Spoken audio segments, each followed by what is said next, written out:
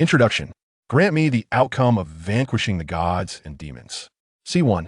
The turning point. The autumn wind howled, stripping the branches bare and leaving a carpet of fallen leaves, the chill creeping in unnoticed. Fulling, lantern in hand, navigated the corridor and entered the outer hall to hand the lantern to the maid waiting at the door. After lighting incense, she quietly slipped into the inner hall. "Princess," she said, kneeling with meticulous decorum upon reaching the study, remaining still thereafter. The faint sound of bamboo slips clashing came from the desk, accompanied by a clear, youthful voice that bore an air of authority. "Fulling, speak." "The king has not attended court for over 2 months," Fulling reported without rising, methodically conveying the news, though a hint of apprehension laced her voice. "Will the Grand Master return?"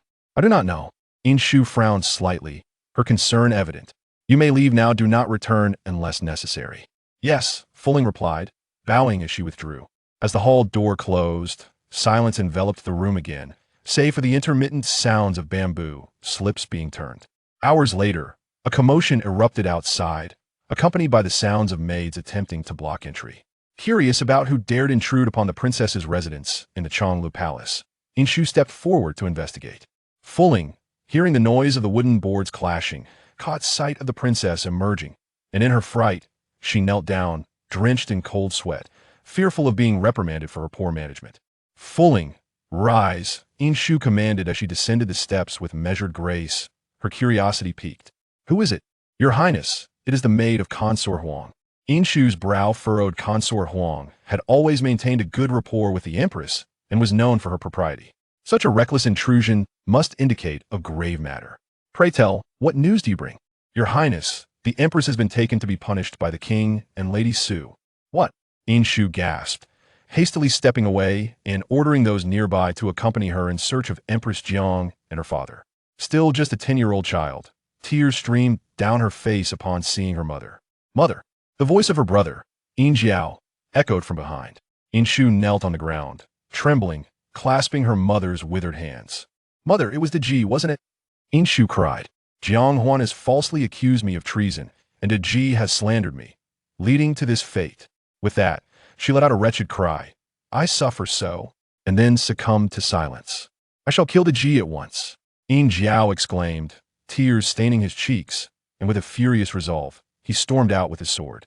His rashness alarmed Chao Tian and Chao Lei, who, upon seeing the furious prince brandishing his sword, mistakenly believed he intended to slay them.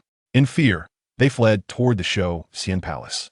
Consort Huang, witnessing the prince's intent to kill Jiang Huan and then Deji, was taken aback. "This child is utterly reckless." She instructed Yin Hong to bring Yin Jiao back, offering him a few words of caution. Before she could finish, a palace officer rushed in, reporting to Consort Huang, "Your Highness, the Emperor has ordered Chao Tian and Chao Lei to bear swords to execute the 2 princes." Upon hearing this, Consort Huang hurried to the palace gates, where she found the Chao brothers advancing with the Emperor's imperial swords, their demeanor fierce. While she sought to divert them, Yin Jiao looked at his sister's frightened face and softened slightly, saying, "Inshu, you shall be unharmed, and so shall I." Inshu, born under an auspicious sign, was recognized as a half-disciple of the Grand Master, and even her father would not dare to harm her, however foolish he might be. Just then, Consort Huang entered, weeping. The foolish monarch dares to slay his own children and execute his wife. "I cannot protect you in this western palace. Quickly, go to the Xinqing Palace to seek refuge with Consort Yang. Perhaps you can hide for a day or 2. If any minister intervenes to counsel and rescue you, you may yet find safety." C2. Nanjia. Inshu was indeed safe, confined within the Chonglu Palace. The long passage of time within the palace was tedious. She once naively entertained thoughts of escaping, yet success eluded her. Day by day, she remained trapped within those half-sized walls, her routine limited to reading and meditating. Throughout these years, she had not once laid eyes upon her father. She understood who was responsible for this. It was her mother's murderer, Su Deji. Until she avenged this wrong, she would find no peace. Year after year, nearly 7 years had passed since her mother's tragic demise, transforming her from an innocent, naive princess into this specter of despair. Inshu gazed into the mirror, confronting the unfamiliar, emotionless eyes and the pallid, frail figure, feeling as if she were from another lifetime. She blinked, and the reflection mirrored her own astonishment. Sudden waves of exhaustion washed over her. She turned the bronze mirror face down on the table and closed her eyes, her thoughts a mystery to none but herself. "Your Highness, the Grand Master has returned to court," Fulling announced respectfully, standing by, careful not to overstep, even though her mistress was merely a forgotten princess under the king's house arrest. Inshu opened her eyes, her focus sharpening. "Invite him in and ensure no one else knows." "Yes." Her hands gradually clenched into tight fists. In the inner palace, one was forbidden to meet with high-ranking officials without permission, punishable by imprisonment or worse. Yet this was her only chance to escape the depths of the palace. She could not retreat. "Grand Master," Inshu slightly bowed in greeting. Wenjong returned the gesture, reflecting, "In my old age, I was fortunate to witness the celestial signs at your birth. Yet regrettably, the pressing wars of that year prevented me from attending. This truly weighs on my conscience." Inshu gently supported his arm, her tone calm. "You must not say such things. Grandmaster Nanjia is but your half-disciple." "Nanjia, Nanjia, what a splendid name." When the Grand Master discerned her request, but could not fathom its nature, so he shifted the topic. "Is this the title the king has given you?" "No, it is a name I chose for myself." Inshu led Wenjong to a pavilion by the water, recounting all that had transpired over the years. Wenjong listened, fury boiling within him, wishing to eradicate every treacherous individual surrounding the king without mercy. At that moment, he heard a sound of knees hitting the ground and was startled to find Inshu kneeling before him. Alarmed, he rushed to assist her. "Your Highness, you must not do this. You will overwhelm this old man." Unmoved, Inshu proclaimed, "Grandmaster, I, Inshu, do not wish to wither away in this desolate palace. Without hope, I implore you to grant me a chance to leave." Wenjong hesitated, unable to find his voice for a long while. Inshu recognized the impropriety of her request and hastily added, "In these times of rebellion, though I possess no great talents, I am not short-sighted. Grandmaster, you have said my birth was a harbinger of auspiciousness. If so, I cannot squander my potential in this palace without achievement, even if it means starting as a mere soldier under your command. Grandmaster, I beseech you to grant me this." Inshu performed an earnest bow, intent on remaining in that position until he acquiesced. "Very well." With a sigh, Wenjong relented, unable to refuse her. "Your Highness, please rise. Tomorrow, you shall join the army as my assistant." Being a princess, he still harbored concerns for her safety and thus assigned her a relatively inconsequential position. "Thank you, Grand Master." Inshu naturally comprehended this, yet even so, she found contentment. The young lord, surnamed Li, named Nezha, inquired, "Your Highness, do you intend to return to Chaoga with those treacherous ministers?" Han Rong bowed respectfully towards the interior. Inside, there was no incense burning, only the chilling breath of the cold wind. Curiously, Han Rong raised his gaze slightly, observing a flickering candlelight behind the dark curtains, casting a slender silhouette that danced upon the fabric. "There is no hurry. The general shall first arrange my directives." The candlelight was extinguished, wisps of smoke spiraling and dissipating into the air. Han Rong, perplexed, questioned, "Your Highness, have not the traitors already been captured? Is it not a waste of resources to proceed in this manner?" "Do as I have instructed," responded Inshu, her voice gentle yet imbued with authority. "Yes." Han Rong dared not utter another word, resorting instead to silent curses within his heart. After Han Rong departed, Inshu remained seated in the study for a while, until she caught sight of the sunlight streaming through the wide-open door. A chill swept over her. Just as she approached the threshold, a boisterous, youthful voice called out, "Hey, who are you?" Inshu lifted her head, seemingly unperturbed, her eyes cold as she replied, "I am Inshu." Inshu, the boy, with his dual top knots and sharp phoenix eyes, scrutinized her closely, his thick brows arching slightly as he noted her demeanor. "Do you feel cold?" "Yes," she replied with a faint smile, yet she remained unmoved, for the room was frigid and lifeless. "Then come out." The sunlight outside was blazing, obscuring his view of Inshu's features, prompting him to step closer, which he did. Nezha strode into the shadows, extending his hand with a clear intent. Although he could not discern Inshu's face, she could see him distinctly. The boy's posture was defiant, wielding a spear, his red silk swirling around him like a celestial being. Inshu was momentarily taken aback by his audacity in approaching her so casually. His hand reached out boldly, and upon realizing this, she felt a pang of annoyance, yet was enveloped in a wave of warmth. Nezha raised an eyebrow, gripping the cool jade firmly, gently pulling her into the sunlight, where where she was finally illuminated. Nezha beheld her. Her hair cascaded like a dark waterfall, her lips a delicate crimson, and her eyes, frigid and clear as the snow-capped peaks, were a sight so exquisite that gazing upon her felt sacrilegious. In that instant, Nezha found himself at a loss for words. His mind blank, fixated solely on her lips and eyes. As he daydreamed, his previously sharp and aggressive gaze inexplicably softened. Inshu, lost in her own thoughts, inadvertently met his eyes. The young lord is surnamed Li, named Nezha, he blurted out after a moment of bewilderment, unaware of his own utterance. Very well, Nezha. Inshu softly echoed. Nezha had never considered his name to possess any charm, yet at that moment, he understood its allure. He felt a constricting sensation around his arm, glancing down to discover that the red silk had entwined itself around him, tightening with each passing moment. The Hunyuan silk, Nezha muttered under his breath, yanking the fabric back with determination. Young lord, I must go to Sisui Pass. Where's this place? He asked, somewhat embarrassed, shifting the topic. This is not the Sisui Pass. Allow me to guide you. Inshu withdrew her hand and walked ahead. Nezha paid her little mind, simply following her forward. Unexpectedly easy to deceive, Inshu sensed the unwavering gaze fixed upon her from behind and lowered her eyes. Inshu, why do you linger in the Yinshang? How about I take you to Shichi? Nezha thought of the impending chaos that would engulf the world, knowing that Yinshang would surely fall, and thus wished for her to depart. Yet, he harbored a selfish desire to see her frequently. No, Yinshang is my homeland, Inshu replied resolutely. Even if her father were inept, Yinshang was the place that birthed and nurtured her. Sharing life and death was her duty as a member of the royal family. Nezha pouted, somewhat displeased, but chose not to voice his thoughts, silently following behind her. Here we are. Suddenly, Inshu halted, turning back with a cold gaze. The imposing city gate loomed before her. Standing beneath it, she appeared diminutive yet unafraid, the grand gate merely serving as her backdrop. Archers lined the walls, and all soldiers below were fully armed. Han Rong, positioned directly opposite the city gate, gripped a long knife, standing on horseback. Amidst the glint of snow, Nezha was unexpectedly pierced by her calm gaze. He heard Inshu say, "Welcome to the Sisui Pass. We have been awaiting your arrival." The soldiers scattered in panic, and Nezha fixed his gaze on the receding figure, each word carefully pronounced. The last sound that reached his ears was her voice, filled with fury.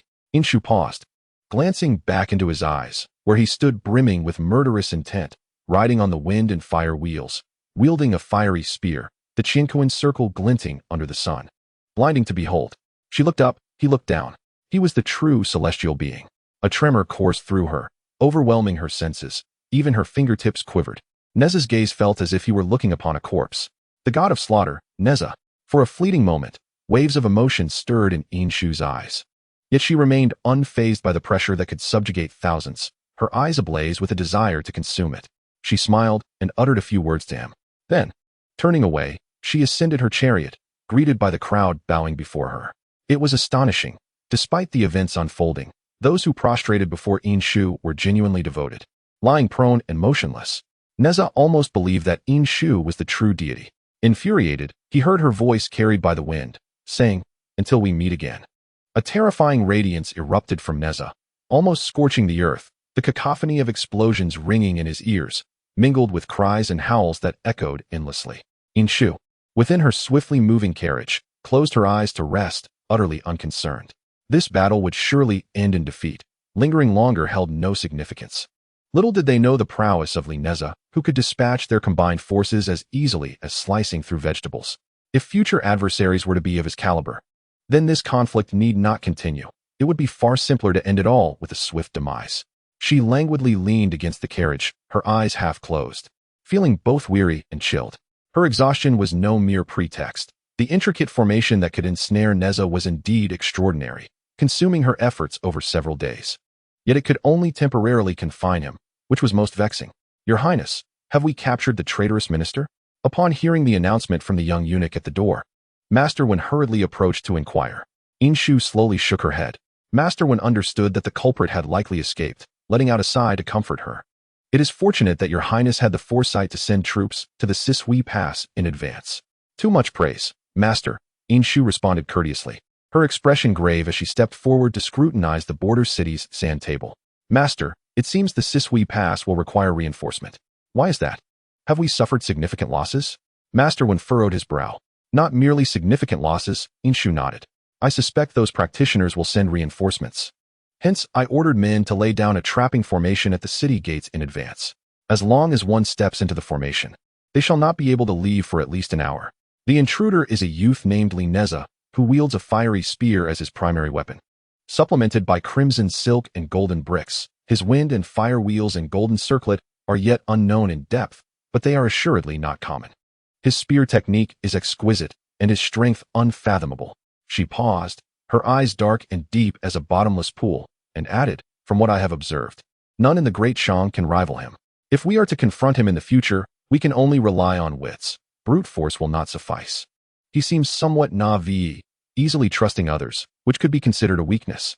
After listening to Yin Shu's analysis, Master Wen looked at her with newfound respect. Previously, while pursuing the fugitive, he had been beguiled by a handful of gold dust, allowing Huang Feihu and his companions to escape without a trace. Although he had not yet managed to recover them, Yin Shu had at least returned with a wealth of unknown information, and her detailed account must have cost her considerable effort. Has that Nezha caused you any harm, Your Highness? Master Wen inquired, shifting the conversation to other matters as he needed to contemplate further strategies. No harm done, but I fear I have made a formidable enemy, Yin Shu acknowledged. Grateful for Master Wen's concern. If conflict arises, serving as bait could be a viable strategy. Absolutely not. Master Wen nearly gasped at the reckless notion from the princess, his voice involuntarily rising. Your Highness is invaluable. Such thoughts must not be entertained. Seeing his resolute refusal, Yin Shu chose not to press the matter further, merely nodding in acquiescence. Yet in her heart, she believed that as long as victory is achieved, the distinction between life and death is of little consequence. Acting first is paramount, Master, Yin Shu asserted, her gaze resolute. Rather than waiting for the attack from Shichi, it is far better to seize the opportunity and strike them unexpectedly. Master Wen found clarity in her words, contemplating for a moment before ordering the drums to sound for assembly. Shortly thereafter, the officials arrived at the tent to pay their respects to Master Wen. Master Wen addressed the gathered generals. Now that Huang Feihu has rebelled and pledged allegiance to GFA, chaos is certain to ensue. Why not first deploy the troops to rectify the transgressions, as this is the rightful path to quell the disloyal ministers? What are your thoughts on this? At this moment, General Lu Xiong stepped forward and addressed the Grand Master. I humbly report, my lord, that Duke Donghua, Jiang Wenhui, has raised armies year after year, burdening the souls at Yuhan Pass. Duke Nanhua, Yishan, has persistently attacked Sanshan Pass, causing the common folk to suffer greatly. Although Huang Feihu has breached 5 passes, you, my lord, may appoint great generals to guard various locations, ensuring a vigilant defense of the forts. Even if GFA were to rise in rebellion, he would face 5 passes as obstacles, with Qinglong Pass and Jiaming Pass on either side. No matter how formidable Huang Feihu may be, he would find it exceedingly difficult to make any significant advances. Moreover, with the ongoing conflicts in the east and west, why provoke further strife here? Our treasury is depleted, and resources are insufficient. This matter requires careful consideration. The Grand Master replied, though the old general's words bear merit, should chaos arise, how could I remain unprepared? Furthermore, the valiant Nangong Shi of Shichi and the cunning strategist San Yixing, along with the virtuous Jiang Shang aiding them, must not be underestimated. A single oversight could lead to total defeat. With both factions locked in stalemate, the previously silent Princess Yin Shu suddenly spoke, drawing the attention of all present. Why not send 1 or 2 generals to venture beyond the 5 passes to gather intelligence on Shichi? If they harbor intentions of rebellion, we shall take the initiative to quell them. If not, we shall remain at ease. The Grand Master clasped his hands in salute, acknowledging, Your Highness speaks wisely. He then inquired of the generals nearby, who among you is willing to journey to Shichi? At this moment, a general voiced his willingness. I shall go. It was General Chao Tian of the Yusheng army, who bowed slightly to the Grand Master and respectfully stated, My mission is twofold, to ascertain the reality of Shichi's intentions and to observe their maneuvers. Thus, 30,000 troops were assembled, and on that very day, Chao Tian bid farewell to the court and departed from Chaoga. The ominous aura of impending conflict enveloped the heavens and earth, while the gathering storm clouds obscured the entire universe. Why does Your Highness still appear so troubled? Wen Zhong inquired, noticing Yin Shu's continued frown. Chao Tian is adept at navigating treachery for profit, and trusting this matter to him may not be wise, Yin Shu sighed, since he has already been dispatched. Your Highness should remain calm and await news. Wen Zhong gazed down from the city tower, watching as the expeditionary forces vanished beyond the horizon, likely well on their way. His aptitude for maneuvering would surely prove indispensable. It was merely reconnaissance, and no issues should arise. Let us hope so. Days later, Chao Lei returned to report. A servant hurriedly approached with news. Upon hearing this, the Grand Master promptly ordered Chao Lei to be summoned to the palace courtyard. As soon as Chao Lei arrived, the Grand Master eagerly inquired about the situation in Shiqi. Chao Lei respectfully replied, "Upon arriving with the troops in Shiqi, I was challenged by Nangong Shi. I engaged him in battle for a full 30 rounds, with both sides evenly matched, unable to determine a victor, and ultimately, both parties withdrew after sounding the gongs. In the following days, we exchanged blows, yet neither side could establish a clear advantage. Unexpectedly, Han Rong at Zishuguan refused to supply us with provisions, leaving the entire army in a state of unease. After all, supplies are the lifeblood of any military force. I had no choice but to rush here under the cover of night to report to you, esteemed Grand Master. I earnestly implore you to expedite the allocation of supplies and send additional soldiers to support us. Han Rong cannot defy military orders." In Shu, rubbing her slightly swollen head, furrowed her brow. She had already issued the fire command and the imperial edict, and Han Rong lacked the audacity to disobey. After returning that day, perhaps due to the sudden change in temperature and excessive exhaustion, In Shu fell ill with a fever. Wen Zhong sighed, realizing only later that Chao Lei had already selected 3,000 troops and prepared 1,000 stones of provisions to flee. He had secretly arranged to take his family along as well. By the time Wen Zhong became aware of this, Chao Lei had already departed several days prior, having vanished without a trace, making pursuit impossible. Now, the forces on the western side must be on guard, and we find ourselves in a precarious situation, compelled to act. After a few coughs, In Shu felt her throat ease slightly. Her voice was hoarse and tinged with illness. "Grand Master, do not hesitate further. Deploy the troops." Wen Zhong sighed deeply, resolved to make a decision. "Your Highness, who do you think would be suitable to lead the campaign against the Western Qi?" At that moment, he had no candidates in mind and sought counsel humbly. After a moment's contemplation, In Shu replied, "Why not appoint Zhang Guifang from Qinglong Pass? His prowess is formidable, and he is certainly capable of shouldering this heavy responsibility." Upon hearing this, Wen Zhong found it quite reasonable and felt a surge of joy. He promptly prepared the fire command and edict, dispatching an official to Qinglong Pass to convey the orders with utmost urgency. Zhang Guifang's expedition against Western Qi not only failed to secure victory, but also resulted in significant losses, with himself wounded by Nezha. Holding the documents submitted by Zhang Guifang, Wen Zhong paced anxiously within the room. "Your Highness, what shall we do now? Must I personally lead the expedition?" In Shu, seated gracefully upon the couch, sipped her tea. "Currently, there is no suitable individual to remain behind. How can the Grand Master personally take the field? Allow me to return once more." Wen Zhong was initially reluctant, aware that In Shu had yet to fully recover. He feared for her safety, considering the risks involved in sending the royal daughter of the Shang dynasty into the fray against Western Qi. Sensing his concerns, In Shu preemptively spoke, "Grand Master, there is no better candidate at present. Moreover, my presence will undoubtedly bolster the morale of the troops. Although it is indeed perilous, without such a gamble, we forfeit any chance of victory." After a moment's reflection, she added, "If you remain apprehensive, perhaps invite one or two of your esteemed friends from the mountains to assist me in Western Qi." Upon hearing In Shu's words, Wen Zhong was suddenly reminded of his comrades who practiced in the islands, his expression brightening as he repeatedly uttered words of approval. "In that case, I shall adhere to your counsel. I am ready to set forth." In Shu lifted her cup and drained its contents, rising to prepare for her departure. "Your Highness, please exercise utmost caution." Wen Zhong no longer opposed her, bowing respectfully as he saw In Shu off from the estate. As she raised her hand to stroke the soft fur of the Bayan, she momentarily lost herself in thought. She voluntarily took the initiative, not devoid of self-interest, but rather driven by her curiosity about Nezha's presence. In Shu was exceedingly intrigued. She yearned to discover what methods Nezha might employ to unravel the schemes she had meticulously crafted. The last encounter had left an indelible impression on her heart. Merely recalling that gaze sent shivers coursing through her entire being in an instant. Perhaps there was something amiss within her. Yet In Shu found herself utterly captivated by this sensation. "Your Highness, it is time to embark," murmured a nearby attendant. Startled from her reverie, In Shu mounted the back of the mythical beast, Bihuan, her expression serene as they set forth. With a deep roar, Bihuan's voice echoed throughout the entirety of Chaoga, and from its back, magnificent white wings unfurled, ready to soar, vanishing into the horizon in the blink of an eye. Bihuan's speed was astonishing. With each flap of its wings, they traversed 3,000 miles, and before the day had passed, Inshu arrived at Zhang Guifang's military camp by dusk. "Your Highness! Long live your Highness!"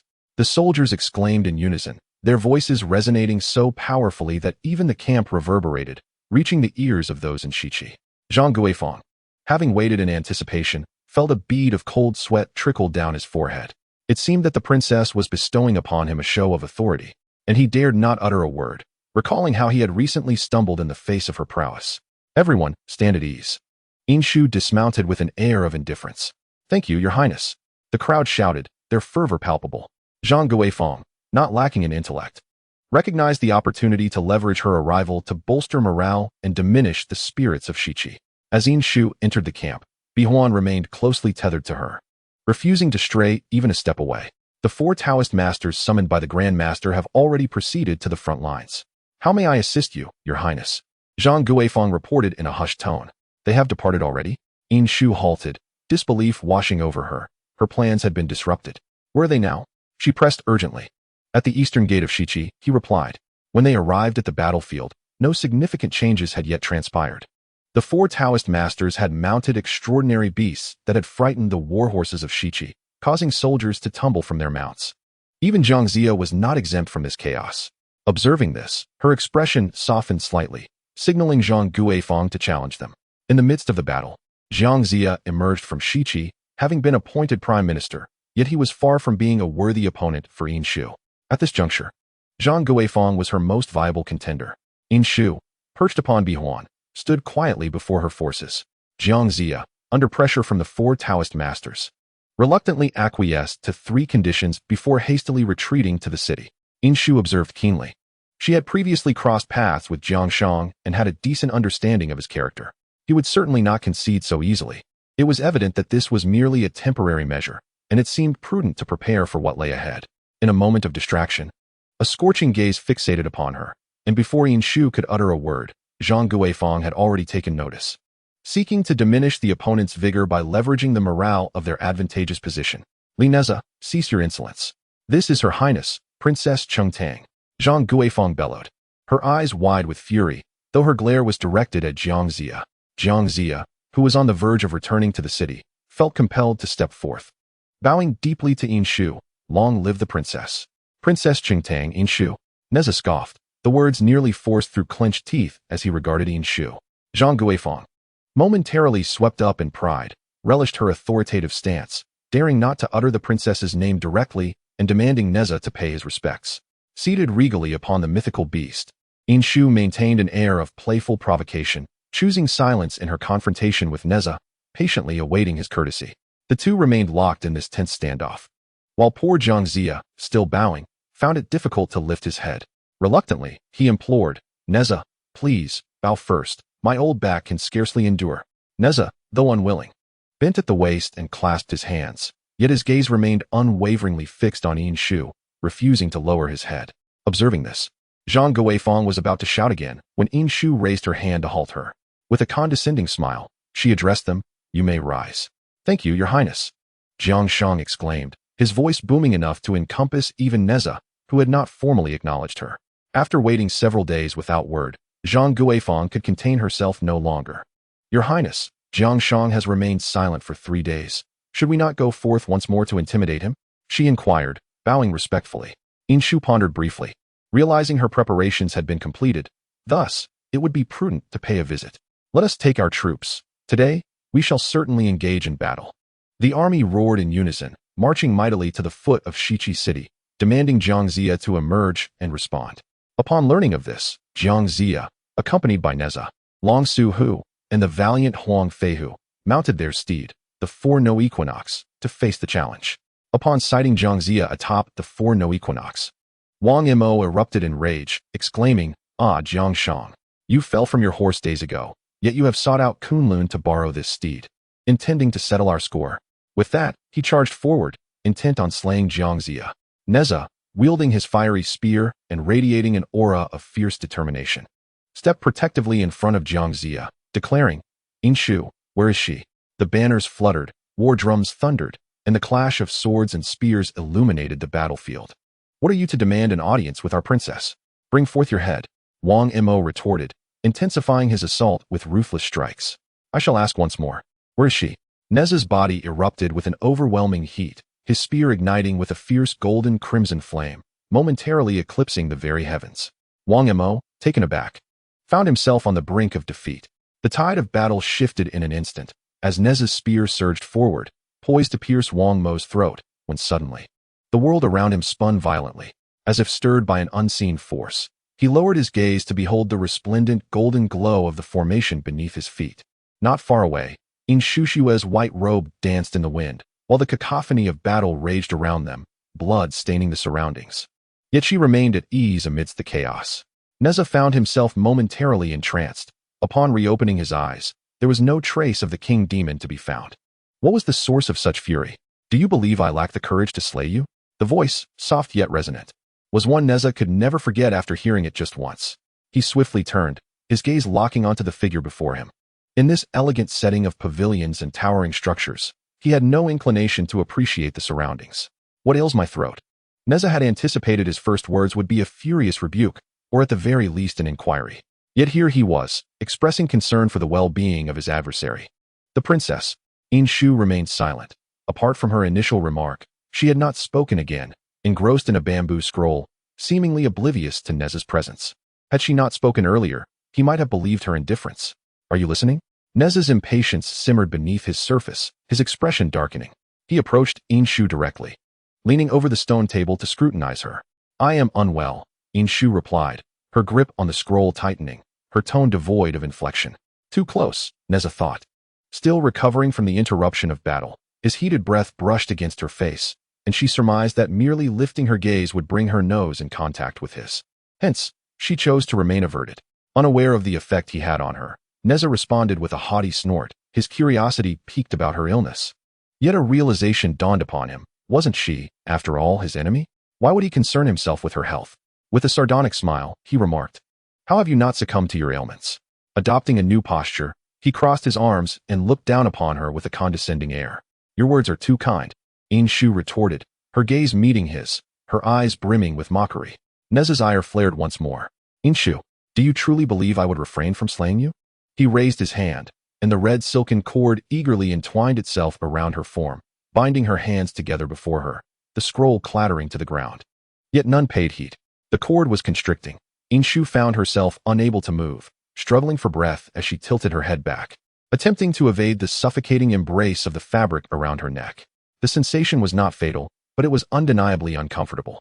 Feeling discomfort already? Nezha leaned against a crimson lacquered pillar, arms crossed, a cold smile gracing his lips. Shu met his gaze with a smile of her own, resolute in her endurance. This only fueled Nezha's anger further. He strode forward, crushing the fallen scroll beneath his foot, and with a firm grip on her tightly bound hands. He yanked her up from the stone table. A tremendous force overwhelmed Shu, rendering her powerless to resist. Suddenly standing up caused her legs to weaken, and darkness threatened to envelop her, as if she would collapse without any support.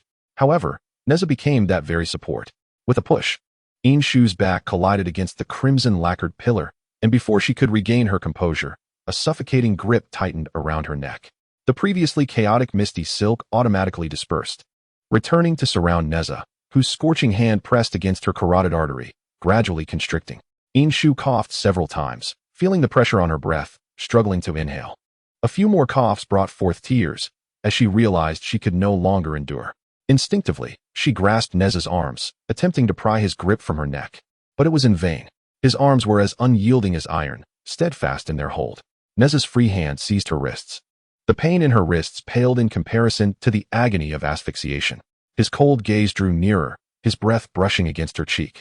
Did you think I would not dare to kill you? Shu's vision darkened, rendering her too weak to respond to Nezha's inquiry. Yet, in an instant, the binding sensation vanished, and she collapsed to the ground, coughing painfully.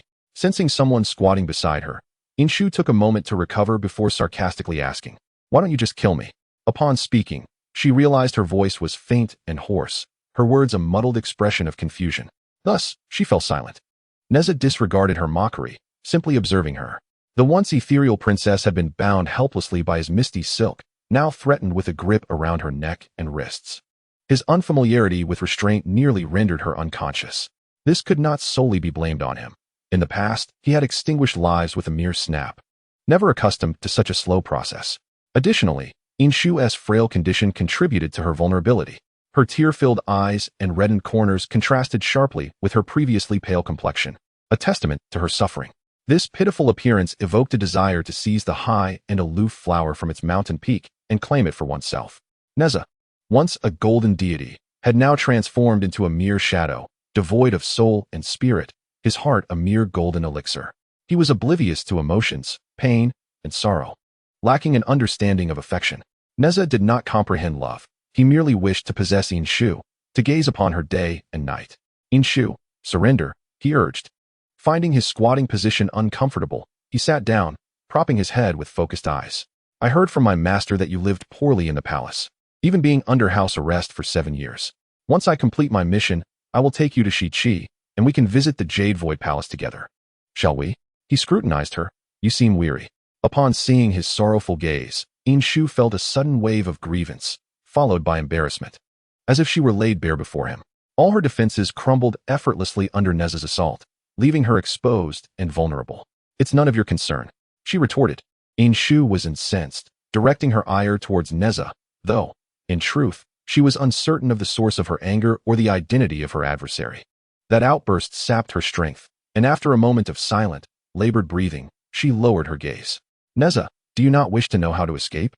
Nezha furrowed his brow, instinctively sensing that her forthcoming words would hardly be of a favorable nature, at least not what he yearned to hear. At this moment, we find ourselves ensnared within the river of law instruments, a gift bestowed upon me by Master Wentai, which rivals the map of mountains and rivers in its formidable capabilities.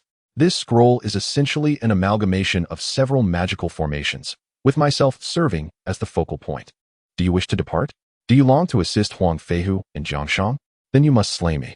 Inshu raised her neck defiantly, adopting a posture inviting sacrifice, the prior marks upon her skin still vivid, resembling crimson plum blossoms scattered upon her fair neck, striking yet ambiguous.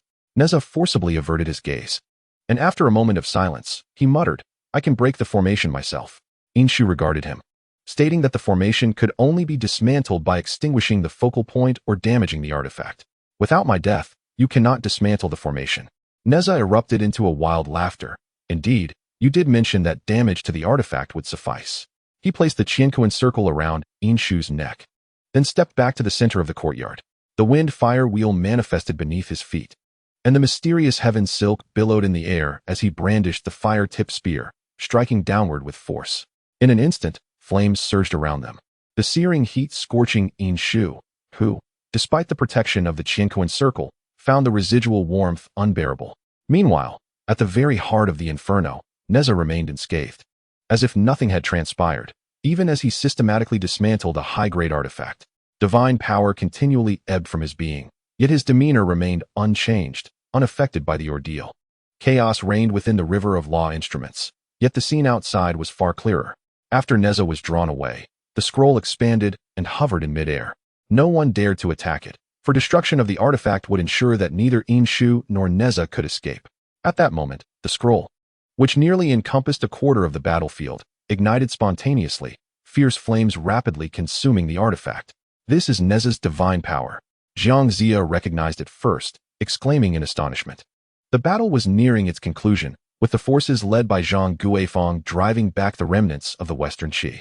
Zhang Guifeng had initially prepared to return to court in triumph, but this unforeseen turn of events left him utterly aghast. Within mere seconds, the map of mountains and rivers was reduced to ashes, and amidst the flames, 2 figures emerged. Nezha, cradling Inshu in one arm, hovered in the air, their bodies pressed closely together.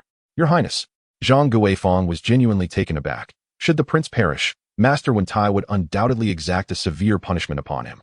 Fall back, Nezha commanded, brandishing his fire-tipped spear towards the approaching soldiers of the Shang dynasty. In the presence of the prince's life hanging in the balance, onlookers cautiously retreated, their gazes fixated on Inshu, who was half captive in his grasp. Oblivious to the tension surrounding her, Inshu remained in a state of unconsciousness, having suffered a backlash from Nezha's breach of the formation. With an air of audacity, Nezha declared, I merely invite your highness to visit the West Qi. Your return will be arranged later. With that, he soared away on his wind-fire wheels, vanishing from the battlefield like a shooting star, leaving both Chengtang's men and the Jiangshang of West Qi in stunned disbelief. They had anticipated Nezha's defeat due to his entrapment, yet he emerged victorious, reclaiming the princess in the process. What was transpiring? As Zhang Guifeng witnessed the prince's unconscious capture, he recognized the precariousness of their situation and retreated to the camp. Once there, he hastily penned a letter of distress, dispatching a messenger at full gallop to Chaoga, beseeching Wenzhong for reinforcements to devise a strategy for the future. With a throbbing headache and a sense of nausea, Inshu gradually opened her eyes to a lingering buzz in her ears. The world around her remained shrouded in darkness. She lay still for a moment, blinking until her vision cleared and the dizziness subsided, before propping herself up on the edge of the bed. The surroundings, markedly peculiar, left her momentarily bewildered. Where was she? The bed was clean and soft, and the room was furnished to the highest standards, yet it was utterly devoid of company. Inshu pinched the bridge of her nose, feeling another wave of pain surge through her head. Could someone enlighten her on the current circumstances? She recalled Nezha's forceful dismantling of the magical barrier and her subsequent fainting spell.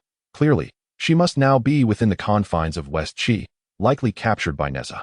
But why such lavish accommodations for a prisoner? Was this standard treatment for a captured princess?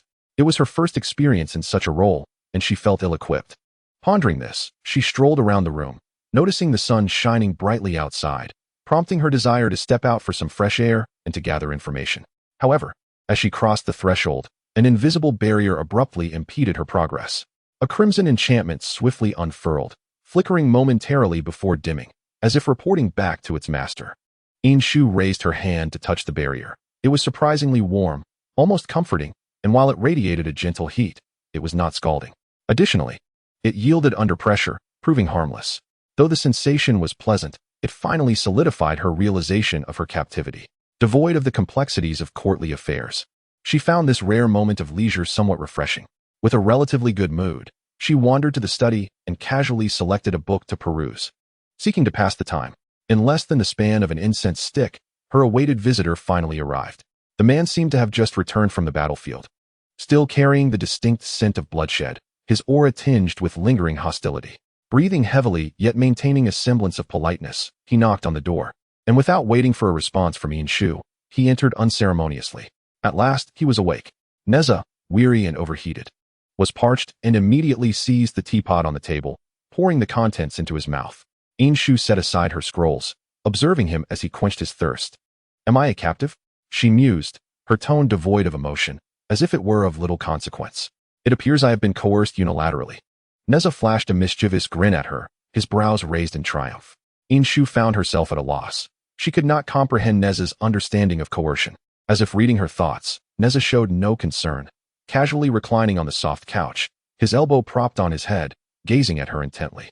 "Originally, my master had come with Jin Jia and Mu Jia to reprimand me, but a couple of days ago, they arrived at the doorstep and, after some calculation, hurriedly departed, leaving me unbothered. Yet, even if they do not come, I fear someone might attempt to take you away. I have no intention of handing you over. Thus I created a barrier. No one can enter, and you cannot leave. Imprisoning me?" Inshu met his gaze, her dignified demeanor having been reduced to disarray after several days of unconsciousness, so she let her hair fall freely. A gentle breeze swept by, causing the tips of her hair to sway toward Nezha, brushing against his cheek with a delicate, barely noticeable sensation. He grasped it, entwining the strands around his fingers, forming the sole connection between them. He smirked, indifferent to her interpretation, stating that whether it be protection or imprisonment, she should remain here until peace is restored, after which he would take her away. "I understand, so what?" Inshu watched his actions, but did not protest, for she was perpetually perplexed as to why Nezha was so intent on taking her away. Thus, she inquired, "What reason is there?" "I simply desire it," Nezha replied straightforwardly, whimsically toying with her hair. He avoided the truth, swiftly changing the subject.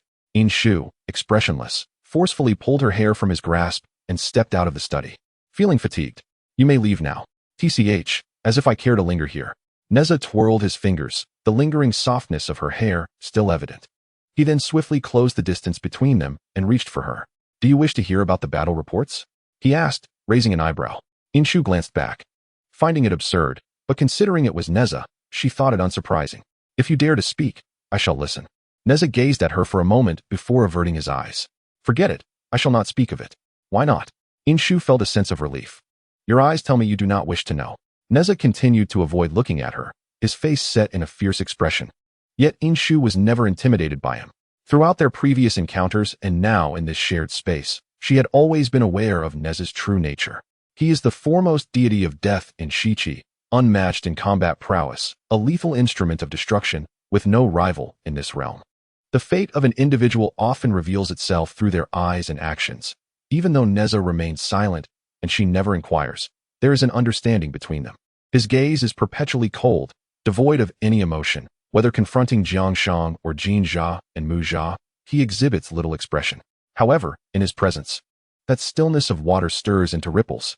Inshu is uncertain how she perceives this. Perhaps it is merely an illusion. Or perhaps it is due to the shared essence concealed within their eyes.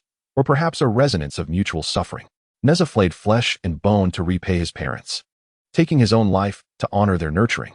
Inshu was imprisoned for 7 years, feasting on the grains of thousands, engaging in the fierce competition of heroes with her mortal form, to repay her country's kindness. Inshu remains unaware, yet Nezha comprehends that they are fundamentally alike. Perhaps his previous gentleness was but a means to solace his former self. Since you do not heed the battle reports, answer me a few questions. Despite the inquiry, Nezha's tone brooked no refusal from Inshu. Very well, I shall respond, considering he saved me, though she hardly required such salvation. What were you thinking when you trapped me using yourself as the focal point? Nezha crossed his arms, lowering his gaze towards Inshu, his eyes sharp as if her thoughts were laid bare before him. Inshu averted her eyes. Without you, Zhang Guifeng and the others would have a chance at victory. Nezha remained skeptical. After all, this reasoning held merit, yet he could not discern the truth in her eyes. At that time, I contemplated killing you. Nezha spoke calmly. I do not believe you were unaware. I know, Inshu replied, lifting her gaze, her eyes void of any ripples. So what? Do you wish to die? Nezha furrowed his brow, sensing something amiss in her demeanor. But we can win. Inshu's tone was mild. As long as victory is attainable, I am willing to sacrifice anything. Nezha opened his mouth, momentarily speechless, ultimately gritting his teeth. You are utterly mad. I assumed you were already aware. Inshu closed her eyes briefly. Did Jiangshang inform you of my 7 years of confinement? Inshu, taking the initiative, felt the weight of the ongoing war nearly crush her frail back. The weariness in her eyes was undeniable. You pressured him, didn't he? Indeed. Nezha felt no sense of wrongdoing. Pity the world, witness the multitude. Nezha, regardless of my inner thoughts, Inshu turned her back, gazing at the blazing sun outside the window. In this lifetime, I can only be the daughter of King Tang. You claim I am imprisoned, that my struggle for survival is arduous, yet that is not the reality. I reside in the deep palace, adorned in finery, feasting on delicacies, sleeping on silk. On the other side of the vermilion walls, there is tatters, cannibalism, and cold dew for pillows. Do I suffer? Not in the least. I am free from worries of food and clothing, and I am not in a precarious situation. I live quite well. The notion of hardship is merely a matter of constrained actions, akin to a caged bird. What can truly be deemed as hardship? Thus, as a loyal member of the royal family, I shall persist in my unwavering support for Cheng Tang until the day of its demise. Inshu recognizes the truth in Nezha's words. She considers herself a madwoman. Who can truly comprehend such loyalty, willing to traverse fire and water for Cheng Tang? King Zhou remains seated upon his lofty throne, blinded by the facade of prosperity, oblivious to the suffering of the masses and the fervent loyalty that surrounds him. With her mother slain, her kin in exile, and 7 years spent in confinement, Inshu grapples with the perplexity of her unwavering allegiance to Cheng Tang. Yet perhaps some loyalties require no justification. They are unconditional. If King Zhou cannot perceive it, then it falls upon her to bear witness. The crumbling empire shall be safeguarded by her until her last breath, leaving no debts between them. Inshu bows her head as the sunlight cascades through the window, enveloping her in a gentle golden hue, reminiscent of a Buddha in a temple, serene and contemplative. Compassion for the world, a witness to all beings, she muses. Nezha contemplates stepping forward but halts abruptly, questioning her. Knowing full well King Zhou's debauchery, why not seek a worthy ruler to expedite the end of this chaos? Cheng Tang has thrived for 6 centuries. It has not yet reached its twilight. Nezha counters that Cheng Tang's fate is drawing to a close and will inevitably be supplanted by Zhou. Inshu, unusually refraining from derision, offers him a faint smile. Nezha, do you believe in fate? I do not. Neither do I, Inshu replies. Her tone is measured as a mere statement of fact. If I do not attempt it, how can I find peace? If you can escape, then do so. Nezha steps forward, casting a shadow before her, yet asserts, but I shall not allow you to leave. Inshu gazes at him, awaiting his next move. Nezha lowers his head, his expression inscrutable, intensely fixated on her before he slowly speaks. I am prepared. For several months, Inshu appears to have no intention of fleeing. She spends her days within Nezha's courtyard, either sipping tea, perusing books, or observing Nezha as he is incessantly dispatched to battle. Today, having just returned from a skirmish, Nezha does not divulge the details of the conflict, nor does she inquire. They maintain an unspoken, yet harmonious and peculiar understanding. Were it not for their prior exchange, Nezha might have believed she intended to remain by his side. He bursts into the room with fervor, collapsing onto the bed, disheveling the carefully arranged linens that Inshu had just tidied. What troubles you? Inshu emerges from her study, appearing languid, yet noticeably invigorated by Nezha's prolonged care. Nezha remains silent, lying immobile on the bed, brooding. Are you upset? Inshu queries, observing him as he shields himself with an arm, revealing only one eye. At her question, his already fierce gaze intensifies, as if he were poised to draw his weapon. How do you endure it? She asks, even if that day may never arrive, how do you persist? Nezha's voice was tinged with evident anger, yet predominantly suffused with frustration. It was clear that he could not step away. So how could he compel both Chengtang and Shiqi to exert pressure on him, forcing him to surrender? Nezha, you failed to grasp the rules governing this world. Inshu settled beside him. Ultimately, it was a matter of status. I merely need to remain here, and someone will inevitably come to my aid. Nezha sensed the warmth beside him and leaned slightly in her direction. This evening, I shall escort you out of the city. After months of relentless battles, you must be fatigued. Inshu glanced at him, pondering that to reclaim what belonged to her. Both Shiqi and Chengtang must have suffered considerable losses. Are you injured? She inquired. Nezha straightened, tilting his head to indicate the side of his neck, where he had carved a bloody path through the onslaught of 4 assailants. Well, apply the medicine, he stated without a hint of courtesy. As the mysterious sky silk darted out, retrieving the healing salve from the table and tossing it to Inshu. In this position, you can apply it. Inshu accepted the salve, stating the facts matter-of-factly. And so what? Nezha leaned closer, their proximity barely a foot apart, an oppressive aura emanating from his cold, merciless gaze, yet imbued with a rebellious spirit. I demand you to apply the medicine. A potent scent of lotus enveloped him, its fragrance, typically pure and serene, now exuded an aggressive nature, intent on enveloping those it touched. After a moment of quiet observation, Inshu could no longer maintain her composure and averted her gaze in defeat. Very well, I shall apply it. Nezha raised an eyebrow, his expression brimming with satisfaction. He reclined, arms crossed, eagerly awaiting her ministrations. He believed in taking what he desired, applying pressure until his quarry relented. As Inshu noted, Nezha indeed lacked understanding of the established rules, yet he possessed his own logical framework and the strength to enforce it. Thus, when he wished for Inshu to remain, he confined her. When he desired her to tend to his wounds, he would not relent until she consented. Inshu was well aware of this. But some matters could not be forced, no matter the intensity of his gaze. Look up, she said coolly, one hand clutching the jade vial, the other dabbed with ointment. Nezha obediently tilted his head, his gaze roaming over her face, from her eyes to her nose, then to her lips, meticulously appreciating every detail. The cool salve met his skin, which was excessively warm, her gentle touch eliciting a sensation that overshadowed the pain of his wounds. Under Nezha's unabashed scrutiny, Inshu pressed her lips together, maintaining a stern facade, though unable to suppress the crimson flush of her ears. Your ears are flushed, he remarked, his gaze honing in on the blush. I am not, she replied, her expression still impassive as she withdrew her hand, unwilling to linger a moment longer. Who would be so shameless as Nezha, especially in the presence of someone like Inshu? Nezha's hand moved swiftly, seizing her wrist before she could depart. A playful glimmer in his eye. You are indeed shy. I am not, she retorted, her expression unwavering, yet her resolve faltered. Why are your ears so red? The air in the room felt stifling. Ah, it is still hot. Do not touch. The summer night breeze swept through, and the moon hung above the verdant trees. Are you happy to leave? Nezha stood at the city gate, gazing down at Inshu. At that moment, he held his fire spear, and the misty sky silk billowed, unintentionally brushing against her wrist countless times. As he observed Nezha's focused gaze, which was laced with unmistakable and unmasked regret, Inshu parted her lips. Choosing to speak the truth, she was not happy. After today, their next meeting would only be on the battlefield.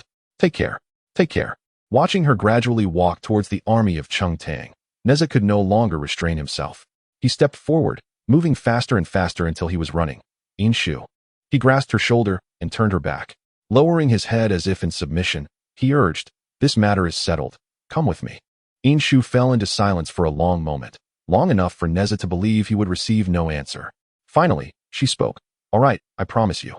This matter is settled. I will go with you, even if that day may ultimately never come. This is what it means to care, Your Highness." When Wenzhong saw Inshu enter the tent, he hurried forward, his expression grave and worried. "Your Highness has suffered. No need for formalities, Grandmaster." Inshu extended her hand to lightly support Wenzhong. After a night of rest, she was already in good spirits. "Please inform me of the current state of the battlefield."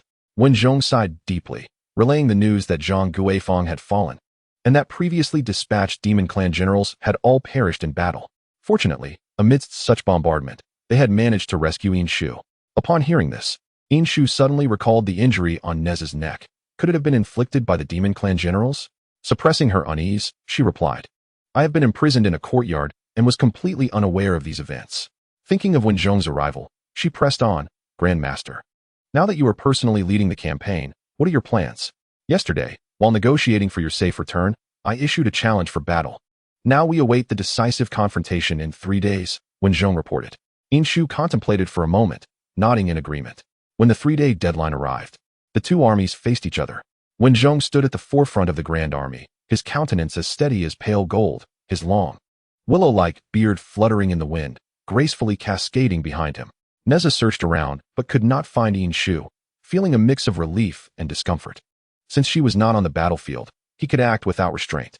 However, Nezha understood that her absence meant she would be commanding from the rear. Although she was not skilled in close combat, her understanding of formations was profound. If not for her physical limitations, she could undoubtedly control the battlefield with finesse. Yet, even in her current state, she was not to be underestimated. Her strategies were subtle yet lethal. If one could predict her movements and formations, it would be manageable. But the crux lay in the fact that one could never know her next step or the resources she would employ. It was impossible to anticipate where one might fall into her trap. This signifies that everyone embroiled in this conflict is destined to be her pawn. Whether they be the forces of Chengtang, Wenzhong, Nezha, or even herself, each could potentially serve as bait or a trap. The air is thick with the smoke of battle. Wenzhong and Jiang Ziya engage fiercely, with Jiang Ziya ultimately succumbing to Wenzhong's might, swiftly unseated by a single lash. As Wenzhong advances to claim Jiang's head, Nezha emerges unexpectedly. In the midst of their clash, fiery golden sparks erupt as weapons collide, producing a cacophony of jarring sounds. At this moment, Wenzhong makes a critical misstep. Nezha, distracted and eager for victory, falls prey to a cunning trap. Wenzhong delivers a strike, but Nezha finds himself suddenly immobilized, realizing too late that he has been ensnared by an inexplicable seal. In a moment of divine power, he breaks through the mysterious confinement, but as he raises his hand in defense, he stumbles back, tasting a metallic sweetness in his throat. It is Inshu. The timing of the seal is impeccable. Though it does not claim his life, it restricts his movements, clearly indicating that she has been observing him all along. Nezha, swallowing the metallic taste, suddenly smiles, his sharp phoenix eyes gleaming with intensity. While he cannot locate Inshu, he feels her presence acutely. A tumultuous mix of affection and resentment stirring within him. Their relationship, fraught with deceit and lethal intent since their very first encounter, takes a comical turn as Nezha realizes he may actually harbor feelings for her. Uncertain of his understanding of affection, all he desires is to see her. As soon as he closes his eyes, the image of her cold, indifferent gaze reverberates in his mind. Nezha confides in no one. On the night Inshu departed, he experienced the rarity of dreaming, a vision of tear-filled, longing eyes. In his dream, those eyes meld with the memory of her aloof expression, and he yearns to witness the gaze that had softened for him. Nezha comes to the realization that this is what it means to love. With determination, Nezha charges forward. Wenzhong revels in his initial victory, yet Nezha, their most formidable warrior, has been injured, and others have sustained varying degrees of harm as well. Their injuries share a commonality. Either they found themselves suddenly immobilized, unable to evade, or they became ensnared in a peculiar formation from which there was no escape. A few unfortunate souls faced adversaries they were ill-suited to combat. These occurrences hardly seem coincidental, yet they are resigned to the inevitability of their defeat.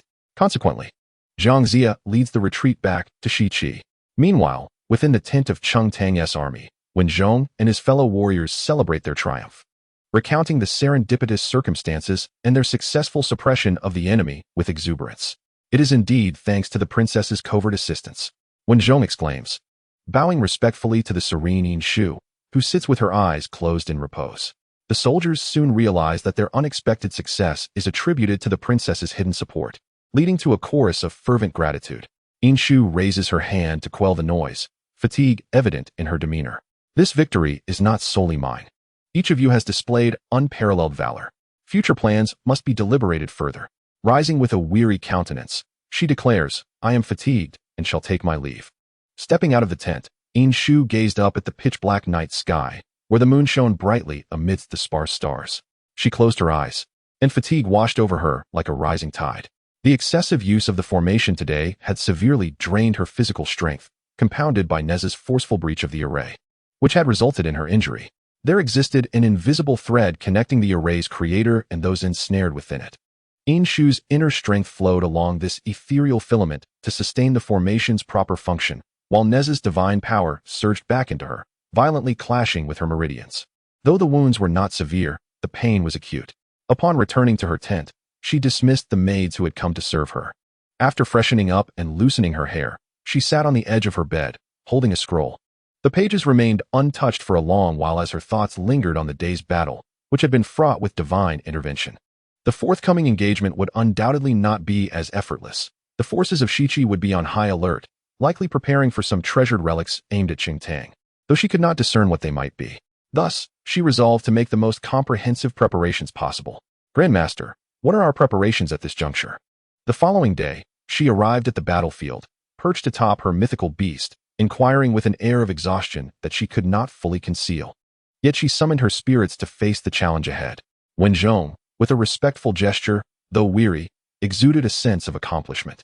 Your Highness, we successfully repelled Shichi yesterday, and today we shall pursue our advantage, with preparations in place to ensure absolute success. The battle commenced shortly thereafter, taking on the guise of a night raid. Nezha, as the vanguard, stood prominently at the forefront, his crimson figure starkly visible against the backdrop of swirling yellow sands, easily discernible to Yin Shu. Her gaze remained fixated, watching as Nezha navigated effortlessly among the myriad military artifacts, as if born for the battlefield. Yin Shu blinked and set about her serious work. A colossal white silhouette manifested in the sky, surrounded by a milky halo rotating slowly in a closed loop. The elemental forces gradually converged from all directions, intricately forming an elaborate array, casting an immense pressure that loomed ominously overhead, instilling fear in all who beheld it. As Nezha pierced through the heart of an adversary with his spear, he seemed to sense something, swiftly retracting his weapon, splattering blood in his wake. He paid it no mind, but instead lifted his gaze towards the rear of the army. There stood a figure clad in snow-white attire with inky black hair, untouched by the swirling sands, casting a sidelong glance back, radiant as the stars. Nezha charged forth. Nezha, I loathe you. Yin Shu, bound by her duty to maintain the formation, could only hasten the construction of the array, her energy being mercilessly siphoned away. Her countenance visibly paled. Even if someone were to stab her before her eyes, she would likely be unable to evade it. Despite this dire situation, her expression remained stoic as she watched Nezha relentlessly carve a bloody path forward, a path in the most literal sense. Blood soaked the earth, staining it a deep crimson, while sparks flickered around, crackling as they consumed everything in their vicinity. 30 meters, 20 meters, 10 meters. Yin Shu's gaze remained unchanged as she silently counted in her heart. 5 meters, 3 meters, 2 meters. No one dared to stop him, no one could. Nezha advanced unimpeded to Yin Shu's side. The anxious cries of Wen Zhong mingling with the chaotic clamor of clashing armor echoing nearby, a cacophony both unsettling and irksome. Nezha gazed heavily at Yin Shu. Blood splattered near his face, his arms marred with visible scars, evidence of blades and spears. He lowered his head, an oppressive aura emanating from him, as if he intended to envelop Yin Shu within it. The relentless battles had rendered his Danfeng eyes piercing, too sharp to meet directly. Yin Shu understood that Nezha's reckless actions were not merely for seeking her. They must be orders from the West Qi. But what command could warrant Nezha's solitary assault under such circumstances? What lay behind? Wounded soldiers, commanders, weapons, and provisions. Suddenly, Yin Shu raised her head, realizing what West Qi had sent Nezha to accomplish. The 5 elements killing array had been thoroughly completed at this moment. The convergence of elemental powers staining the dark sky with vibrant hues, a terrifying aura of murderous intent enveloping the battlefield. It was then that Nezha moved, his fiery spear plunging into the pile of provisions. In an instant, flames surged violently, the blaze soaring to the heavens, resembling a golden dragon soaring through the air. Countless fiery tendrils spiraling like serpents above. Thick smoke billowed, sweeping outward as if to cover a vast expanse of 3,000 miles. Inshu struggled to stand. The flames licked at her cheeks, and though she felt the sting, she remained motionless, the firelight illuminating her face, transforming her pallor into a vivid display of bloodthirsty cruelty. Nezha, I loathe you. Observing this, Nezha raised an eyebrow and approached her, the flames parting for him, encircling them in a ring of fire. He bent low, scrutinizing Inshu, then provocatively smiled, saying, "Then hate me, and think of me every moment, every second." With a swift motion, he swept her off her feet, intending to carry her away from the raging inferno. "If West Qi burns my provisions, I shall return the favor," he declared. Inshu ceased her struggles, confined in his embrace, yet maintaining an air of noble indifference. Just as Nezha was about to inquire further, a sudden numbness coursed through his head. Instinctively, he raised his hand to summon his spear for defense. The collision of their powers erupted in a blinding flash, illuminating half the sky. The violent clash and rush of air caught Nezha off guard, forcing him back several steps. Yet he still held on to Inshu tightly. Astonished, he recalled how Inshu had been setting up the formation earlier. Since breaking the formation was not his task, he had paid it no heed. Now, he looked up at the intricate and imposing array with a grave expression. The power of the 5 elements within it was so dense it seemed almost tangible. Inshu lifted her head, coughing up dark blood that splattered onto her robes like camellias crushed in the snow, vivid and striking. She was affected by the impact. Her frail body could hardly withstand such a powerful force, leaving her with a tumultuous sensation in her internal organs and a dizzying haze that caused Nezha to appear as a double vision. How exquisite is it not? Inshu spat out another mouthful of blood, unable to support her own weight, collapsing onto Nezha, as if her body were devoid of bones. The elements of the 5 phases both flourish and restrain each other. Metal conquers wood, wood conquers earth, earth conquers water, water conquers fire, and fire conquers metal. It took me several years to master the intricate formation of life and death within the 5 phases. The mountains and rivers serve as my eyes, and human lives fill the array. Do you find this grand offering pleasing, West Qi? Inshu's smile was cruel. Nezha, will you not lend a hand? You can withstand the formation of the 5 phases, but what of Jiangshang? What of Huang Feihu? If you do not depart soon, they will perish. Inshu stood firm solely on the strength of her will, confronting Nezha. Though Nezha was eager to return, he paused to regard her for a moment. Their positions were inherently opposed, akin to water and fire in their mutual incompatibility. With a sigh, Nezha lowered his head, resting against Inshu's neck without further movement. His voice soft yet tinged with resignation. Until next time. He then pressed a vial of healing medicine into her palm, gazing into her eyes as if to imprint the image in his memory. Taking 2 steps back, he mounted his wind-fire wheel and sped back to West Qi. Once Inshu saw him depart, she collapsed to the ground, a metallic sweetness surging in her throat. She struggled to swallow it back, lowering her gaze to the small jade vial in her hand. Without hesitation, she raised it and consumed a pill, her eyes drooping as she recalled the lingering heat of his bloodied touch. Nezha was merciless when he killed and set ablaze the provisions. Inshu was equally ruthless in her schemes against West Qi, demonstrating no sign of hesitation. The hatred Inshu expressed was not merely a momentary outburst of vengeful words. She loathed Nezha for standing on the opposing side, for slaughtering troops, and for incinerating supplies.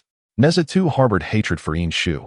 She threatened and schemed, using the lives of West Qi's soldiers to fortify her formation, each action deserving of animosity. Inshu's hatred was directed solely at Nezha, the god of death for West Qi, while Nezha's ire was confined to Princess Inshu of the Shang dynasty. Stripped of their identities and stances, it was akin to the countless days and nights spent in isolation within the courtyard. If Inshu were merely Inshu and Nezha merely Nezha, then there would be no hatred. Emerging from her tangled thoughts, the power of the pill began to take effect.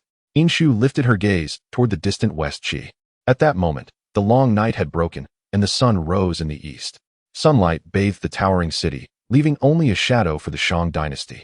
As if even light favored West Qi, suggesting they were the true rulers of the realm. Thus, Inshu felt a sense of discontent.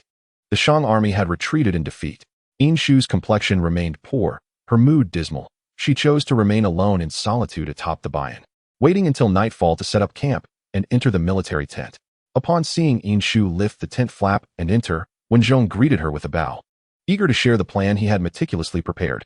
"Your Highness, I shall depart for Golden Turtle Island to invite several fellow Taoists to assist us." Inshu nodded in agreement and then inquired about the provisions. The timing of that fire was impeccable, taking advantage of the eastern wind. It nearly incinerated the military provisions completely. Although a few supplies were salvaged, they would likely not last for long. Wen Zhong sighed, grounded in reality. It is imperative not to forcibly requisition grain from the populace, for that would surely alienate their hearts, Inshu admonished. Water can support a boat, but it can also capsize it. The people who can sustain Cheng Tang can just as easily overthrow him. Despite her words, Wen Zhong's expression was far from pleasant. The repeated fruitless campaigns had already drained the military funds, compounded by substantial losses. Distributing relief to the bereaved would further deplete the already scant resources available for procuring grain from the citizens. Inshu felt a familiar headache creeping back. What about the national treasury? Wen Zhong was uncertain. Having just returned from quelling the rebellion in the west, he speculated that it could not be in much better condition. Inshu, lacking a clear understanding, had endured increasingly poor treatment during her 7 years of imprisonment, yet her status as a princess still commanded some respect, preventing overt disrespect from those around her. At that moment, the deputy minister, who had remained silent behind Wen Zhong, spoke up. "Your Highness, Grand Tutor. The king has indulged in grand constructions and has developed a penchant for rare treasures over the years. A few years ago, he commissioned the construction of the Deer Terrace for Empress Su, and with extravagant feasts and the quest for exotic treasures, the treasury is indeed empty." Inshu fell silent for a moment, contemplating a strategy. She had heard bits and pieces of such matters over the years, but had never imagined her father had been so debauched. Since the treasury could no longer provide, it seemed prudent to draw from her private funds to purchase grain from the people. She felt no pang of regret. The wealth held little significance for her. Wen Zhong was taken aback, genuinely respecting this princess. Cheng Tang was fortunate to have such a person among his ranks. He then addressed his deputy. "Also, draw from my private treasury to procure grain." A soldier clad in black armor approached, saluting respectfully. "My lord, the provisions have arrived." Fu Ling nodded and turned to report inside. The inner hall was somewhat chilly. As the door opened, a ray of warm sunlight pierced through, only to be swallowed again. The ground was covered with a soft carpet, muffling footsteps in a tranquil hush. Noticing a faint glimmer nearby, Fu Ling circled behind the screen and, upon seeing someone, knelt in greeting. "Your Highness, the military provisions have arrived." Inshu was still engrossed in military reports. Without pausing her work, she instructed that the supplies be sent directly to the front lines for the soldiers. Fu Ling acknowledged with a soft reply and quietly withdrew. Having grown up alongside the princess and being slightly older, she was nearly inseparable from her, tackling every matter with diligence. Consequently, Inshu felt assured in trusting such significant affairs to her, counting her among her closest confidants.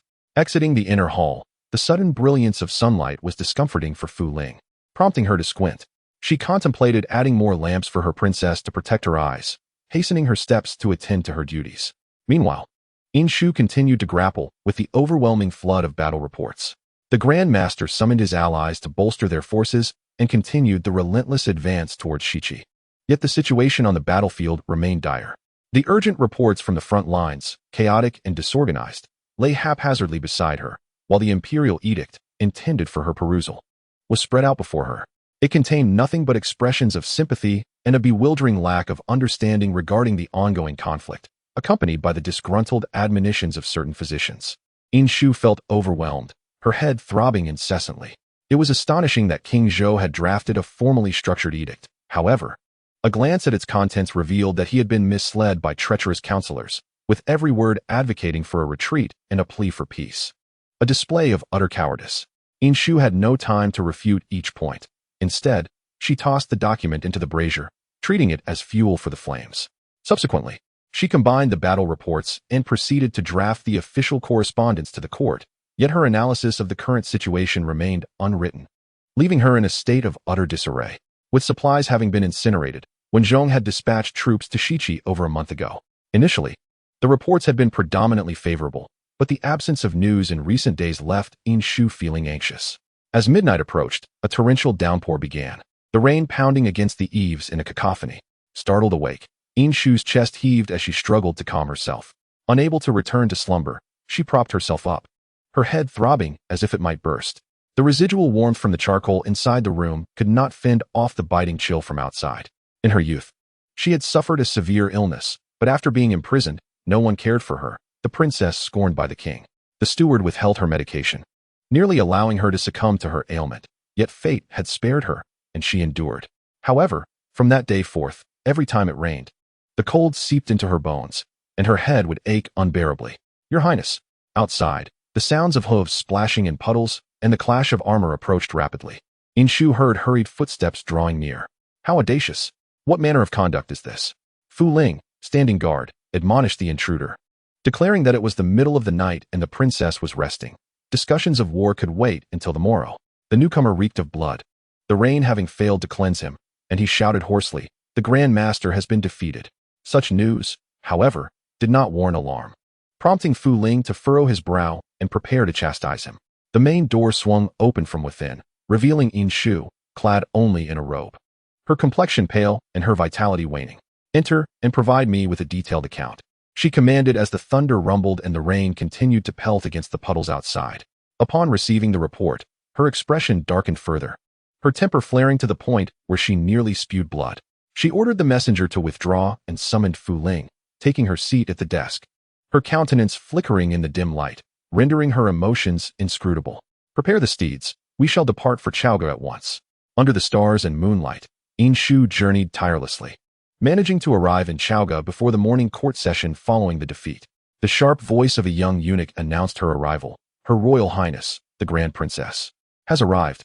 The atmosphere within the court was eerily silent, even King Zhou aware that Inshu had come to hold him accountable in place of Grand Master One. Outside, the darkness fell early, and the rain showed no signs of abating. Clad in a black battle robe, her wrists adorned with silver and iron dragon-patterned armlets that glimmered with a cold light, Inshu prepared to confront the unfolding crisis. In the inner hall, the decree was proclaimed, and Inshu ascended the jade steps, following the bowing eunuch into the brightly lit Mingli Hall. She surveyed her surroundings before kneeling to pay her respects, while others observed her, scrutinizing her identity and the possibility of her exoneration. "Rise," came the command. After a brief exchange of glances, Inshu complied, standing to the side like a proud green bamboo. Her voice was feeble, her demeanor insubstantial. With an expressionless face, Inshu reached a conclusion: excessive indulgence. Redirecting her gaze, she wasted no words and spoke directly. "The Grand Tutor has suffered a defeat and is gravely injured. His life hangs by a thread. The military provisions were tainted with rot, and upon distribution in Shichi, thousands fell ill on the eve of battle." Inshu's sharp gaze emanated an overwhelming pressure that rendered the assembly speechless, her eyes sweeping across each individual present. "Do any of you wish to offer an explanation to this palace?" Her words cast a palpable silence over the court, none daring to meet her gaze. Who would dare to look directly at Inshu? The Grand Princess had personally ventured to the distant battlefield alongside the Grand Tutor, while chaos had erupted in the royal court. Meanwhile, the royal daughter shed blood and sacrifice, yet the soldiers were fed spoiled provisions. How could they have the audacity to meet Inshu's eyes? Before transporting military supplies, the Ministry of Revenue should have dispatched officials for inspection. Now that there are issues with the provisions, why has the ministry remained silent? One individual stepped forward to voice the challenge. Inshu cast a sidelong glance and swiftly identified him. This man was a censor who had remained mute during the debauchery of King Zhou, but now, sensing the shift in power, he was quick to distance himself and align with the prevailing winds. Inshu inwardly scoffed at his opportunism, her silence tacitly acknowledging his reprimand. A convenient stepping stone should not go to waste. The Ministry of Revenue had inspected the military provisions 3 times, reporting them as newly harvested grain from last year, only for them to now be revealed as aged and rotten. The supplies traveled along official routes directly to Shichi, where the military's overseers were also required to conduct inspections before distribution. Such a massive quantity of spoiled provisions could not have been so carelessly delivered to the soldiers. The arrangements were meticulously orchestrated. Inshu's tone grew increasingly severe, her voice laced with frost. The Grand Tutor's defeat was a minor concern. But let me say this. Shichi is now poised like a tiger, waiting for an opportunity. Do you intend to wait until they reach Chaoga to hoard military resources for the defense of the city gates? As her words resonated, the faces of the assembly shifted in color. King Zhou remained silent, having long since ceased attending court. Yet the implications of this incident, pertaining to Shichi and Grand Tutor One, compelled him to take action. Thus, the reins of authority for the night were firmly in Yin Shu's grasp. The Minister of Revenue, directly named by Yin Shu, turned pale as he stepped forward, kneeling without uttering a word. His involvement in this matter was undeniable, and he had, in fact, played a pivotal role. From the moment he agreed to this undertaking, he knew that if the truth ever surfaced, he would not escape unscathed. Yin Shu's words were unyielding, devoid of any leniency. She had come this night to seek justice. Someone has been engaging in disgraceful actions with military provisions. Attempting to brush her off with bureaucratic jargon? Impossible. If one dares to disregard the lives of countless individuals and the safety of the nation, driven solely by personal greed, then today she shall unleash a massacre, ensuring that those who dare to deceive her regarding military provisions will be made to divulge every last detail, down to the very marrow of their bones. The muddied waters of corruption have allowed for counterfeit military rations, substituting spoiled goods for fresh supplies, which is inextricably linked to the trafficking of food. Yet, in this lax bureaucratic climate, we have witnessed collusion between officials and merchants, leading to such morally reprehensible actions. The Minister of Justice has stepped forward, declaring that if this matter cannot be thoroughly investigated, we cannot provide the soldiers with a satisfactory explanation.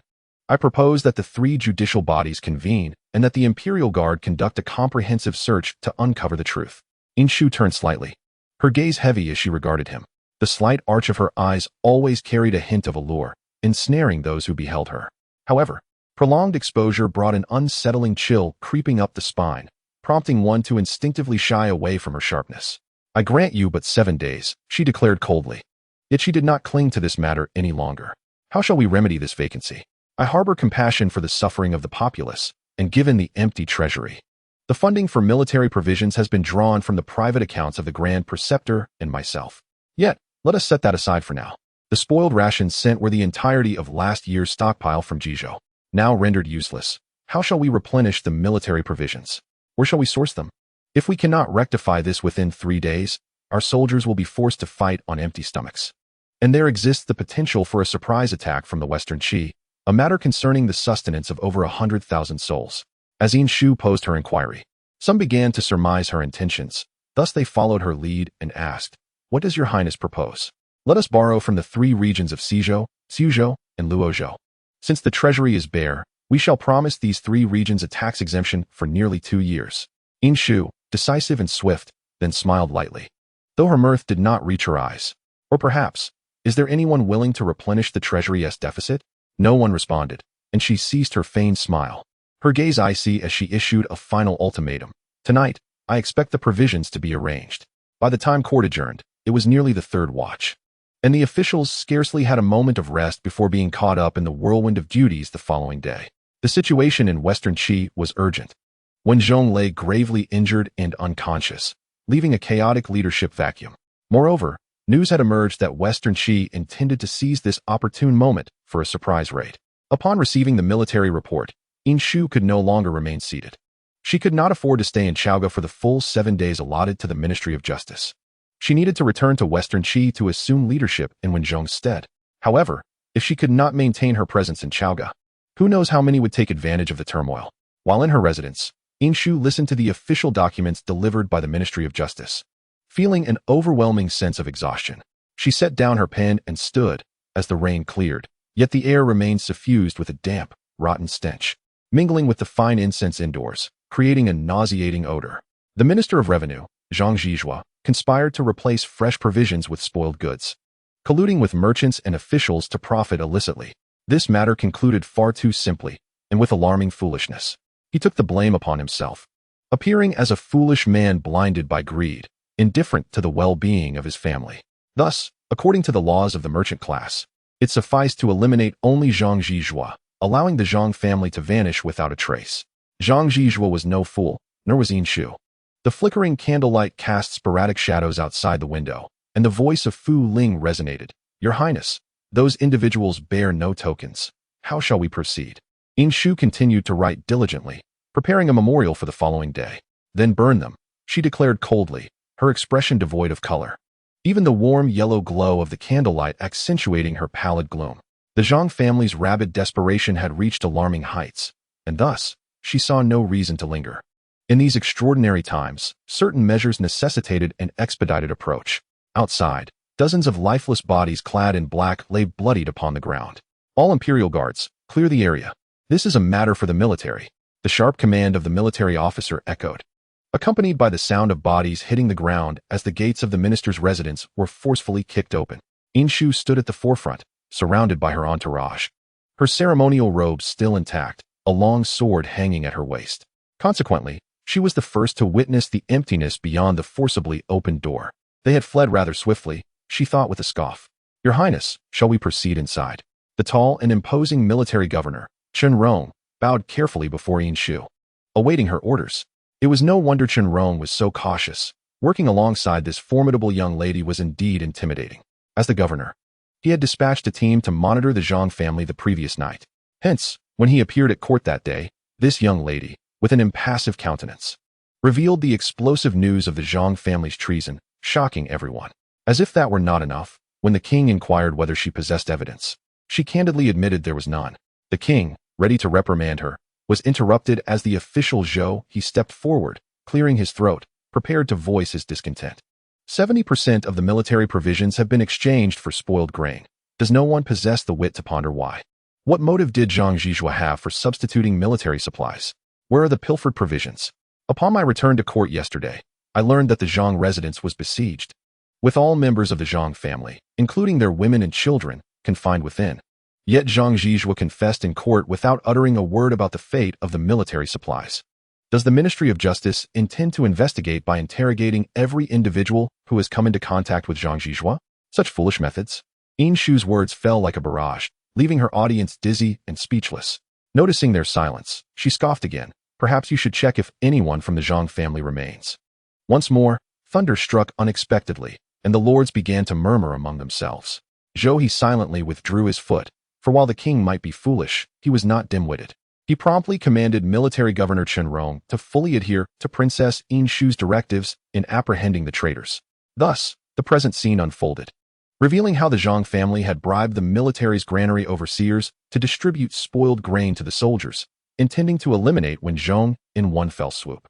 Then exchanged the newly procured grain for gold and silver, leaving behind a portion to facilitate their escape to the west. Although Wen Zhong's severe injuries were indeed as they anticipated, they were unprepared for the presence of Inshu amidst the brutes in the army.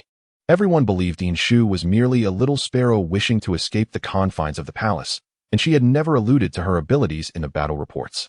In truth, she was exceedingly clever, arriving almost simultaneously with the swift courier spells.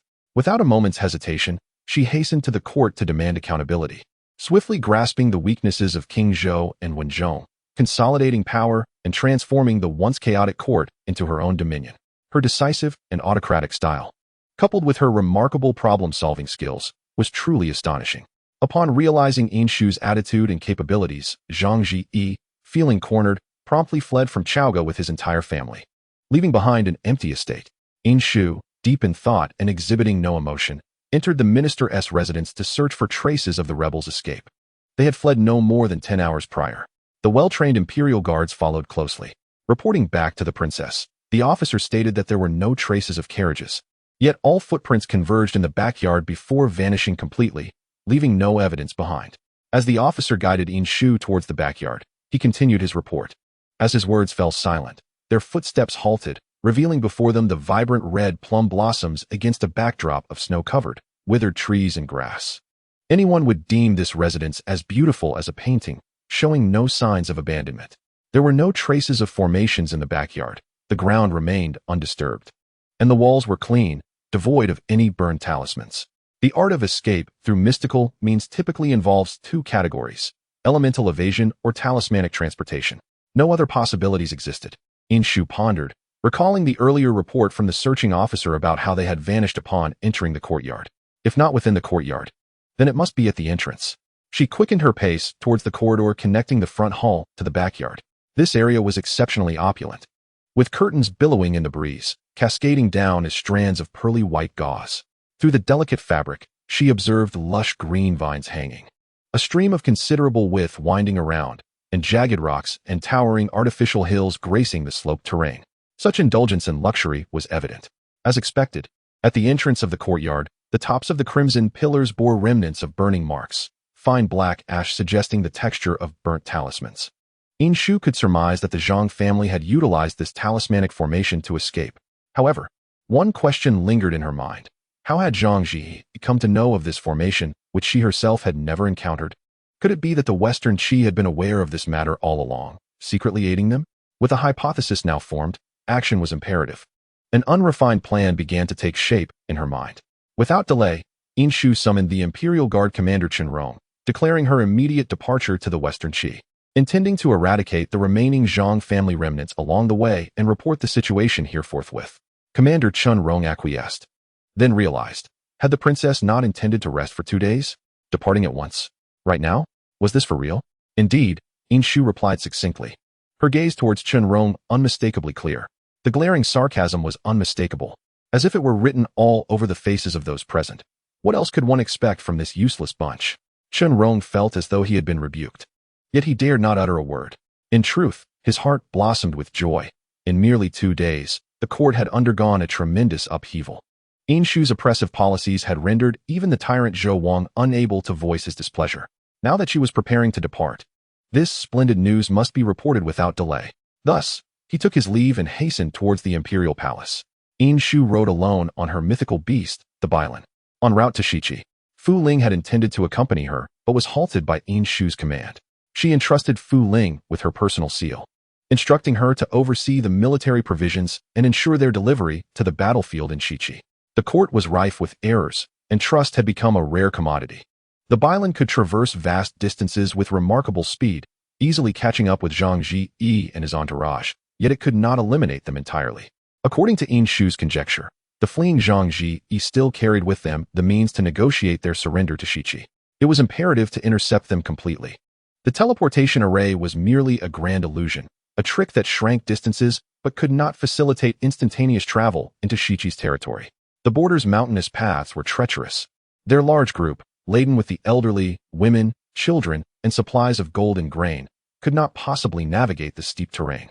Such an endeavor would lead to casualties and deplete their provisions. The only feasible route was through the Shishui Pass, the sole flat checkpoint leading to Shiqi. Shu aimed to arrive at Shishui Pass ahead of them, poised to catch them off guard. In the dead of night, my lord, a distinguished guest has arrived. General Han Rong, who had been leisurely wandering within his residence, preparing to retire for the night, was startled by the panicked announcement from his servant. Furrowing his brow, he scolded the boy for his flustered demeanor, demanding to know who had come. Despite his authoritative tone, he felt a twinge of uncertainty. Recently, unsettling rumors had been swirling. News of the Grand Master's defeat had been dispatched from Shishui Pass to Chaoga. A swift steed had carried the message, and given its speed. The court must have learned of the developments 2 days prior. Although the exact response remained unclear, it was evident that a significant change was afoot. In such urgent times, who could possibly be arriving? No need to reprimand him. It was my haste that caused the disturbance. The voice was both strange and familiar, sending chills down Han Rong's spine. He turned to find himself welcoming Shu with great urgency. Your Highness, I bid you welcome. Han Rong quickly bowed, only to feel perplexed. Why had she come to Shishui Pass? Was she returning to Chaoga? The news of her return had been scarcely known. The tumultuous events of the last 2 days had rendered all communications sealed until concrete evidence was obtained. No sooner had Shu departed than the decree to attack the Zhang family was issued, though it had yet to reach Shishui Pass. The Zhang family has rebelled. I have been dispatched from Chaoga to apprehend the traitors. Shu spoke rapidly, tersely recounting the events that had transpired, and requested the general's cooperation in the coming days. At your command, Your Highness. Han Rong instinctively bowed in agreement, his mind still clouded with confusion. Had she not been on the battlefield just moments ago? How had she suddenly returned from Chaoga? What had precipitated the Zhang family's rebellion? Shu subtly hinted at a few matters, refraining from elaborate explanations.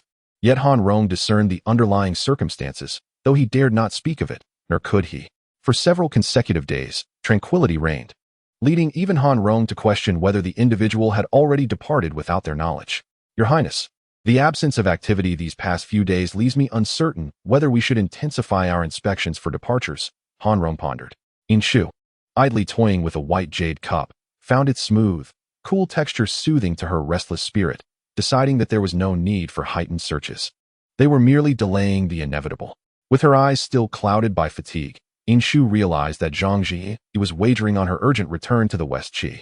Evidently, Zhang Ji's suspicions were not unfounded. In recent days, West Qi had been embroiled in numerous conflicts, the forces of Chengtang disorganized and retreating steadily, making it clear that Yin Shu could not linger at the Shui Pass any longer. What shall we do now, Your Highness? Han Rong recognized the gravity of the situation and Yin Shu's urgency. They could no longer afford to remain idle. Let them believe I have truly departed, Yin Shu declared, lightly tapping the jade cup against the table, producing a crisp sound. Han Rong grasped her unspoken intentions swiftly and set about spreading the message. A fierce and imposing creature took to the skies, effortlessly carrying a slender white figure upon its back, while behind them, Han Rong and others bowed in farewell. Unbeknownst to them, within a bustling crowd of curious onlookers, an unremarkable face briefly appeared, before hastily retreating into an inconspicuous alley. Master, Yin Shu has left. A respectful report was delivered. The news of West Qi's recent defeat had been contained within the general's residence, prompting Yin Shu to hasten her departure early that morning. Another informant, tasked with gathering intelligence from the general's quarters, urged, "There is no time to waste, Master. We must swiftly journey to West Qi." Seated in a dilapidated room was a robust, middle-aged man, clad in scholarly attire. Upon hearing the news, he refrained from impulsive actions, opting instead to observe for 2 more days. Since Yin Shu disseminated the news of her departure, she had not ventured outside the general's residence, remaining confined within her quarters. The inspections at the gates had not actually increased in personnel. They merely dispatched a few individuals disguised as street vendors to observe the surroundings. Only a handful of individuals were privy to the truth, making it implausible that Zhang Ji would remain oblivious. Thus, Yin Shu suspected that a rat had infiltrated the general's residence. Committing to a complete ruse, she refrained from stepping outside, allowing herself to be scrutinized from the shadows, maintaining the faade that the place was entirely devoid of inhabitants. After 2 more days of an atmosphere that was serene yet charged with impending storm, a voice quietly reported from outside, "Your Highness, the rat has been located." Yin Shu, who had been resting with her eyes closed, opened them at this news. "No need to follow. Go and instruct Han Rong to make the necessary preparations." The messenger acknowledged her command and departed silently. A portion of the garrison from within the borders was dispatched to lie in ambush along the inevitable routes of exit. Whenever Zhang Zi and his companions sought to leave, they would inevitably traverse the official road. At that moment, the commander of Sishiguan, Han Rong, donned the humble attire of a common farmer.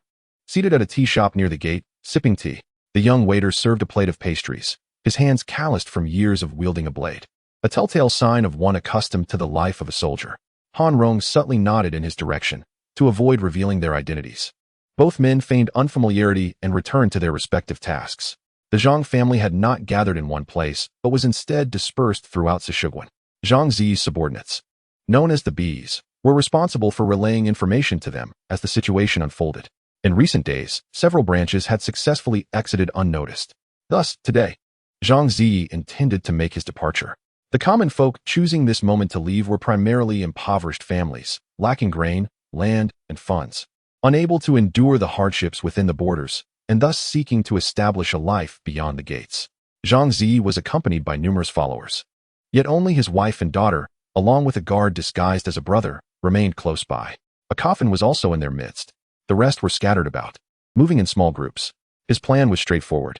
If they could exit smoothly, splendid. If not, he would allow others to draw the fire while he slipped away amidst the chaos, resolutely determined to reach Shichi safely. Zhang Zi appeared disheveled, clad in tattered rags. His visage showed signs of alteration, with traces of disguise, and his face was intentionally smeared with dirt, revealing only a pair of shadowy eyes obscured by falling hair. "What is the purpose of your departure?" the guard inquired after inspecting the travel documents. Harboring a nagging suspicion that there seemed to be an excessive issuance of such permits lately, even if those departing were mere useless drifters. "In response to your inquiry, my household is in dire straits, unable to even afford a meal. I have just sold my land to settle debts, and I lack the funds to bury my deceased brother.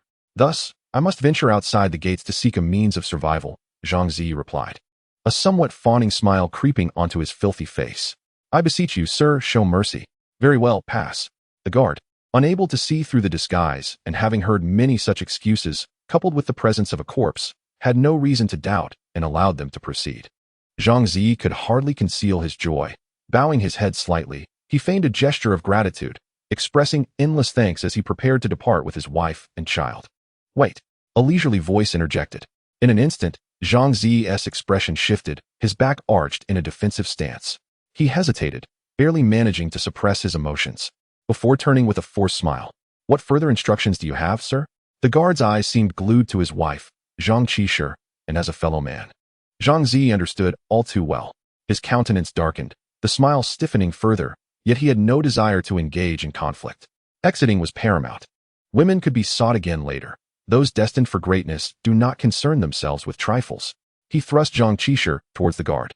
Wang Qishan, startled, turned pale, her voice trembling with disbelief. "Husband." Zhang Zi cast a piercing glance at her, signaling her to comply. He effortlessly lifted their daughter, who was reduced to tears by the unexpected turn of events. "Madam, following the officer is better than my company. I shall take good care of our daughter." His voice, though not loud, slithered into Wang Qishan's ears like a venomous serpent. He was subtly threatening her. In an instant, Wang Qishan comprehended this, yet she felt utterly powerless. She should have realized that this scoundrel, who could easily abandon even his own brother, was no good. She should not have left Cheng Tang in trepidation by his side. Rather, she ought to have sought refuge with the princess. Had she done so, perhaps she could have preserved her life. Had she known this beforehand. With her eyes ablaze, Wang Qishan harbored a deep-seated desire to see Zhang Zi suffer 1,000 tortures, yet she resigned herself to her fate. Clang! The clash of swords reverberated through the air as one blade, deflected by the force of impact, skewed into the earth beside Zhang Zi. The upheaval came without warning. Han Rong, clad in the garb of a commoner, approached from behind, flanked by a well-trained contingent of guards who swiftly encircled the entrance, trapping Zhang Zi. "Rebel Zhang Zi, surrender at once, and I might spare your life." Han Rong, brimming with self-satisfaction, relished the fruits of his labor. After days of relentless pursuit, he had finally apprehended this insolent wretch. Zhang Zi, however, was far from relaxed. His chest heaved violently as he glared at Han Rong with palpable rage. Just a moment longer, just a fraction more. It was all due to that damned Han Rong. Who was he to speak to him in such a manner? How dare he? It was all of you who forced my hand. Arrows, what are you all waiting for? You are all rebels. None shall escape. Men shall be executed. Women consigned to a life of shame. You have no retreat left. Rise up and fight. Zhang Zi's voice, hoarse and desperate, sought to incite chaos. Han Rong furrowed his brow. The situation was spiraling beyond his control. Before he could utter a word, Zhang Zi had articulated everything, weaving threats and camaraderie into a masterful incitement of fervor. No wonder he was the Minister of Revenue. Yet, he spoke the truth. The fate of rebels was invariably grim. Without exception, with the last vestiges of hope shattered, the Zhang family found themselves irrevocably bound to the same perilous fate as Zhang Zi. Some grasped their daggers, while others charged forth unarmed. Despite having prepared for such an eventuality, the sudden insurrection left the guards feeling overwhelmed. As the adage goes, a flurry of chaotic blows can fell even the most skilled master.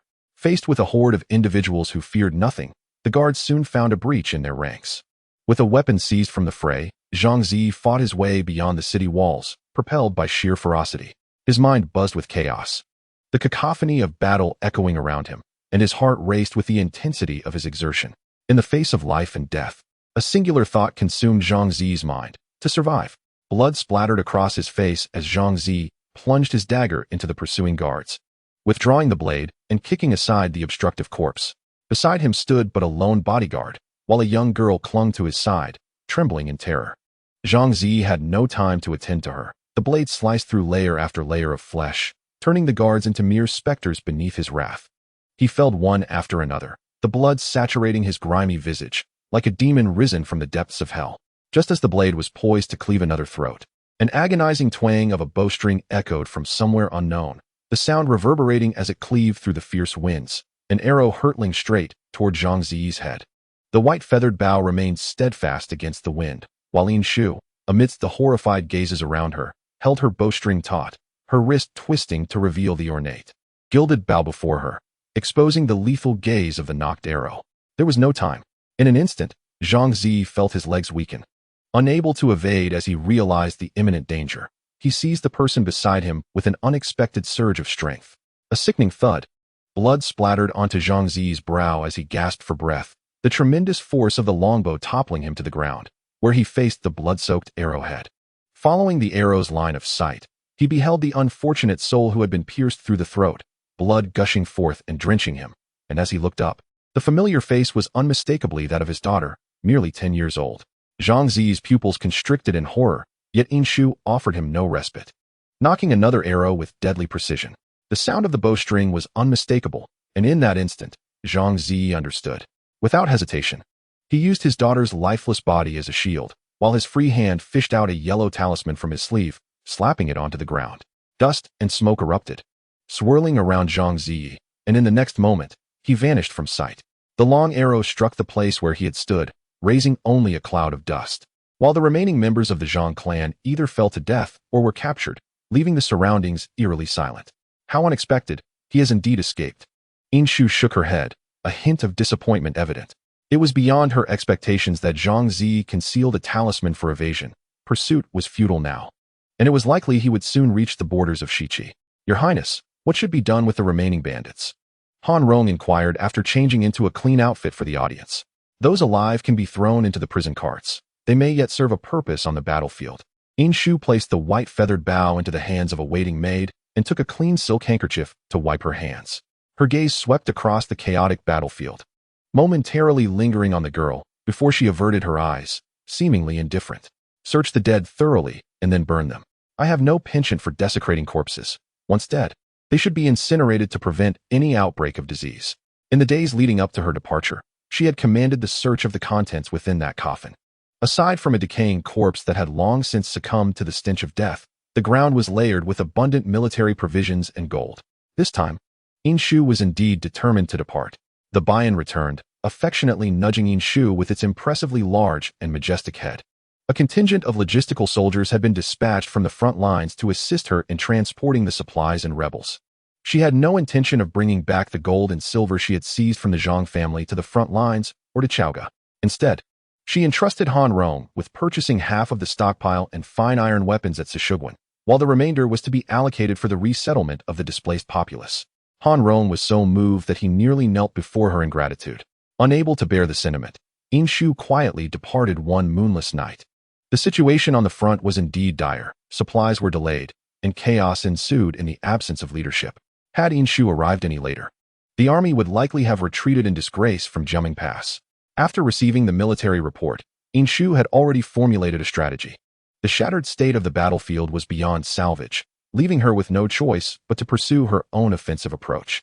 Though she was acutely aware of the growing momentum of the West Qi forces and that the fall of Chengtang was merely a matter of time, she was resolute in her intention to seize a piece of flesh from West Qi, even at the cost of mutual destruction. Inshu commanded her men to issue a challenge, demanding the return of the traitorous Zhang Ji. However, her efforts proved futile. Zhang Ji had engaged in the treachery of swapping and selling military provisions, plotting against the princess. Did West Qi intend to harbor criminals? Inshu maintained an expressionless demeanor, exuding an aura of authority without needing to express anger. Even when she noticed Nezha, who had been fixated on her from the city walls, she chose to disregard him entirely. Jiang Shang attempted to deflect and divert the conversation. Yet Inshu remained cold and indifferent. She had no desire to engage in dialogue, making her stance clear. If Jiang Shang could not provide a satisfactory response, then all discussions were off the table. Jiang Zia, not a fool, understood Inshu's attitude. However, he had previously assured Zhang Ji that no matter what transpired, West Qi would never abandon him. Thus, he found himself at a loss for words, fully aware that negotiations had utterly collapsed. While she had never intended to foster a cordial relationship with Chengtang, this princess was undeniably unpredictable. Each time they faced off, regardless of Chengtang's significant setbacks, she managed to inflict severe damage on West Qi, employing a reckless strategy that prioritized the annihilation of her opponent over her own survival. Knowing that Zhang Ji was present, Inshu commanded the prison cart to be brought forth, filled with remnants of the Zhang clan. Guards dragged them one by one, binding them to the ground. Without so much as a glance, Inshu called out toward the city walls, "Zhang Ji, what is the point of cowering like a turtle? If you present your head, I shall grant you and your kin a chance at life." Silence reigned. With a scoff, Inshu did not expect the cowardly offspring to act like a man. If he refused to emerge, then it would be a waste to offer mere livestock for sacrifice. Today, she would set a precedent for human offerings. Zhang Ji's failure to show himself agitated Jiang Shang, who pounded the city wall fiercely, exclaiming, "Your Highness, a soldier may be slain, but not humiliated. What purpose does this torment serve?" Inshu cast him a sidelong glance. "Have I humiliated them? I have neither struck nor belittled them. If you are so pained, perhaps you should persuade Zhang Ji, to take his own life as an apology. It is quite amusing, isn't it? Even as captives, they still expect to be treated as honored guests. The intention behind nurturing this band of rebels was to compel Zhangzi to reveal himself today, given his callous indifference. It is only fitting that these pawns are utilized to their fullest potential to justify the provisions expended on them over the past days, is it not? Zhangzi, eager to serve as a mere hound for Shiqi, willingly descends from the esteemed rank of general to that of a commander. However, even being a dog is not as simple as it seems. As these thoughts lingered, the vibrant crimson blood spread beneath his feet, gradually flowing towards Shiqi along the contours of the ground.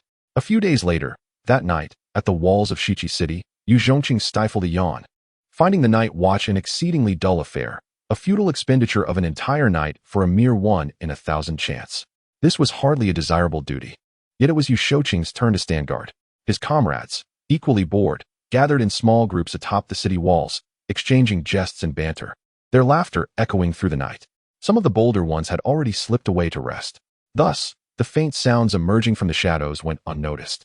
A flash of silver glinted as the blades swept across a throat, blood gushing forth in the stillness of night, the subtle noise swallowed by the darkness, rendering the incompetent sentinels a perfect cover. Cloaked in lightweight night attire, the soldiers moved silently, dispatching the surrounding guards.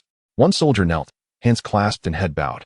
His voice low yet distinct. "Your Highness, all troops are on high alert, awaiting your command." In the shadows stood Yin Shu, clad in a black battle robe. Her dark red sash tightly cinched around her slender waist, which, though delicate, exuded strength. Her long hair was simply tied back in a ponytail, held in place by a single jade hairpin. In recent days, Yin Shu had refrained from instigating conflict between Cheng Tang and Shiqi, instead sending scouts to ascertain Zhangzi's whereabouts. Upon learning of his guard duty today, she resolved to eliminate him. This night's operation held paramount importance. Success was imperative. Regardless of the cost, Zhangzi must perish. This was Cheng Tang's decree. Every rebel and traitor, as long as they drew breath, would be relentlessly pursued until the ends of time, even their remains dug up and ground to dust. The military tent conveyed the message clearly. Yin Shu would personally take the field tonight, not only to eliminate Zhangzi, but also to bolster military morale and establish her authority. In the past, most in the army had followed her due to Wen Zhong's presence. Now, with Wen Zhong gravely injured and unable to command, the succession of military power was not to her. Her sudden appearance could easily invite gossip. Even abundant supplies of grain and weapons might not silence the chatter. To cultivate a truly obedient force, those alone would not suffice. Moreover, with Cheng Tang's fortunes waning, Yin Shu desperately needed a victory to restore morale. While Wen Zhong could afford to lose, and Cheng Tang's army could falter, she could not. She needed this victory to prove her prowess. This was her first battle without Wen Zhong's protection. Should she fail, her prospects within the military would be forever stifled. Thus, winning was not an option, it was her only path forward. At this moment, the moonlight shimmered softly, and Yin Shu had already eliminated the guards atop the city tower. They ascended the cloud ladder to the city gate, ready to slaughter their way down and open the gate. Victory and defeat are commonplace in warfare. Yet no one relishes perpetual failure. The crowd was poised, akin to famished wolves.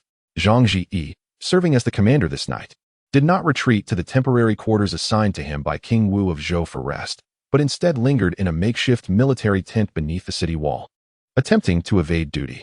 Tossing and turning, he found himself unable to sleep soundly, feeling far less comfortable than on his previous silk bedding. Being a dog of war was no easy task. Zhang Ji was constantly haunted by Yin Shu's earlier words, which echoed in his mind, unsettling his spirit. Suddenly, he ceased his restless fidgeting and noticed an unsettling silence outside. Something was amiss.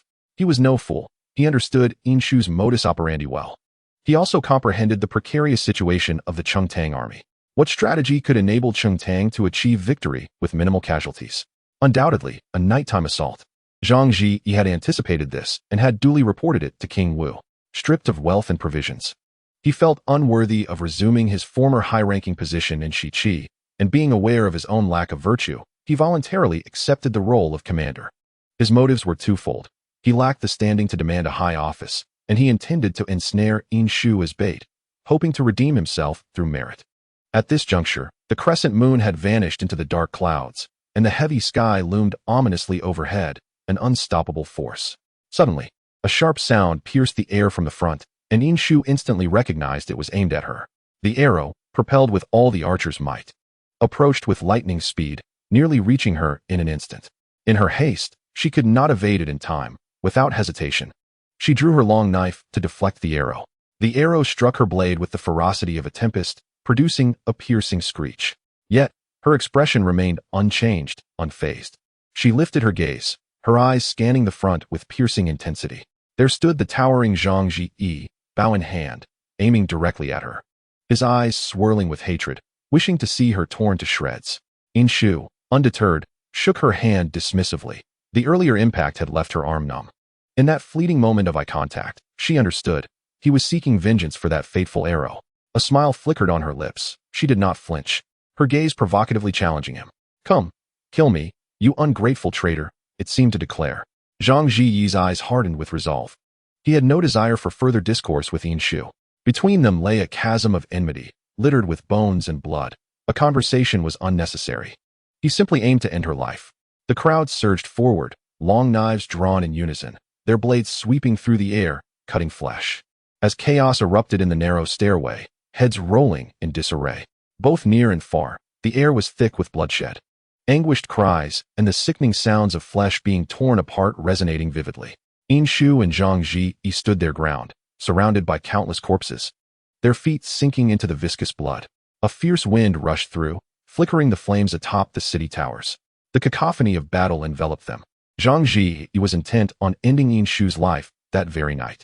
Observing her poised on the city edge, he brandished his long blade, determined to force her off the high platform. Inshu remained unmoved, steadying herself against the railing, her garments billowing in the gust behind her. Her hands, still numb and weak, betrayed her as she struggled to maintain her stance. "Inshu," Zhang Ji growled, his voice dripping with malice as he swung his weapon downward. "Did you ever think your lofty self would fall into my trap today? Inshu, you deserve death for plotting against me and for the murder of my daughter. That wretched Fu Ling should also perish. What is she but a sycophantic maid?" Inshu, blocking the strike with her blade, knew she could not match Zhang Jiyi's brute strength. Instead, she employed her skill to deflect the force of his attack, not forgetting to inject a sharp retort.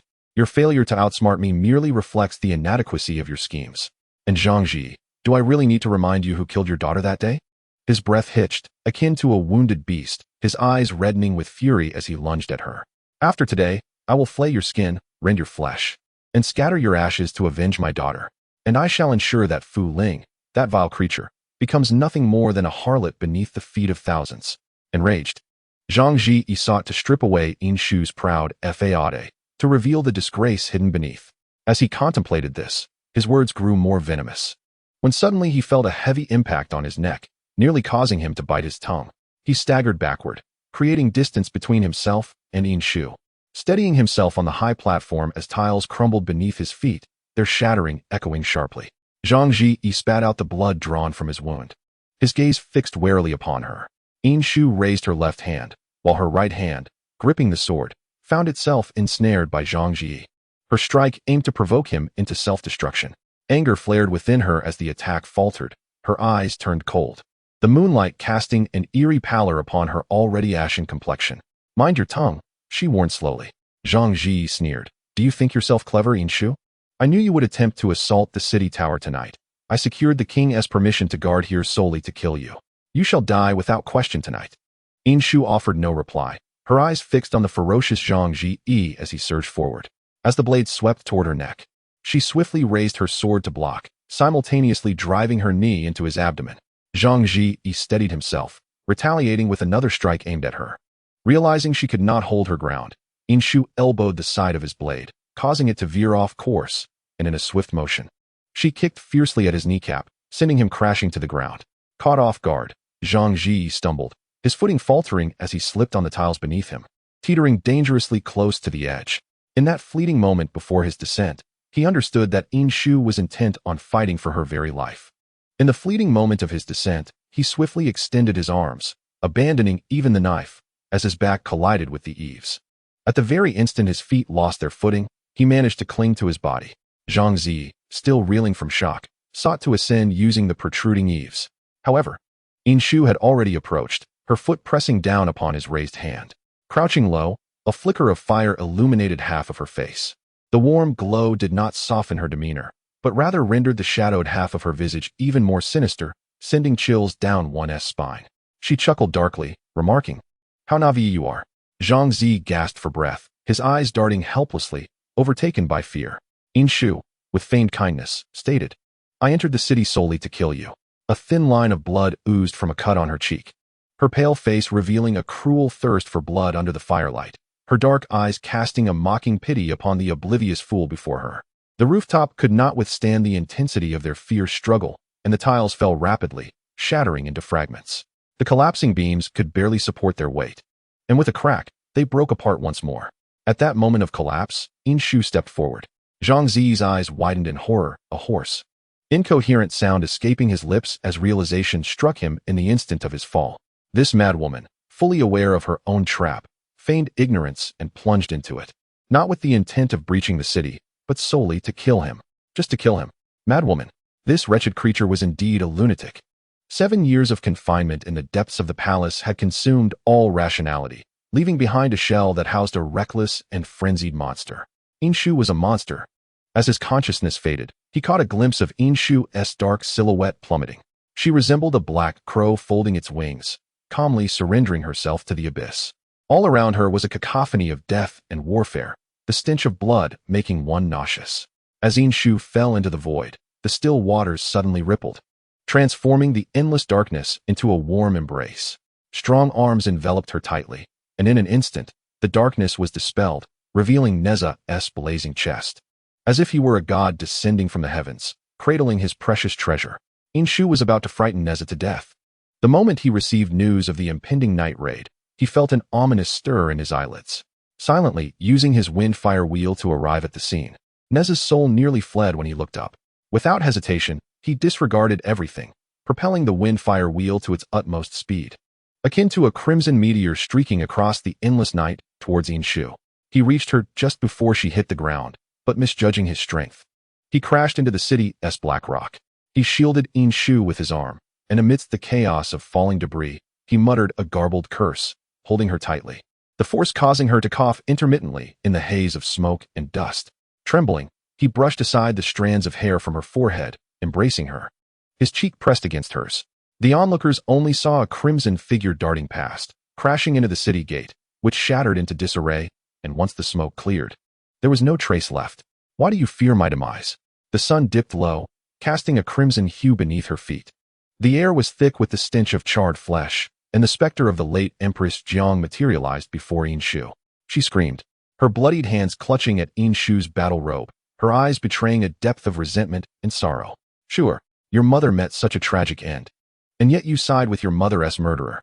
King Zhou and Daji gouged out my eyes and subjected me to the torturous cauldron, burning me alive. Sure, cease your concern for Cheng Tang, let it perish. This decayed dynasty deserves its demise." Harmonious voices echoed around her. If In Shu were to lift her gaze, she would witness countless fallen soldiers and emaciated citizens, all fervently chanting a singular plea: "Destroy Shang! Destroy Shang! Destroy Shang!" The hem of In Shu's pure black garment became stained with dark red blood, bits of flesh clinging to it. The stench of blood and decay intensified. She remained unmoved, cold and unfeeling, allowing Empress Jiang to perform her solitary lament. She disregarded the flowing blood, the cries of the trampled bodies, and the violent bloodshed among the people. In Shu maintained her composure, observing the farcical spectacle with indifference. She had dreamt this nightmare countless times before. In her bitterness, she wished for the carnage to escalate, for all to perish, for none to survive. After all, this life had become utterly wretched. "You are a monster." The lifeless body of Zhang Ji stirred, its lips twitching, yellowed eyes fixating on the isolated In Shu. His voice intertwined with Empress Jiang's sharp rebuke as a multitude, known and unknown, closed in on her, all repeating the same accusation: "Monster! Monster! Monster! Monster!" In Shu awoke with a start, her eyes snapping open to the darkness of the rocky surroundings. Cold sweat dampened her temples, and the sweat-soaked fabric clung to her, chilling her to the bone. Her numbed fingertips stirred slightly as she braced her weary body to sit upright, her head still foggy, indicating yet another bout of illness. "Awake? Drink your medicine." A familiar voice beckoned. Nezha stood nearby, his expression stern as he brought a bowl of herbal concoction to her lips. In Shu glanced at the dark brown liquid, took it from him, and without hesitation, drained it in one go. The bitter taste rendered her mouth numb. Yet her countenance remained impassive as she leaned back against the stone, observing Nezha, who had retreated a short distance after delivering the medicine. Reflecting on the events that had transpired before her fainting, she realized that Nezha's presence was not merely a figment of her dying mind. However, it appeared he was upset. Why was he angry? Inshu pondered, silently questioning him. Which of your eyes perceives my anger? Nezha replied coldly. Oh, if you say you are not angry, then you are not, Inshu thought, choosing silence, her gaze fixed on the empty bowl, lost in thought. Upon failing to heed Inshu's words, Nezha's countenance grew increasingly foul, as if he were ready to seize a weapon and embark on a blood-soaked rampage. Why did he ultimately step forward? Unable to contain himself, Nezha took a few strides to stand before Inshu, his face cold as if to interrogate her. Inshu found the situation curious, even proclaiming her lack of anger, yet he appeared utterly furious. The eaves were on the verge of collapse. I have no path left to retreat. Inshu remained seated, perched on the edge of the stone bed, locking eyes with Nezha who stood before her. She found it absurd that she should engage in such discourse with him. Why, then, did she risk her life to ascend the precarious eaves? Killing Zhang Ji was trivial. Do you comprehend that at such heights, a fall could lead to your demise? Yes, Nezha began to respond, but Inshu interrupted him, her pallid complexion tinged with illness. Nezha, what is causing your anger? Her tone was calm, her dark eyes intently fixed on him, as if she were privy to all truths, yet genuinely puzzled. Why are you angry? She reiterated. I fear for your life, Nezha replied in a hushed voice. Why do you fear for my life? Inshu pressed, not granting him a moment's respite. Should I perish, the West Qi shall swiftly usurp Chengtang. Why do you fear for my life? I still wish to kiss you. Why do you fear for my life? Nezha fell silent, no longer willing to speak, his sharp, elongated eyes fixated earnestly on Inshu. His gaze spoke volumes, conveying to her, you know this. Inshu, flustered by his unwavering stare, felt her heart race uncontrollably within her chest. She allowed herself a self-deprecating smile, finding her own feelings repugnant, and averted her gaze from Nezha. How could she be oblivious? She was acutely aware. Nezha had never concealed his affection for her. It was even overtly expressed. Yet he radiated such brilliance. Each appearance akin to a divine being descending from the heavens, serving only to remind Inshu of her own inadequacies. She felt as if she were a flayed creature, utterly exposed before him. Perhaps she harbored feelings for Nezha. She was uncertain, as she had never been loved like this by another. Thus she struggled to understand the nature of affection. However, she recognized that Nezha ought not to cherish someone like herself, as their positions were irreconcilable. The conflict between Chengtang and West Qi would inevitably culminate in a life-and-death struggle. Nezha should not develop feelings for someone whose stance was diametrically opposed to his, especially not for someone as flawed as she, as it would only lead to his troubles. Inshu was indeed a villain, a thoroughly wicked individual. She felt undeserving of love, even less so of accepting Nezha's affections without awareness. Thus, she devised a malicious scheme. Nezha, you are truly repulsive. Suddenly, Inshu smiled, not lifting her gaze, her words piercing and direct as she laid bare the truth. You are enamored with me. As the vanguard of West Qi, how could you possibly harbor feelings for a princess of an enemy nation? Now raising her head, her eyes gleamed with malice, her words unrelenting. If you love me so dearly, then you should take your own life. In your death, Chengtang shall prevail.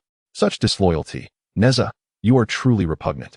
Inshu met Nezha's dark gaze. His eyes were striking, yet at this moment, their depth concealed any emotion, suggesting he was extremely furious. Then go ahead and kill me, she thought, closing her eyes, bracing for Nezha's fiery spear to pierce her heart.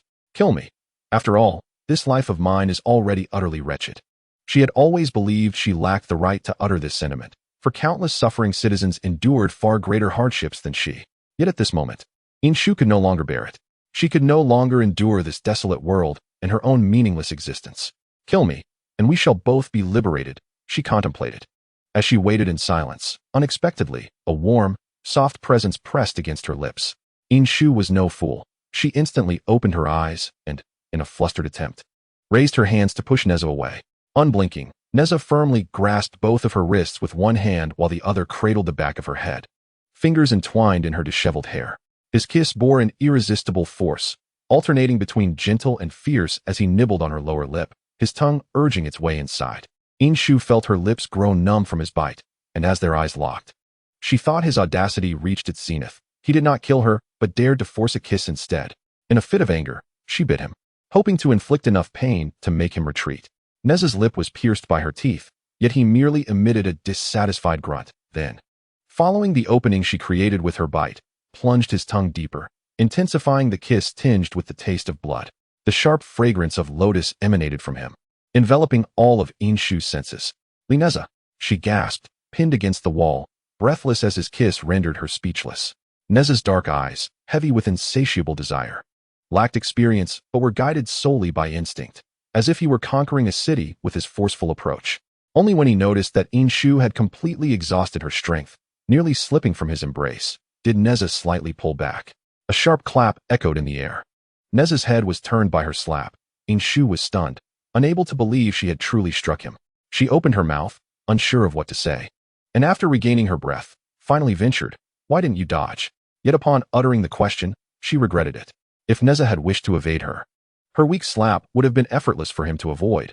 Why did he not move? Nezha turned his head, his gaze focused, even revealing a hint of a smile. Before her stood a disheveled figure, her originally pale lips now stained with color, cheeks flushed, and the corners of her eyes marked with a lingering crimson. Enticing in the most captivating way. "You hit me. It was deserved," Nezha remarked, looking at Inshu with what appeared to be uncontainable joy. "Yes, I am indeed repugnant." To her astonishment, Nezha smiled. "But what of it? I like you. You occupy my thoughts every moment." Observing the dazed and crimson face of Inshu, Nezha shifted his tone, maliciously drawing closer. "I still wish to kiss you, to ascertain whether the lips of one so duplicitous are as cold and unyielding as her heart." Yet, it appeared otherwise. Nezha's smile was provocative, with a distance between them merely an arm's length, their breaths intertwining. Although undeniably frosty as ice, they were irresistibly tender. Inshu was caught off guard by his directness, momentarily at a loss for how to respond. Even Nezha's taunting demeanor elicited no reaction from her. Perceiving her silence as a lack of amusement in his teasing, Nezha clicked his tongue in a display of dominance and then gently wrapped his arms around her, resting his chin atop her head. "Should you dare to stake your life against me again, I shall kiss you into oblivion." Inshu closed her eyes within his embrace, allowing her full weight to rest upon him. "Good." The word slipped from her lips softly, perhaps a mere whisper meant for herself, yet Nezha's keen hearing caught it. He said nothing, merely tightening his hold around her. The room enveloped them in tranquility, permitting the two to indulge in their fleeting descent into intimacy. Perhaps such moments would never grace them again. Upon their departure, Nezha would remain the indomitable commander of the vanguard, while Inshu would persist as the unyielding daughter of King Chengtang, forever adversaries entrenched in opposing stances. Inshu was unaware of when she had succumbed to slumber, but upon awakening, the stone bed of the cave was replaced by the familiar confines of a tent, and the figure before her was not Nezha, but the anxious Fu Ling. "Your Highness, do you feel unwell?" Fu Ling had kept vigil throughout the night, and upon seeing Inshu awaken, she exhaled in relief, hurrying forward with concern. No harm done. Inshu sensed that her fever had subsided, likely a result of the medicine Nezha had administered. Contemplating this, she remained composed, yet inquired, "Fu Ling, how did I return?" The last image etched in her mind was of the warm embrace suffused with the fragrance of Lotus. She was certain Nezha had brought her back. "Your Highness, I heard sounds from your tent last night, so I came to investigate." Fu Ling lowered her voice. It was the vanguard of Shiqi. Heaven knows, Fu Ling had nearly been terrified to death, initially fearing that the formidable commander had abducted and slain her Highness. However, upon entering the tent, she discovered that the commander was merely entwined with her seemingly slumbering mistress, their fingers interlaced, his gaze soft and incredulous, nearly brushing against her lips. "Do not speak of what should remain unspoken." Nezha's eyes were icy. He recognized Fu Ling as Inshu's sole confidant. Thus, he merely offered a cautionary word before vanishing into the night. After absorbing Fu Ling's account, Inshu idly traced the empty cup in her hand, choosing to feign ignorance about the matter. Indeed, Fu Ling acquiesced, but then a troubling thought crossed her mind, her expression darkening. "Your Highness, what of the Grand Master?" Inshu remained silent for a moment before shifting the topic. "How is the Grand Master's health?" "The Grand Master is no longer in grave danger.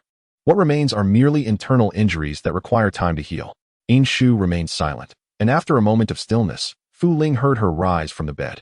"Come with me to pay respects to the Grand Master," she instructed. Upon entering the military tent of Wenzhong, Inshu immediately discerned the figure behind the screen. In her childhood memories, she recalled Wenzhong as tall and imposing, always presenting a serious demeanor in the presence of her father. addressing him with utmost respect as Grand Master One. Consequently, she would mimic her father's formality, donning a stern expression and calling out, Grand Master One. The echoes of her youthful voice intertwined with the cool timbre of her now adolescent self, momentarily causing Wen Zhong to be lost in thought as he recognized that the carefree little princess he once knew had blossomed into the poised and striking young woman before him. She was elegant and intelligent, adept in strategy, and though she did not belong to the ranks of men, she could bear the weight of the world. Yet, this was not the conduct befitting a 16 or 17-year-old princess. At her age, she should be flying kites, anticipating new garments, and selecting a favored suitor, rather than stepping into the court alone, brandishing a sword on the battlefield. Your Highness, he addressed her. Inshu paused, her steps faltering as she gazed up at the blurred figure behind the screen, momentarily lost in thought. What had the Grand Master just called her? Quickly regaining her composure, she dismissed the notion that she had misheard. After all, this title had not been uttered since the passing of Empress Jiang. Continuing her stride, she circled around to take her seat at the Grand Master's chair across from Wen Zhong. From the moment she entered, Wen Zhong's gaze had been fixed upon her, his eyes softened by the dim candlelight, as if reminiscing about the past. Inshu caught a fleeting glance of his expression, instinctively sensing an unusual sentiment in his eyes, perhaps a semblance of reluctance. However, upon looking again, she found nothing amiss, attributing it to her imagination. Grandmaster, I have come to discuss the recent battle reports, she stated. As her words fell, Fu Ling, ever perceptive, presented the latest war documents and intelligence. Recently, no one had led the troops. A general with combat prowess, but lacking in leadership, had been thrust into command, and after multiple defeats, he had failed to transition from offense to defense, resulting in significant losses for Shangtang. The previous night, I led a surprise attack on the city gates of Shiqi, intending to diminish their morale, and primarily succeeded in eliminating Zhang Jihe. While it appeared a minor victory, the losses were still beyond what we anticipated. The situation had been abrupt. During the chaos, I fell from the eaves, but was saved by the vanguard officer of Shiqi. Inshu's voice softened as she recounted this, still pondering how to broach the subject. For she harbored no desire to deceive Wen Zhong. Yes, I am aware of this matter, Wen Zhong replied, sensing her hesitation but choosing not to press further.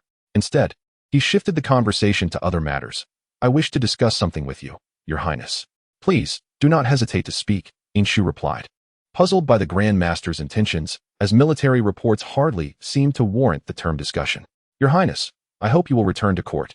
Inshu was taken aback, momentarily flustered as she pressed for clarification. What does the Grand Master mean? Is it due to the heavy losses from the night raid? Is it my mishandling of the troops? It was still because Wen Zhong interrupted Inshu with a smile, gesturing for her not to be anxious. While he poured her a full cup of tea, he slowly began to speak. Although the military supply issue had been resolved, the available rations could no longer sustain the prolonged consumption of the current war. Furthermore, he had heard that the power struggles within the court of Chaoga had intensified, and uprisings had emerged in various regions. The king alone could not oversee the grand scheme of things, and was easily led astray. If His Highness were to return to the court and assume power, the pressure on us fighting outside would be significantly alleviated. Inshu fell silent, her gaze lowered to the steam rising from her tea. What Wen Zhong said was indeed correct. The recent absurdities in Chaoga had reached her ears. But with her focus on military command and the considerable distance from the border to Chaoga, her reach was limited. Thus, she inadvertently afforded those individuals an opportunity. As she pondered, her eyes fell upon 3 bronze coins on the table. The final divination was hardly auspicious. It was a sign of great misfortune. Inshu furrowed her brow, momentarily believing that Wen Zhong was predicting the situation for the next offensive. Had the Grand Preceptor cast the hexagram to discern the trend of the upcoming attack? Wen Zhong did not refute her, but subtly nodded, concealing the hexagram. Although destiny is difficult to alter, it is always worth attempting. Inshu blinked, failing to grasp the deeper implications of Wen Zhong's words, assuming he was merely speaking of the uprising. Thus, her thoughts continued to flow. If the internal strife within the Shang dynasty were to erupt, there would be no need for the Western Qi to launch an offensive. The Shang could very well perish on their own, even if defeat were inevitable. Uniting to quell the internal discord might offer a glimmer of hope. This indeed seemed to be the optimal solution at present. Grand Preceptor, when shall I set forth on this matter? As Inshu contemplated, she felt a sense of clarity. The sooner, the better. A week later, I return once more. On the other side, after Nezha escorted Inshu back, he returned to the Western Qi in the dead of night. Upon entering the residence, he spotted an individual standing by the doorframe, tall and ethereal in white garb, with long black hair, resembling a ghost. As he recognized who it was, Nezha clicked his tongue in annoyance, advancing with a displeased expression. Yang Jian, why are you standing here in the middle of the night? Hearing such a sharp inquiry, Yang Jian bore no semblance of displeasure, shifting his posture to question him. Can't sleep? Of course I can't sleep, Nezha retorted. The valiant commander who heroically saved the damsel has been missing for an entire day. How could I possibly sleep? Nezha halted, turning to face Yang Jian with an impassive expression, as if confirming that he indeed sought conflict merely to voice this. Otherwise, Yang Jian replied, I know my limits. Your limits involve taking people to your little secret base? Nezha challenged. Do you wish to fight? Yang Jian chuckled with a hint of sarcasm. I could never defeat the valiant commander. Nezha, uninterested in continuing the conversation, abruptly closed the courtyard door, leaving Yang Jian alone, bewildered in the wind. Hey, Nezha. Yang Jian touched his nose, recalling how Nezha's abrupt door slam had nearly hit him. How do you intend to explain this? It is well known that many witnessed you brazenly abducting the princess. How do you intend to explain this to your master? No one responded. After a moment, a scowling Nezha abruptly opened the door. Come assist, he commanded. Yang Jian inquired, who is this person? Half an hour later, upon hearing Nezha's plan, Yang Jian found himself questioning Nezha's sanity. It was night, and Yang Jian, clad in white, anxiously paced the courtyard. The contrast between his demeanor and Nezha's relaxed posture, with one leg crossed nonchalantly, was stark. Nezha even poured himself a cup of tea, placing the exquisite jade cup beside the resplendent whip that glimmered with divine energy. Yang Jian, upon observing this scene, felt increasingly exasperated. Could you not be more serious?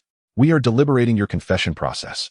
Nezha rolled his eyes at him, crossing his arms and watching Yang Jian pace with an expression of utter disdain. Calm down, you're acting like a ghost.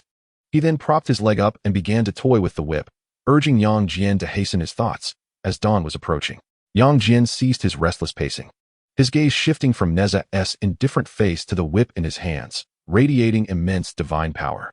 He could hardly fathom that Nezha had taken Master Zhang's divine whip in his absence. Was he truly out of his mind? Nezha clicked his tongue, uninterested in Yang Jian's rambling, and tossed the whip into Yang Jian's hands. Rising to his feet, he spoke with impatience. Why all the fuss? It's not you who'll be punished. Holding the whip, Yang Jian spoke with reluctance. Honestly, you could just apologize to your master. It's unnecessary to go this far. I deserve to be punished for my selfishness in leaving the city and rescuing Yin Shu, Nezha retorted, turning his back. But that is the divine whip. Yang Jian protested. I calculated it. It's merely 20 lashes, and after that, a dose of medicine will mitigate its effect on the forthcoming battle. Yang Jian attempted further persuasion, but Nezha's cold voice interrupted. Stop stalling, Yang Jian. If you don't dare to strike, believe me, I will stab myself. Realizing Nezha was resolute in accepting his punishment, Yang Jian fell silent. The radiant divine whip sliced through the air, striking flesh with a resounding thud. A long crimson mark appeared on Nezha's back, blood staining his red garment and leaving a dark impression. He was resolute, stubborn as a mule, gritting his teeth in silence. Even as pain caused him to bite his lip, he stood proudly, like a lotus in defiance of adversity. He adhered to his principles. Upon returning to Changle Palace after her trip to Chaogu, Yin Shu chose not to reside in the Grand Tutor's estate, but instead returned to the royal palace. The palace was impeccably clean, surprisingly so, with furniture meticulously arranged, seemingly following feng shui principles, adorned with rare treasures and ostentatious luxury. Your Highness, the Grand Tutor has already reported to the king in advance, Fu Ling said, understanding her thoughts. A cleansing banquet was arranged in your honor. But considering your fatigue from travel and various matters at hand, they have decided to schedule the banquet at your convenience. I understand. Please withdraw for now. Yin Shu displayed little reaction after dismissing the throngs of servants, secluding herself within the confines of her study, where she preferred to be alone. Fu Ling entered, bowing and carrying a pile of memorials and documents. She had gathered intelligence on the influential figures within the current court, alongside information about the prominent aristocratic families, which Yin Shu utilized to analyze the present political landscape. Your Highness, the rebel forces in the northwest are rampant. Following your downfall of the Zhang family within the court, the Zheng family of Liangzhou swiftly absorbed Zhang's merchants in Xuanzhou, becoming the dominant power. It appears the northwest rebels have their hands in this as well. A name surfaced in Yin Shu's mind. The Zheng family of Liangzhou? General Wang Qishan? Indeed, Your Highness, Fu Ling continued her report. The king has shown little interest in state affairs. The general has been sending treasures and wealth into the palace like a flowing river. leading the king to issue an edict granting the general the authority to draft state matters. However, the court's situation has recently become chaotic, with the general nurturing private troops and paying particular attention to the imperial guards. Shu grasped the implications, letting out a cold scoff, feeling immensely unfortunate to be entangled with such foolish individuals. Shu, who was unwilling to forego the comforts provided by others, had ultimately surrendered the drafting authority under the guise of collaboration in state affairs. Let us not mince words. This was merely Wang Qishan consolidating power, undermining military authority, and contesting the 6 ministers. Moreover, the matter of private troops remained unresolved.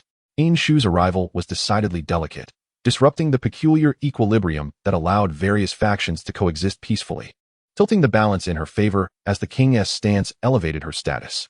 Shu was leveraging Shu to compel Wang Qishan into action. If one must be used, why not do so thoroughly? Shu spoke again, her gaze icy. Clear waters harbor no fish. A murky environment breeds discontent. Her words lacked coherence, yet were laden with insinuation. Fu Ling was no fool. She took her leave to execute Shu's commands. Upon her return, Shu had not rested, laboring late into the night, only managing to sort out the remaining chaos by the 3rd watch. Shu, though captivated by the beauty of Su Daji, had not forgotten to utilize his own position, masquerading his intentions as a cleansing banquet, when in truth, it was merely an overt opportunity for those with rebellious aspirations. Clearly, he viewed himself as bait. Although her return aimed to resolve these matters for the king, a token of compensation was still warranted. After all, her father had yet to designate a successor. Early the next morning, Shu was attended by Fu Ling, who helped her don the hastily crafted official attire, and she made her way directly from the inner palace to the main court. She followed the same route as the king, yet she could not appear alongside him directly, as this would subject her to the bowing of the officials, which was inappropriate. Thus, she took a concealed path from the inner palace to the front of the white jade steps, nodding in acknowledgement to several ministers before standing at the forefront. Confronting the gazes of the assembly, the eyes of the crowd were filled with uncertainty, directed at this oblivious princess. She stood upon a high platform, clad in a white silk robe with a style reminiscent of King Zhou, the sleeves embroidered with black silk in a pattern of clouds and thunder. The intricate embroidery upon her garment intertwined gold, black, and crimson threads, depicting the illustrious Baizhe, a symbol transcending rank. Unlike men who adorned themselves with crowns, she wore a 5-pearl headdress, her hair styled in an elegant bun, with jade ornaments swaying gently by her ears as she moved. The onlookers found themselves at a loss regarding King Zhou's demeanor. They had assumed that Shu was merely an uncherished yet cunning princess, sent as a watchful eye due to Wenzhong's remoteness in the far west, a figure not to be feared. Yet, the king's ambiguous attitude was perplexing, suggesting he held her in considerable regard. Speculation ran wild. Could it be that, given the rank of her attire and its similarity to the king's own, he intended to designate her as his heir? After a brief moment, the king's chief eunuch emerged from the palace, bowing to the gathered courtiers outside, calling them forth. Shu entered first, followed by the ministers and the general of the cavalry, Wang Qishan, with the other officials trailing behind. As Wang Qishan stepped into the hall, his mind was clear about the convoluted thoughts swirling within. King Zhou's daily court sessions were mere formalities, and Zhang had recently secured the loyalty of the commander of the imperial guards, Chen Rong, to prepare for rebellion. With the return of Princess Shu, who had previously outmaneuvered the Zhang clan, he knew she would be far more challenging to deceive. His intricate plans would likely be unraveled before long. Thus, he realized he needed to act swiftly. Upon raising his gaze, Zhang was taken aback to see the princess standing in a position reserved for the heir apparent. The current king was still in his prime, not yet in need of a successor, his intention being to have Su Daji bear him a legitimate son. Though her womb had remained silent, postponing any decisions regarding succession.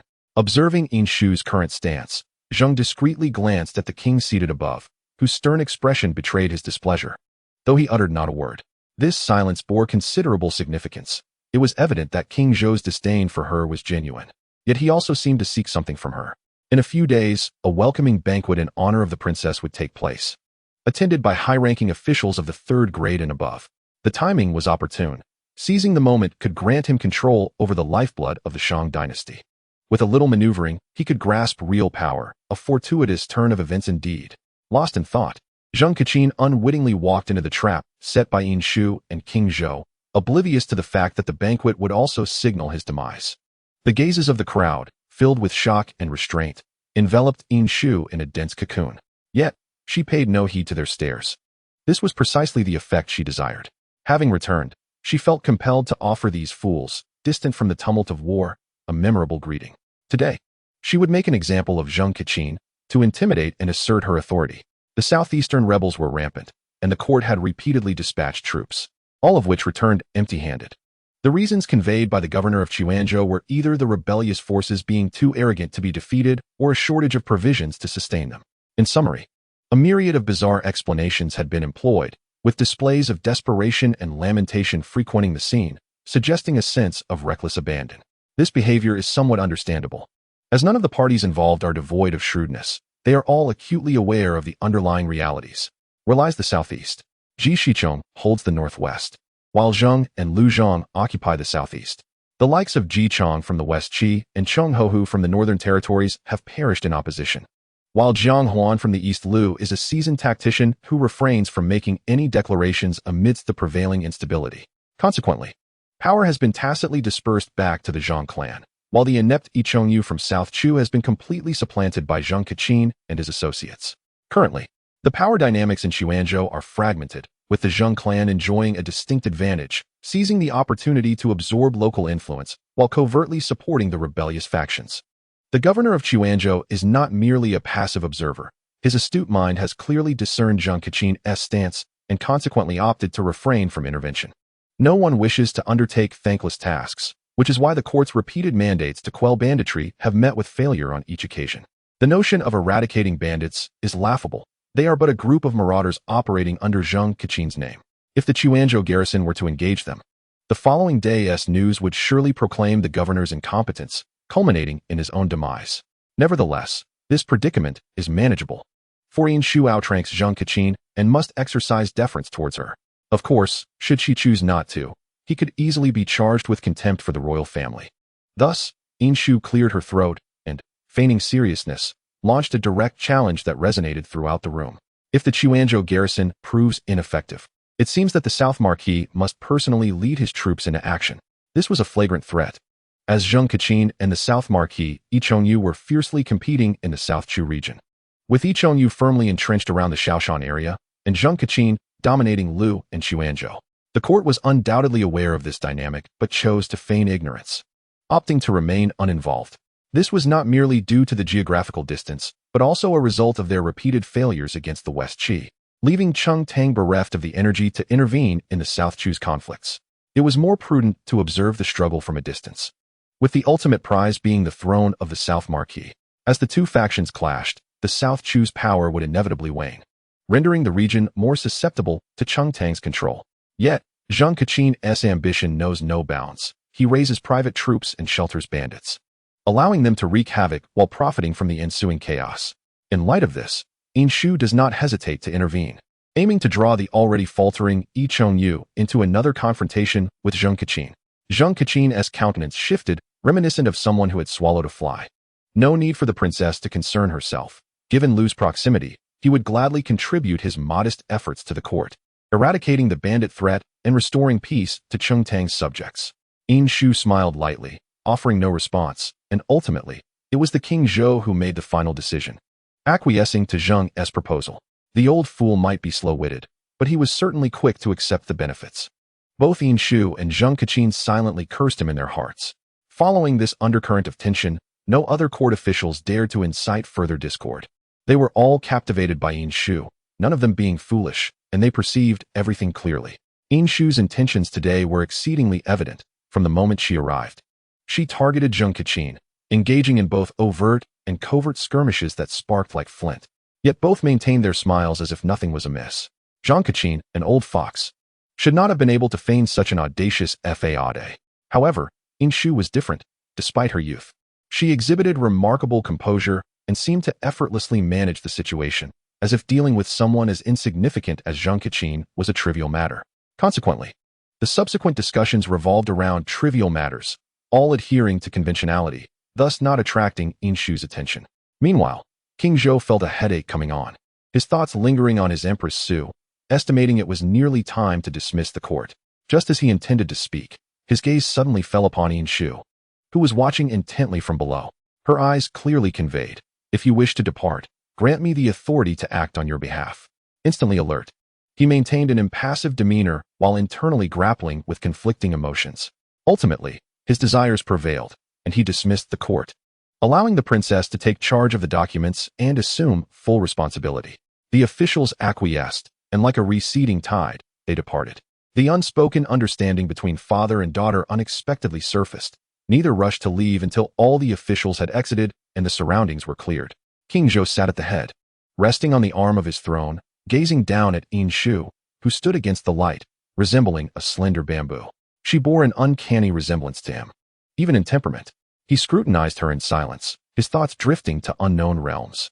Shu, signifying unparalleled excellence across the seas and the singularity of the 8 wastelands, was a name he had chosen the moment she was born from Zidong's womb. The newborn, all wrinkled, had captured his affection from the very depths of his heart. It is no exaggeration to say that he cherished Yin Shu even more than Yin Jiao and the others. Yet, at some indiscernible point, he began to despise the face that mirrored his own so closely. When did this happen? He could not recall. The 2 faces, almost identical, gazed at each other, neither willing to break the silence first. The king was aware of the purpose of her return to court. Yin Shu was straightforward, her tone lacking in deference. There was no need for excessive words. What do you desire? In truth, Yin Shu felt a headache upon seeing her, constrained by the formidable presence of Lord One and his own insufficient power. Thus he begrudgingly acquiesced. Power. As soon as Yin Shu's words fell, Yin Shu seamlessly interjected, as if those 2 words had long been swirling in her mind. Frankly, she had not anticipated King Zhou's concession would come so swiftly. Without power, I cannot command respect. What position do you seek? Yin Shu inquired, though he already harbored an answer in his heart. They were strikingly alike, their ambitions blatantly unmasked. Yin Shu flashed an audacious smile, declaring, I want to be the crown prince, the imperial daughter of Chengtang. At this proclamation, an eerie silence enveloped the palace. If such words had been uttered by another, they would have been met with laughter for a century. Yet, when spoken by Yin Shu, they stirred profound emotions within all present. She indeed possesses the capital to be proud. With the rebel army and the Zheng clan ready to exchange the position of the heir, a few days later, the wash of dust banquet was held, which was rather elaborate. After taking her seat, Yin Shu noticed a somewhat familiar young man on her right, though she could not quite recall his name. The young boy, clearly intimidated by her, spoke in a voice softer than a mosquito's buzz after much hesitation. Despite her efforts, Yin Shu could not recall, as Yin Shu had an abundance of beauty, with sons and daughters aplenty, including those capable of leading troops, and even some yet unborn. Pondering this matter seemed rather pointless, so she decided to let it go, acknowledging the boy with a nod before distractedly sampling her favorite delicacies. After all, if she did not eat now, she might find nothing left later. As the banquet commenced, King Zhou traditionally delivered an opening speech, addressing the theme of the event, holding a wine goblet. He was accompanied by Daji, who smiled beside him, her voice resounding. Nanjia has always been exceptionally wise. Now that she has returned to court, she can alleviate my burdens. The king's words were met with modesty from his daughter, who humbly replied, Father speaks too highly. I am truly not worthy of your brilliance and strength, and I require your guidance. With a goblet of exquisite glass in hand, Yin Shu smiled and raised her cup to drink alongside the king, both exchanging flattering remarks that painted a picture of a deeply bonded father-daughter relationship, only to feel a mutual sense of nausea afterward, leading them to seamlessly shift the topic. As the atmosphere grew lively, the sounds of silk and bamboo music filled the hall, and the moment approached. My esteemed ministers, today is a joyous occasion, and I have even more good news to share. King Zhou, still composed after drinking for a while, sat on his throne with his goblet raised high. A perceptive eunuch stepped forward, holding the imperial edict with both hands.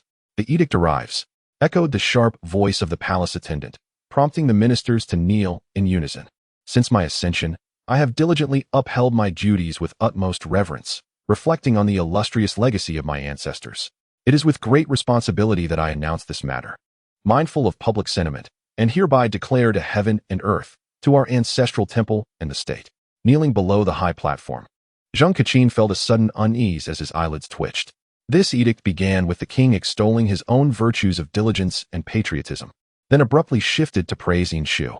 Yet, the phrase's exceptionally wise and exquisite talent hardly seemed appropriate for conferring the title of Grand Princess. It felt rather like something else was afoot. Could it be?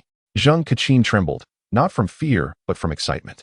He had originally come with the intent to eliminate Yin Shou and Yin Shu. The pretext was that Yin Shu would betray and kill King Zhou, and he, as the king's most trusted minister, would single-handedly subdue her and rescue the king. Unfortunately, the king had perished. Thus, he found himself tearfully assuming the role of regent, entrusted with the king's legacy. Wang Qishan initially doubted the authenticity of this script, fearing opposition would arise. But now, the situation unfolded perfectly, as if someone had offered a pillow to a sleeper. The southern Jia was bestowed with a precious decree, establishing her as the crown princess, positioned regally within the eastern palace.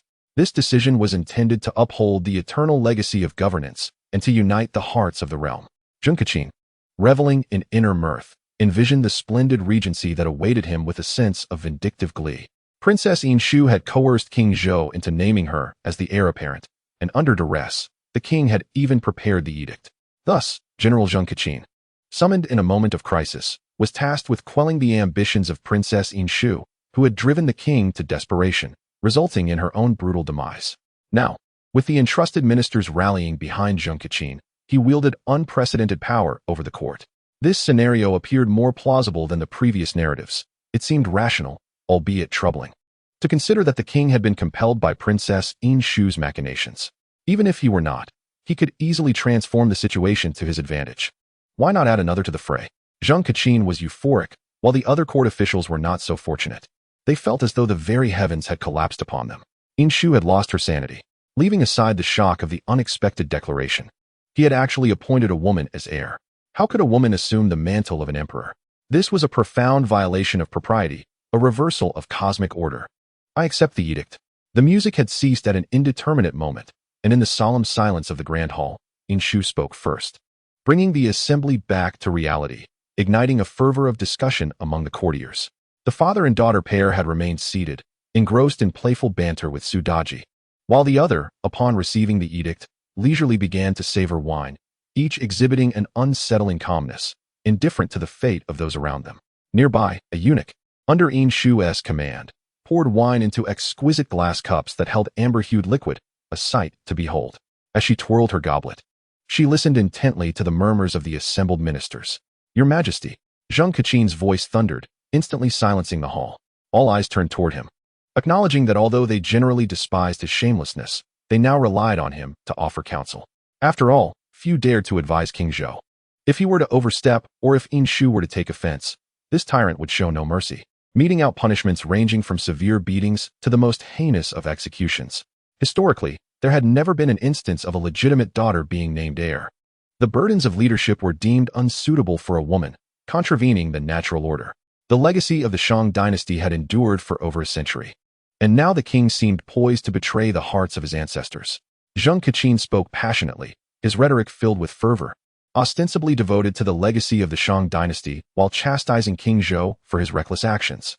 Yin Shu smiled silently, recognizing that Wang Qishan's performance was remarkably convincing. Those of lesser intellect might easily be deceived. Indeed, while history may not have favored the appointment of a daughter as heir, the ancient eras had not excessively constrained women. They could conduct trade and lead armies. Was not Deng Chanyu a testament to this? She was a general. Given this context, why should Yin Shu not aspire to be named heir? Were any of King Zhou's sons more astute or courageous than she? Not a single one. King Zhou sat at the head of the table, seemingly oblivious to Wang Qishan's words, engrossed in playful antics with Daji, who was startled by the commotion. With no response forthcoming, Wang Qishan felt a twinge of embarrassment, maintaining his bowing posture, awkwardly lingering there. "General, such words cannot be spoken lightly," remarked Yin Shu, absent-mindedly toying with a glass cup, watching the exquisite liquid sway within, showing no intention of asking him to rise. Historically, there were figures such as the goddess Nuwa, who crafted humanity from clay, and Jingwei, who relentlessly filled the sea, the mysterious lady who bestowed divine weaponry to vanquish Qiyu, and Leizu, who advised the emperor on agriculture. Why should I not join their ranks? Indeed, throughout history, the world has never lacked exceptional women. They possess extraordinary talents and lofty ambitions, never meant to be caged canaries or delicate roses in need of protection. In their prime, they soar like eagles in the sky, standing tall like resilient bamboo. Though Yin Shu was seated, an innate aura emanated from her, her voice ringing clear, audacious yet unhurried, igniting the fervor of many ministers, their hearts racing. What lofty aspirations! What imposing authority! Wang Qishan found himself at a loss for words, silently cursing this girl for her ability to incite other sentiments. Seizing the moment, Ainshur pressed on, asserting that this matter indeed blazed a trail for future generations. If I were to be the crown prince, you esteemed gentlemen would be among those who witnessed this groundbreaking event. Wang Qishan thought he could not allow her to continue, for if she did, the tides of influence would surely shift in her favor, jeopardizing his own regency dreams. Just as he prepared to speak, Ainshur anticipated him. General, she rose gracefully. Adorned in an elaborate white palace gown, her chest and abdomen cloaked in intricate dragon embroidery, golden hairpins swaying as she walked towards Wang Qishan, gently assisting him to his feet. 40 golden cups shall we share, and no mercy shall be shown in battle. Wang Qishan returned the courtesy, still bewildered, as Ainshur continued. The general is my father's right-hand man, meticulous in your duties, deserving of great respect. As she spoke, her attendant filled the wine, presenting a precious golden goblet with both hands. Wang Qishan, upon noticing, hurriedly accepted it, smiling. Your Highness, you flatter this old minister. Ainshur smiled back, her natural beauty enhanced by a charming softness as she jested. With the Grand Tutor fighting on the battlefield, how can I be partial to one over the other? Hearing her equate him with Wenzhong, he surmised that Ainshur, having gained her position, was somewhat apprehensive and sought to appease both sides, acting as a mediator. Wang Qishan offered the cup with both hands, yielding to her apparent humility, and responded, I am but a simple man. How could I dare to be compared with the Grand Tutor? Ainshur regarded him, then drank deeply from her cup, saying, Your Highness, as you step into the court for the first time, there are matters that require careful observation. Wang Qishan, having indulged a bit too much, let slip a warning that bore a sharper edge than intended. A voice, unable to contain itself, emerged from the rear of Wang Qishan, where political matters were intentionally left unspoken. Zhang, passing an empty vessel to a eunuch, regarded the incident as trivial, yet performed the necessary gestures of courtesy. Bowing once more to Ainshur, who remarked, You have dampened the prince's spirits. Ainshur handed her empty cup to the nearby Fulling, saying, Why should the general take it to heart? Merely a trifling matter. Wang Qishan, filled with suspicion, lifted his gaze. A gust of wind swept through the palace doors, lifting the drapes in disarray. Ainshur, seemingly disheveled, reached up to steady her hairpin and, with clarity, addressed Wang Qishan. We drink from the golden cup together. Yet the blade shows no mercy. As the drapes fell, the palace doors thunderously shut. Wang Qishan's eyes widened in shock, and in his panic, he stumbled back, knocking over a small table, causing wine vessels to shatter into fragments. Your Highness, he exclaimed. Fulling, who had remained silently behind Ainshur, sprang into action. Weapons and armor were forbidden at the imperial banquet. Grabbing a pair of chopsticks belonging to an unfortunate guest, she thrust them toward Wang Qishan's neck. Zhang, with a swift motion, deflected with his sleeve, the clash echoing as his official robe tore apart, revealing glimmering armor beneath. He had donned soft armor beneath his robes, with arm guards adorning his arms. Enraged, Zhang seized a leg of the small table and swung it at Fulling, bellowing, You lowly slave. How dare you attempt to kill me? Fulling nimbly evaded him. The chaos that unfolded in mere seconds left the gathered ministers in shock. Some stood rooted, uncertain of how to respond, until one, in a panic, darted toward the palace exit, prompting the others to awaken from their stupor and swarm chaotically. Yet, the sounds of pounding on the palace doors and cries of murder resonated loudly outside, rendering escape perilous. In this stalemate, Ainshur shouted, Wang Qishan plots for power and usurps the throne. The rebel army surrounds the palace. Should Wang Qishan perish, the rebels will be leaderless. Reinforcements from the Imperial Guard are on the way. Do not fear. She directed the others to barricade the doors, and in a fleeting glance, she turned to the king. You did not forewarn us of this predicament. The king, evidently shaken, glared at Ainshur with gritted teeth, his fury palpable as he sat at the head of the table, surrounded by his loyal guards.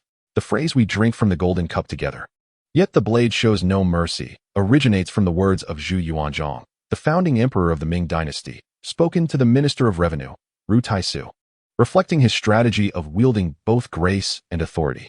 In the 18th year of Hongwu, during a banquet with his ministers, he bestowed imperial wine upon Ru Taisu, expressing a closeness in their shared drink while cautioning that any transgression of the law would be met with severe punishment.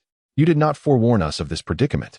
Ainshur coldly retorted, unwilling to entertain the cowardice of the king.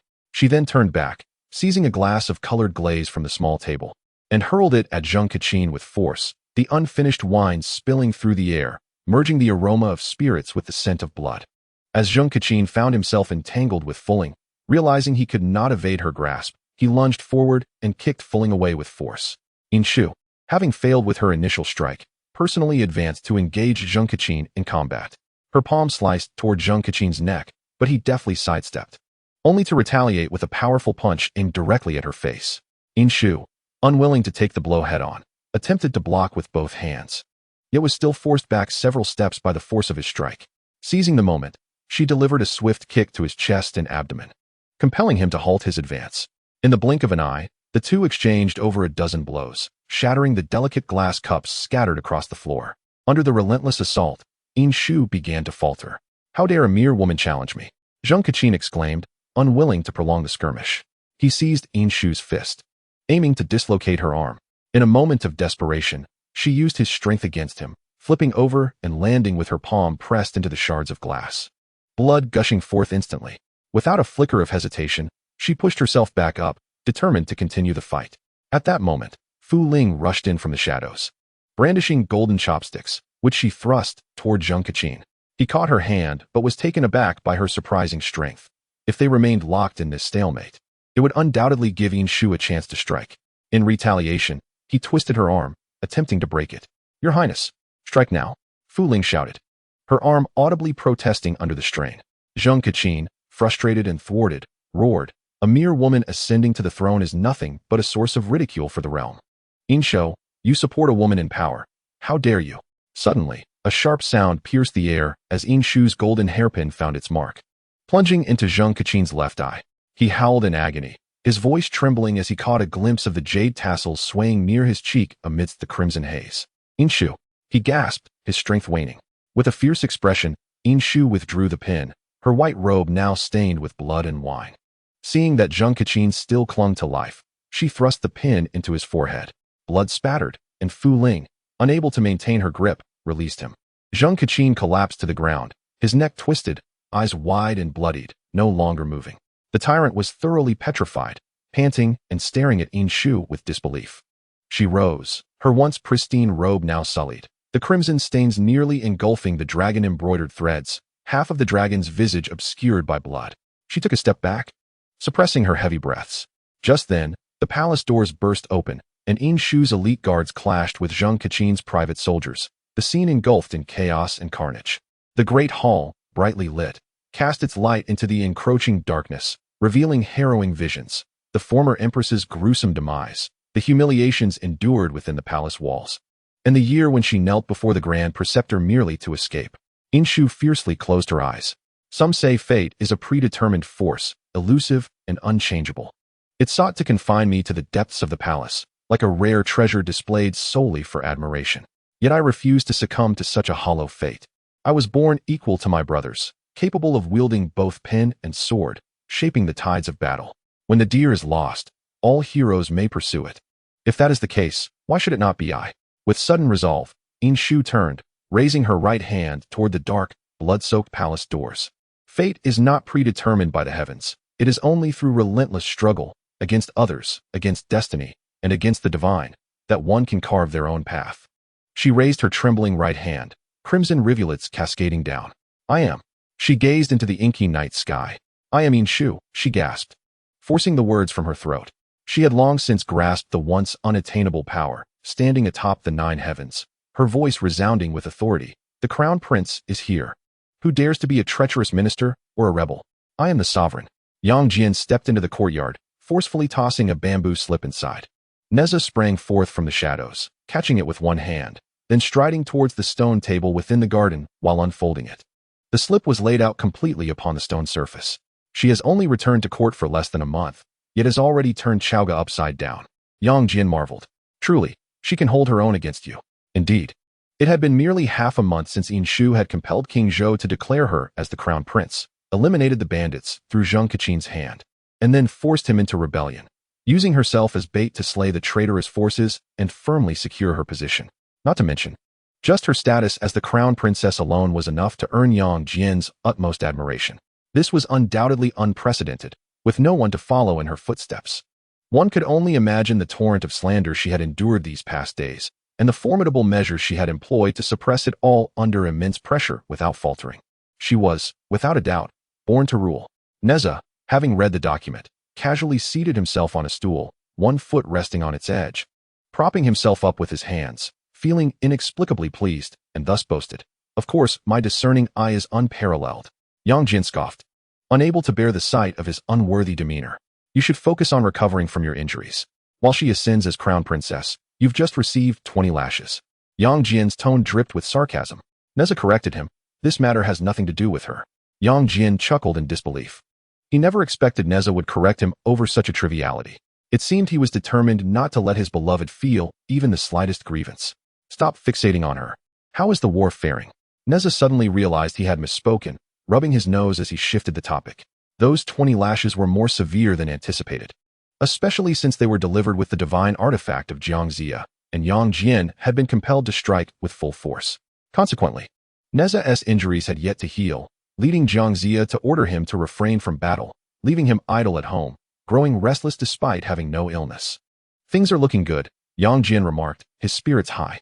He had diminished Cheng Tang's morale and forced Wen Zhong to retreat back to court. His master had anticipated this outcome, laying an ambush at Juelong Ridge, prepared to strike at the opportune moment. Nezha nodded in acknowledgement, though he remained silent, seemingly lost in thought. Yang Jin, sensing his contemplation, reassured him, "Do not dwell on such notions. Even if Wen Zhong were to perish now, he would still be present after the bestowal of the divine titles. In any case, I will not affect the course of the battle." Nezha seemed indifferent to the conversation, casually dismissing Yang Jin with a few perfunctory words before attempting to expel him. The prince was indeed meant to occupy that position. Meanwhile, Wen Zhong received news of the upheaval in Chaoga, and with a smile, he solemnly tucked away the message sent by Yin Shu into a hidden compartment. Given the unfavorable circumstances on the battlefield, Wen Zhong had no choice but to retreat to the capital to reassess his plans. However, he began to disperse his military authority, gradually transferring decision-making power to others, as if he were cultivating a successor. Yet, the public appeared largely unconcerned. Recently, the Grand Tutor's health seemed to be deteriorating, a faint aura of death lingering around him, likely a result of the recent battle over military provisions that had severely weakened his foundation, leaving him still in a state of decline. But how could the defeat be connected to this aura of death? Wen Zhong was not a man of short lifespan. He practiced the way of cultivation and was destined for longevity. Such an aura typically manifested only at the time of one's demise, or when one incurred tremendous karmic retribution from the heavenly order, leading to inevitable death. Thus, why was Wen Zhong afflicted with this aura? Or perhaps, whom had he altered the fate of? Far away in Chaoga, Yin Shu remained oblivious to the undercurrents of the battlefield. The ceremony for establishing the crown prince was scheduled for the following month, chosen on a recently calculated auspicious day by the Imperial Astronomical Bureau. In these days, the royal palace in Chaoga was bustling with activity. Firstly, the preparations for the coronation were rushed. The prince's garments and adornments needed to be hastily crafted and adjusted after Yin Shu tried them on. Secondly, the two provinces of Quan and Lu were temporarily under Yin Shu's direct management, as the chaos in southern Chu rendered her unable to trust the capabilities of the southern marquis, thus necessitating her direct involvement in all matters. This fervent busyness continued right up to the eve of the ceremony. "Your Highness, a report has arrived. The courier, dispatched last night, reached Chaoga early this morning, and Fu Ling had ordered a swift delivery." After scrutinizing the contents, she added, "Currently, the Grand Tutor has fewer than 10,000 men left. If they move quickly, they may have already entered the Huashan Mountains. Victory and defeat are commonplace in warfare. There is no need for undue concern, as the Grand Tutor's health is of greater importance." Yin Shu remained unfazed, her thoughts drifting elsewhere. It appeared that the Grand Tutor might return in time for her coronation the next day. She hoped not to disappoint his expectations. With this thought, a smile graced her features, and she instructed Fu Ling, "Inquire with the imperial physician for any prescriptions to bolster his health. If any ingredients are lacking, retrieve them from my private stock."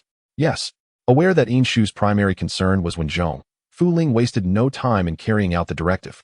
Once Fu Ling departed, Yin Shu set down her pen and rubbed her aching wrist.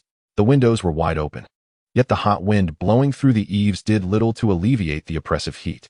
Supporting her head with her hand, she contemplated the need to finalize her subsequent arrangements. Defending the city was far more complex than launching an offensive, and she needed to be thoroughly prepared. Time passed swiftly. The sweltering summer was approaching. The day was humid, stifling, and hot, yet it felt as if a heavy rain was imminent, waiting for just a single trigger to unleash a torrential downpour. Your Highness. Inshu's sleep was shallow, and the oppressive heat made her feel uneasy. She awoke abruptly to the urgent voice of Fu Ling, who seemed to be on the verge of tears. Something grave had occurred. In an instant, Inshu realized the gravity of the situation. There was less than 3 hours until the grand ceremony of the crown prince. What calamity had transpired? Was it a rebellion by the Nanbo Marquis? Unthinkable. His power had long been overshadowed by her own, and he would prefer to enjoy his status in peace rather than act against her now. Or was it King Zhou? Who dared incite King Zhou against her? Who possessed such audacity? Could it be those ministers or Daji? No, that was even more absurd. At such a critical juncture, no one would risk such a foolish act that would not only insult King Zhou's integrity, but also bring shame upon the entire Shang dynasty. What could it possibly be? Fu Ling's presence, illuminated by the palace lantern, revealed her tear-streaked face, and in that moment, Inshu's mind became painfully clear. Her fingers trembled uncontrollably, and her eyes, suddenly reddened, were fixed intently upon Fu Ling. No, absolutely not. It cannot be true. Fu Ling's voice quivered, lacking the steadiness of words, and after what felt like an eternity, she seemed to find her resolution and collapsed to the ground. The Grand Preceptor has passed away. A thunderous roar echoed outside as a torrential downpour began, pale lightning illuminating Inshu's face, which was devoid of color. The palace lantern fell to the ground, the candlelight flickering twice before extinguishing. In the suffocating darkness, a pin drop could be heard amidst the silence, save for their breaths. The rain pounded relentlessly in the pitch-black night, and suddenly, a violent commotion erupted nearby. With a resounding crash, flames erupted, and the cries of palace maids and eunuchs filled the air. In the distance, a high platform collapsed amidst the chaos of fire and noise. The altar to the heavens was struck by lightning. 44 days later, the sovereign Inshu summoned Inshu to the inner palace.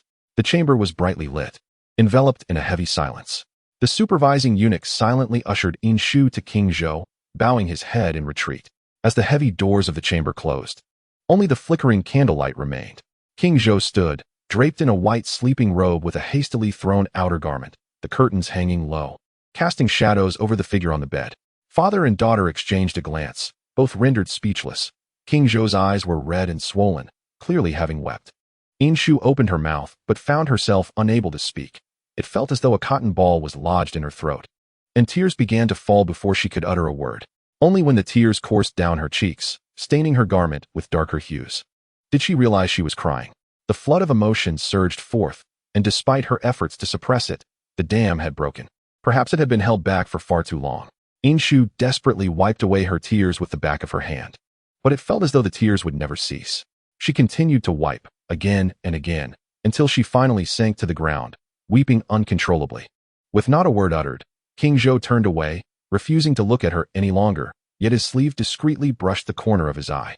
After a prolonged silence, neither spoke. The palace chamber was eerily quiet, as if a delicate equilibrium had been established.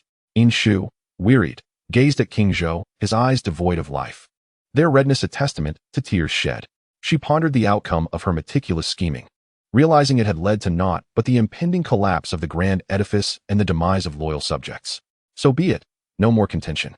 The fate of Cheng Tang was drawing to a close, a predetermined decree of heaven, and regardless of effort, it was akin to an ant shaking a tree. A futile endeavor. So be it. So be it. The ceremony for the crown prince would proceed as usual. Suddenly, King Zhou spoke. Inshu managed a bleak smile, her tone lacking any semblance of respect, clearly uninterested in continuing the charade of filial piety. She retorted, "The altar to the heavens has collapsed. Who knows whether you are declaring a crown prince or merely confessing your sins?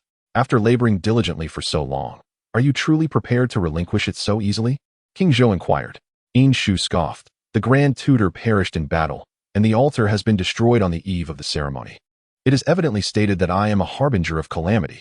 The decision of whether to accept this position is no longer mine to make."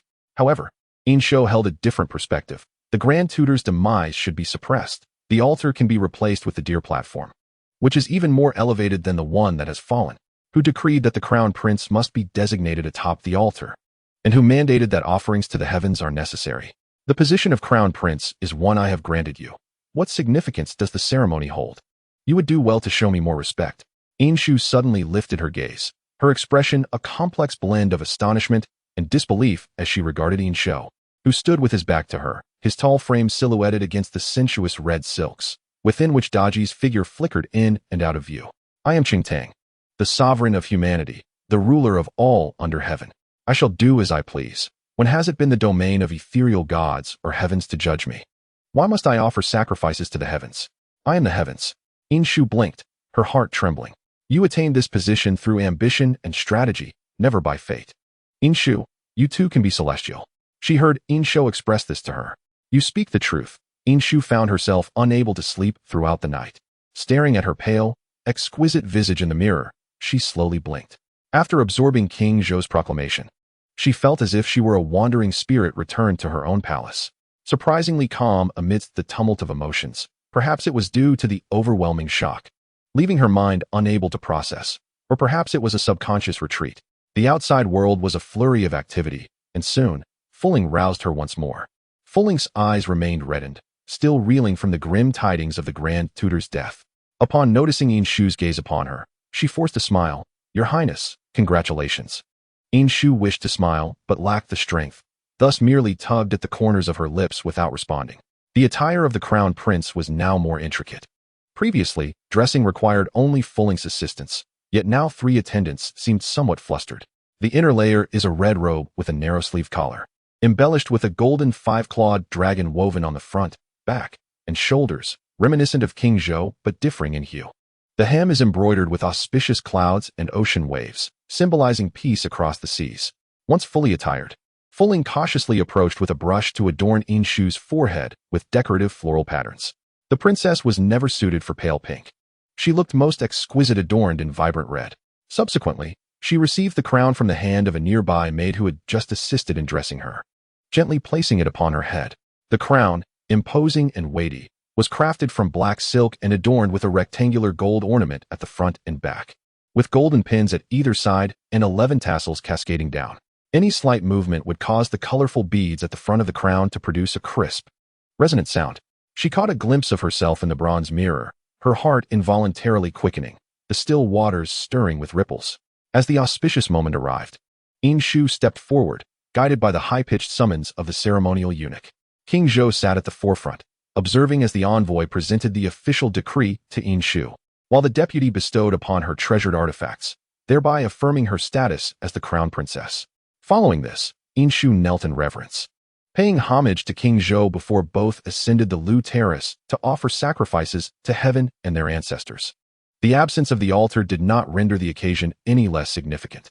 King Zhou's voice resonated beside her, and as Inshu gazed down, the Lu Terrace towered far above the sacrificial altar, the throngs of supplicants below resembling tiny ants in their fervent worship. She remained silent, standing atop the high platform, accepting the homage of thousands. You are correct, she discerned her own voice, calm and unperturbed. Upon returning to the palace, King Zhou proclaimed the establishment of the heir to the court with a resounding voice, prompting the nobility to submit congratulatory notes, signifying their allegiance and celebration. Suddenly, an unforeseen disruption arose. Your Majesty, do not be beguiled by this calamity-bringing enchantress. A minister clad in court attire stepped forward.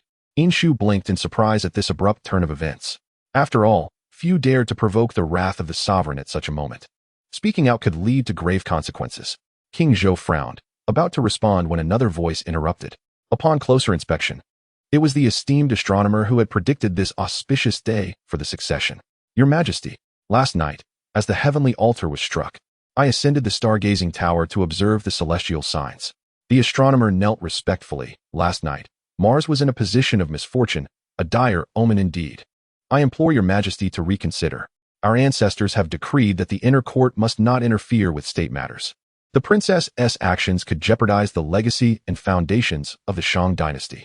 The crowd knelt en masse, echoing the scene witnessed at the Lu Terrace, their voices resonating with fervor and resolve, as if to preserve the legacy of the Shang dynasty with all their might. We beseech your Majesty to deliberate. Have you heard she has been troubled again? Are you not the slightest bit concerned?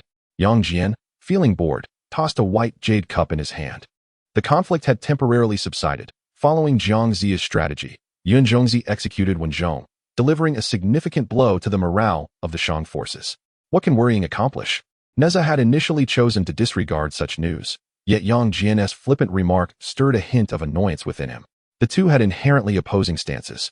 Just a few days prior, in the domain of Shiqi, the esteemed master Wenzhong of Yinshu had been slain, leaving Nezha quite perturbed.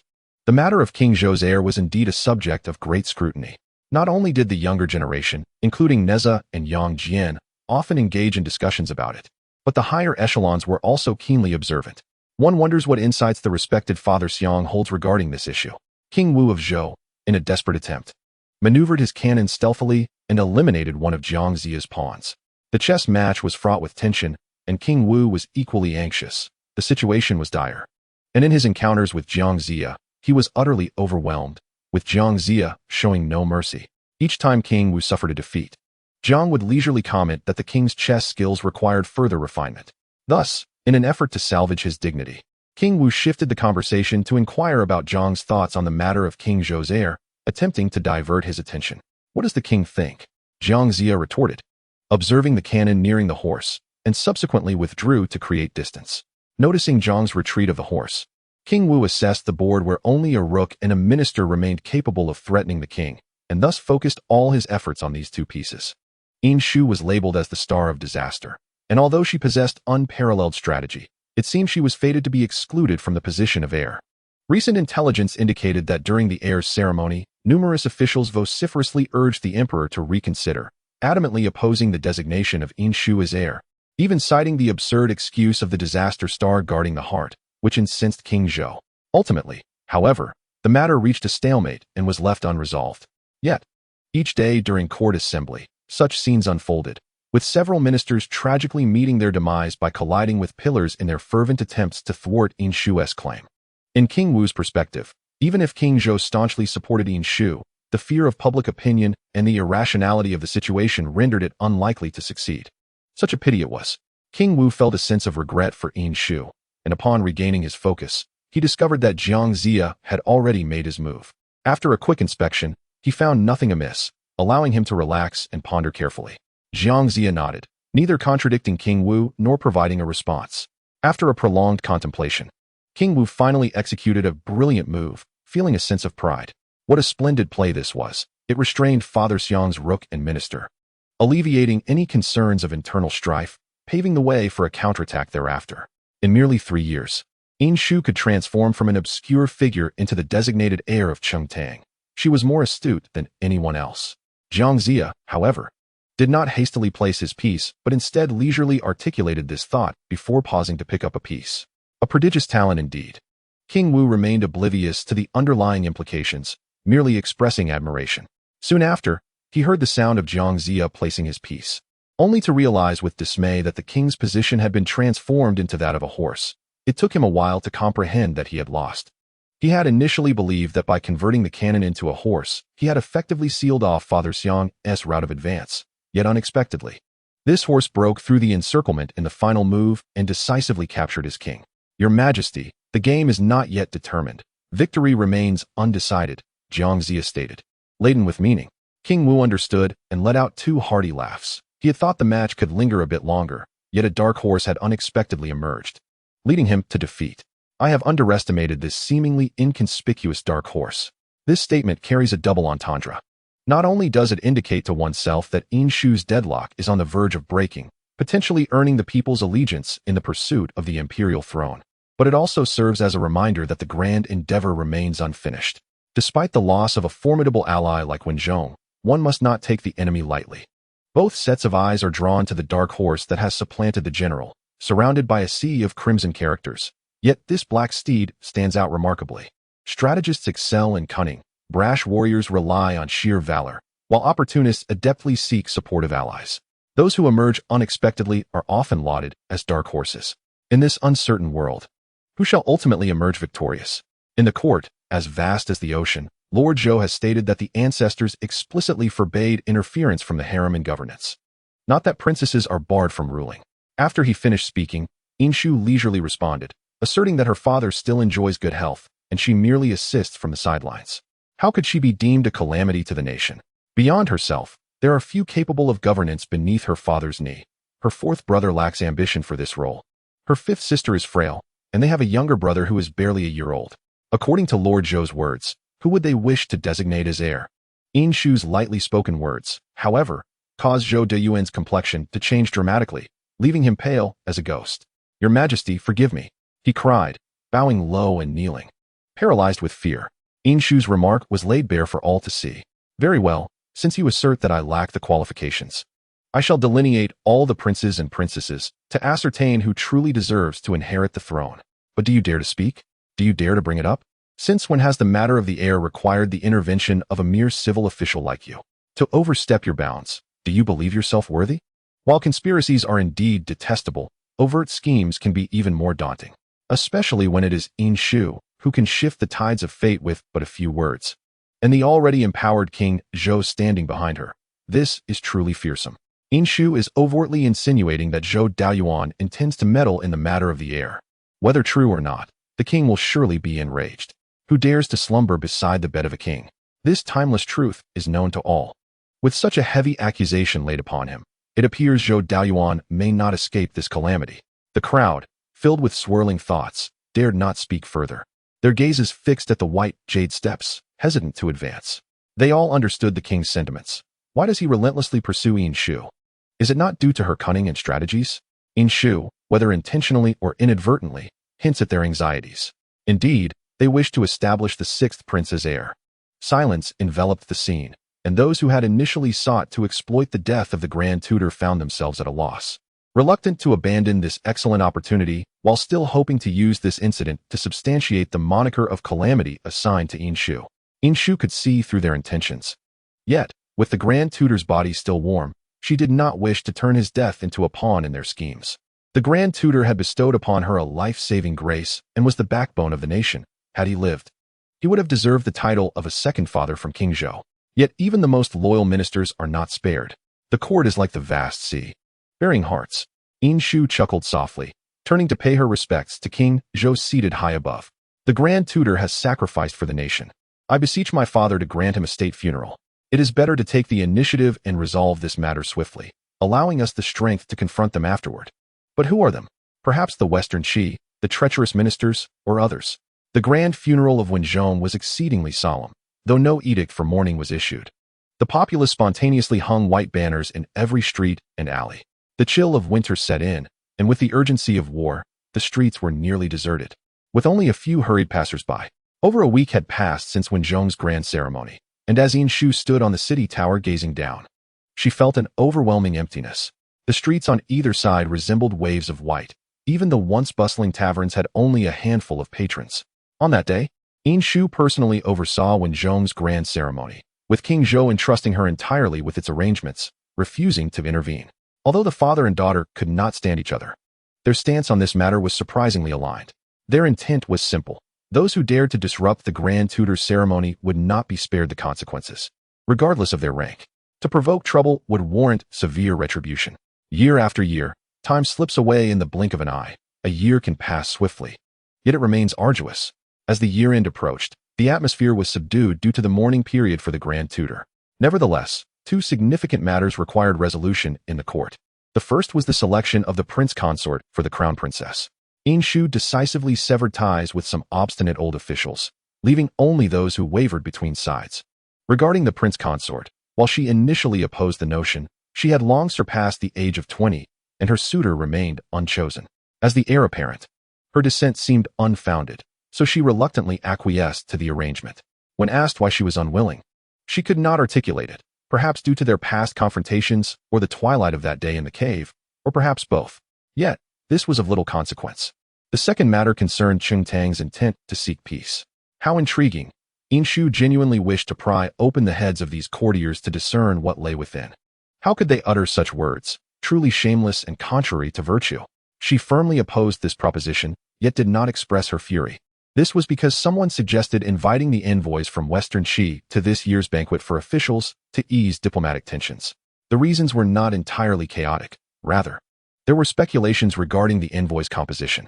Jiang Shang would undoubtedly lead the delegation, and Nezha and Yang Jian would likely be included, with the enigmatic Yun Zhongzi expected to attend as well. It was Yun Zhongzi who had slain the Grand Tutor. Inshu was indeed intrigued. Though her actions may not have been noble, what of it? She engages in political strategy with unparalleled acumen, rendering the presence of noble gentlemen rather superfluous, does it not? Moreover, Her grievances are not without justification. She merely sought to chastise certain haughty envoys who had offended the dignity of the royal family. What fault could she possibly bear? Observing Inshu's demeanor, the onlookers noted her lack of vehement opposition, leading them to believe there was room for negotiation. They hastily presented a multitude of conditions to coax a concession from her, and upon gaining her agreement, swiftly dispatched envoys to the West Qi for dialogue. What do you think of this matter, Uncle Master? Yang Jian recounted the envoy's words to Jiang Shang verbatim, awaiting his judgment. It all bore the hallmarks of a treacherous banquet. Nezha scoffed quietly, stubbornly refusing to admit his own desire to attend. Yang Jian, observing with a detached demeanor, feigned ignorance of Nezha's thoughts. After a moment of contemplation, Jiang Shang found himself uncertain of Cheng Tang's stance. Nevertheless, the envoy's words were indeed pleasant, albeit strained. He had conceded a step, acknowledging the sovereign status of the West Qi, as it pertained to the harmonious relations between their nations. In essence, the message was clear. Let us each take a step back. I shall recognize your sovereignty, you will cease hostilities, and we shall maintain our current borders without infringement. To refuse this offer now would surely be seen as an egregious lack of appreciation. Thus, it seemed prudent to proceed. One could hardly doubt that Her Highness, the Crown Princess, is a paragon among mortals, a virtuous individual, surely incapable of engaging in duplicitous deeds. Jiang Shang resolved firmly. Yet, Nezha's expression grew complex. Indeed, she was a rare gem among mortals, but a paragon of virtue? Although he harbored affections for Inshu, he found it rather difficult to label her as such. Feeling a twinge of guilt, especially since she appeared unconcerned with matters of reputation. Unsurprisingly, West Qi acquiesced, sending a delegation to arrive during the grand banquet, seeking to cultivate amicable relations. As for Inshu, she allowed Fu Ling to adorn her, obediently resembling a mere hanger for garments. Your Highness, what troubles you? Fu Ling inquired, still adjusting her waist adornments, failing to lift her gaze. You need not personally attend to such trivialities, Inshu replied, casting her eyes upon her. You are a lady-in-waiting of rank, not merely my servant. I have always been your servant, Your Highness, Fu Ling replied with a smile, finally ceasing her ministrations. Do not think ill of me. How could I? Inshu regarded her for a moment, then sighed deeply. Fu Ling, do not overexert yourself. After all, you are all I have. Though Inshu could not voice the latter part of her thought, Fu Ling sensed the unspoken words, her eyes suddenly moist. Yet she lowered her head to conceal her emotions from Inshu. This night, not only would they take action, others would also play their part. Inshu glanced at the bronze mirror, where her reflection appeared resplendent, yet her gaze was as frigid as ice. How contemptible it was to exploit a tumultuous situation. King Zhou had grown increasingly irascible of late. On the eve of the envoy's arrival, Inshu received news of the king's fury, relayed to her by the chief eunuch in a moment of exasperation. Inshu had never anticipated that, in addition to managing state affairs, she would also bear the burden of pacifying her father. Yet it was evident that she would not indulge him. Ignoring the chaotic clattering of porcelain as Inshu vented his frustrations, Inshu finally spoke after his outburst. The people of West Qi are nearly at the palace gates. Is father not planning to leave? Will we allow them to annex our vast territories? Inshu slammed his hand on the table, producing a thunderous sound that caused the palace attendants to tremble and avert their gazes in fear. His teeth clenched, he seethed with rage, wishing to devour them whole. For they displayed utter contempt for his authority. A piercing headache throbbed at his temples, exacerbating his agitation as he paced restlessly, akin to a caged beast. He was acutely aware that the one who had slain the Grand Preceptor, Yun Zhongzi, was present, that accursed Yun Zhongzi. How dare he show his face before him? Perhaps only Inshu could remain composed in the face of such fierce wrath from King Zhou. Though it was imperative not to entirely undermine the dignity of West Qi, there were always those with ulterior motives. Inshu's expression grew colder. She contemplated more deeply than King Zhou, recognizing that both her father and herself were mere mortals, vulnerable to the machinations of those beneath them. King Zhou abruptly turned to her, for despite being born into royalty, even the dimmest of minds could navigate the treacherous waters of courtly intrigue, and he quickly discerned the meaning behind her words. Yet, Inshu chose not to elaborate further, casually shifting the topic, for a mere concubine should not distract the emperor from state affairs, as it violated the principles of governance. King Zhou instinctively sought to refute her, still oblivious to the implications of her words. Inshu smirked, having intended to use this moment to test him, but King Zhou remained obstinately unrepentant. The fact that Daji was a nine-tailed fox was no longer a secret, yet even if such scandal were to be exposed, King Zhou showed no inclination to depose her. What was even more absurd was Yin Shu's discovery that King Zhou displayed no signs of being cursed. It was evident that his heart was irrevocably bound to Su Daji. She was his sole obsession. Unable to contain her disdain, Yin Shu could not resist taunting him. So, father has succumbed to the pleasures of the harem, indulging in its tender comforts? King Zhou choked on his words, about to chastise her for her insolent manner, only to realize that Yin Shu had abandoned even the pretense of formality, hastily striding towards the palace gates to welcome the guests. In a fit of impotent rage, King Zhou followed after her, his fury simmering.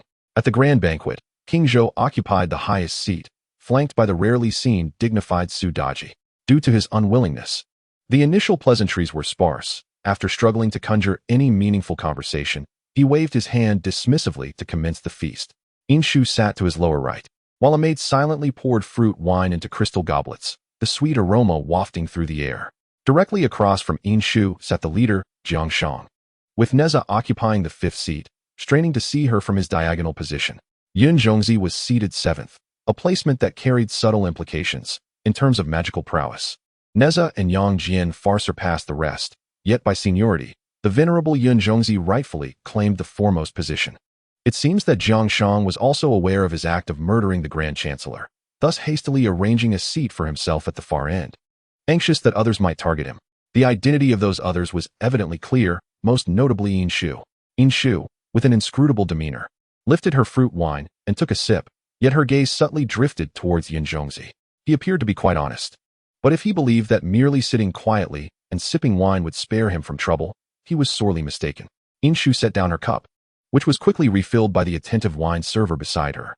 The brown liquid was bright and refreshing, with a delightful sweet and sour taste, albeit slightly fiery. Overall, its merits overshadowed its flaws, explaining why King Zhou was so fond of indulgence. However, after just a couple of sips, Yin Shu began to feel the effects of inebriation, likely due to her low tolerance for alcohol, so she did not dwell on it. With cups being pushed and exchanged, the banquet attendees seemed engrossed in their feasting, feigning ignorance of the undercurrents swirling around them. Yet, some were not content to remain oblivious. Despite the tense atmosphere within the hall, the consumption of a few drinks gradually emboldened everyone, for no one wished to miss this opportunity for conversation and subtle probing. Yin Shu merely listened quietly, but the discourse inevitably circled back to her. The crown princess was likened to a celestial being gracing the earth. The memory of their chance encounter by the banks of the Luo River remained etched in the minds of the courtiers. The young man, tall and imposing, spoke these earnest words with an uncontainable fervor. Yet, Yin Shu maintained an indifferent expression, as if she were not the focal point of the discussion. She toyed with her wine cup, a faint smile playing upon her lips, pondering the mention of the Luo River. Upon noticing her engagement, the young man eagerly nodded, visibly excited. Nezha, seated at a distance, drained his cup of fruit wine, then slammed it down onto the small table, producing a sound that startled the maidservant behind him, who mistakenly thought it was a complaint about her pouring speed. As she hurriedly refilled his cup, she internally grumbled about his temper, finding him rather difficult to please. Yet Nezha soon saw that his recently emptied cup was once again filled. "No, I believe I did not intend to drink more," he remarked. "I do not recall." Yin Shu replied languidly. The moment her words fell, a hush enveloped the hall. The guests were taken aback by her unexpected dismissal, and the cunning minds in attendance momentarily faltered, failing to revive the atmosphere. Even faced with such a blunt rebuke from Yin Shu, the young man merely stood there, momentarily speechless, before mustering his courage to continue. "To your highness, this is indeed a trivial matter, yet it remains etched in my memory." He paused, as if summoning immense bravery, and implored, "I beseech the king and your highness to grant me an opportunity. I am willing to offer all the assets of the Fu family in Luo Prefecture as a betrothal gift, seeking to marry your highness." Perhaps he truly did not anticipate that someone would be audacious enough to seize the opportunity to negotiate terms during the visit from the emissaries of Shiqi. Yin Shu remained silent, casually observing the dance of the wine in her cup, which shimmered with a kaleidoscope of colors. It is not difficult to deduce that the Fu family is truly at its wit's end, given that the banquet of officials is underway and it coincides with the visit of merchants from the West Qi. Yin Shu is constrained by the circumstances and will not easily put herself in a difficult position. The conditions he has proposed are rather enticing. The wealth and treasures he offers could suffice for military expenses. Should she acquiesce at this moment, the military funding for Chengtang this year would be secured. Moreover, with the people from West Qi still present, agreeing would essentially signal their intentions. With resources available, any plans to target Chungtang would require careful consideration. It is a proposition with no drawbacks, prompting a smile from Yin Shu. Since the conversation has reached this point, she declines. Her voice is both melodious and assertive, and she remains seated throughout the encounter. It seems that Minister Fu has indulged in drink and has become somewhat disoriented. His collision with the solitary figure does not appear to be a serious matter. However, if he were to offend the king in such a manner, it would be quite another story. Yin Shu's words carry a deeper meaning. While the fine wine is delightful, one must not indulge excessively. She commands, "Take Minister Fu away to rest." The implication is clear. At her order, guards promptly escort Fu Changyan from the banquet. Your Highness, Your Highness." Fu Changyan attempts to protest, his eyes filled with disbelief and frustration at his unfulfilled ambitions. Noticing he can still speak, two guards hastily support him as they lead him out, nearly dragging him. Fu Changyan harbored grand aspirations, envisioning that aligning himself with a powerful patron would render him unassailable in the future. Yet, Yin Shu is no fool. Fu Changyan's actions raise too many red flags, and his performance is lackluster. A moment's reflection reveals that his urgency to seek Yin Shu's protection stems from significant, irreversible troubles facing the Fu family. But what does a merchant family that has only produced Fu Changyan over 3 generations amount to? In the face of might, wealth is but a trifling matter. Otherwise, why would countless scholars strive for years, sacrificing their intellect, merely to gain a position in the court? To hold office is to wield power. As the saying goes, wealth can be blinding, and power drives one to madness. Authority is a double-edged sword. If wielded skillfully, it can conquer all, but if one lacks the merit, it will only become sharper, steeped in the blood of its master. Fu Changyan aspires to be the wielder of this sword, yet he fails to realize the potential for self-destruction, seeking to cling to the powerful to resolve his own troubles. He is simply unworthy. The onlookers collectively disregard Fu Changyan's exit. This brief interlude is swift and unnoticed. Yin Shu, having lost her appetite for further indulgence, takes her leave from King Zhou. The air outside is relatively fresh, and as the breeze sweeps through, the effects of the wine dissipate significantly. Fu Ling follows closely behind her. Finding a cool pavilion, she sits and surveys her surroundings, the red plum blossoms blanketed in snow, and the white moon in the lotus pond creating ripples. Your Highness, it is quite chilly. Do not catch a cold. I shall fetch a cloak, Fu Ling remarks, concerned for Yin Shu's well-being. Yin Shu, already of frail constitution, raises her hand to dismiss Fu Ling, relishing the solitude of the pavilion. Though it snowed, the chill had not yet reached a life-threatening degree. Earlier, a thin layer of ice had formed on the lotus pond, only to be ordered broken by the beauties of the palace. After all, winter boating held its own charm, and such pastimes were indeed rare. Poisoned, Yin Shu, with her eyes partially lowered, relished a moment of tranquility. However, when she heard the boisterous individual across from her plop down without so much as a greeting, it was hard to maintain her facade. As if anticipating his arrival, she did not lift her gaze but calmly inquired, "What brings you here?" Yet, she felt a flutter of nervousness, recalling the events of their last encounter that inevitably made her cheeks flush. Nezha, accustomed to her meticulously crafted demeanor, responded comfortably, "What? Can't I come see you without reason? I missed you." Yin Shu nearly lost her composed expression, retorting, "Mind your words." Nezha let out a scoff, feeling a surge of heat despite the frigid winter air. What nonsense was this palace concocting? His sarcastic remarks finally prompted her to look at him. "You are intoxicated," she observed. Waving a hand to fan herself, Nezha stubbornly refused to admit his poor tolerance for alcohol, mustering up the courage to declare, "Not at all. I'm perfectly fine." Seeing his bravado, Yin Shu chose silence, and after a lengthy pause, she finally uttered, "I am uncertain, but they are likely merely sycophants." Unable to resist another glance at him, her thoughts raced. Where did he derive such audacity? Sitting beside him felt akin to being next to a blazing furnace. Nezha, too, sensed something amiss with the heat radiating from him. His head spun slightly as he rested it on the stone table, observing her. "This drink is peculiar, isn't it? Has it been tampered with?" "Mind your words," Yin Shu shot back, but then a realization struck her, causing her expression to shift urgently. Nezha, bewildered, protested, "No, I was merely jesting." As he watched her face transform in rapid succession, his tone shifted from casual to anxious. Did it really have something in it? Yin Shu's mind was a whirlwind, grappling with the unsettling possibility. While she had not poisoned Nezha, she had administered a lethal concoction to Yun Zhongzi. A palace secret, colorless and tasteless, it dissolved in water, but within 2 days of ingestion, it would cause excruciating abdominal pain, ultimately leading to a gruesome demise. Inshu did not subscribe to the notions of chivalry. She believed in retribution, and Yun Zhongzi's death was no great loss. Yet Nezha should not meet his end through such treacherous means. "Let us go." Her expression darkened with urgency, a hint of panic creeping in. She grasped Nezha's wrist, pulling him along. "Hey, Inshu, wait. Don't rush." Nezha stumbled slightly from her sudden tug, but reluctantly followed her lead. Inshu had no time to spare. If he were indeed poisoned, there was still a chance to reverse it within the hour. It was imperative to bring Nezha back to her quarters, where the antidote awaited. As her thoughts raced, Nezha's focus drifted far beyond the immediate concerns. He stood a head taller than Inshu, and as he lowered his gaze, he noticed her hair adorned with golden hairpins swaying chaotically. Clearly, she was in a state of frantic urgency. It was unlike her to be so hasty.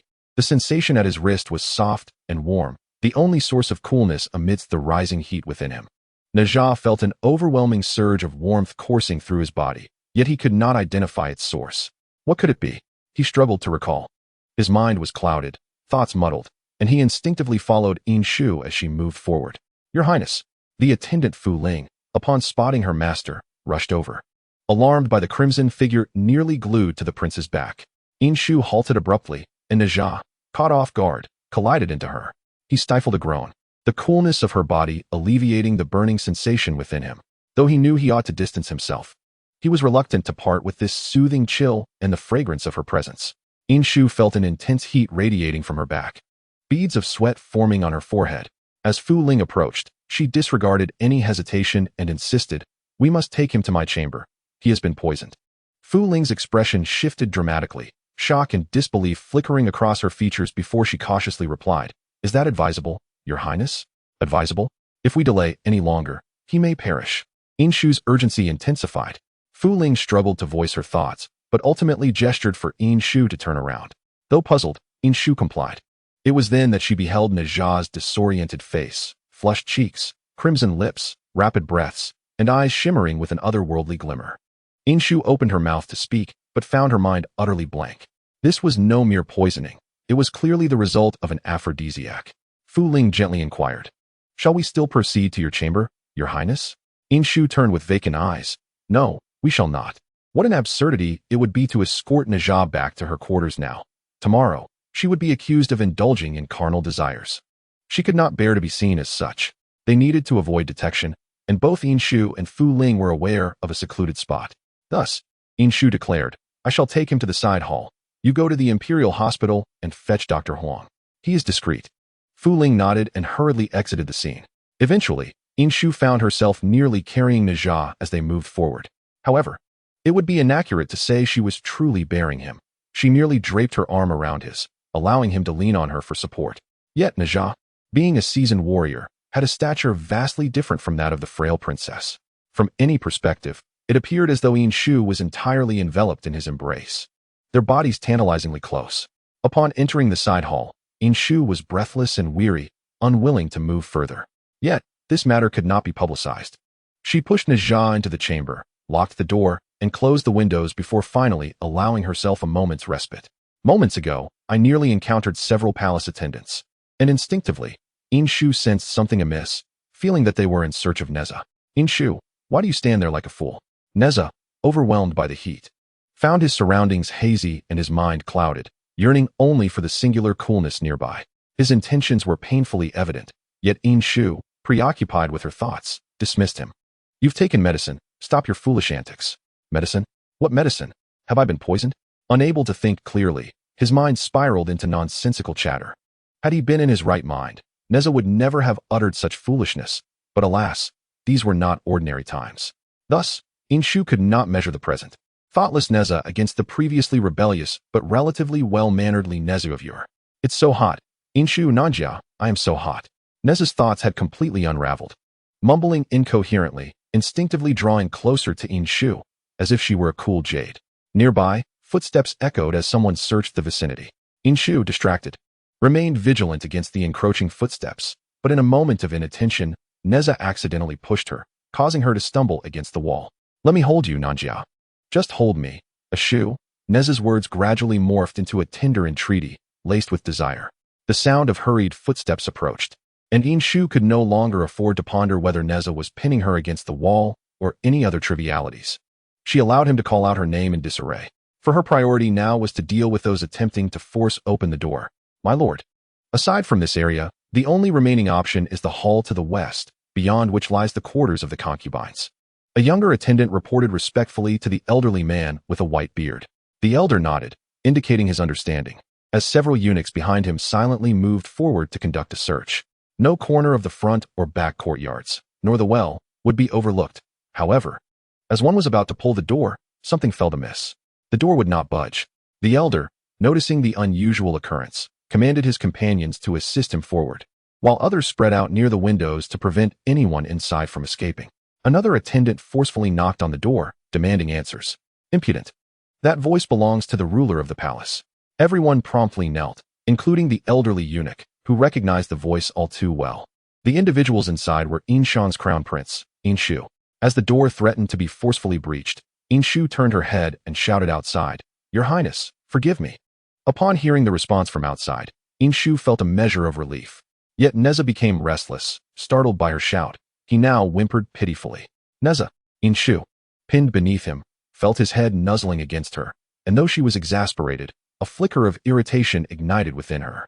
She softly scolded him. But what could a thoughtless fool comprehend? A thoughtless fool understood nothing at all, and Nezha continued to cling to her. Your Highness, is there something amiss? The elderly eunuch, noting the silence from within, ventured to inquire. I am unwell and resting here. Shu's mind raced. What brings you here? Your Highness. It seems that Lady Lu's fox servant has wandered here, and I am assisting in the search. The old eunuch, with his thoughts swirling, resolved to obscure the purpose of finding Nezha and concocted an excuse. Within the palace, Nezha could no longer contain himself. He leaned in, his flushed cheek pressing against Shu's neck, instinctively placing his soft lips upon her skin, while his hands, which had previously hung at his sides, reached out to embrace her. Shu's heart raced at his actions, the warmth radiating from her neck enveloping her, rendering her unable to resist the softening of her form. Outside, a multitude knelt reverently, unaware that the royal princess they sought was being ardently embraced by the very person they were looking for. Let us search elsewhere. It seems we have been forsaken. Taking a deep breath, Shu mustered the strength to speak without revealing her doubts, hastily dismissing them. The servants may withdraw. At last, Nezha felt a sense of satisfaction, releasing a low sigh as he pressed closely against Shu, utterly devoid of reason. She found herself unable to push him away. Even as she struggled, he held her tighter, and she tilted her head, blushing, yielding to his embrace. The delicate fragrance enveloped him, causing Nezha to tremble, as fragments of his shattered reason began to coalesce once more. Clinging to the last remnants of his feeble rationality, he finally released Shu, retreating a few paces to collapse onto the bed. With a crimson complexion and fluttering lashes, he gasped, "Forgive me for my abruptness." His voice was labored, and the heat within him was unbearable, as if countless ants were gnawing at his insides. Unfulfilled desires slowly morphed into pain. Just a moment longer. The physician shall arrive shortly. Shu, unable to meet his gaze, turned her back to him while speaking. Nezha, in torment, could not articulate a response, merely grunting in acknowledgement. The ensuing moments stretched painfully, until the voice of Fu Ling emerged like a savior. Your Highness, Physician Huang has arrived. Upon hearing Fu Ling call her from the doorway, Shu hurriedly opened the door to let them in, not allowing Physician Huang to engage in formalities, swiftly ushering him into the inner chamber to attend to Nezha. Inside, chaos reigned, and a voice filled with urgency could be faintly heard. Why is he so weak? If it comes to it, relieving oneself may be beneficial. A sudden, sharp cough interrupted Physician Huang's ramblings. Fu Ling cleared her throat, pretending nothing had occurred. Physician Huang was commendable in every aspect. His medical skills were exceptional, and he was discreet, yet during diagnoses, he tended to be chatty, and anyone would find themselves on the receiving end of his remarks. Even Shu had been admonished for not taking better care of herself. The inner chamber fell silent for a moment, truly devoid of sound. When Physician Huang emerged, he bowed respectfully to Shu. Your Highness, the young master is now well. Thank you for your efforts, Physician. Shu nodded, preparing to step back into the inner chamber. However, feeling somewhat weak, she knew her emotions should not be too fervent. Physician Huang hesitated, casting a quick glance at Shu, his intent clear. It would be inadvisable to stir any further feelings. Shu, with her foot raised, hesitated, standing there with a solemn expression, caught in a moment where advancing or retreating felt equally impossible. Shu stood there, a hint of embarrassment washing over her as she pondered when the esteemed crown prince had become so timid, unable to bear the sight. Fu Ling swiftly sent away the oblivious Dr. Huang and offered Inshu a graceful exit. Your Highness, I shall escort Dr. Huang away. Today's events are fraught with uncertainties. It is best that you inquire further. Accepting this timely reprieve, Inshu nodded and declared with conviction, very well, do not delay Dr. Huang's return. Once she had dismissed the two, Inshu stepped into the inner chamber. Upon navigating around a towering screen, she sensed a gaze closely following her. Recalling the chaotic events of earlier, her neck and cheeks flushed with warmth. Wishing to conceal her youthful embarrassment, she resolutely avoided eye contact and seated herself on the intricately carved armchair across from Nezha. Clearing her throat, she mentally prepared both herself and Nezha before finally directing her gaze toward him. Nezha, equally uneasy, reflected on his previous antics which had been utterly reckless. Although the effects of the herbal remedy had dulled his rationality, he knew he should never have clung to her in such a manner. At this moment, Inshu would be completely justified in slapping him twice. Yet, could he truly be blamed? Under the influence of the potion, and with Inshu so close, he found himself unable to restrain his excitement. The memory of her cold fragrance and delicate touch made Nezha's face grow increasingly crimson. Noticing the visible change in Nezha's complexion, Inshu could easily surmise the foolish thoughts occupying his mind, prompting her to glare at him in a mix of embarrassment and irritation. Realizing his misstep, Nezha straightened his expression and offered a sincere apology. I am truly sorry for today. He had never issued a serious apology devoid of mockery before, leading him to repeat the same two phrases. I am sorry, and please forgive me. There is no need for apologies. Today's incident has likely implicated you. Inshu averted her gaze, her focus drifting to a carved design, hastily changing the subject, unwilling to dwell on that particular scene. While awaiting Dr. Huang's examination of Nezha, she had already dispatched inquiries regarding the matter. Such palace intrigues were beneath contempt. Who could fathom that someone would resort to vile methods to tarnish another's reputation? Clearly, Nezha, in his drunken state, had been unable to endure the heat and sought fresh air, unwittingly falling into a trap that led him to her pavilion. Fortunately, her whim to remain had prevented a calamity. Had the envoy been discovered entangled with the inner court, or seen in any compromising position with the crown prince, malicious speculations would have abounded. Should a scheming individual leverage such a situation, associating her with a conspiracy against the Western Qi, it would be disastrous. If such allegations were raised, regardless of their truth, Inshu would surely face the wrath of King Zhou. In that event, supporting another's rise to power would become a trivial matter. Yet, was this truly aimed at her? Her venture for fresh air had been a mere impulse. With no predetermined direction, who possessed such foresight? Clearly no one. So, was this indeed directed at Nezha? In the dimly lit chamber, the fragrant incense curled upward, enveloping the space in a delicate haze, obscuring Inshu's expression, rendering her emotions unreadable. Bring it forth, she commanded. It was rather amusing.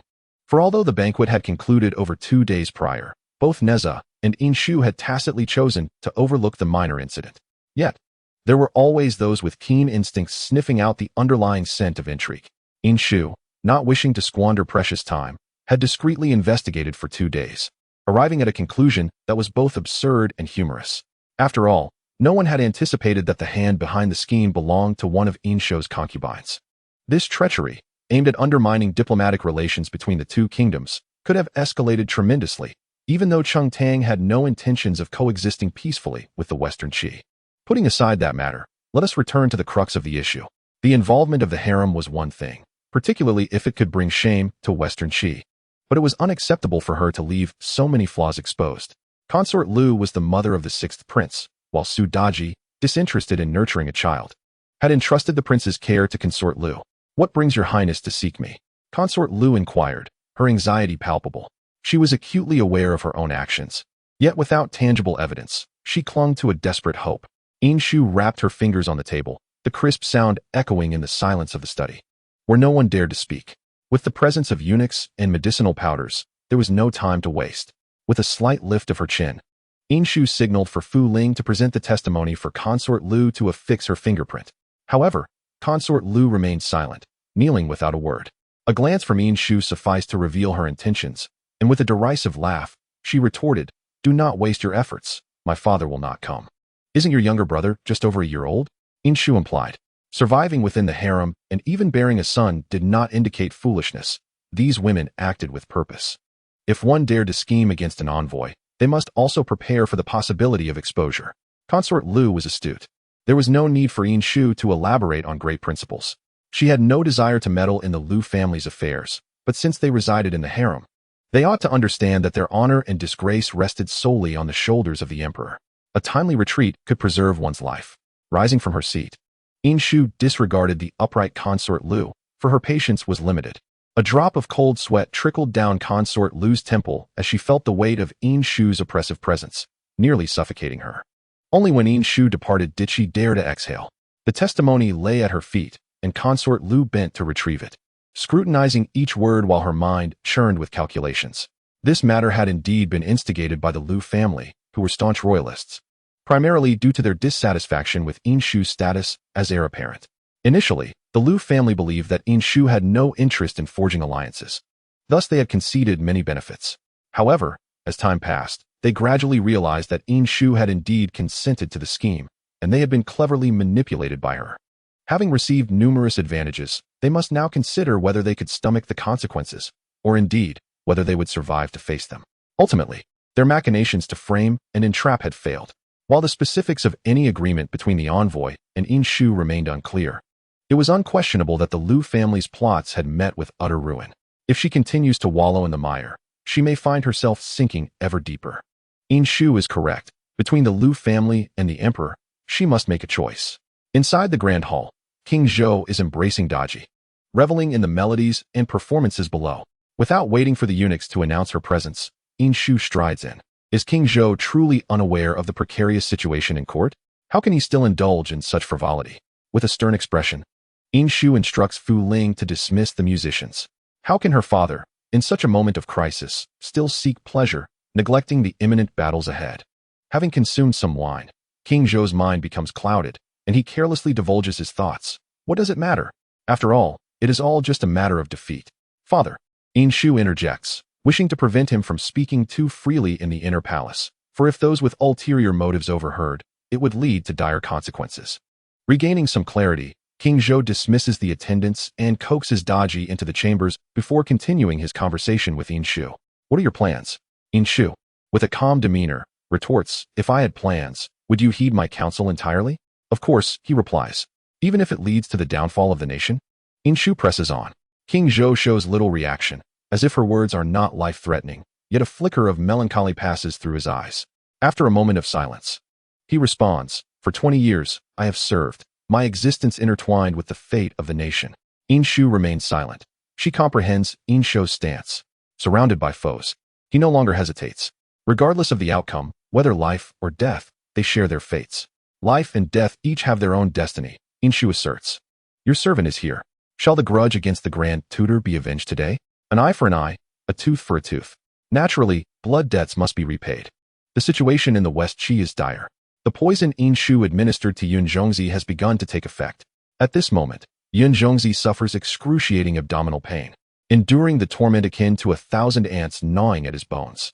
No amount of healing can reverse the deterioration of his body. Nezha understands that this poison could only have been concocted by Yin Shu. Otherwise, she would not have reacted so drastically upon hearing that he had been poisoned. Disregarding the decorum between genders and the watchful eyes of the harem, she insisted on taking him away. That day, she believed she had been poisoned, which sent her into a panic. Thus, she knows everything. She is aware that after this poisoning, Yun Zhongzi will not survive. And she understands that such an act will shatter the alliance with West Qi. From the very beginning, she had no intention of coexisting harmoniously with West Qi, even if it meant that both sides would be consumed in flames. What are you dawdling for? Yang Jian pats Nezha on the shoulder, sensing that war is imminent. And this time, it may directly breach the royal city. Nezha understands Yang Jian's warning, lowering his gaze in silence for a long moment. I know. This time it is a fight to the bitter end. Yang Jian offers a comforting pat on his shoulder and shifts the topic. Master Zhang wishes to send someone to seek justice from Chengtang. That is unwise. Nezha, being most familiar with Yin Shu's character, knows that once her mind is set, sending someone would only lead to their demise. No, the death of Wenzhong has deeper implications.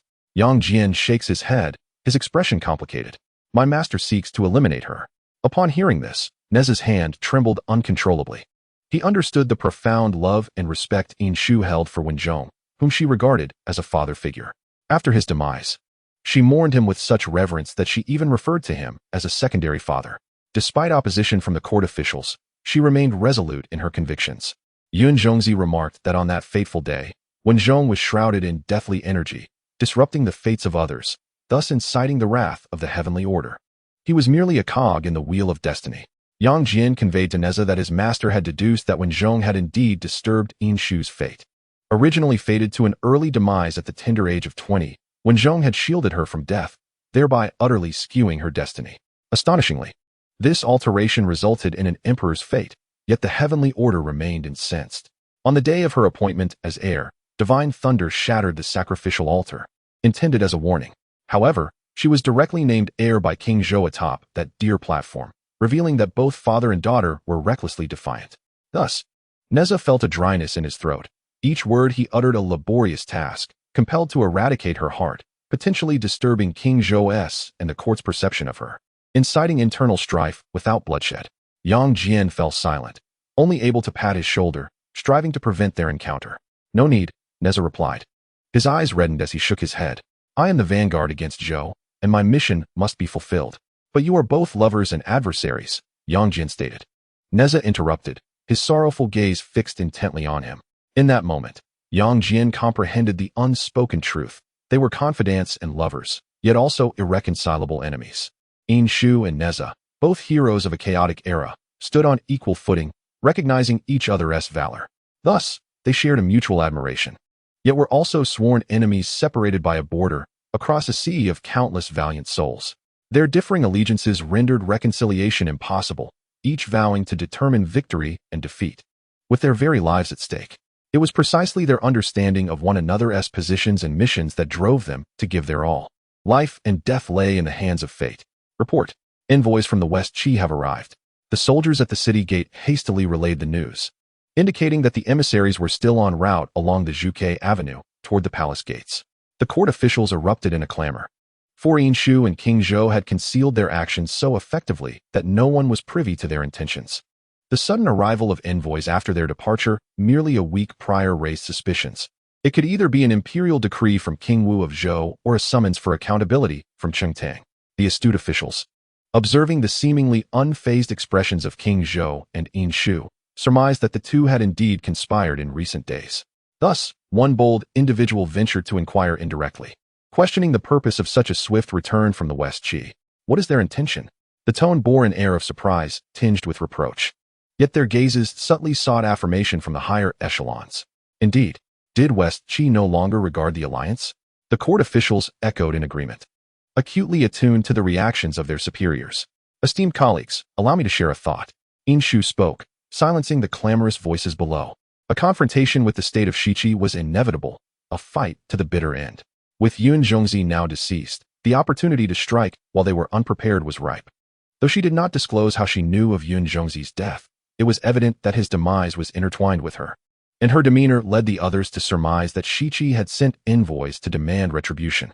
Among the assembly, thoughts diverged. Some were in agreement while others opposed, with some fervently eager to penetrate Shiqi, and others fearful for their lives. Your Highness, such a course of action seems rather rash.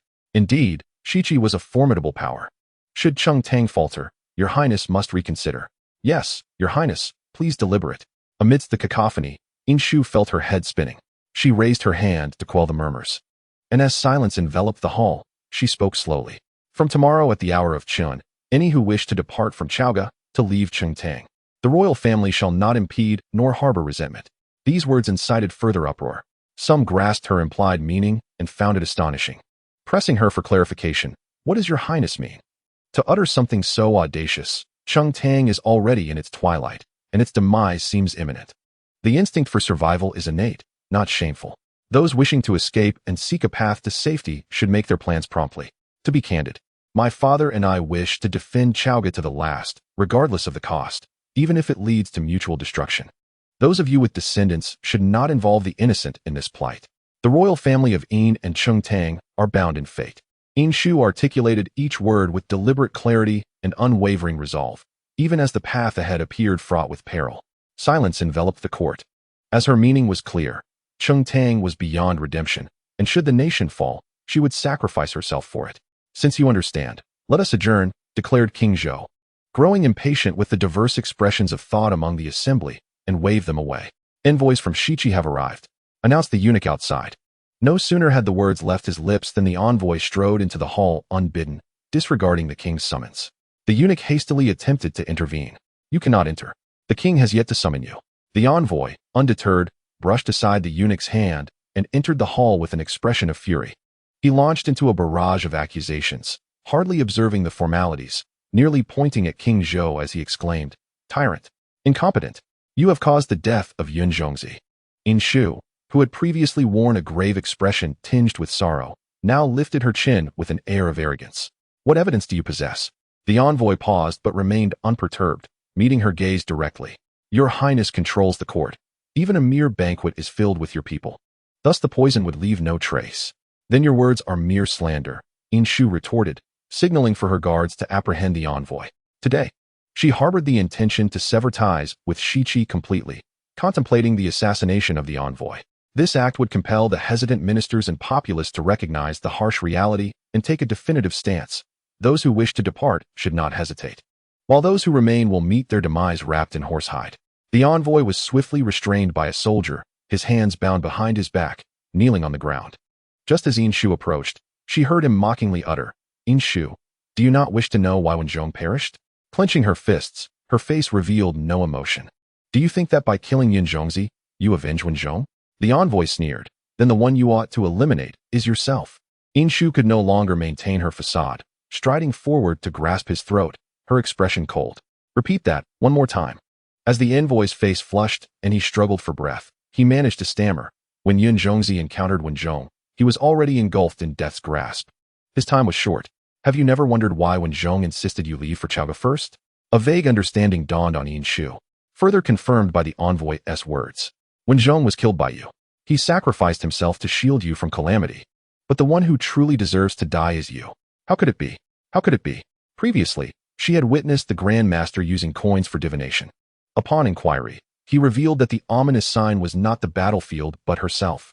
It was apparent that he had foreseen her fate nearing its end, prompting him to send her back to Chaoga before the impending disaster, seeking the protection of King Zhou's dragon energy to escape calamity. Thus, he concealed the divination's meaning, having already resolved to preserve his own life. In her moment of shock, Inshu inadvertently allowed the envoy to find an opportunity. With a surge of unexpected strength, he broke free from the guard's grip, raising his arm in a fervent cry, "Overthrow the tyrannical rule of the Yin Shang. Victory for Shichi." No sooner had he spoken than he dashed towards a nearby vermilion pillar, colliding with it and meeting his end with a resounding thud. The hall fell into a profound silence. The day had already delivered enough shocks, one after another without respite. Gazing at the lifeless body, Inshu quickly discerned Shichi's scheme. They had dispatched assassins to unveil the truth of the Grand Master's demise, intending to leave her in despair and drive a wedge between her and King Zhou, even inciting internal strife to undermine her claim to the throne. What a splendidly cunning plot. Inshu recognized this as Jiang Shang's retribution against her, the significance of this corpse becoming glaringly apparent. If she dared to poison and murder Yun Zhongzi, attempting to mislead Shichi into bearing this silent injustice due to insufficient evidence, she would now make it abundantly clear the truth behind Wenzhong's death. Now everyone knew that it was Inshu who had caused Wenzhong's demise, and that Shichi had deliberately sowed discord. So what could they do against Shichi? Because Shichi spoke nothing but the truth, there was no room for rebuttal. Having utilized stratagems to eliminate Yun Zhongzi, you, Inshu, should be wary. For we of the Western Qi shall employ our own cunning to dethrone you from your position of heir apparent. Engaging in such schemes? This art is not yours alone to master. As the fates dictate, when Inshu once again faced the assembled ministers and generals of the court, she opened her mouth, yet found herself at a loss for words. Deep down, she understood that Western Qi had delivered her greatest vulnerability into the hands of the previous dynasty. Should anyone choose to exploit the circumstances surrounding Wenzhong's demise against her, Inshu would find herself defenseless. It was precisely because she bore the guilt of his sacrifice that she would acquiesce to whatever treatment the king and court might impose, even if it meant enduring slander. "I would lay down my life for your highness," the first among them exclaimed, kneeling before the elevated throne to offer his homage. One after another, numerous ministers followed suit, expressing their loyalty through similar gestures of reverence. This was their stance. They would not take advantage of another's misfortune. nor would they allow the mere machinations of Western Qi to sow discord among them. Regardless of the turmoil within the Cheng-Tang dynasty, it was their own affair, and Western Qi had neither the right nor the obligation to interfere. Eventually, all the ministers and generals knelt in submission. While many may have been compelled by circumstances to do so, there were undoubtedly those among them who acted from genuine loyalty. As Yin Shu gazed down upon the prostrated ministers, it was as if she were transported back to the time of her ascension at the deer platform. Back then, she had felt overwhelmed by the pressure from this very group of individuals, nearly being torn from her rightful position. Now, she found herself amidst a haze. Turning to look at King Zhou with a sense of bewilderment, reminiscent of her childhood. "What do you wish to see?" King Zhou, in a rare display of warmth, smiled at her. Yin Shu was the cherished child of the Grand Preceptor, his sole disciple, and the precious gem of Cheng-Tang. How could anyone possibly blame her? As if sensing her thoughts, King Zhou gestured for her to turn back. Facing the ministers who were kneeling, she noticed the sunlight streaming through the palace, illuminating the grandeur of the hall, with a magnificent view below. Yin Shu's voice resonated from behind her. "Do not blame yourself. Do not dwell in despair. You are the jewel of Cheng-Tang, the future sovereign." King Zhou regarded Yin Shu, who had long since outgrown her childhood frailty and ignorance. "Yin Shu," he called her with solemnity.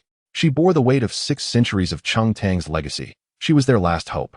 "You are destined by the heavens. You must forge ahead, unwavering." Tears fell as Yin Shu murmured, "This scene shall forever be etched in my heart." After the envoy met his tragic end in the Great Hall, the alliance between Western Qi and Cheng-Tang was irrevocably shattered within a mere 7 days. Tensions escalated between the two nations. Western Qi, having prepared thoroughly, dispatched their elite troops with remarkable speed. Time waits for no one. The Western Qi army, fierce and valiant, swiftly captured several cities. A few ministers had previously entertained notions of loyalty and righteousness, vowing to remain with Cheng-Tang. Upon reflection, it became evident that Yin Shu had not deceived them. Indeed, the situation in Cheng-Tang was dire, as the foundations of the state were crumbling. One by one, individuals, along with their wealth and children, began to depart from Chaoga. Yin Shu had anticipated this turn of events and remained unfazed. Their earlier willingness to stay had merely stemmed from the fervent atmosphere of unity on that fateful day. Now, with clarity restored, it was only natural for them to leave. However, she had previously stated that the instinct for survival was not shameful, and thus, she bore no resentment towards those who chose to flee. After all, not everyone could face death with equanimity. Truth be told, the departure of those fearful for their lives had led to unprecedented solidarity within the court. The ministers ceased their internal strife, generously offering all available resources to lend their final support to Cheng-Tang. Yin Shu appreciated their resolve, and presently, the pressing matter at hand was the reconnaissance of military preparations in the West Qi. With the significant losses among Cheng-Tang's military leaders, there were few capable of commanding, and this initial scouting party was intended for intelligence gathering rather than confrontation. Hence, she meticulously selected Fu Ling for the task. Understanding Yin Shu's predicament, Fu Ling accepted the order with a solemn oath, vowing to return with a comprehensive report on the West Qi's military readiness. A report soon arrived from the scouts dispatched ahead. There were signs of troop movements 3 miles southeast. The proximity alarmed Fu Ling, as they had failed to detect any incoming forces in recent days. Dismounting, the scout adjusted his sword and reported, "The enemy is too close." A rough estimate suggests there are about 10,000 in the advance party, with a larger force likely numbering over 90,000 trailing behind. The previous inability to scout was likely due to the banners displayed in all directions, which obscured their meaning and suggested the presence of some arcane artifact. It appears they were attempting to conceal their movements. Their current withdrawal indicates an impending assault.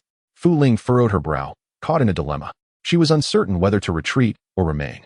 If they departed, despite the loss of thousands, the mission could still be achieved. Yet, the garrison in Hangzhou was insufficient to withstand the might of West Qi, and they would likely succumb before dawn. The 3 southwestern states stood as the final barrier between West Qi and Chaoga. Should Hangzhou fall, what of Shizhou and Yanzhou? Would they also be forsaken? Allowing the enemy to traverse through the 3 states would enable them to march directly into Chaoga. However, if she could not relay this intelligence back to Chaoga, the prince would be unable to make an informed decision. Should she return or not? The urgency of the situation left no room for deliberation. As the flames of their torches flickered and were extinguished by the cold wind, tendrils of white smoke rose into the air. Amidst the dimming light, Fu Ling discerned the sound of enemy soldiers approaching. They had to retreat at once. Even from the sounds, She could tell that they could not withstand a confrontation. "Retreat," she commanded. Thus, the soldiers, dragging their blades, followed Fu Ling, exerting every effort to flee, abandoning weapons and armor, appearing exceedingly disheveled. Fu Ling had a horse, and she could not abandon the 1,000 men to return to Chaogao alone. The battle had not yet begun, yet morale was already faltering. What a disgrace it would be. How could she face the prince? Such an outcome was simply unacceptable. Lost in thought, they had scarcely covered a few miles when the sounds of a significant encirclement reached their ears in the night. For several days, Fu Ling had encamped outside Hangzhou City. Yet no intelligence had been gleaned. It seemed that the forces of Shiqi had thoroughly unearthed their strategies, encircling the camp with lethal precision. Poised to ensnare them this very night, Fu Ling found herself in a dire predicament, exposed in the wilderness without any cover. The 1,000 soldiers at her command might withstand a minor assault, but against overwhelming numbers, they would be crushed without a thought. As the Shiqi army converged, led by the traitorous General Huang Feihu, the tightening circle drew ever closer. Dismounting, Fu Ling positioned herself alongside the vanguard, surrounded by a multitude of adversaries, effectively encircled. In such dire circumstances, only a drastic measure could offer a glimmer of hope. After a brief moment of hesitation, Fu Ling unsheathed her blade and struck down her steed, its warm blood splattering across her face, yet her eyes shone with a fierce brilliance in the dark. Raising her weapon, she proclaimed, "We are all trapped beasts within a cage. If we cannot fight our way out tonight, we shall perish here." The soldiers, already gripped by fear at the encirclement, had been apprehensive about her potential retreat.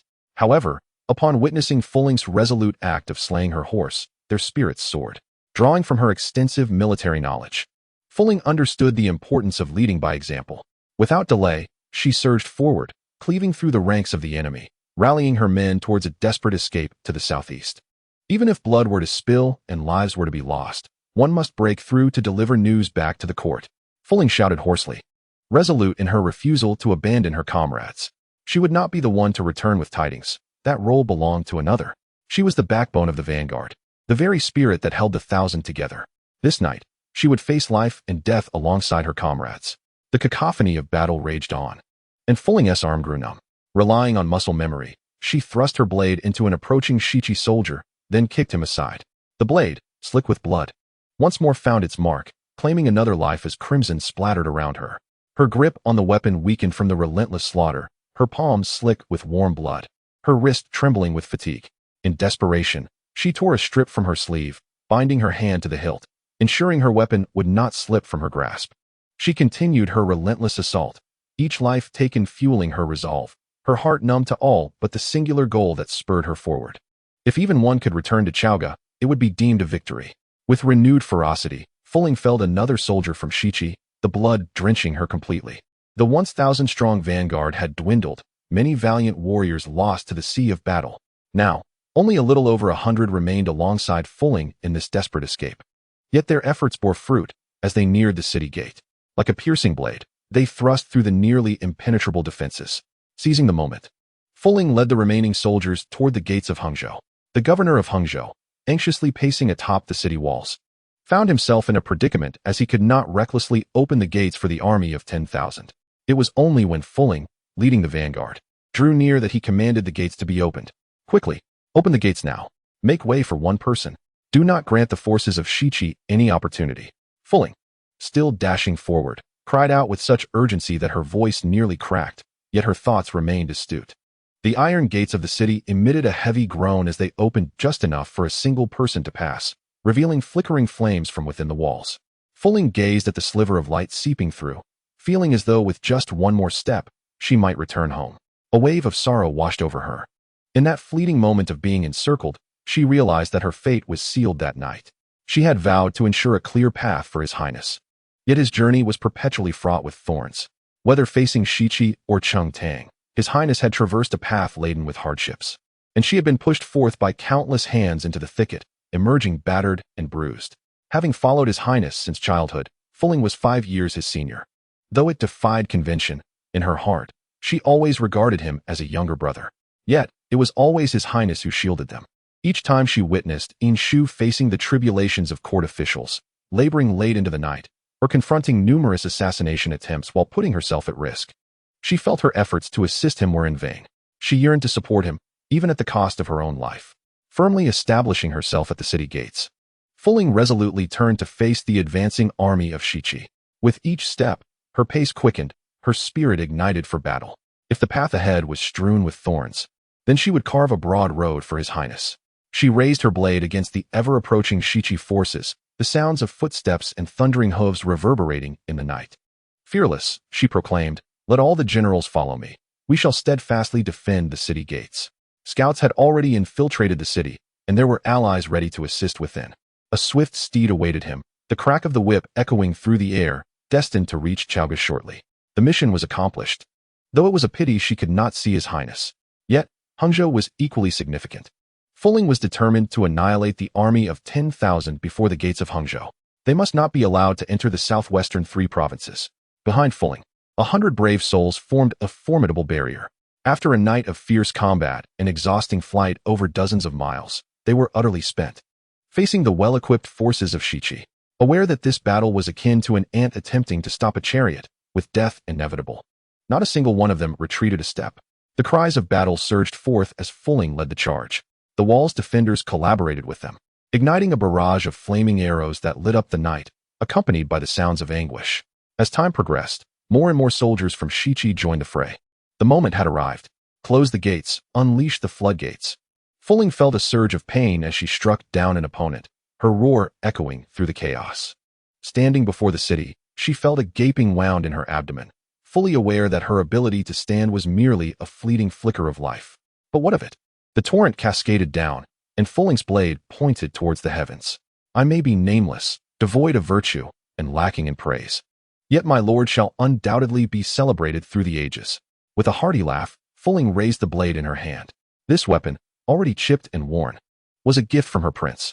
Had she ever named it? No, perhaps this blade is indeed without a name. Why is it nameless? The blade itself is inconsequential. Fuling, regardless of my success, the sword shall always remain a treasured weapon. Please, my lord, bestow a name upon it.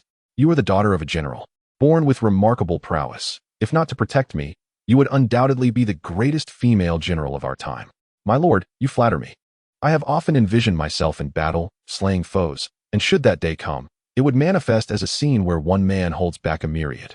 Let it be named Slayer of Yama. My lord, this is against protocol. A personal weapon of a retainer must not surpass that of the master, nor bear heavy malice. Such a name would be a transgression against you. If a mere name can offend me, what manner of princess would I be? Besides, one day, you shall embody such a vision. 10,000 banners, Slayer of Yama. Gazing at the blade's pitted edge, Fuling wept, wiping her face.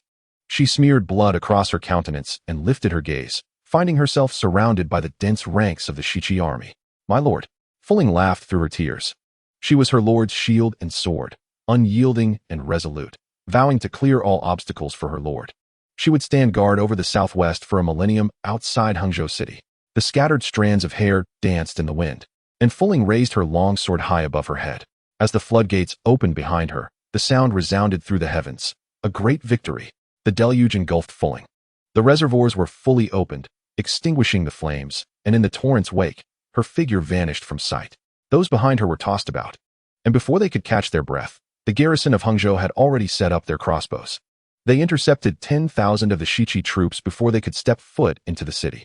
1,000 enemies had already been slain outside Hangzhou, marking this battle as a resounding triumph. Indeed, currently, the Shichi army numbers less than 90,000. With proper arrangements, it would be easy to wear them down. Lady Fuling is truly unparalleled in wisdom, managing to stand firm against thousands with her singular strength. The minister who spoke was animated, spitting as he extolled her virtues, only to realize that silence enveloped him once he finished. He swallowed hard, wishing he could retract his words. Alas, it was futile. Inshu's expression remained placid as she reassured them. It matters not. The vanguard should be honored with lavish burial rites. It was clear that Inshu sought to provide them an escape, wishing to curry favor. Thus, someone proposed to King Zhou, Lady Fuling, who faced 100 foes alone, is a hero of our time and deserves a burial befitting a marquis. Upon hearing this, King Zhou found merit in the idea, yet since Fuling belonged to Inshu, he turned to her, signaling for her decision.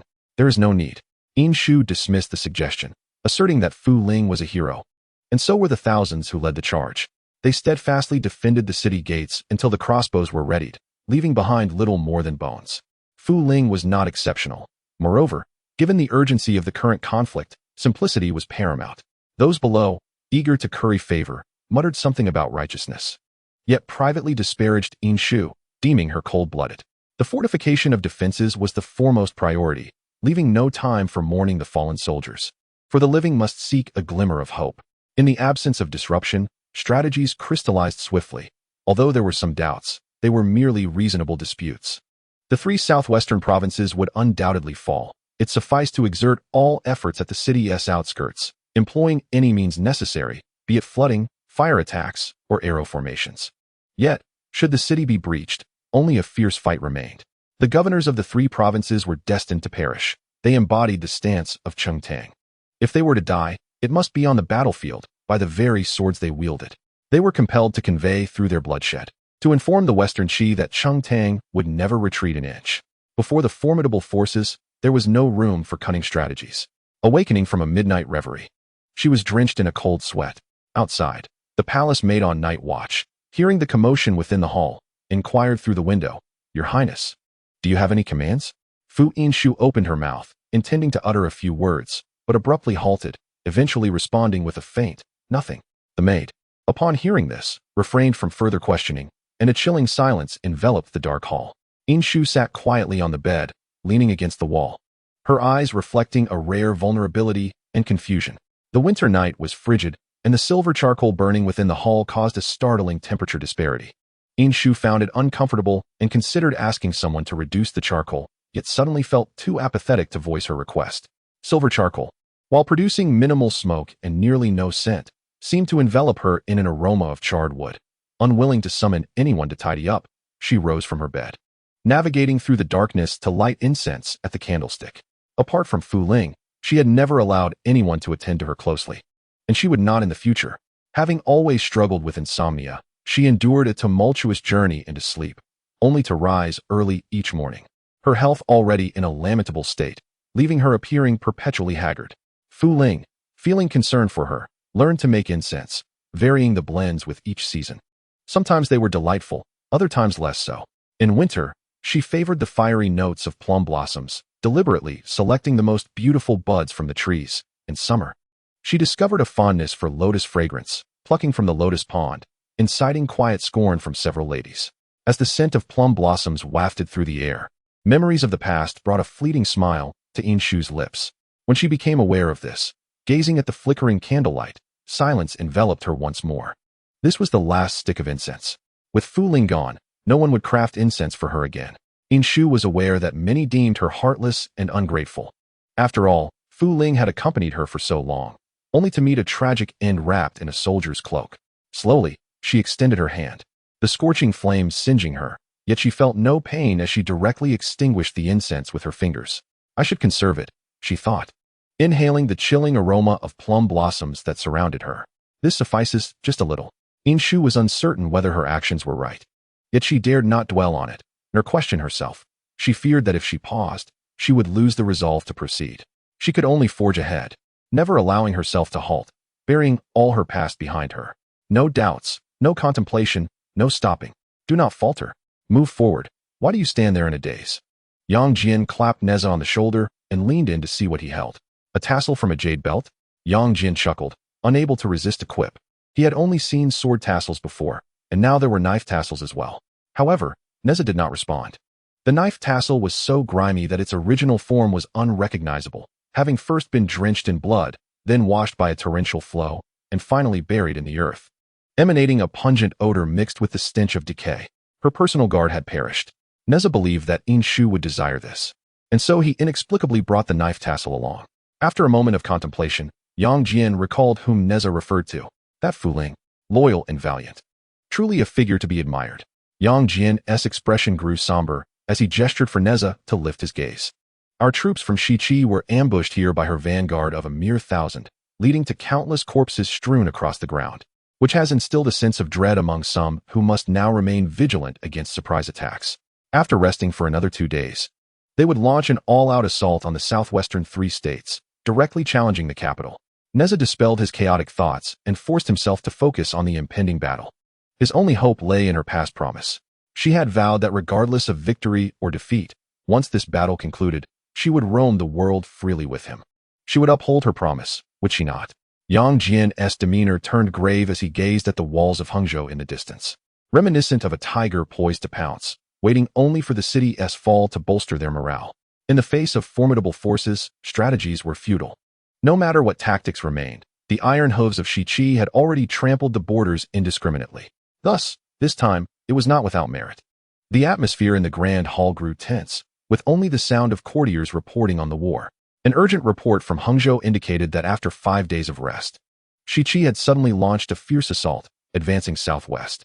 A courtier frowned. Even if Hangzhou's couriers rode day and night at full gallop, a day and a night have passed without reinforcements. The garrison stands no chance against Shiqi's 90,000 troops. Another courtier concurred. At this juncture, it is no longer a matter of whether to dispatch troops for support, but rather to fortify Shizhou and Yenzhou, exhausting Shiqi's forces as much as possible. Yet, Shiqi's sudden onslaught aimed for a swift resolution, and strengthening the city walls required time, which Chengtang no longer possessed. Then let us dispatch more personnel to defend the city, someone suggested. The Minister of War spoke gravely, following consecutive defeats. There are barely 10,000 soldiers left to guard Chaoga. What about urgently recruiting soldiers? This suggestion was met with silence, and sure enough, as soon as such nonsense was uttered, someone was quick to reprimand him harshly. The siege of Shiqi is estimated to commence in no more than 3 to 5 days. Now, as we seek to recruit soldiers, will anyone be willing to join? Should we resort to forcibly conscripting individuals? Those untrained commoners will likely flee in terror upon reaching the battlefield, inadvertently bolstering Shiqi's morale. Moreover, we must remain vigilant against potential insubordination within our ranks. Is it truly wise to recruit more soldiers? Are we not hastening our own demise? The assembly erupted into chaos, debating the urgency of troop deployment and strategies for defending Chaogu once the city falls. Inshu felt her head buzzing. Yet a strategy began to form in her mind. She raised her hand to quell the tumultuous arguments. We must first inform the citizens, she declared solemnly. Upon hearing this, immediate objections arose. Your Highness, this is unwise. Revealing our plight to the populace will only incite panic and may even lead to rebellion during the defense. Inshu, utterly fatigued, sighed and replied, we lack sufficient provisions and manpower. The front lines do not wait for us. We do not have time to reinforce the city walls or construct more siege engines. We can only exchange sincerity for sincerity, trading the genuine goodwill of the people for a fleeting moment of respite from Chengtang. A brief silence enveloped the assembly before someone timidly spoke up. But does Chengtang still possess the people's support? Another silence followed. Inshu refrained from glancing back. The dragon throne had been vacant for ages since King Zhou vowed to sacrifice himself for the nation. He had relinquished all power to Inshu, spending his days in hedonistic oblivion within the palace. He was a coward, not a gentleman, unable to confront the crumbling state or acknowledge his transgressions. The people are the river that carries the vessel. They are the foundation. King Zhou governed with harsh laws while squandering resources, leading to widespread discontent. At this juncture, who would heed our call? Who would wish to undertake this thankless task, fraught with the risk of public scorn at the slightest misstep? I shall speak, Inshu asserted. Upon returning from the border 3 years ago, I abolished heavy taxes and labor demands, prioritized the welfare of the people, executed corrupt officials, established granaries for relief, and reduced the price of grain. I stand before you with a clear conscience, Inshu proclaimed with resolute conviction. A phrase from Mr. Lu Xun's in memory of Lu Huzhen, which I hold dear, inspired my expression. Truly valiant souls dare to confront the grim realities of life. Dare to face the blood that flows profusely. What sorrowful beings and fortunate ones are these? The rise and fall of a nation do not hinge solely upon its ruler. What is truly needed is a sovereign with a heart that comprehends the hardships of the world. Yet, King Zhou did not grasp this. Inshu, however, understood. The people are of utmost importance, followed by the state, with the ruler being the least significant. It is precisely because she comprehended the principle that water can both carry and overturn the boat that she could not remain passive.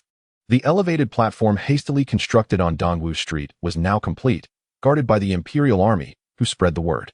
Even if the next moment witnessed the fall of Chaogu, the citizens of Chengtang remained diligently occupied. They were not nobles. They must strive to make a living and survive in this harsh world. As the sun dipped low in the sky, its orange rays cast a warm glow upon the earth, and beneath the elevated platform, the crowd swelled to near capacity. People are naturally drawn to spectacle, and the common folk of Chengtang sought to enrich their barren spiritual lives with diversions during their leisure hours. Notably, the mere presence of the crown prince was enough to captivate the attention of the masses, having toiled all their lives with the land. The legendary crown prince seemed as distant as the moon in the heavens, rarely glimpsed.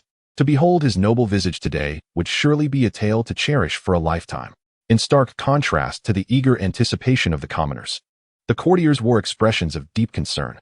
A group of ministers watched as Yin Shu boarded her carriage, destined for East Wu Street. The elder statesman at the forefront, his hair a cascade of white, opened his mouth to utter words of counsel, yet all that escaped was a heartfelt sigh, brimming with unshed tears. Your Highness, a child of great fortune cannot afford to linger in the shadows. Having entered the carriage, Yin Shu lifted the curtain and, in a rare moment, offered a smile that hinted at joy. Old Mu, as the grand edifice teeters, where might one find shelter? Old Mu's voice trembled, tears filling the crevices of his weathered face, testaments to the passage of time and the witness of Chengtang's rise and fall. As a minister, how could I allow your Highness to expose herself to danger? Though my frail body is all that remains, I am powerless to aid you, and the shame is unbearable. The evening breeze caressed her face, and the sun's fading light enveloped her in a warm glow. Yin Shu's voice was calm and gentle as she replied, Old Mu, the night brings a fierce wind. You must return. With that, she lowered the curtain, and the carriage ambled away. Your Highness, a voice of sorrow emerged from behind, and all present understood that Chengtang was beyond salvation. Nightfall arrived swiftly, and the elevated platform was adorned with row upon row of torches, illuminating the darkness, a solitary beacon in the night. Standing atop the platform, Yin Shu gazed down at the multitude below, feeling as though the burden upon her shoulders might crush her. Esteemed guests, the forces of Shiqi have breached the southwestern borders, having already conquered Hangzhou. In less than 10 days, Shizhou and Yinzhou will also face peril. Yin Shu called out into the vast darkness. The crowd stirred restlessly, and she continued. As you can see, Chengtang faces its gravest crisis in 6 centuries. I understand your grievances and the absurdity of my father's past actions. However, under a collapsing nest, there are no unscathed eggs. Dynasties fall, and their demise is often more profound. You are the citizens of Chengtang, and I trust you do not wish to see the treacherous Shiqi usurp our great nation. I, Yin Shu, implore you, I beseech you, do not abandon Chengtang. Let us fight once more. Silence enveloped the crowd, and after a pause, murmurs began to ripple through like cool water splashing into hot oil, igniting a tumultuous uproar. Yin Shu had never felt such anxiety before. She shouted loudly, her breath still ragged, her fingers clenched into tremulous fists beneath her wide sleeves. A profound fear gripped her as she pondered the people's sentiments towards Chengtang. She believed they harbored resentment, having no reason to show kindness to a nation that had never treated them justly. Listen to me, everyone. We are all subjects of Chengtang. Is it not our duty to fight for our country? Suddenly, Yin Shu lifted her head in astonishment.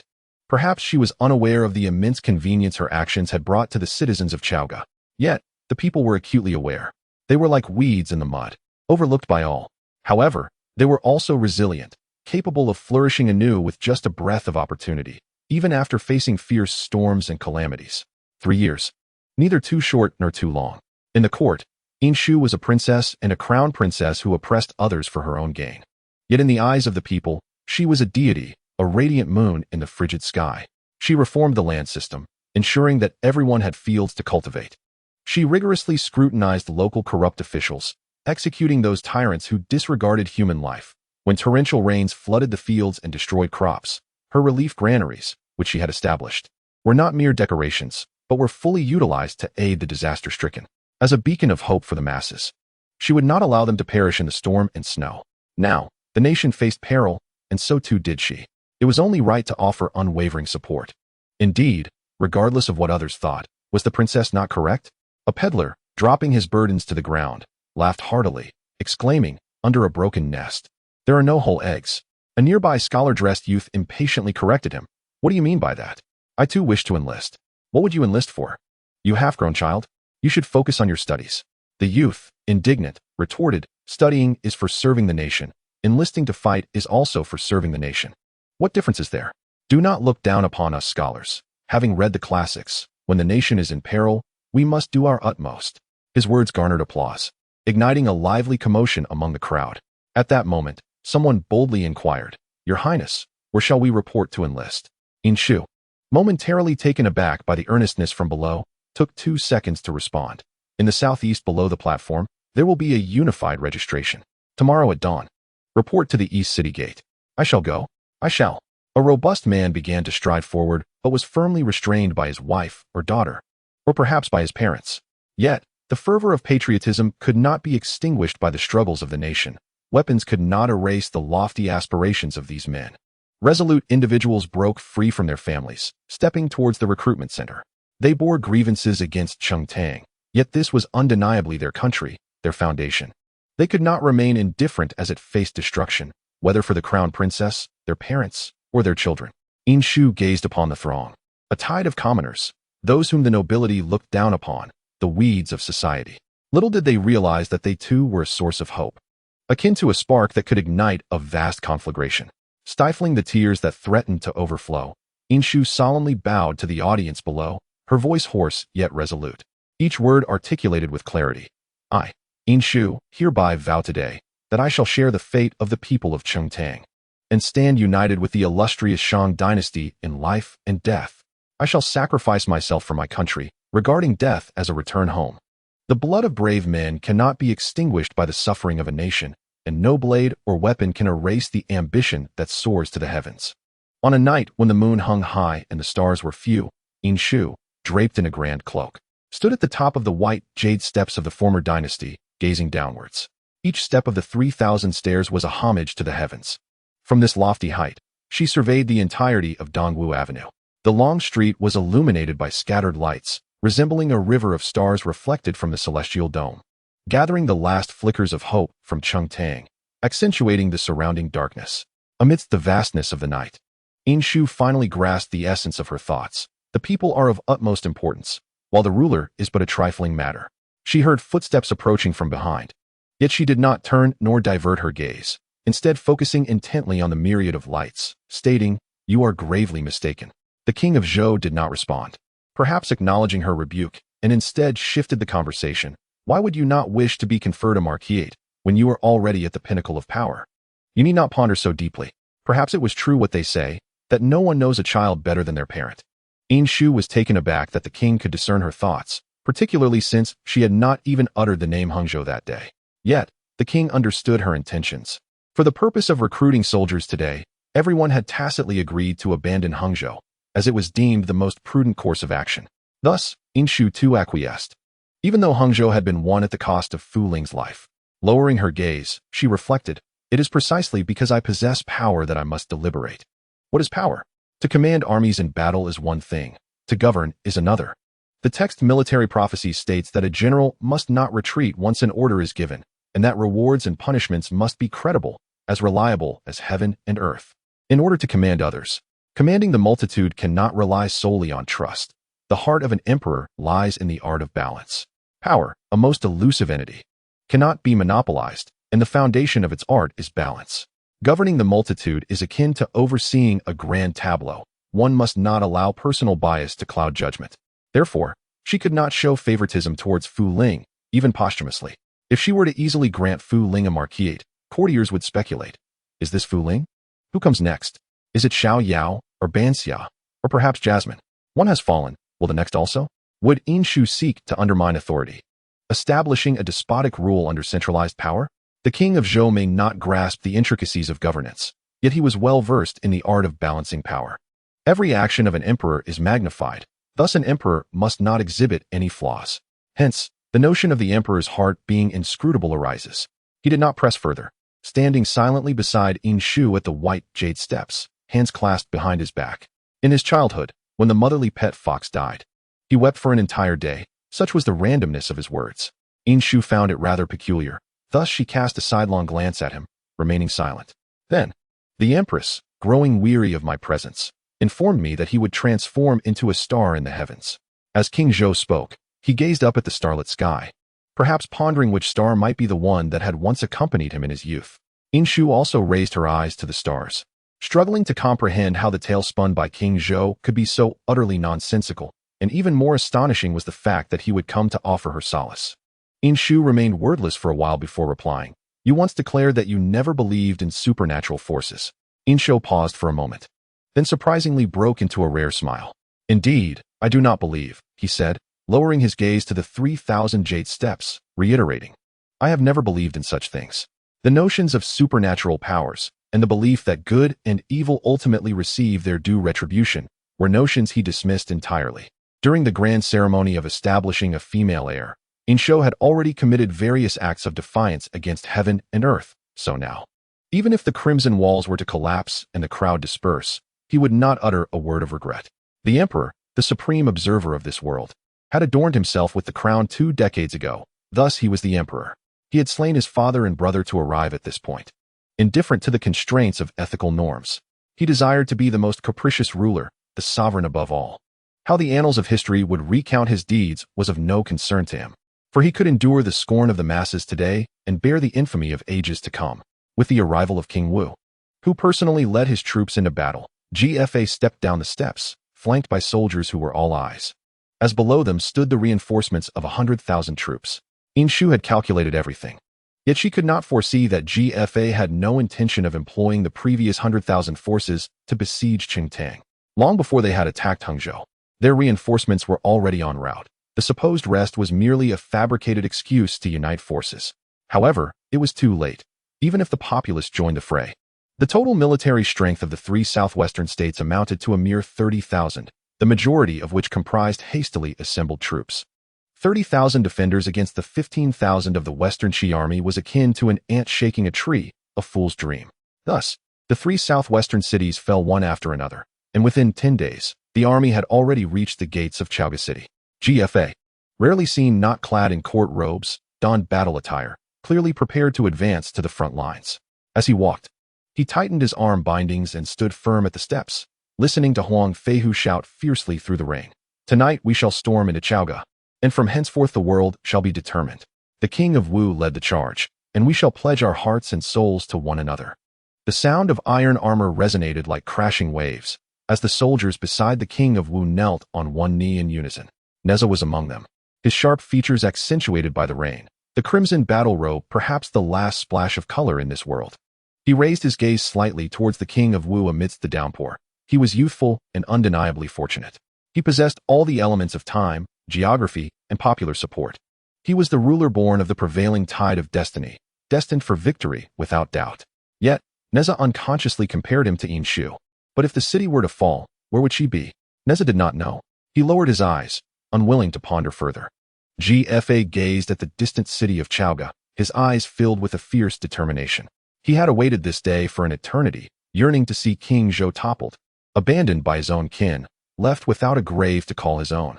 He sought vengeance for Inshu, blood for blood, and a reckoning for debts owed. The city was on the brink of destruction. Inshu's voice was as calm as a still pond, yet thunder rumbled ominously overhead, causing the drapes within the hall to flutter in the wind and illuminating her pallid visage. The imperial guards had long since taken their positions at the city gates, with Chun Rong commanding the defense. To the city gates, Inshu swept her gaze across the assembly of officials, lifting her chin to behold the brooding rain. When the sovereign is humiliated and the minister perishes, yet the ministers remain, what sense is there in your highness guarding the city? Old Mu's health had deteriorated further, but he still respectfully bowed to Inshu, declaring, "I beseech your highness to allow me to defend Chaoga." Inshu supported him, her voice trembling. "Old Mu, why must you?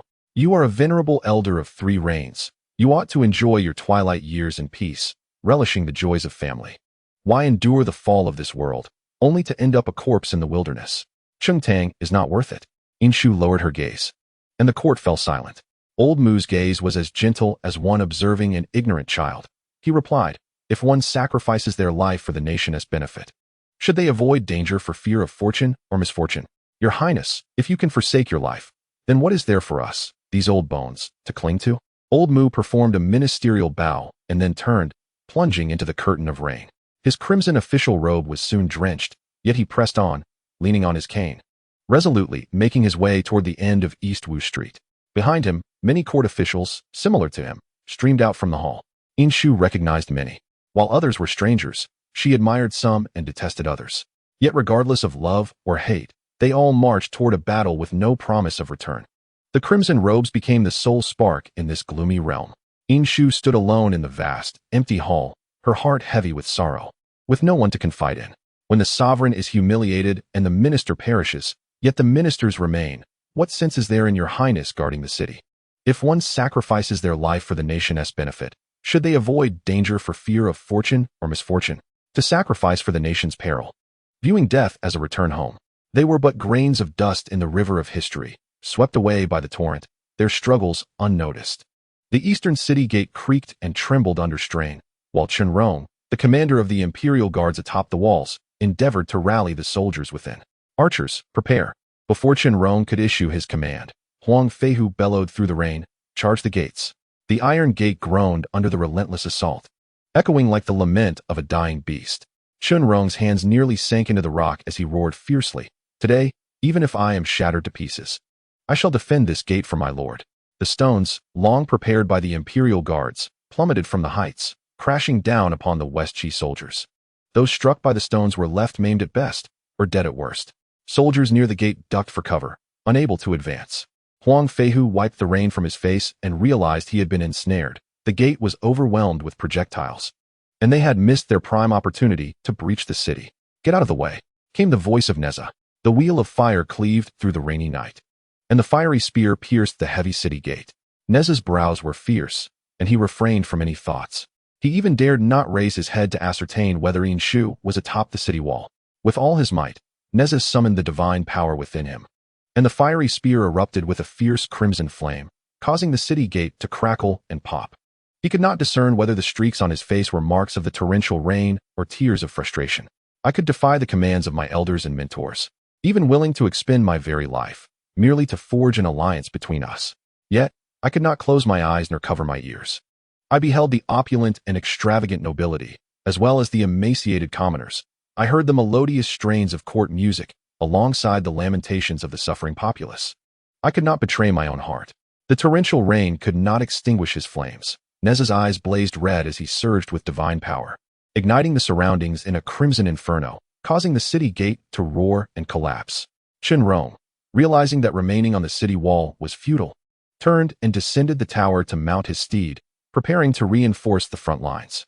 As the eastern gate fell, it was Wu Wang who first charged through the passage. Forcefully opening the gates of Chaoga, the standard-bearer raised the Western Qi military flag high, as the army braved the rain of arrows from the walls to cross the threshold. The warhorses neighed as they surged onto the battlefield, cavalry and infantry clashing amidst the cacophony of battle.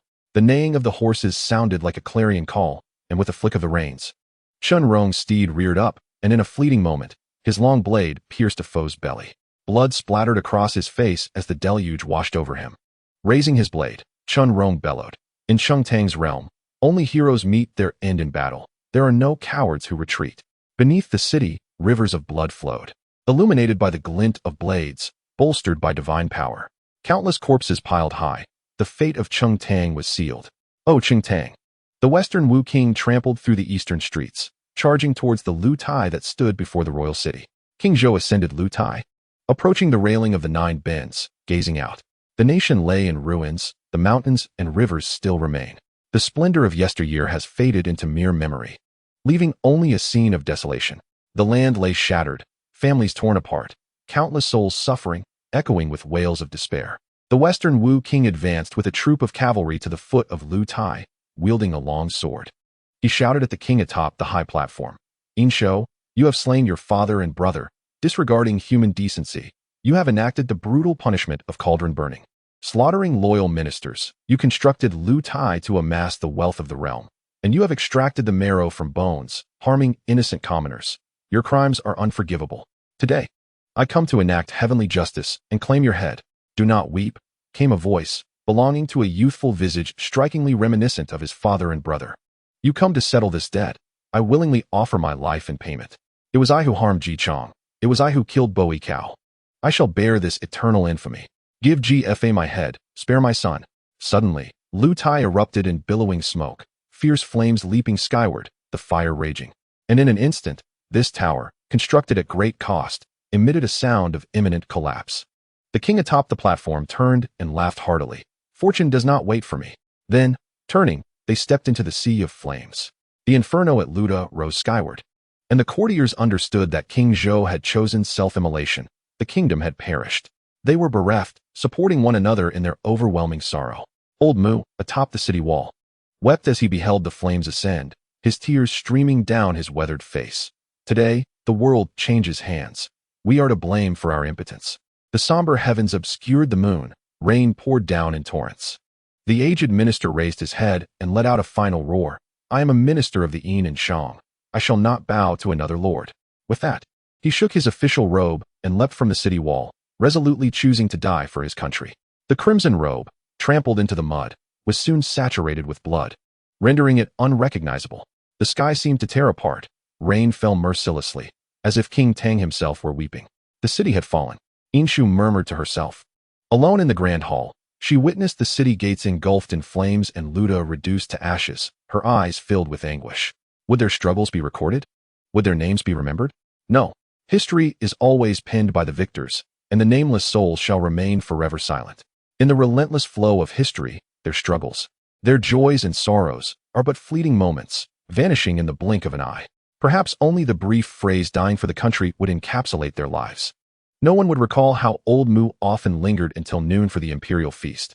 Nor would they remember the pedantic minister of rights who always sought to provoke King Zhou. No one would remember how Lord Gu would slip into his native dialect during heated arguments. No one would remember them. They were the nameless pawns beneath the wheels of history, crushed mercilessly, their laments unheard. Your Highness? A voice suddenly echoed in the empty hall. Inshu turned toward the sound and saw a figure who appeared astonished for a brief moment, sluggishly inquiring, Lady Lu? Your Highness. Lady Lu approached, cradling the 1-year-old sixth prince in her arms, her steps graceful as she moved closer to Inshu. A sense of unease washed over Inshu. What are you doing here? Did I not send someone to escort you to the carriage at the west gate? You must return. There is still time to escape, she urged, wishing for Lady Lu to flee to the South Chu, where they would find refuge. There is my estate in Chuanzhou. Take your brother there and live a life of comfort and ease. The thought of a life spent in hiding seemed unbearably dreary. Suddenly, Lady Lu, smiling, began to weep. She wiped her tears with one hand and, with solemnity, said, I have come to convey a message from my father. The Lu family? Inshu was taken aback. After discovering that Lady Lu had been behind the poisoning incident at the banquet, she had given her a choice. Lady Lu chose her son, and consequently, Inshu had acted against the Lu family. There was no exile or execution. She had anticipated that King Tang's reign would be short-lived and wished to avoid further bloodshed. Thus, she had retained their residence while confiscating their private property, and thereafter had been too preoccupied to concern herself with the Lu family. However, she recalled that the head of the Lu family, who happened to be Lu Pin's biological father, harbored a deep disdain for her. He was among those who vehemently opposed her ascension to the throne. Now, he summoned his daughter to convey the message of regret. I do not come to mock you, she said. Observing the expression on Inshu's face, Lu Pin discerned her thoughts and shook her head, saying, My father still believes that your ascension contravenes the wishes of our ancestors. Noting the change in Inshu's demeanor, Lu Pin hastened her words. However, my father acknowledges that you indeed possess the demeanor of a benevolent ruler. He commended your efforts, stating that it is merely a matter of unfortunate timing. He also asserted that, as a vassal of Chengtang, he would never yield to the Zhou. Upon hearing this, Inshu felt an unsettling realization dawning upon her. Her voice quivering, what has he done? Lu Pin smiled and replied, the Lu family stands united, willing to sacrifice our lives for our country. We would rather be subjects of a fallen nation than slaves to the Zhou. She articulated each word with gravity. Inshu felt almost numb, tears streaming from her eyes as she responded, You are the last of the Lu lineage. Why must you return to accompany me to death? Because we are also descendants of the Lu family, loyal to Chengtang. Lu Pin gently smiled, caressing the hair of the child in her arms. Inshu noticed the pallid complexion of the child, and, though she understood, felt powerless to change the course. The innocent child is blameless. Will the West Qi grant him a reprieve? To live in such a manner is akin to existing as mere livestock. Lu Pin disregarded her words, speaking to herself. The death of Ah Huai is on my conscience. I added an excessive amount of sedative to his milk, hoping to ease his passage. Why must you suffer? Lu Pin continued. The children of the Lu family ought to embody the spirit of resilient bamboo, unafraid of tyranny, steadfast, and unyielding. Ah Huai is of royal blood. And I am, in a sense, a servant of the Yin Shang. My father also said, we would rather be subjects of a fallen nation than slaves to the Zhou. Thus, I marched towards death without complaint, save for the sorrow for my Ah Huai. As she spoke, tears welled in her eyes. I only wish for my Ahuai to be reborn, free from the burdens of royalty. Inshu gazed at the young child, feeling as though she could scarcely breathe. Regret surged within her like a tide. The cost of defending the city was too dire, as vibrant lives transformed before her into silent corpses, their blood weighing heavily upon her shoulders, nearly burying her. She regretted it deeply. If you leave, I would not need to utter my apologies. Inshu choked on her words, tears streaming down her face. Fu Ling is dead, my father is dead, old Mu is dead, and now you too shall accompany Cheng Tang to death. There is no need for you to apologize, Your Highness. We have merely done what is necessary. Lu Pin said after a moment of silence. Lu Pin, have I performed well? Inshu's smile was more sorrowful than a cry. Lu Pin remained silent, uncertain of the answer. Perhaps Inshu had never truly awaited her response. Destiny has cast me upon the altar of sacrifice, shaming my heart under the influence of the comet. It declares that I am unworthy of the throne, and the decline of Cheng Tang is an inevitable fate. Yet, I refuse to believe it. In my youthful arrogance, I dared to defy the heavens with my fervent passion. But what has been the outcome? Everyone has perished. My futile struggles have merely erected a towering monument of grievances in this world. With a swift motion, Inshu removed the golden hairpin from her hair and cast it to the ground. But I regret it. I regret it now. I cease my struggle. I harbor no fear. I refuse to bear the weight of so many lives. With labored breaths, Inshu raised her arm, reddening the floral ornament upon her brow. I do not wish to shoulder the fate of Cheng Tang. I merely yearn to dwell alongside the one I cherish, to embrace the essence of freedom. For 7 long years within this decaying palace, I have been imprisoned. Throughout this time, I dared not squander a single moment, relentlessly pursuing those around me. Yet I find myself with nothing in the end. In the protracted silence of endurance, she finally erupted. What do all my efforts and struggles amount to? Your Highness, after 3 years in the military, you have proven that women can rival men, and the following year, you ascended to great heights, awarded the title of Crown Prince. With tear-filled eyes, Consort Lu gently wiped away Inshu's tears. You are a paragon of womanhood in both this age and those to come. You could have cast aside Cheng Tang numerous times, yet you have never relinquished it. You embody the spirit of Cheng Tang. You need not bear the burden of their deaths. They are the subjects of Cheng Tang, loyal not merely to a single monarch, but to the realm itself. Consort Lu spoke softly. Inshu remained silent for a moment, and in that protracted stillness, she transformed back into the indomitable sovereign. I am the Crown Prince, the last heir of Cheng Tang. With a decisive motion, Inshu overturned the candles within the hall, gazing into the darkened night sky as she coldly declared, I shall share the fate of the Yin and Shang. Better to be shattered like jade than to remain whole like mere pottery. The tides of war have been decided. The remaining cleanup does not require Nezha's intervention. Covered in blood yet filled with trepidation, Nezha searched in vain for Inshu. Where could she possibly be? Suddenly, at the end of Dongwu Street, flames erupted from the high hall, illuminating the sky. Nezha's heart raced. He should have realized this sooner. How could Inshu be swayed by a single word to remain here? The flames of Lutai and the conflagration of the high hall danced together. Thunder roared, and the downpour intensified, yet it could not extinguish the raging fire. Nezha transformed into a streak of crimson light and soared away. Within the hall, the flames surged, casting a brilliant light around, leading to an inferno beyond. In her final act of turning away, Inshu lifted her gaze, wishing to glimpse the stars once more. But the soaring flames and the collapsing vermilion walls obstructed her view, rendering her sightless. Slowly, Inshu ascended the steps within the hall. This life felt like a fleeting dream. The memories of past revelries within the grand hall seemed to linger as if they had occurred just yesterday. She began to comprehend the essence of Inshu. Inshu, a voice so familiar, caused her to momentarily falter. Turning back, she seemed to perceive Nezha before her. Then, the lacquered pillars of the high hall collapsed with a thunderous crash, sending waves of fire splashing forth. Sparks ignited the hem of Inshu's gown, tracing along its intricate patterns. Inshu laughed softly, her voice barely a whisper.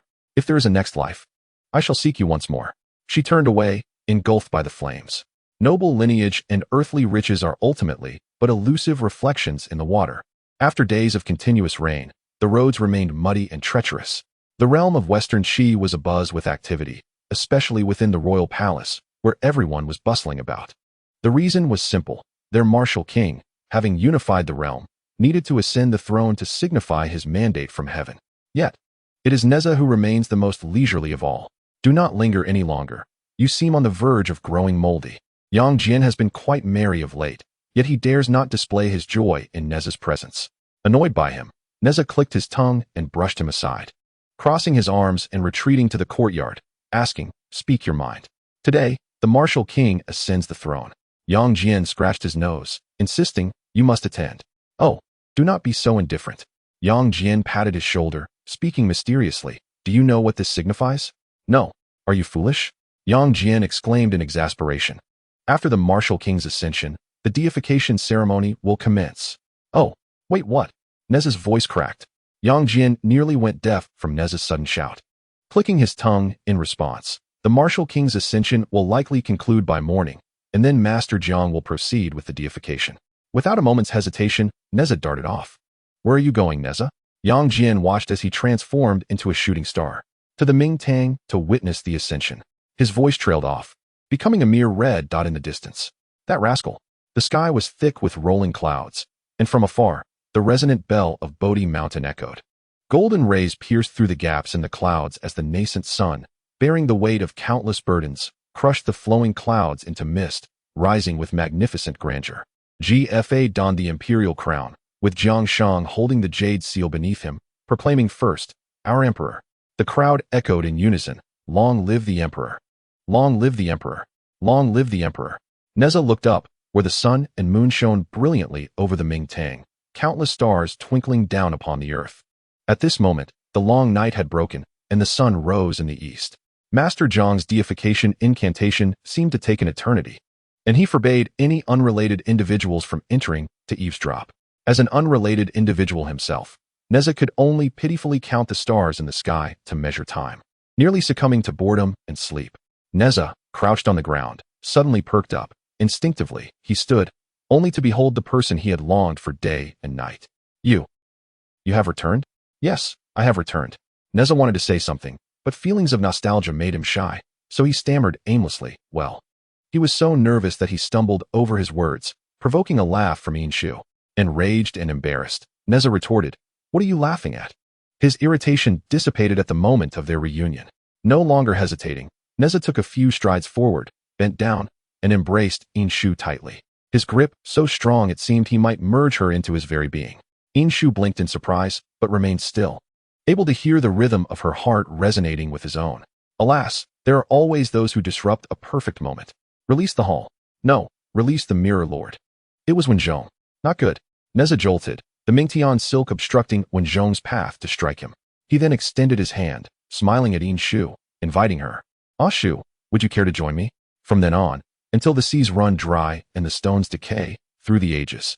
"All right," Inshu replied joyfully, placing her hand on his outstretched one, their fingers entwining. "Never to part again. This heart shall be a mirror to the soul."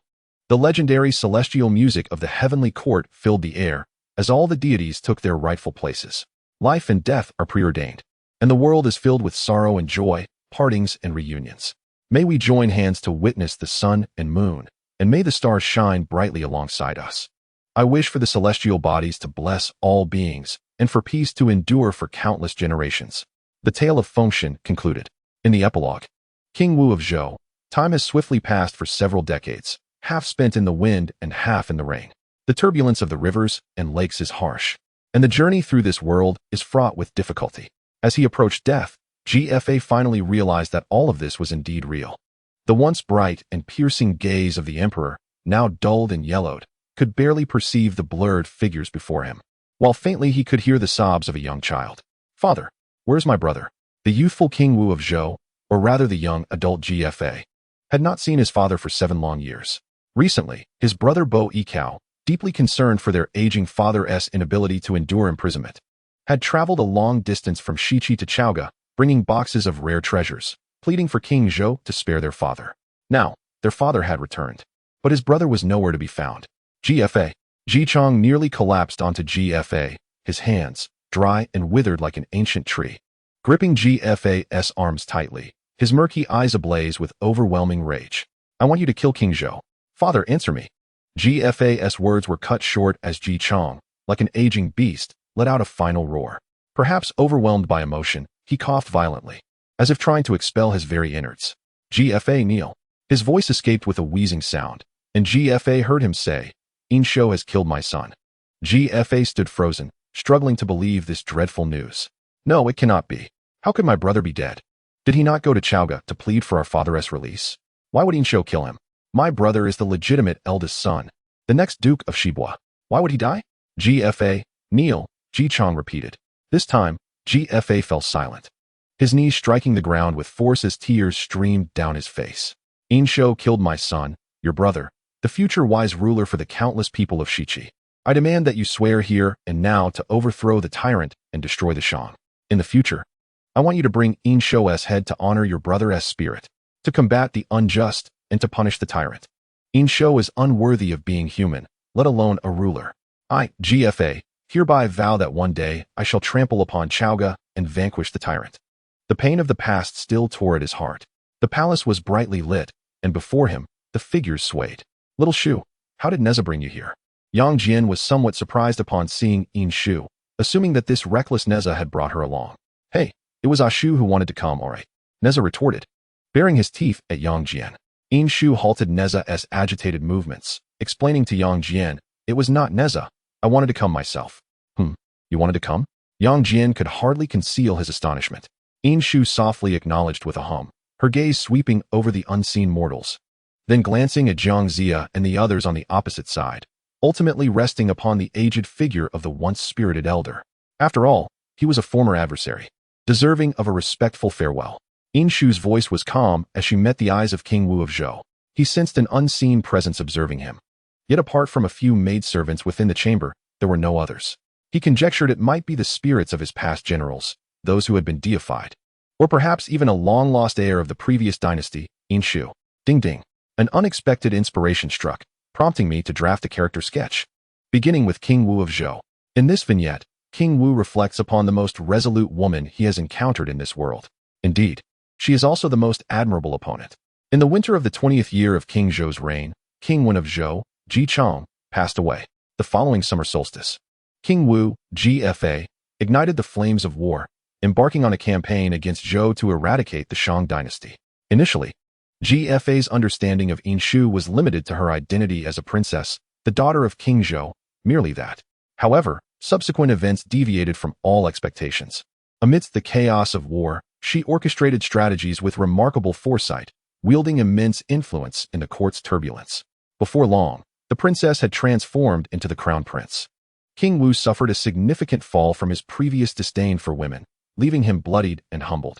Just as his father, Jiang Zia, had once remarked during their strategic games. The outcome remained uncertain, the victor yet undetermined. Yet, despite the subsequent demise of Yunzhongzi, the floods in Hangzhou, and numerous adversities faced during the siege, he remained at a disadvantage against Inshu.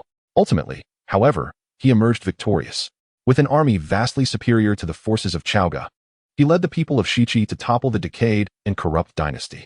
The city gates were reduced to rubble by Nezha's blazing flames, while GFA, King Wu, personally commanded a swift cavalry charge down Dongwu Street, heading straight for the deer platform that loomed before the royal city. As the scenery whirled past him and the winds howled around his ears, he could not hear the cries of the populace. His sole focus was on his sworn enemy atop the deer platform. The closer he drew, the more tumultuous his heart became. As the hatred suppressed for over a decade consumed his reason, the flames of rage nearly erupting. Inshu, the paragon of treachery, had slain his father, wife, child, and subjects. The sins he committed a decade prior demanded retribution in blood from GFA today. He sought from Inshu the return of his father, his elder brother, and his advisors. Yet the king atop the platform proclaimed, "You come to collect this debt, and I willingly offer my life in payment. GFA, take my head, but spare my child." Then, amidst the billowing smoke, Inshu turned and stepped into the roaring flames. Was this truly the conclusion he chose for himself? It was utterly pathetic. Inshu was utterly oblivious to the reasons for his demise, foolish and laughable in his arrogance. Yet, having sworn an oath long ago, he resolved that today, even if it meant unearthing the entire Lu Tai, he would sever Inshu's head and bring it back to appease the spirits of his father and elder brother, seeking vengeance for their unjust demise. The absurdity of Inshu was unmistakable. He had slain both the king and his brother, yet dared to shamelessly discuss the ludicrous notion of familial loyalty with him. What right did he possess? Suddenly, a fierce blaze erupted from the royal palace not far away, with the two towers casting glances at one another, illuminated by the raging flames. That was where Inshu resided. King Wu of Zhou quickly deduced the truth. Inshu again. How fortunate was King Zhou. Having squandered the legacy of Cheng Tang for 600 years and committed countless atrocities, yet still having a daughter willing to tidy up the aftermath. Inshu would rather self-immolate in loyalty to her country than suffer the indignity of captivity. She required no sympathy from her adversaries. The cold, detached observation from GFA, as her opponent, was the utmost respect she could receive. The royal city of Chaoga, standing for 6 centuries, groaned and collapsed in the flames. The outcome was sealed, ultimately. She had miscalculated. King Wu of Zhou truly beheld Inshu. Perhaps it was the proximity of her demise that summoned swirling auspicious clouds around the grand hall. Radiant beams of light illuminating the surroundings, where stood familiar figures, now celestial beings. Inshu did not position herself at the forefront. Rather, she chose to stand alone in a corner, wishing only to quietly accompany her adversary on her final journey. King Wu's murky gaze rested upon her. This was GFA's first encounter with Inshu, who had ascended to celestial status after her self-immolation. He had imagined countless times what the legendary crown princess would look like, perhaps noble and graceful, or, more likely, sullen and indifferent, possibly even ruthless. Yet, upon finally meeting her, he realized she was no different from countless women in the world. The one who had nearly bested him was merely a young maiden, not much older than his own son. Inshu was unaware of who was more fortunate, nor who ultimately triumphed in that contest of heroes. She had once faced utter defeat, believing that the victory belonged to the West Qi over Cheng Tang. Yet now, she was uncertain. In merely 2 fleeting decades, the former sovereign had aged, his eyes no longer reflecting bitterness, but rather an absence of peace.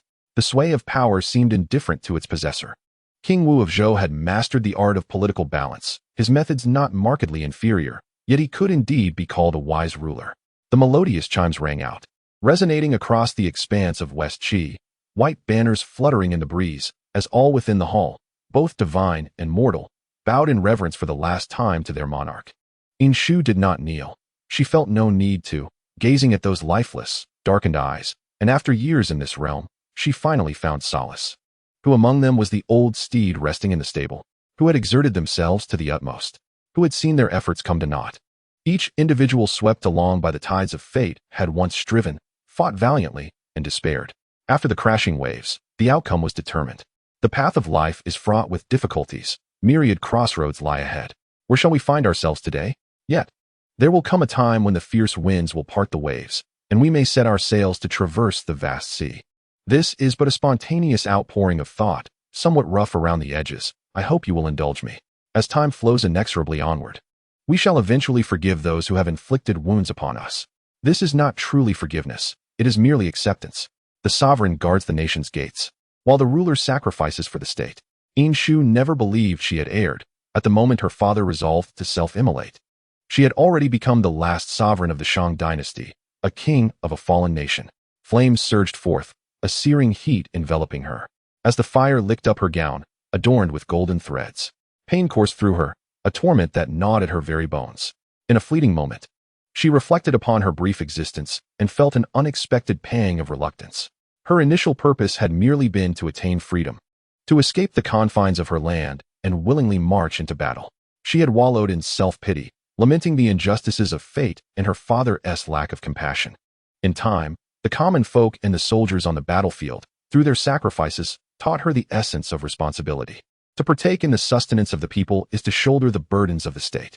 Thus, she chose responsibility, embracing her heritage as a descendant of the Shang royal family, and realized how ludicrous her previous self-pity had been.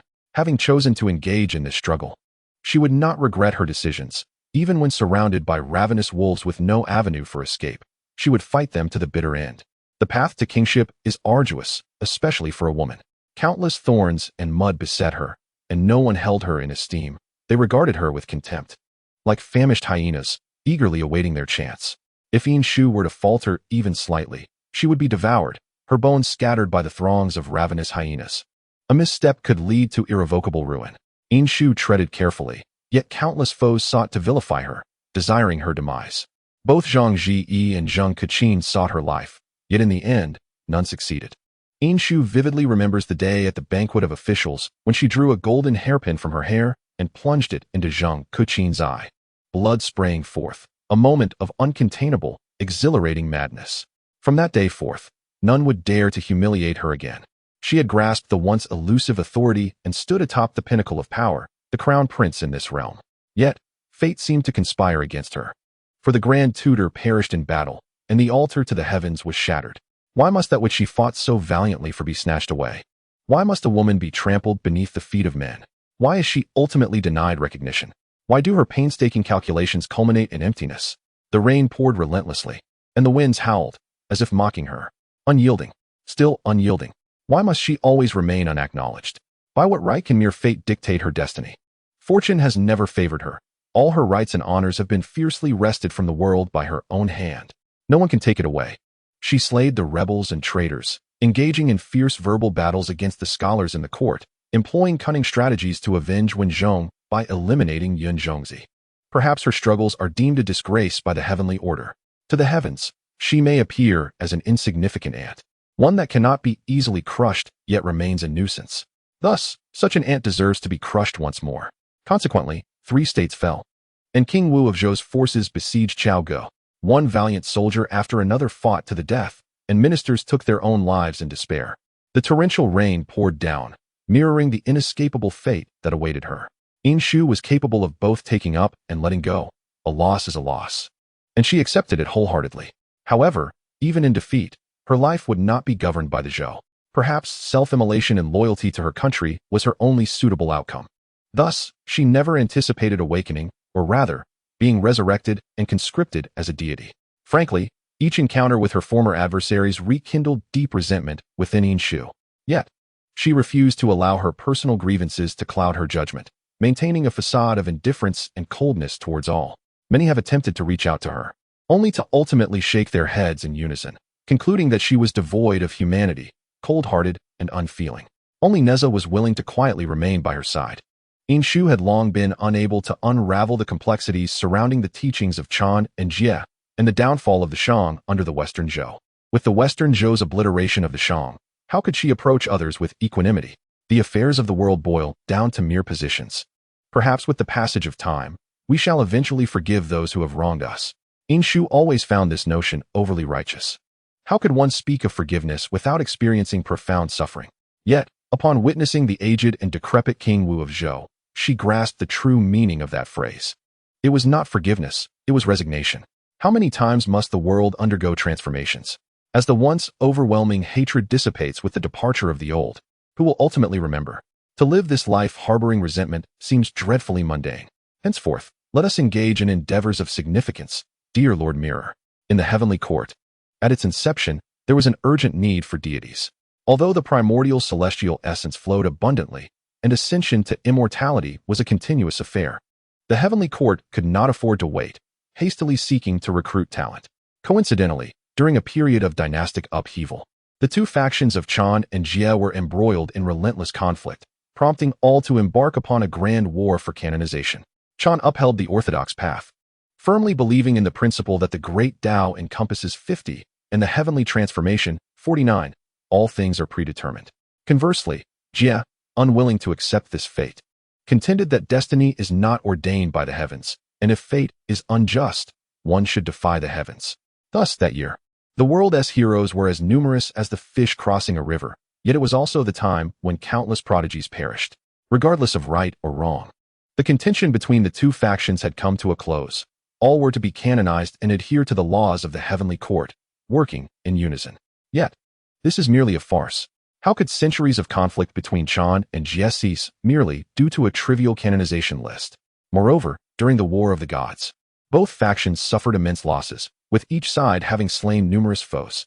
It is entirely possible that upon merely lifting one's gaze, one might encounter the very individual who once dealt them a fatal blow, igniting a surge of fury. In particular, the revered marshal of the central altar, the androgynous and formidable Red Lotus killer, Prince Nezha, nearly decimated the Jie Jiao sect single-handedly during the conflict, slaying a staggering 70% of its members. The populace, day and night, harbored a fervent desire to ensnare him in a sack and exact vengeance. Yet, a tacit understanding prevailed, and no one dared to act. The reason was simple. They were utterly incapable of confronting him. It was no jest. They would circumvent his very presence. For the palpable aura of death could be perceived from 10 miles away. Who would dare provoke such a being? However, the other deities lacked Nezha's extraordinary might, and thus, the gods began to flex their metaphorical muscles, eager to settle old scores. Yet, the heavenly court was no lawless realm. While outright violence against the killer was out of the question, minor mischief was certainly permissible. Like a bustling market matron, the gods commenced a farcical display of theatrics, bickering over trivial matters. Returning to the matter at hand, following the catastrophic upheaval of the War of the Gods, the heavenly court barely managed to resume operations, with the celestial officials assuming their roles without even a moment to acclimatize. The most frenetic activity could be found within the Qiming Hall. Mingjing, I entrust these documents to you, declared Li Chongying, the seemingly benevolent elder of over 50 years, whose astuteness and social acumen were unparalleled. The Jade Emperor has summoned me in haste. I fear I shan't return today. With a flurry, the elder mounted the celestial crane led by a young acolyte at the entrance, his voice resonating through the hall. Do not toil through the night again. The tasks are endless, and even gods must not neglect their well-being. Yin Shu, caught in a moment of exasperation, offered a perfunctory response to the elder, dismissing his words as mere background noise. Strangely enough, Yin Shu transitioned seamlessly from the esteemed crown prince to a mere vice hall master, exhibiting no signs of diminished stature. Her industriousness was akin to that of a model worker, to such an extent that even Li Chongying felt a twinge of guilt at the thought of overburdening her. As the saying goes, a single day in the heavens equates to a year on earth. The celestial cycles of day and night in the heavenly court could not mirror those of the mortal realm. Otherwise, the pace of sunset and sunrise might rival that of Nezha's fiery wheels, a prospect utterly intolerable. High above in the nine heavens, within the cloud palace, resided a divine artifact known as the Qian Kuan Guai, which governed the celestial transitions of day and night.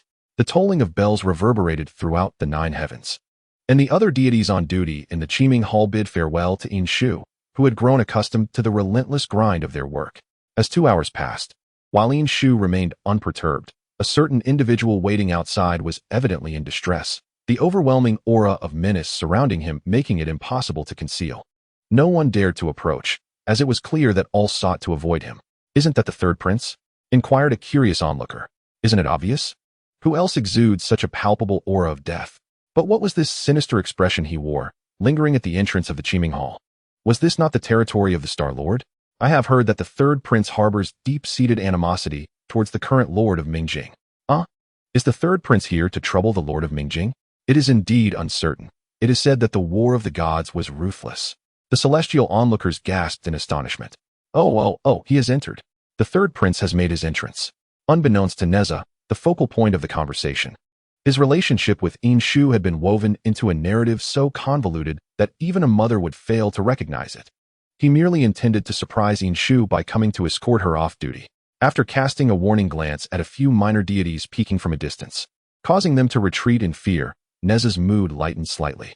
Stepping into the Qiming Hall, he surveyed the room, but could not locate Yin Shu. Just as he pondered this, he heard the sound of a brush gliding over paper from a small chamber, separated by a screen to his right. So she was there. Nezha strode in confidently, only to find 2 stacks of documents piled nearly as high as himself. Nezha remarked, although I have heard that the Golden Star has many affairs to handle, I did not anticipate this abundance. Yin Shu, buried beneath the documents, lifted her head in surprise, momentarily dazed until she recognized Nezha before her. What brings you here? She asked, her voice somewhat dry, betraying her unease. After all, just moments ago, the Golden Star had instructed her not to work overtime, yet here she was, caught by Nezha. Additionally, she grappled with the nature of her relationship with him. Were they friends? That seemed unlikely, given their past embraces and kisses. Were they lovers? Perhaps. But Yin Shu felt an undeniable awkwardness. Nezha, however, paid no heed to her internal turmoil. He rapped on the towering stack of documents, his handsome face set in a stern expression, inquiring, why have you not yet finished your shift? Before she could respond, he pressed on. Has the Golden Star been bullying you? The intensity radiating from him was palpable, his eyes seemingly ablaze, as if he were about to confront the Golden Star himself. Yin Shu hurriedly reassured him, urging him to remain calm. There is no need for alarm. This matter is unrelated to the Golden Star. I have simply been overwhelmed lately, with the constant minor conflicts between the celestial and the teaching of enlightenment, and the increased inspections. I lost track of time. Only then did Nezha appear somewhat reassured. The magical silk entwined around his arm stealthily coiled around Yin Shu's wrist as she held her brush, tightening its grip. After all these troublesome affairs, I have endured 2 hours of cold wind outside the Qiming Hall today. Is the three mysteries, true fire afraid of the wind? Inshu teased him. Ashu. Nezha called her name with a drawn-out tone that hinted at his discontent, seemingly displeased with her jest. Yet his exuberant demeanor belied any grievances. Inshu wished to cover his mouth, but found herself enveloped in his embrace instead. He rested his head on her shoulder, nuzzling close while repeatedly calling her name. Ashu, in an endearing, clingy manner. In a fleeting moment, Inshu recalled the time after the banquet of officials when Nezha had been intoxicated by herbs. Calling her in a similar fashion, her cheeks flushed with warmth, and she attempted to quell her wandering thoughts. Yet she could not ignore the heat radiating from their close contact.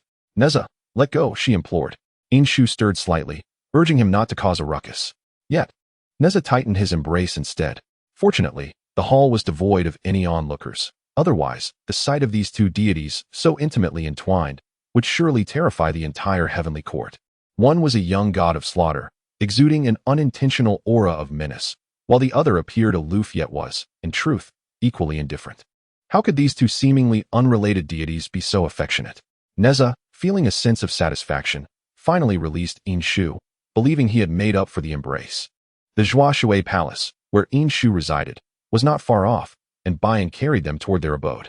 Watching Nezha, who seemed to treat Zhuoshui Palace as his own, Inshu couldn't help but chuckle. I shall descend to the mortal realm in a few days, Inshu announced. Seated within the pavilion at the heart of the lake, where the vast expanse of tranquil waters instilled a sense of peace. She ceremoniously placed a pot of clear dew tea upon the table, from which steam gracefully rose. Inspecting the area, Nezha furrowed his brow, believing such matters were under the jurisdiction of the Thunder Department. Presently, the head of the Thunder Department was the formidable Lord Wenzhong, who would never pass such responsibilities on to Inshu, nor was he the type to shirk accountability. It is my request. I wish to visit the Temple of Land in the southwestern region, she replied. Then I shall accompany you, Nezha immediately asserted. That will not do. You must train your troops, Inshu countered, considering Nezha's recent exhaustive efforts, not wanting him to bear further burdens. Observing the youthful god of slaughter's unwilling expression, Inshu tentatively added, will you wait for my return? Only then did the lotus flower god of slaughter seem appeased. Although immortals do not require rest in the same manner as mortals, Inshu had no intention of becoming accustomed to such a lifestyle.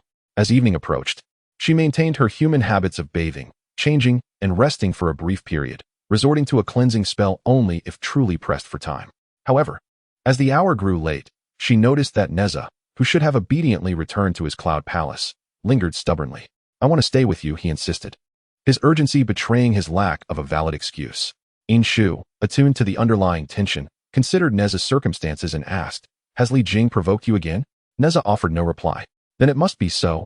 Inshu discerned she had hit the mark, although Nezha consistently avoided discussing their father-son relationship.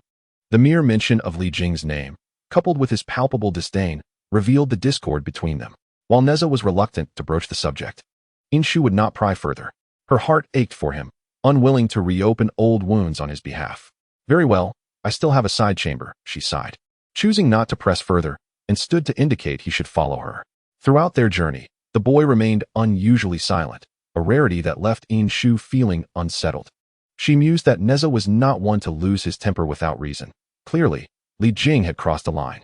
It seemed she would need to pay closer attention to Nezha's movements in the future. Silently, she noted Li Jing's transgressions in her mind. After bringing Nezha to the side hall, Inshu was about to speak when he grasped her wrist.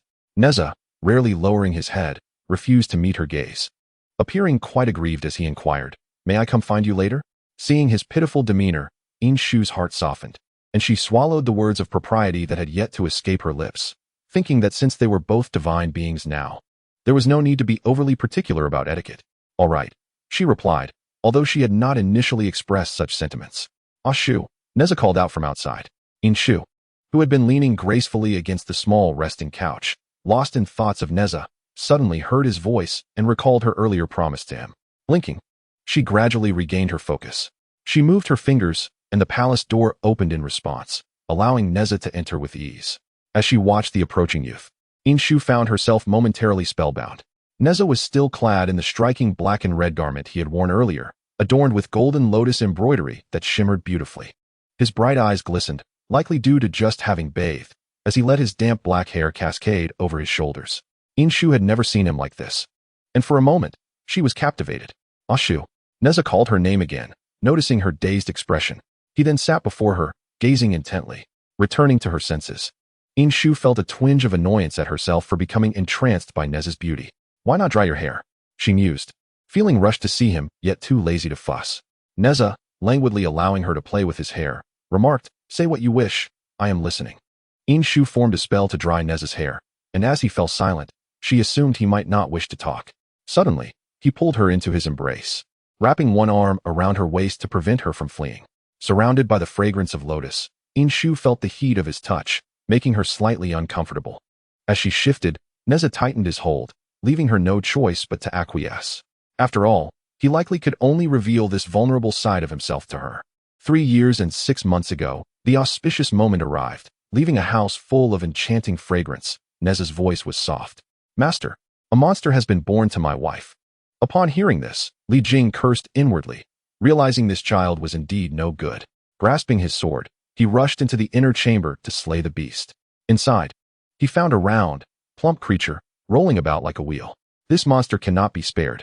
Li Jing, now more furious, could not allow the news of his wife birthing a monster to circulate. He struck at the creature with his sword, aiming to kill. As the blade struck, the creature split open, and a child sprang forth. Li Jing was even more aghast, further convinced that this child was a monster. Just as he prepared to strike again, a sweeping dust cloth intercepted him. Looking up, he beheld an unfamiliar white-haired Taoist. "General, wait. This child is a holy being incarnate, the manifestation of the spirit pearl. You must not harm him." The white-haired Taoist was none other than the revered Tai Zhenren of the Golden Light Cave on Mount Qianyuan. As Nezha spoke, he paused momentarily. Reflecting, he had likely never regarded me as a son.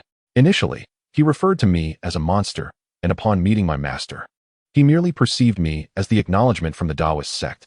In the end, he considered me nothing more than a stubborn and malevolent entity unworthy of being his son.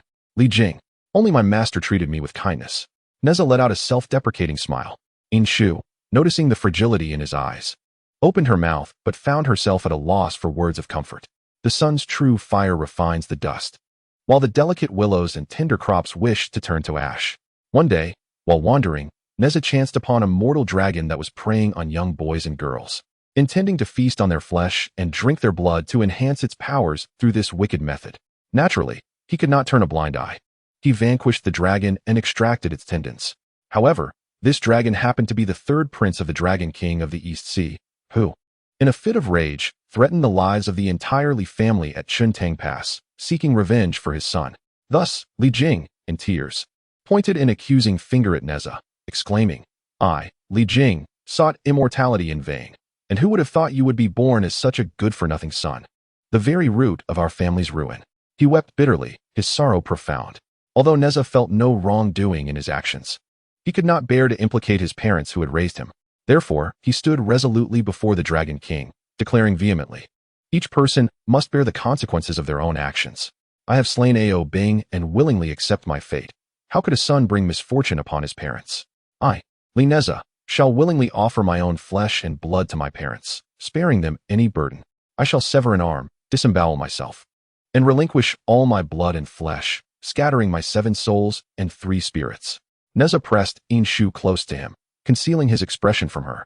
Yet despite his efforts to suppress the tumultuous rise and fall of his chest, the trembling in his voice betrayed a barely perceptible grievance. "Yet, despite it all, I have never harbored hatred for him." Tears welled in his eyes. "My master and mother cherished me dearly, and thus, they constructed my palace on Sweeping Mountain, allowing me to enjoy 3 years of incense offerings in the mortal realm to restore my form. Yet even so, Li Jing would not relent. He shattered my golden form and torched my palace. Now, bereft of soul and heart, I am entirely his doing. This grudge, if left unavenged, leaves me restless. But why is it so difficult for me to exact my revenge on him? With Jin Jia and Mu Jia, along with the venerable Manjusri Bodhisattva protecting him, and the luminary Taoist bestowing upon him the exquisite golden pagoda, I find myself trapped within, engulfed by searing flames. He scorches me and compels me to call him father. My rage is boundless." Nezha, whose fate was already marked by 1,700 calamities, found his fury uncontrollable when it came to Li Jing. The intent to kill surged with an even fiercer intensity. Suddenly, his cheeks were cradled, and through the haze of murderous intent, a pair of tearful, starry eyes entered his vision. almost drowning him in an ocean of boundless affection. You have never been in the wrong. My little lotus flower, nurtured by heaven and earth, is a treasure unparalleled in both realms. They do not want you, nor do they appreciate you. That is merely their lack of insight. But I cherish you. My Nezha need not crave their approval or disdain. Such villains are unworthy of you.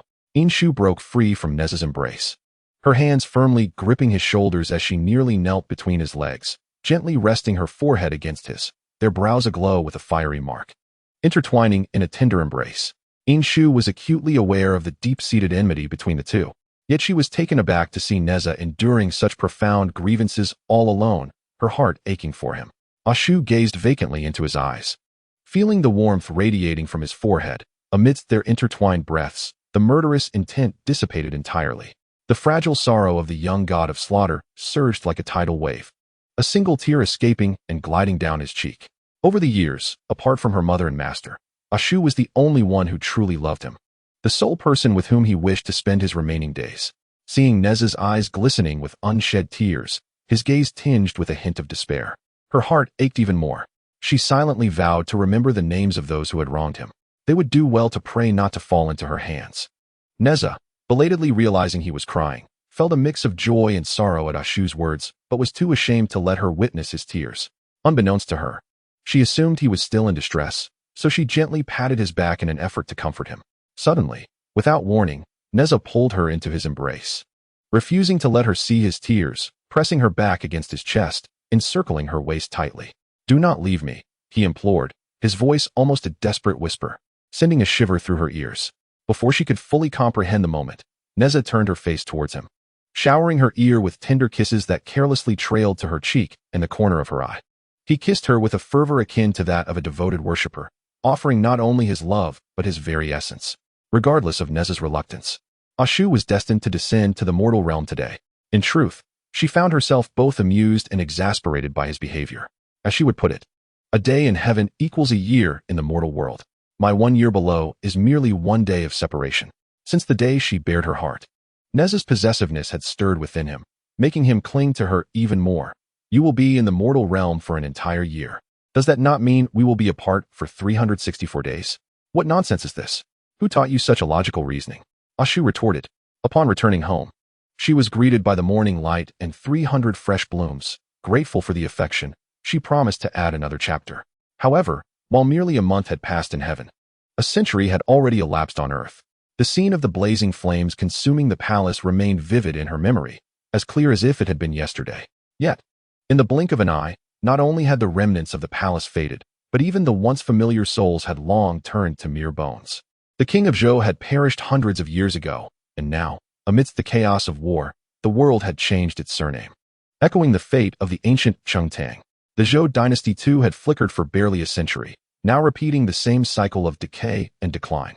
Inshu had inquired about the state of the world. With the fall of the Qin, the realm had already adopted the surname Qin, but it was likely that would soon change again.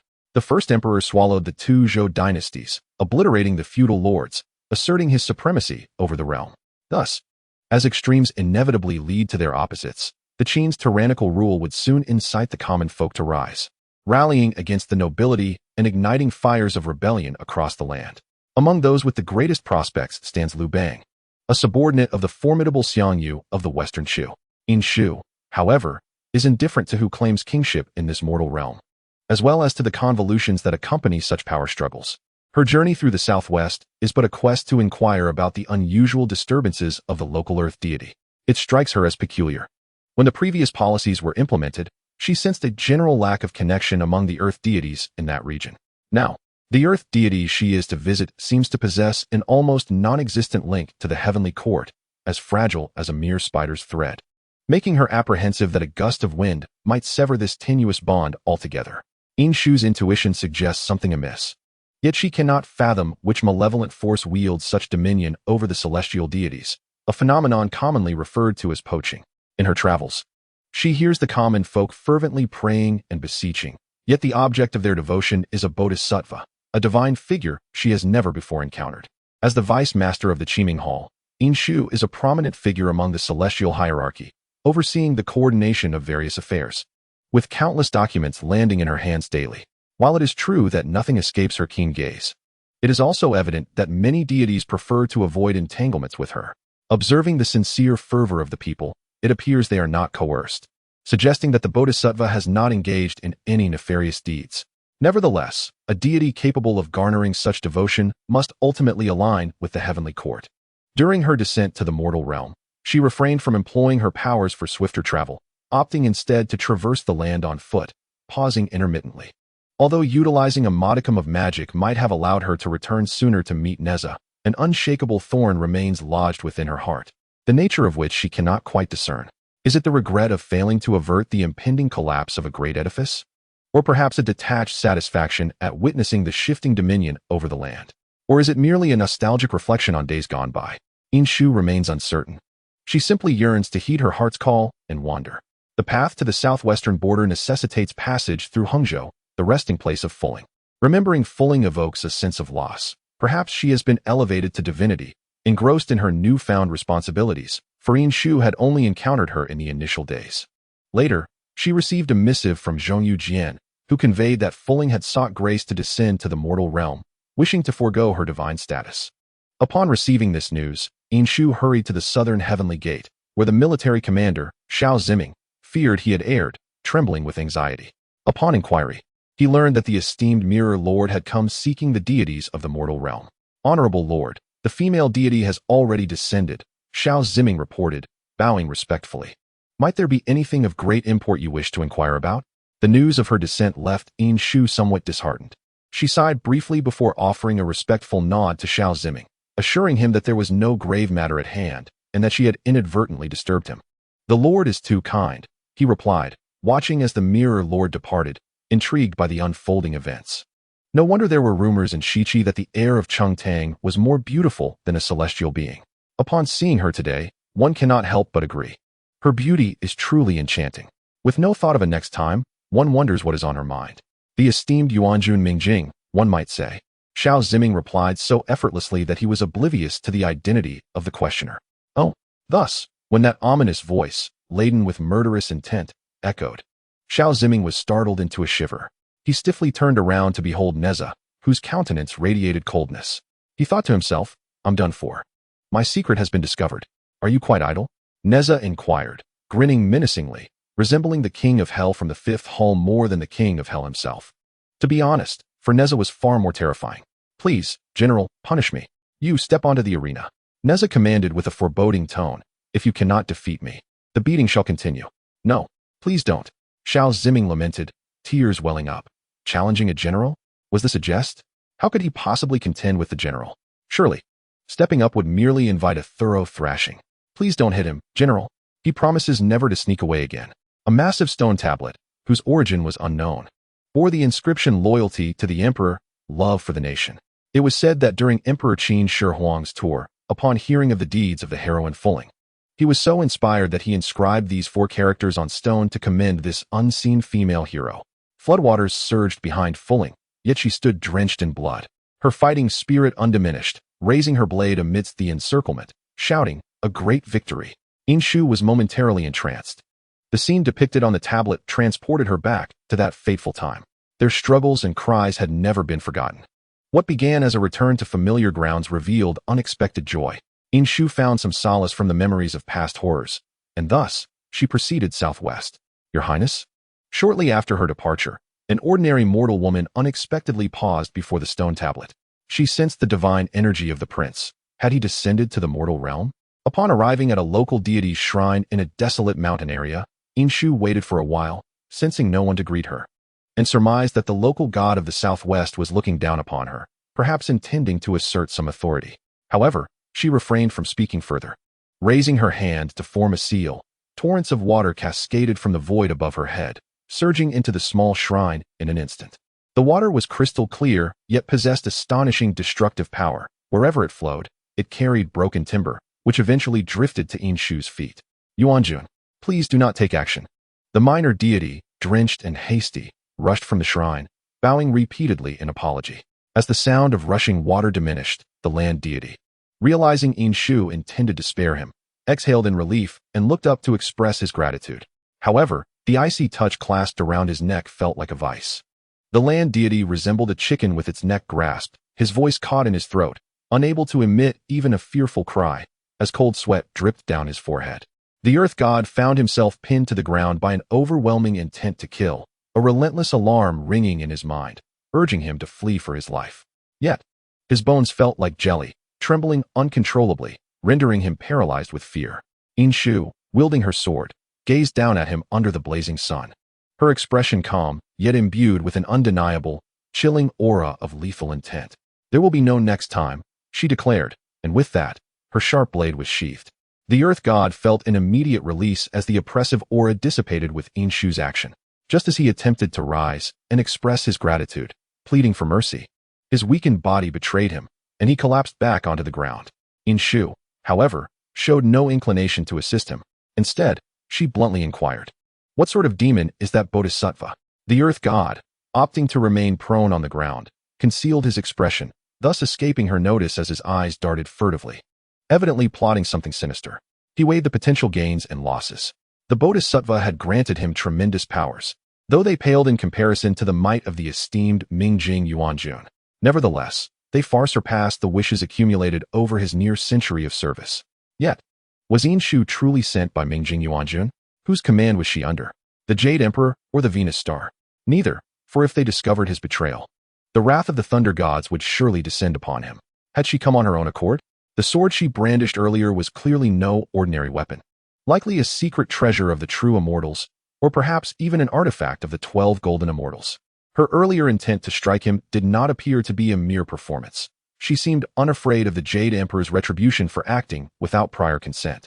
The Earth God fancied himself clever, yet he failed to realize that Inshu was fully aware of his scheming thoughts. If this were the case, then her years as the Crown Prince had been in vain. The Thunder Department still resided in the heavens. Inshu maintained a composed demeanor, employing both grace and authority. Her previous admonition was meant to convey to the Earth God that she was not to be trifled with, while her current demeanor hinted that her presence signified a lack of urgency from the Thunder Department. If his response pleased her, there would be no need for the Thunder God's intervention. However, should she find his answer unsatisfactory, the Earth God recalled the sword radiating an aura of boundless malice, and a shiver ran down his spine. Clarifying the stakes, he hastily divulged all he knew. Yet, he was merely a pawn, privy to little information and largely reliant on conjecture. Nevertheless, Inshu recognized a familiar name among his revelations.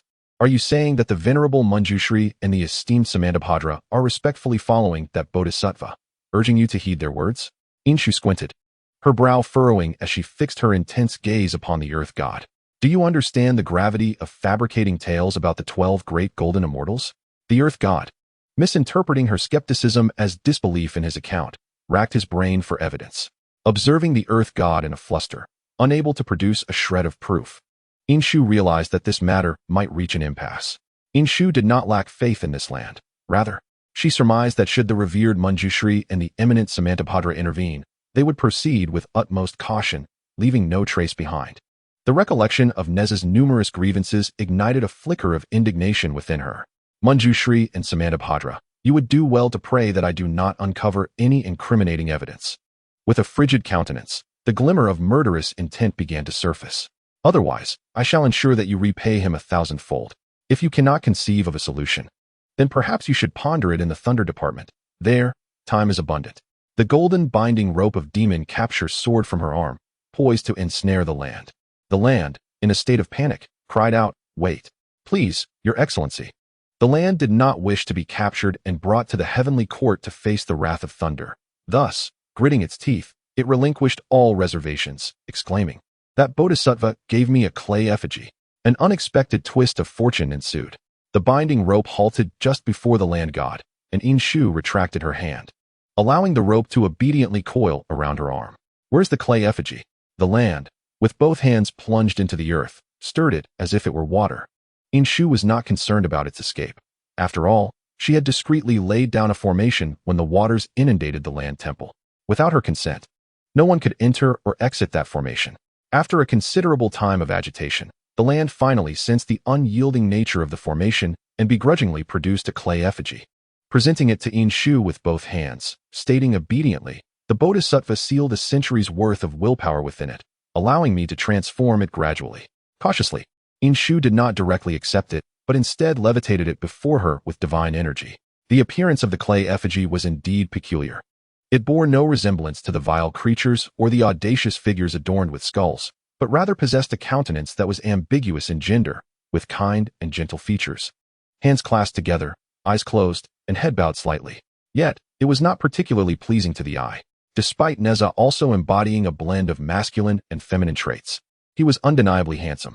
Inshu's thoughts momentarily drifted towards Nezha. Upon glancing back at the clay effigy, one could only describe it as excessively benevolent. Within the clay effigy resided a century's worth of willpower. However, Inshu perceived that while this energy could indeed be absorbed by the land, it carried an unusual and peculiar quality. Willpower, in essence, is a confluence of the people's fervent prayers. Generally, while this willpower is often intermingled with the collective yearning of the populace to traverse the turbulent seas of suffering, it should not predominantly convey the essence of sorrow, as was the case with the clay effigy, which was laden with the anguish of the masses.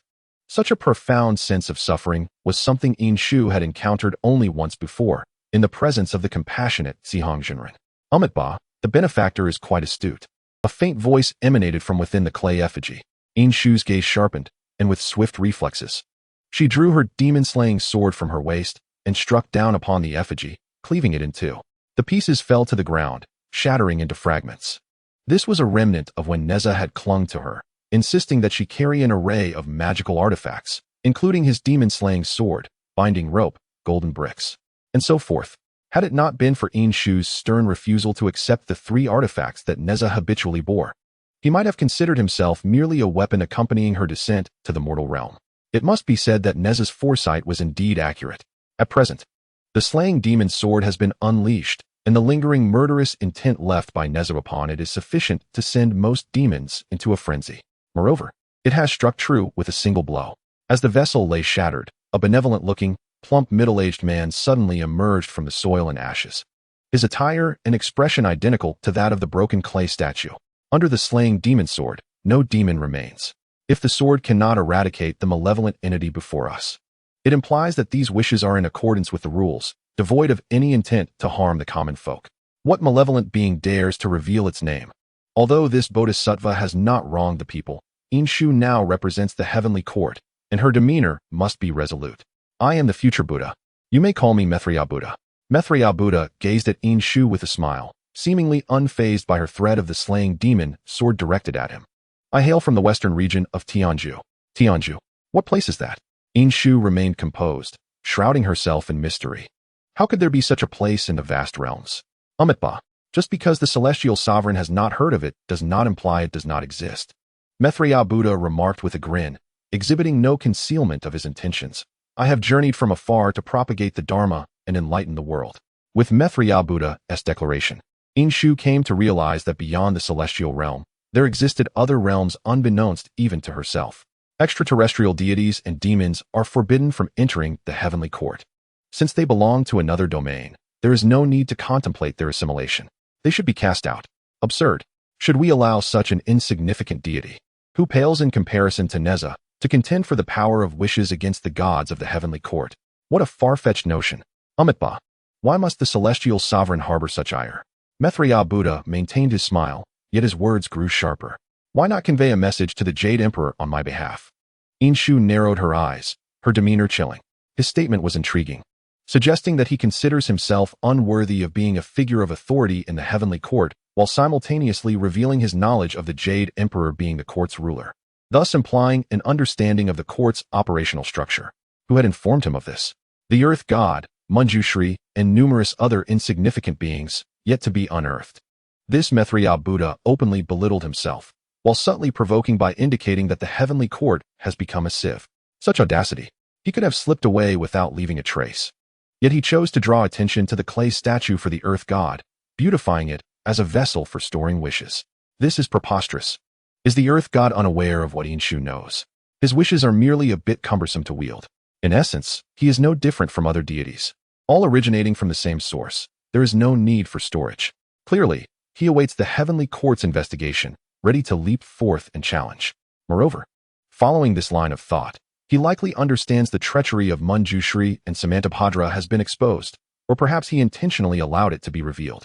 It is evident that this bodhisattva possesses a heart as cold as ice, showing no regard for the two deities, even scheming to ensure that they are unable to thrive in the heavenly court, thus compelling them to seek refuge in the Buddhist realm of Tianzhu.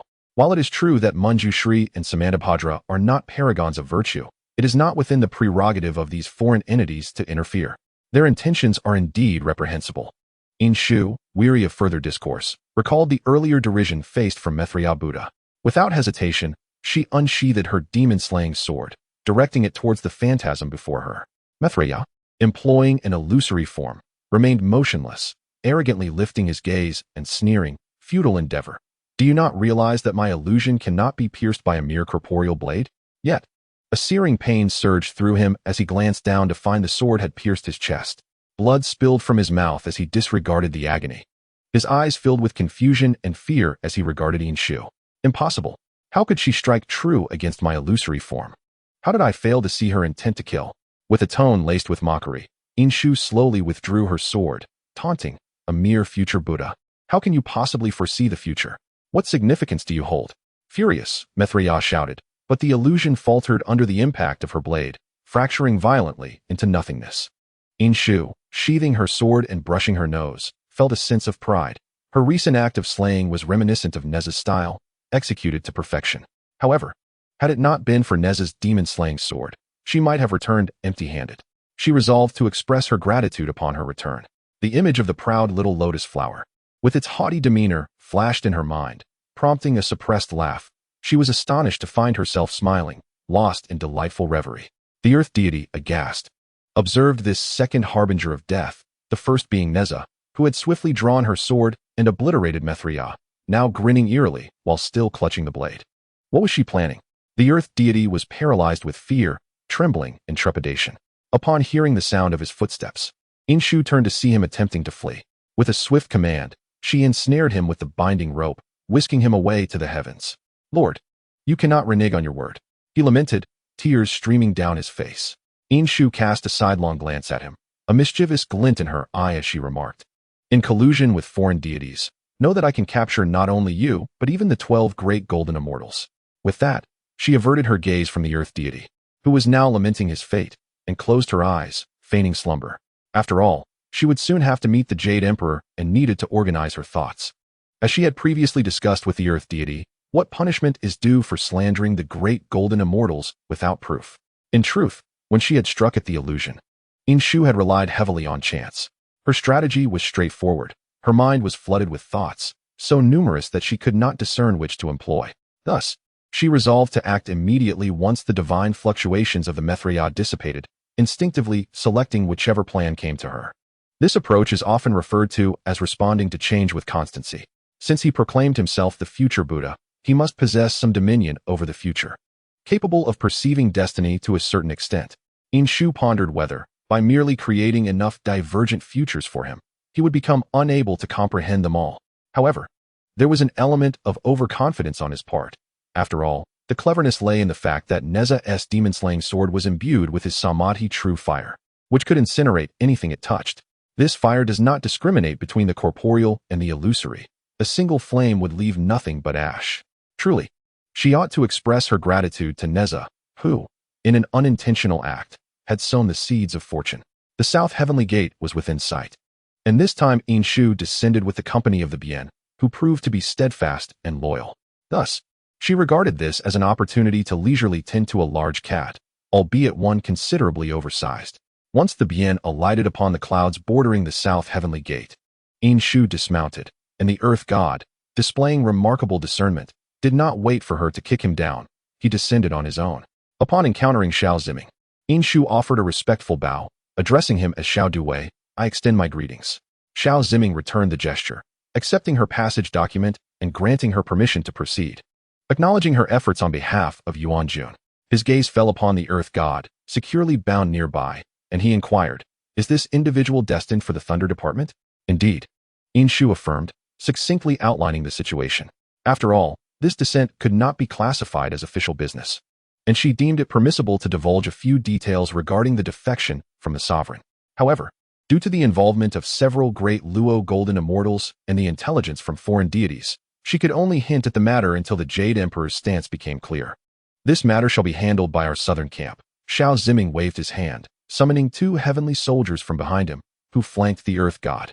Shao Ziming hesitated, his keen eyes recognizing the ropes binding the earth god, reminiscent of the marshal's demon-binding rope. Turning his gaze, he also noted the sword at Yuan Jun's waist, its familiar, fearsome aura imbued with lethal intent. This must surely be the marshal's demon-slaying sword. Yin Shu appeared oblivious to Shao Ziming's momentary confusion. Or perhaps she simply lacked the desire to clarify. She politely acknowledged him, saying, "Thank you, Shao Duwei," before swiftly departing on the Bian, seemingly heading toward the Qiming Hall. Shao Ziming remained where he stood, lost in thought, unable to deduce any conclusions. He marveled at the unexpected rapport between the marshal and Yuan Jun. Contrary to the rumors of their animosity, in fact, their relationship seemed quite amiable. The marshal was even willing to lend his treasured artifact to Yuan Jun. Clearly, the rumors were unreliable. Shao Ziming found himself pondering the profound truths gleaned from the demon-slaying sword and the demon-binding rope, nodding in contemplation, occasionally struck by moments of enlightenment. The celestial soldiers escorting the earth god and the earth god himself. What profound enlightenment is this deity grasping? At the Qiming Hall, Yin Shu recounted all her findings from her descent to the mortal realm to the illustrious Taibai Jinxing. "I understand. You must be weary from today's endeavors. Do take a well-deserved rest." Taibai Jinxing granted her an early leave, even though there remained merely 2 hours of duty. Yet, Yin Shu furrowed her brow. Perplexed by Taibai Jinxing's demeanor, his calmness raised questions. Why did he not immediately report to the Jade Emperor? Was he suppressing the matter? Had the Jade Emperor already been made aware? Yin Shu pondered, subtly probing for clarity, as Taibai Jinxing was indeed one of the closest advisors to the Jade Emperor. If he had not already discerned the situation, it could only imply a betrayal on Taibai Jinxing's part, a notion Yin Shu hoped was unlikely. With a mysterious wink, Taibai Jinxing refrained from divulging any information, simply advising, "Remember to bring the third prince to the Lingxiao Treasure Hall tomorrow." Yin Shu's face flushed with embarrassment. Apart from the occasional teasing from Yang Jian, no one had so openly acknowledged her relationship with Nezha, least of all her own superior. "Old Jinxing, it's not what you think," she stammered, her protest faltering, lacking conviction and coherence. I understand, Taibai Jinxing replied knowingly, "when the time for marriage comes. I shall present you both with a grand gift." "Old Jinxing, we are far from that point," she retorted. "Oh," Taibai Jinxing chuckled, "then you must harbor such intentions." "Spare me." Yin Shu blushed with indignation. Just as she stepped out of Taibai Jinxing's side chamber, she overheard him wistfully remark, "Youth is indeed a wonderful thing." Startled by his words, she hastily departed from that tumultuous space. Ashu. Nezha arrived at Zhua Shui Palace, riding his wind and fire wheels with remarkable agility. Perhaps even more so than when he returned to Yunlu Palace. He audaciously claimed the pavilion originally designated for Yin Shu's tea and scenic enjoyment as his own sleeping quarters, a place she deemed to possess the finest view. Now a source of his utmost comfort. Entering Yin Shu's study with ease, he found the room enveloped in silence, the drapes drawn tight, casting the space into near darkness. Suspecting that Yin Shu was resting, he tread softly around the main hall and discovered her reclining languidly on a couch in the side chamber. She leaned against the backrest, one hand propping her forehead, a book splayed open on the floor beside her, while the other hand dangled, still poised, as if holding the book. Her ornate black and gold embroidered robe had slipped to the ground, and her wide sleeves hung precariously, the waist sash lost to the unknown. Yin Shu was blissfully asleep, seemingly undisturbed by the presence of another. Nezha found it rare and amusing to witness Yin Shu so carefree and unrestrained. He quietly settled cross-legged on the floor, holding his breath as he gazed intently at her. She possessed an exquisite beauty, her soulful eyes captivating to the extent that they subdued the authoritative presence she typically commanded in the heavenly court. With his eyes closed, the vermilion mark on his brow accentuated his divine nature. Nezha reminisced about the tenderness in Yin Shu's gaze directed at him, which was far more affectionate than when she looked at others. Thus, he wished for her to open her eyes. "Ashu, look at me." The figure resting on the couch did not respond, her breathing steady. "Don't pretend to be asleep. It's quite obvious," Nezha thought, poking her hand, and then playfully tugging at her fingers. Yet, the person on the couch remained unresponsive, appearing as if she were in a deep slumber, undisturbed. Nezha, taken aback by her newfound stubbornness, felt a mixture of amusement and exasperation, genuinely pondering how to deal with her. Attempting to assert his authority, Nezha found her still unmoved, stifling a laugh as he realized his playful antics had succeeded. Leaning closer to tease her, their noses nearly touching, their breaths intertwined. The person on the couch visibly faltered, her eyelashes fluttering, betraying her feigned slumber. Observing how his mere proximity could fluster her so, Nezha could no longer contain his laughter. Yet, he yearned for more mischief and leaned down as if to kiss her. Inshu, unable to withstand the tension any longer, opened her eyes and shrank away, evading him. As she glanced upward at Nezha's delightfully smug expression, she felt a twinge of embarrassment for her earlier childish pretense. What a mischievous little flower he was, she thought, and voiced her sentiment aloud. How did I become the villain in this scenario? It's quite unfair, Nezha replied, feigning grievance but unable to suppress his laughter. You were the one pretending to be asleep and deceiving me. I was merely trying to wake you. Is that how one wakes someone? Inshu recalled the moments their breaths had mingled, irritatedly poking his forehead in an attempt to push him away. Nezha allowed her playful antics without moving.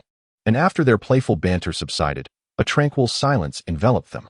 Instead of joining her on the couch, Nezha leaned over, furrowing his brow as he regarded Inshu. His voice was low and heavy. Did I wake you? After their playful scuffle, the little flower suddenly grew concerned that he might have overstepped. Seeing his worried expression, as if he had committed a grave error, Inshu found it amusing and replied with a sigh. How could that be? I was already well rested. And you entered so cautiously, you could hardly disturb me. With that reassurance, Nezha felt at ease. He had suspected that this descent to the mortal realm must have unveiled significant disturbances and wished to inquire about her experiences. Caring for her well-being and not wanting to discuss serious matters during their resting time, he enveloped her hand in his, drawing it close to his face.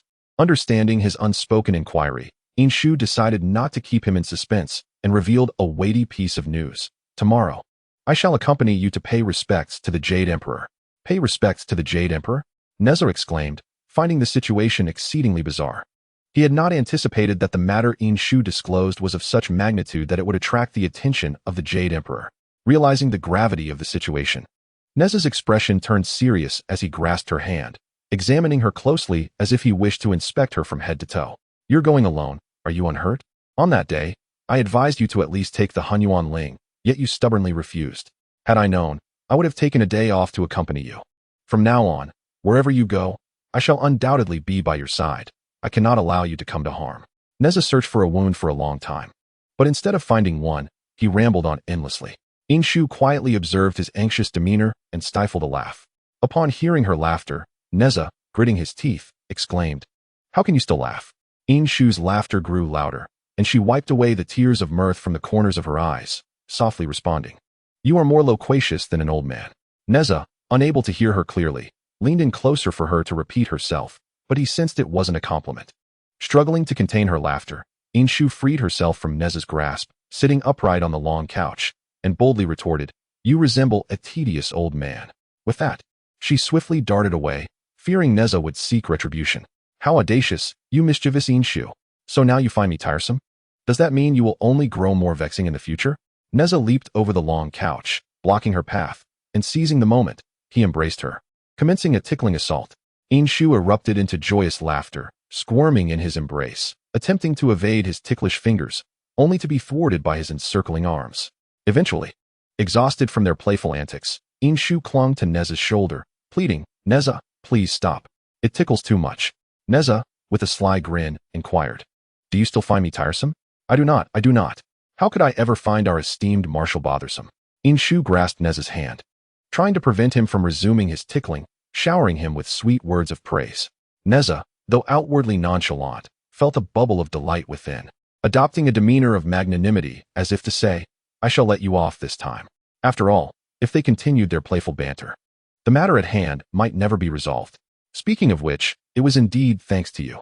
After briefly explaining the situation, Inshu decided to commend Nezha, stating that had it not been for the true fire you imbued in the demon-slaying sword, that bodhisattva would not have been harmed. Naturally, Nezha swelled with pride, beginning to ramble again. I truly possess foresight, so next time you go anywhere, you must take me with you. Indeed, our marshal is most prophetic. Inshu chuckled in agreement. The betrayal by Manjushri and Samandabhadra seems almost certain now. However, it is unfortunate that we lack concrete evidence. Reflecting on this, Inshu thought, Yet since they have revealed their true colors, I possess plenty of means to ensure they cannot escape unscathed. She narrowed her eyes, contemplating that whether Li Jing was aware or not was inconsequential. He must inevitably be tied to Manjushri and Samantabhadra. In her mind, plans took flight, strategizing how to maximize her gains and bring these deities to justice, completely oblivious to Nezha's expression. Nezha gently embraced Ashu, showering her with affectionate kisses, embodying the tenderness of one who cradles a fragile treasure, fearful of its fragility. He understood, deeply aware that his Ashu was pained by his past sufferings, prompting her desire for retribution. He knew, without doubt, that his Ashu cherished him above all else. Am I truly such a villain? Inshu playfully teased him, wishing to alleviate his sorrow. How could that be? Nezha, indeed, found himself smiling at her antics. His Ashu was unparalleled, the finest woman in existence. He held Inshu close in silence for a while. Ashu, do you know what I pondered during those times I was trapped in the tower? Inshu recognized that those memories of confinement represented Nezha's deepest, most enduring wounds. She could only handle them with the utmost care, wary of reopening those heart-wrenching scars. She turned away, silently embracing Nezha tightly. Lowering his gaze, Nezha inhaled the fragrance of lotus that clung to her hair. His mood lifted considerably. With a smile, he remarked, I once heard my master speak of karmic cycles and inevitable retribution. I have always believed in his words. Nezha spoke with a teasing tone, masking his self-deprecation. Yet he found no humor in his past aspirations. Thus, he often thought to himself, surely, I cannot remain perpetually unfortunate. Today I suffer flames, tomorrow I endure blows. In those moments, he held on to the conviction that he would eventually become the happiest person in the world, despite not having found her yet. And now? Inshu inquired softly. Nezha's sharp phoenix eyes softened under the dim light, as gentle as a spring brook. I am now the happiest person in existence. The sight of his sparkling gaze filled Inshu's heart with a bittersweet ache, as if it might burst. It must hurt, she whispered. Nezha wished to shield her from worry. Enduring 1,000 pains was worth it for her. Can it truly be measured thus? Inshu's smile faded, her eyes glistening with unshed tears. Nezha chuckled softly. He adored the myriad emotions Inshu experienced because of him. Sometimes, I wonder if I have lost my sanity. Everything before me feels too exquisite to be real, akin to a dream. I sometimes contemplate if I perished on that fateful day of suffering, and whether this is merely a figment of my imagination as I lay in the tower, fainting from pain. Ashu was at a loss for words, only able to express her most genuine fear.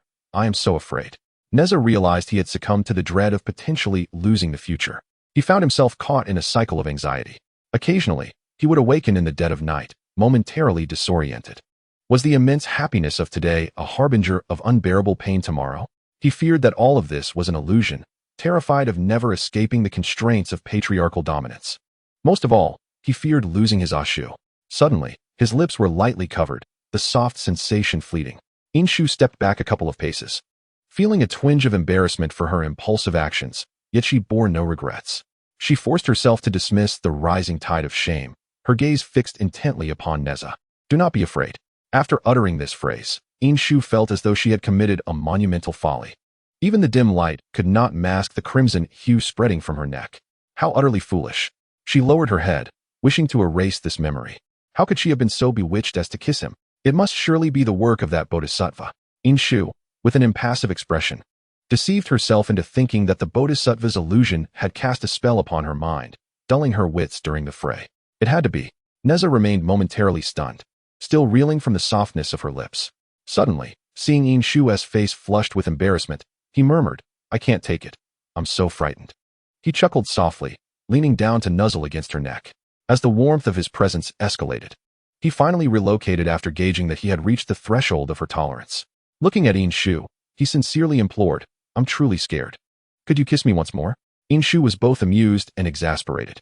Observing his expressive countenance, she noted that Nezha's left eye seemed to say kiss, while his right cheek echoed me, culminating in a singular plea for her affection. No, she coldly declined. Nezha pouted in disappointment, but understood that, given her shy and reticent nature, compelling her to initiate another kiss would likely provoke her embarrassment and lead her to ignore him. Thus, a gradual approach was necessary. How did Nezha know this? Because he had indeed experienced it himself. He understood Inshu's temperament, unaware that he too was a mischievous young deity. Relying on his charm, Inshu gazed at the fair-skinned, red-lipped youth before her, thinking him a black-hearted little lotus. Indeed, a pitiable little black-hearted lotus. In the hall of the Great Opening, the Supreme One, the Jade Emperor, presided over affairs, wielding the mystic symbols that governed the celestial realms. He reigned over the 9 heavens, the grand palace of transcendent virtue, and was known as the Emperor of Heaven. Such an illustrious title would take 3 minutes to write and 40 seconds to utter. As the sovereign of the heavenly court and ruler of the 3 realms, the Jade Emperor was expected to embody the gravitas of a majestic and solemn monarch, exuding an aura of boundless virtue. Yet, he was not at all like the handsome, jovial middle-aged gentleman before her, who cheerfully munched on celestial peaches while attending to his royal decrees. Inshu scrutinized the smiling Jade Emperor with a hint of skepticism, her thoughts questioning his imperiousness as his otherwise icy demeanor melted away in her presence. Nezha, however, was unfazed. Accustomed to responding to commands as the marshal of the central altar, often called to quell disturbances among the malevolent spirits below. Thus, the frequency of his encounters with the Jade Emperor had rendered him quite familiar. While Inshu silently criticized the Jade Emperor, he too observed her keenly. He gazed with a smile at the 2 figures below, one a blazing red lotus, fierce as a raging fire, and the other a prince, as indifferent as smoke from an extinguished flame. Moreover, one belonged to the element of fire while the other to water, their temperaments contrasting sharply from the strands of their hair to the tips of their toes. From the perspective of their elemental natures, they should be entirely incompatible. Should they clash, it would not be surprising if the heavenly realm were thrown into chaos, much to the delight of the Jade Emperor. What was truly remarkable, however, was their unexpected camaraderie, harmonious as strings of a zither. Had he not witnessed it with his own eyes, the Jade Emperor would have found it utterly unbelievable. What an intriguing pair of celestial companions. He felt as if he had stumbled upon a grand secret. Noticing the look of astonishment on his face, Inshu remained silent. But it was Nezha who could no longer contain himself, asking, "Your Majesty, do you have any commands?" The Jade Emperor, returning to the moment, quickly grasped the underlying tone of Nezha's words, realizing that the young man was subtly expressing his impatience. Yet, how astutely Inshu had taught him such diplomacy. Inshu stood quietly, her head bowed, exhibiting impeccable decorum. In contrast, Nezha's demeanor made even the celestial silver star raise an eyebrow in disbelief. How did these 2, so disparate, come to be together? The Jade Emperor dismissed Nezha's growing impatience, addressing the steadfast Inshu. "The purpose of summoning you is to commend your efforts." Inshu bowed in gratitude, having initially believed that the turmoil in the southwest was merely a result of human conflict, only to discover it was due to an invasion by external deities. Truly lamentable. It is fortunate that Mingjing noticed this detail. "Is there any artifact you desire?" She replied, "Your Majesty, it is my duty. I cannot accept rewards." She expressed her thanks once more. Their exchange of formalities revealed their understanding of each other's character. "There is no need for modesty," the Jade Emperor continued. "I have heard that your descent to the mortal realm was facilitated by Nezha's artifact. Please feel free to choose something you fancy from the Doshui Palace, as it will be of great use in the future." Inshu sensed that the Jade Emperor had ulterior motives in this matter, and as his insistence made it difficult for her to refuse, she reluctantly expressed her gratitude for his generosity. No need for excessive courtesy. The Jade Emperor laughed heartily before steering the conversation back to the main topic. "I see your intelligence and resourcefulness. Your talents for governance are wasted in your current position as a mere vice official under the constellation of Venus. How about I appoint you as the Lord of the Baiha Hall, overseeing all diplomatic affairs henceforth?" Upon hearing this, Inshu inwardly frowned. Such a promotion was too grand, bound to attract attention and scrutiny. The Jade Emperor was hastily elevating her to a position of significant power, suggesting she would handle all matters related to external realms. Was she suddenly to transform from a minor official into a high-ranking minister? This unexpected opportunity left her hesitant and wary. "Your Majesty, I am but a foolish servant with no remarkable talents." She firmly declined the offer. Nezha found himself bewildered by their cryptic exchanges. Observing Inshu's steadfast refusal of a promotion that was within her grasp left him in a state of anxious agitation. However, as she had previously advised him, he refrained from speaking while she engaged in her strategic dance with the Jade Emperor, leaving him to fidget in frustration. The Jade Emperor, with an air of nonchalance, showed no sign of irritation at her repeated rejections, evidently holding a card that compelled her acceptance. It was rumored that many celestial beings coveted the opportunities beyond their realm, though the identities of these individuals remained shrouded in mystery. Indeed, he possessed leverage that was utterly irresistible to Inshu. A moment of realization struck her, and her mind swiftly pieced together the implications of the Jade Emperor's intentions. It was a classic case of not judging a book by its cover. Beneath the guise of a benevolent ruler lay a shrewd strategist. This was a grand gift from the Jade Emperor to both her and Nezha. Full responsibility for the Hall of Dispersal, even overseeing the 12 golden immortals, as the Jade Emperor sought to position himself as her formidable ally. Moreover, he was clearly aware of the discord between Nezha and the others. While he showed no inclination to intervene directly, he had effectively granted her the authority to act, subtly indicating his preference. If she were to uncover any treasonous intentions from Manjushri or Samantabhadra, severe punishment would be warranted, even if evidence proved elusive. Enacting a bit of personal justice could be justified under the prevailing circumstances. Thus, she and Nezha would become the Jade Emperor's trusted confidants, further delineating the factions within their ranks, a masterstroke of political maneuvering. After careful contemplation, Inshu bowed deeply and solemnly declared, "I shall not fail in my duty.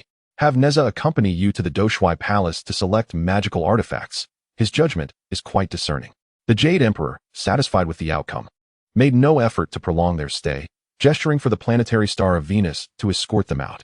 Upon exiting the Lingxiao Palace, the planetary star of Venus cheerfully congratulated Inshu for her elevation from subordinate to equal rank, reassuring her that she need not worry. She was destined for greatness. "You flatter me, old star," she replied with a sigh, sensing the genuine regard the planetary star held for her, which filled her with gratitude and respect. Understanding her concerns, yet choosing not to dwell on them, the planetary star offered her a stroke of fortune. "Select as many artifacts as you wish from the Doshui Palace. I shall ensure you are well accommodated." "I am truly grateful," Inshu replied sincerely, realizing that while her future might not be entirely tranquil, the planetary star's willingness to assist her was more than enough. "Think nothing of it. It is only right," he responded. Having always admired her competence and sense of responsibility, he now found her even more endearing. He gave her shoulder a reassuring pat and advised, "The Hall of Dispersal has been secretly constructed, not far from the Zhua Shui Palace and the Qiming Hall. If ever you find yourself in need, do not hesitate to reach out. This old man is always ready to lend a hand." Grateful beyond measure, Inshu expressed her heartfelt thanks, acknowledging the immense support the planetary star had provided her. He waved away her gratitude, somewhat reluctantly accepting her bow, and urged them to proceed to the Doshui Palace, ushering them along their way. Doshui Palace. "Ashu, you need not force yourself for my sake." In the solitude of the surroundings, Nezha, feeling a heavy heart, finally spoke. The moment the Jade Emperor's words were uttered, he comprehended the underlying intention, to use himself as leverage against Ashu. Inshu, aware of his thoughts, refrained from coercion. The celestial court was currently starkly divided between two sects, and with the emergence of external calamities, a simultaneous crisis from within and without would be disastrous. The Jade Emperor sought to establish a loyal force to the celestial realm. The notion of securing internal stability before addressing external threats held merit. Inshu explained to Nezha that he was not merely employing her as a means of restraint, but offered rewards that were indeed enticing. He was willing to delegate matters to them without exterminating Li Jing and the others, even proposing to elevate her, the original defeated heir, to the position of a hall master, albeit as part of his strategy to counterbalance the Chan sect. This was sufficient grounds for their allegiance. Observing Nezha's dawning understanding, Inshu continued, "Yet one should not perceive him as benevolent. He, too, is an emperor deeply versed in the art of power and balance." Inshu chose not to elaborate further, recognizing that Nezha, inexperienced in the complexities of court politics, would benefit more from discerning these truths on his own. Moreover, they had arrived at the Doshui Palace, which was not an opportune place for discourse. Situated above the 33 heavens, this palace was the abode of the Supreme Lao Jun, one of the revered Three Pure Ones, whose status was on par with that of the Jade Emperor. "Marshal of the Central Altar, Master of the Baihe Hall, please follow me," announced the white-clad celestial attendant with a respectful gesture, guiding them into the Doshui Palace. She appeared entirely oblivious to the sudden surge of pressure and vigilance emanating from the two great deities behind her, leading them toward the palace treasury. Inshu pressed her lips together, her thoughts racing. It was no surprise that they were on guard. The moment the Jade Emperor mentioned the ceiling of the Baihe Hall, the Doshui Palace was already aware, which in itself was suspicious. The existence of the Baihe Hall was known to very few, at the very least. It should have been disclosed only after the external deities and the parasites within the celestial court had been eradicated. Yet, the Doshui Palace not only possessed this knowledge but brazenly proclaimed it, leaving her puzzled about their intent. Upon entering the treasury, their vigilance transformed into astonishment at the unprecedented wealth before them. Numerous magical artifacts lay within, some possessing powers rivaling those of the few Nezha carried. "The Supreme Lao Jun has instructed that you may take whatever you desire," as the Mirror Lord favors, said the celestial attendant, halting at the entrance of the treasury, indicating no intention of stepping inside.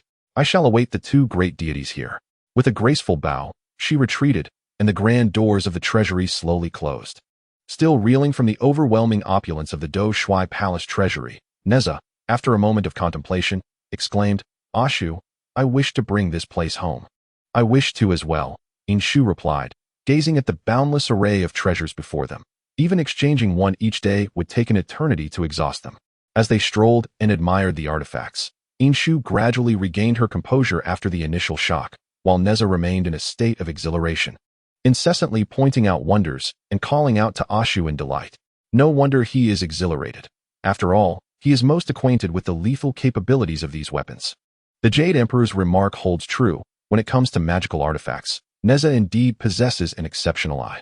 He picked up a multitude of swords, spears, and halberds, yearning to manifest a divine form with multiple arms to wield even more.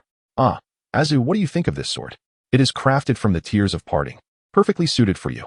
This spear is also commendable. It bears a striking resemblance to my fire-tipped spear. And this whip, surely it would be effortless to wield." "Azu, Azu, Azu." Nezha's incessant calls nearly overwhelmed Inshu's mind.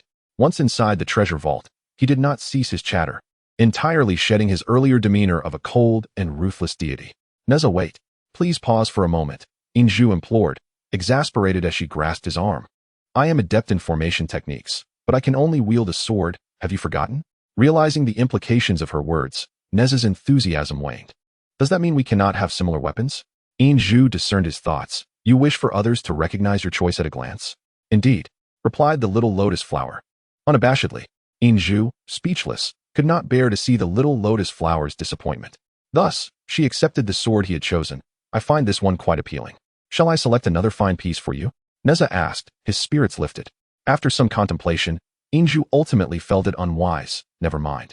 You know I am not fond of combat." "All right." Nezha displayed a pitiful expression, "but you just rejected me." Inshu noted how adept Nezha had become at feigning sorrow, and with a sigh, she gently tapped his forehead. Enough of the theatrics. Unperturbed by her insight, Nezha merely huffed and, seeking consolation, took her hand. Inshu had grown accustomed to his unabashed displays of affection, reaching a state where she no longer blushed at his casual gestures. She could effortlessly manage her own tasks while allowing Nezha to indulge in his antics. Indeed, habit breeds familiarity. The ancients were not mistaken. After leaving the treasure vault, the celestial attendant guided them to pay their respects to the Grand Supreme Elder Lord. Being in his domain and having received precious items, it was only fitting to express their gratitude. "Greetings, Elder Lord." Inshu and Nezha bowed in reverence. The Grand Supreme Elder Lord was a remarkably affable figure. Dismissing excessive formalities, what treasures does Ming Jing desire? The items forged by the Elder Lord were indeed divine artifacts, leaving Ming Jing in a state of delightful bewilderment. Inshu, however, sidestepped his inquiry, showering him with compliments instead. "Has the third prince found anything he fancies?" The Elder Lord, noticing Inshu's reticence, turned his attention to coax Nezha's response. Inshu furrowed her brow, puzzled by the Elder Lord's intentions. "The Elder Lord's vault is filled with splendid treasures. I admire them all," Nezha replied, unabashedly, displaying his characteristic charm. Yet, his seemingly careless words were laced with caution, as he spoke only trivialities, ensuring that the Elder Lord found no chink in his armor. The Supreme Laozi remained unfazed, laughing heartily, for fine treasures required discerning eyes to appreciate them. With a flicker of his eyes, he turned to Inshu, remarking that while swords may be merciless, the waters of parting sorrow could indeed be considered the most peculiar materials in the world. The mere fact that the mirror could be lifted today indicated that this sword was meant for a worthy ruler. His words were laden with profound meaning, which Inshu grasped in an instant. By pledging allegiance to the Jade Emperor today, it was evident that the Supreme Laozi was subtly suggesting that they had not chosen their sovereign wisely, urging them to contemplate their true allegiance. The old sage's flattery was misplaced. Inshu chose to remain silent. It was better to avoid unnecessary conflict, and she preferred to bear a silent grievance than to provoke the Supreme Laozi. "Very well, you two may return now." She refrained from engaging further, leaving the Supreme Laozi at a loss, who, in his impatience, dismissed them. Upon departing from the Do Shui Palace, Inshu's expression abruptly darkened. She and Nezha had been unwittingly cast as scapegoats. A cold smile crept into her heart. How amusing it was that the Jade Emperor and the Supreme Laozi, in their power struggles, would involve innocent bystanders. Moreover, the elder Jin Xing had mentioned conveniences that Yin Shu had no intention of accepting. How could he, a figure close to the Jade Emperor, be so brazenly entangled with the Do Shui Palace? Did he not fear the repercussions of his revelations? Whose side was he truly on? Shu, do not be disheartened. Nezha, sensing the undercurrents within the Do Shui Palace and discerning the reason behind Yin Shu's troubled expression, reached for her hand. The warmth enveloped her palm, and her heart softened in an instant. With a sigh, she lamented, "The Supreme Laozi intends to oppose the Jade Emperor. It seems we shall not find peace henceforth. The heavenly treasury is not exclusive to the Do Shui Palace, yet the Jade Emperor insists on having us hint at this." Clearly challenging the Supreme Laozi, Yin Shu had no desire to involve herself in the factional disputes, yet she found herself reluctantly thrust into the fray. Internally, there was a fierce rivalry between the Chan and Jie teachings, while the Jade Emperor and Supreme Laozi were unwilling to yield to one another. Externally, the Tianju sect loomed like a predator. It was truly laughable. Yin Shu's expression turned sardonic, realizing even celestial beings could not escape the entanglements of human emotions. She could not help but feel regret. Had she not descended to the mortal realm, this fate would not have entangled him as well. Maya Shu harbors a heart for the world's populace. She cannot turn a blind eye to their suffering. Nezha smoothed the furrow between her brows, saying, "How could you bring me into this? I merely fear that you often keep your feelings to yourself." He smiled, "As long as I am with you, I would willingly brave fire and water." Yin Shu paused, momentarily entranced by the young celestial before her, who descended from the heavens, radiating brilliance. In a fleeting glimpse, he rivaled the sun and moon in splendor. He had never changed. "You are quite the talker," she teased, her mood brightening slightly. Upon returning to the Zhua Shui Palace, they both found themselves unusually lethargic, nestled within the pavilion, reluctant to move. "The Jade Emperor has dispatched me to the mortal realm to vanquish demons. I shall depart tomorrow," Nezha languidly remarked, playing with Yin Shu's inky tresses. "I might return late. Do not wait for me." Yin Shu uttered a soft acknowledgement, suddenly recalling that she too had matters to attend to. The unfolding of the dispersing and gathering hall was not without her responsibilities. Although her words were somewhat veiled, Nezha was remarkably astute in deciphering her thoughts. "Oh," he elongated the sound, leaning closer to her ear with a playful smile. "Does this imply you wish to leave a light for me?" Yin Shu, flustered by his remark, shot him a reproachful glance and yanked back the hair he had been toying with, refusing to allow him to continue. "Do not be upset. I was in the wrong." Shu, Nezha pleaded, his demeanor exuding an endearing mixture of contrition and mischief. "What demon shall we slay tomorrow?" "The 10 demon kings of the southwest cave." Suddenly, the echoing sound of footsteps resonated. A brilliant blaze erupted, illuminating the surroundings. In the depths of the cavern, countless demonic entities opened their eyes simultaneously, their blood-red pupils fixated on the young boy before them. Subsequently, the fire spear cleaved a bloody path, the blood-soaked ground bubbling violently as the elements of blood and fire intertwined.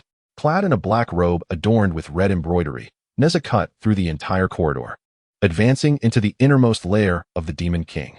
He effortlessly thrust his hand forward, piercing through a massive creature that attempted to ambush him, blood splattering across his face, intensifying his murderous aura. The remaining 9 grotesque demons surged forward, their dark forms swiftly enveloping the vibrant red that Nezha emanated.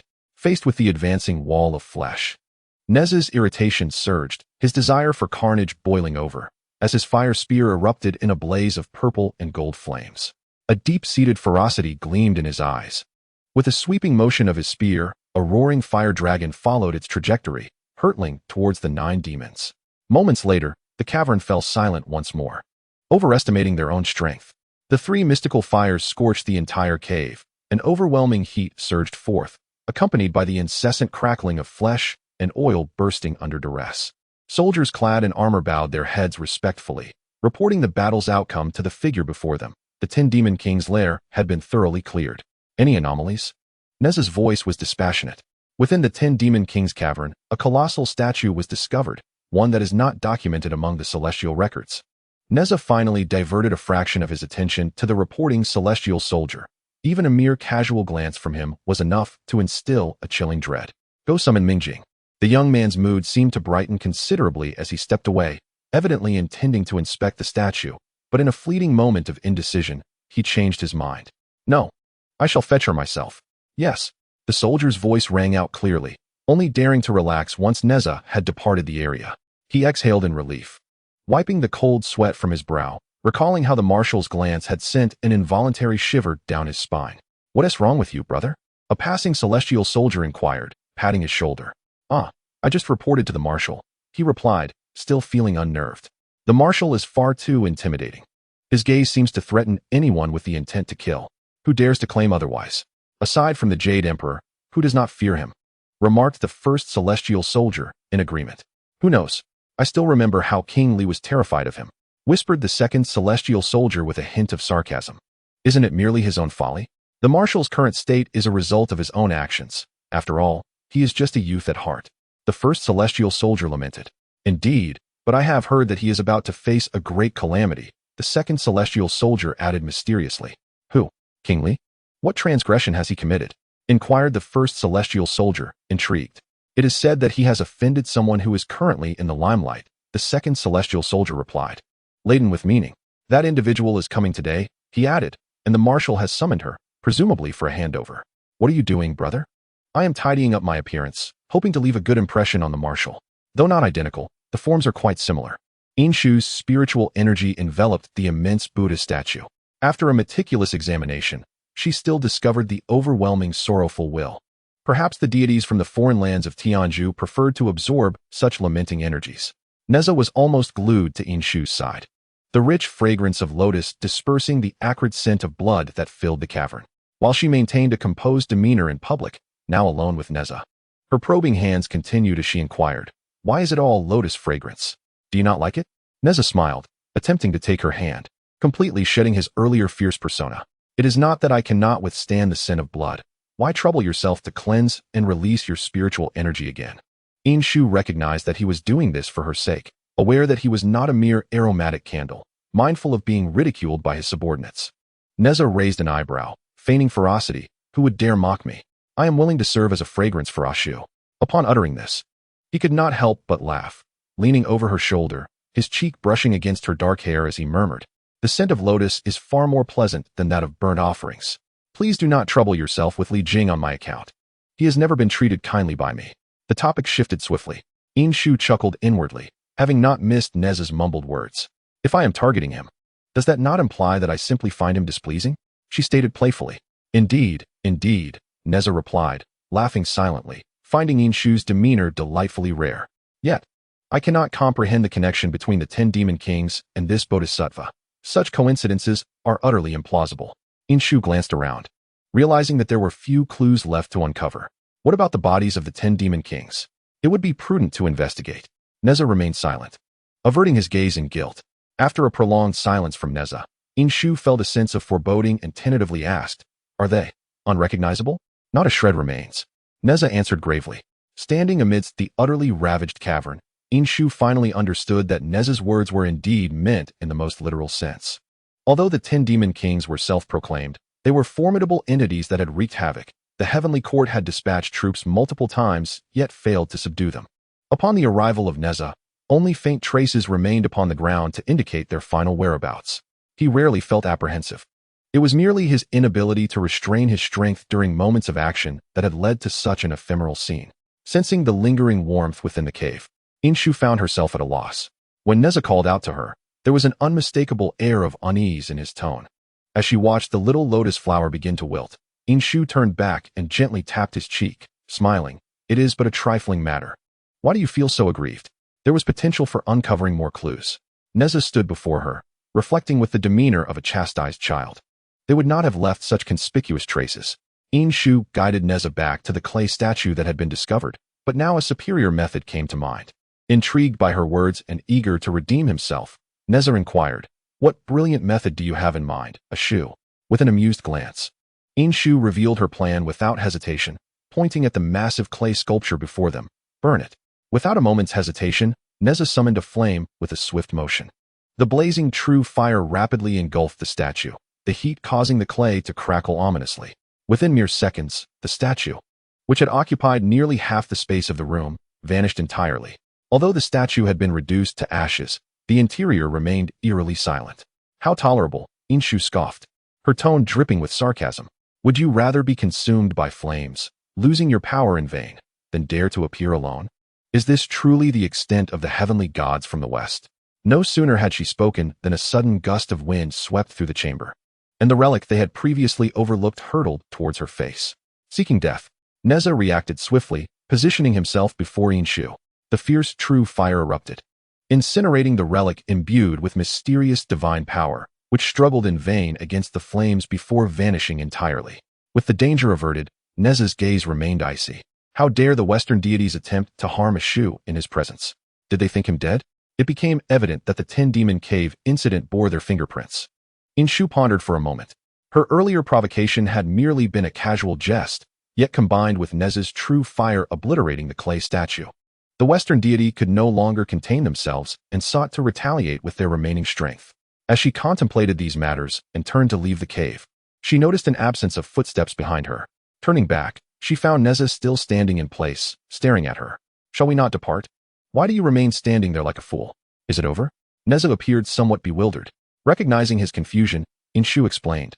"The recent attack from the Western deity sufficiently proves their involvement in this matter. That is more than enough. Reporting this to the Jade Emperor will provide us with an advantage against the Western deities in the future. Shall we not strike against them?" Nezha believed that upon finding the goddess of Tianju, a confrontation would ensue, for fighting was his forte. Yet, Inshu shook her head, noting that Tianju was merely one among myriad divine realms. While intimidation was indeed necessary, engaging in battle would ultimately prove detrimental, regardless of the outcome. Such an action would weaken the heavenly court's strength. Should they encounter other divine factions, danger would ensue. Thus, the evidence gathered today was merely a means to secure a position of advantage in future negotiations. Upon hearing this, Nezha stepped closer, wrapping his arms around Inshu's waist, mumbling affectionately, "Ashu, don't say any more. My head is already spinning. How can you understand if I don't speak?" Amused, Inshu playfully tapped Nezha's forehead. He did not flinch, leaning into her touch, declaring, "I shall heed your words. If you say to go east, I shall never venture west." His playful banter brought a smile to Inshu, who gently reproached him with a finger on his lips. To her surprise, Nezha boldly pressed his lips against her fingertips twice. Taken aback by his audacity, especially with his 3-Qin army and subordinates nearby, she admonished him in a huff, withdrawing her hand to conceal her embarrassment. Nezha, however, beamed with delight, noticing the flush in her ears, realizing she was once again shy. He mused on the rarity of such a bashful girl, considering he had yet to truly kiss her. Unbeknownst to him, it was his own audacity that was remarkable. The Jade Emperor, observing the commendable performance of both Nezha and Jingjing, nodded in satisfaction, feeling quite pleased with his discernment in acquiring such outstanding subordinates. With a generous wave of his hand, he inquired if they desired any rewards. Nezha, long dissatisfied with the relentless demands of his duties, seized the moment without hesitation, exclaiming, "Grant a holiday for both me and Ashu." Surprisingly, Inshu did not dispute Nezha's bold request, but instead found herself subtly hopeful. The Jade Emperor hesitated, taken aback that their sole wish was for a respite. Although this would leave a surplus of rewards, he pondered whether granting a holiday might hinder their progress. Yet, having just boasted that they could request anything, he feared that denying their request would reflect poorly on his reign. Thus, he grappled with the decision of whether to approve this leave. 3 days, Inshu interjected, aware of the current challenges facing the heavenly court. Unlike Nezha, she did not press for more, but proposed, after 3 days, "Nezha and I shall descend to investigate the southwestern borders and pinpoint the location of the Tianju divine realm." Frankly, her proposal was quite enticing. The Jade Emperor, having been well fed by her suggestion, reluctantly acquiesced, granting them 3 days off. "Very well, once you locate the Tianju stronghold, Jingjing, assess the situation and act accordingly. As you command." Inshu nodded lightly, and, after greeting the Jade Emperor alongside Nezha, departed from the Lingshao Palace with remarkable ease. Observing the joyful figures of the two, the Jade Emperor let out a faint sigh. Is it truly so simple as to let them go? Tai-Bai Jinxing inquired with a smile, noting the Emperor's melancholic demeanor. The Emperor sighed again, his tone heavy with age. "What else could I do? If I refuse, these 2 little rascals would only create more chaos. Nezha is notoriously difficult to deal with, but to underestimate Inshu's strength would be a grave mistake. She is not a pushover. One moment she can be as gentle as water, and the next, she might cheerfully inquire whether one can meet their demise. Moreover, given their previous schemes against each other, the Emperor feared that if he denied their request for a break, the vengeful Inshu might soon surprise him with her gentle smile, masking a hidden threat. Ah, I am too old for this. My heart cannot bear such stress. Is this truly the reason for your visit? Yang Jian observed the leisurely demeanor of the two and felt the weight of divine exasperation. After all, only in his presence would the Jade Emperor refrain from intruding. Inshu winked at Yang Jian, completely unashamed of their purpose. Oh, no need for lengthy explanations, Ashu. Nezha chimed in a rare moment of delight, as she pulled Inshu past the bewildered Yang Jian and into the training grounds adjacent to Yang Jian's domain. Yang Jian, remember to prepare a room for me and Ashu. Nezha shouted back, before dragging Inshu off for some fun. Yang Jian could only shake his head in resignation, resting his forehead in his hand. Yang Jian, come play with me in the training arena. The troublesome Lotus Slayer was at it again, and Yang Jian found himself questioning whether this was his own domain or Nezha's, given how effortlessly she commanded him. You are nowhere near as endearing as Ashu, he mused, resignedly soaring toward the training grounds. Don't pressure me when I arrive. When did his temper become so mild? How could he swallow his pride after being outmaneuvered? After a recent match with Nezha, Yang Jian was fatigued and sought refuge atop the high platform of the training arena to avoid further combat. Watching Nezha wreak havoc below, he could only marvel at the endless vigor of this individual. I cannot refuse the conditions set by the Jade Emperor. Inshu sipped delicately from her cup of refreshing tea. Is this a delightful brew from the West Queen Mother meant for you, Yang Jian? What exquisite taste. If you enjoy it, I shall have someone deliver it to the water carving palace. Yang Jian chuckled, still curious about what terms had ensnared Inshu's attention. So he asked her, what benefits did he grant? I will oversee the Hall of Dispersing and Convergence. All deities and entities that have interacted with foreign gods shall fall under my jurisdiction. Inshu revealed without hesitation. You intend to recruit the 12 golden immortals? Yang Jian quickly grasped the implications of her words. Watching Nezha's exuberant display in the training arena, Inshu smiled. Beyond that, I shall not spare even Manjushri, Samantabhadra, or Li Jing. Can one truly forget the malevolent deeds of the past simply by attaining divinity? Does becoming a god enable one to dismiss all that has transpired? Certainly not. Inshu intends for them to endure a suffering 1,000-fold that which Nezha once faced. She demands restitution, one by one. Yang Jian, taken aback by her words, found himself momentarily speechless, before eventually exclaiming, You and Nezha bear a striking resemblance. Inshu, puzzled by his seemingly unfounded conclusion, regarded him with curiosity. Yet Yang Jian merely smiled and shifted the subject, recalling, I did not hold you in high regard before. Do you remember the time you risked your life to confront Zhang Ji when the eaves collapsed and you plummeted? Inshu paused, quickly recollecting the harrowing event. She certainly remembered. The memory was etched vividly in her mind. When she fell, her heart had been engulfed in despair, believing death was inevitable, only for Nezha to descend from the heavens and save her life. She recalled her futile attempt to malign Nezha upon regaining consciousness, only to have him see through her malice and kiss her forcefully. In retaliation, she had slapped him. Reflecting on this, her thoughts shifted to the present. Now, that little Lotus seems rather audacious, frequently seeking closeness, embracing her, and possibly even stealing a kiss, all the while gazing at her innocently, as if nothing had transpired. Contemplating this, Inshu averted her gaze slightly, a rosy hue rising to her cheeks. Have you ever pondered the sacrifices Nezha made in that moment of reckless bravery to save you? Yang Jian did not glance at Inshu, for below on the platform, Nezha appeared fatigued, drinking deeply from the tea Yang Jian had sent. Inshu fell silent for a moment. She was not ignorant of the implications, nor had she failed to reflect upon them. On the contrary, she understood all too well that Nezha's impulsiveness that day had violated military prohibitions. Perhaps he survived only due to sheer luck. His temper was fierce and obstinate. He was resolute in his convictions, willing to risk everything, even if it meant shattering himself into pieces. Yang Jian then shifted the conversation, lamenting, 20 lashes, each one tearing flesh and drawing blood, yet he remained silent. Even as his lips bled, he audaciously stole Master Zhang's divine whip, voluntarily accepting the punishment of 20 strokes. I never imagined there would come a day when Nezha would willingly defy his principles for someone, regardless of the excruciating cost. Since then, I have always believed that Nezha's love for you surpasses yours 1,000-fold, and that you are unworthy of such earnest affection from that little Lotus. Yang Jian suddenly turned to Inshu, smiling gently. Yet now, I find my perspective has shifted. You willingly don the shackles prepared by the heavenly court, solely to seek justice for Nezha. Observing the dazed expression on Inshu's face, Yang Jian chuckled softly. Perhaps love is immeasurable, but I now believe that the love you both share is not lesser than what you give each other. Nezha's love burns like a fierce fire, bright and unrestrained. He does not wish to conceal it, offering his whole heart to her without reservation. Inshu, shy in her expressions, harbored emotions as profound as a deep pool, vast and tranquil, yet beneath her restraint lay tumultuous waves.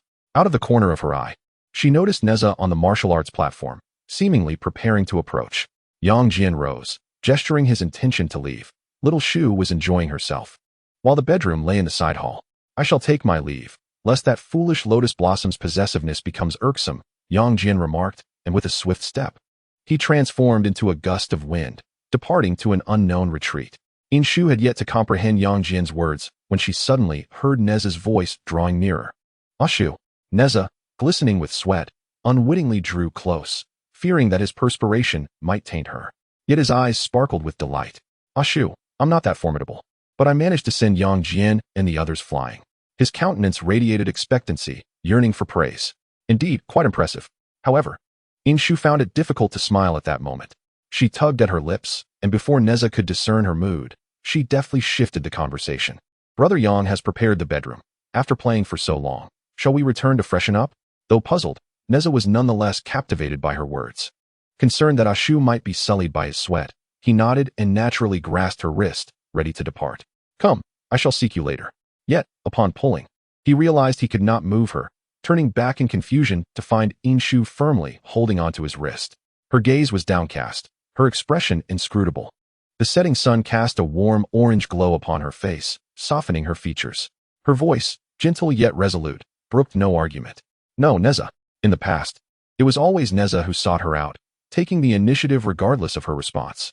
This time, Inshu was determined not to wait for Nezha's overtures. She wished to stride confidently towards him. Drawing a deep breath, she proclaimed earnestly, I have come to seek you. I have come to seek you, to seek you, to seek you. Nezha's expression momentarily froze, as if caught in a daze. His face, flushed from the warmth of the hot spring, appeared more crimson than usual. Why is Ashu so proactive all of a sudden? She even announced it on the martial arts platform and took my hand. Is she trying to convey something? Could it be something so significant as to propose marriage? Nezha's thoughts raced, spiraling into fantasies about potential names for their future child, as he lingered in the hot spring. Chuckling foolishly, entirely shedding the guise of the heavenly court's warrior. Nezha, I am coming in, Inshu's voice echoed. What do you mean coming in? Ashu, why are you here? Nezha stammered, a hint of panic evident in his tone. He turned around, causing ripples in the water. As he beheld Inshu approaching, he did not rise but propped his arm under his head to gaze up at her. Turn around. Inshu moved closer, disregarding Nezha's words, and directly positioned herself in front of him, crouching down to meet his gaze. From the moment Nezha entered, his gaze remained fixed upon her. Noticing that her expression bore no sign of anger or sorrow, but rather a cold, impassive countenance, left him perplexed. She exhibited none of the embarrassment he had anticipated. Despite her inscrutable demeanor, Nezha sensed that Inshu was indeed troubled. Ashu, has someone wronged you? He finally recognized something amiss. Furrowing his brow as he attempted to reach for her face, inadvertently causing a splash of water. Nezha, turn around. Inshu did not respond. When she reiterated her request, Nezha, though filled with concern and confusion, complied obediently, inwardly cursing the scoundrel who dared to make his Ashu cry. Once he discovered their identity, he vowed to confront them with fierce retribution. With his damp, inky hair cascading down and the length of his hair resting against the nape of his neck, Nezha's broad back and sturdy shoulders were revealed.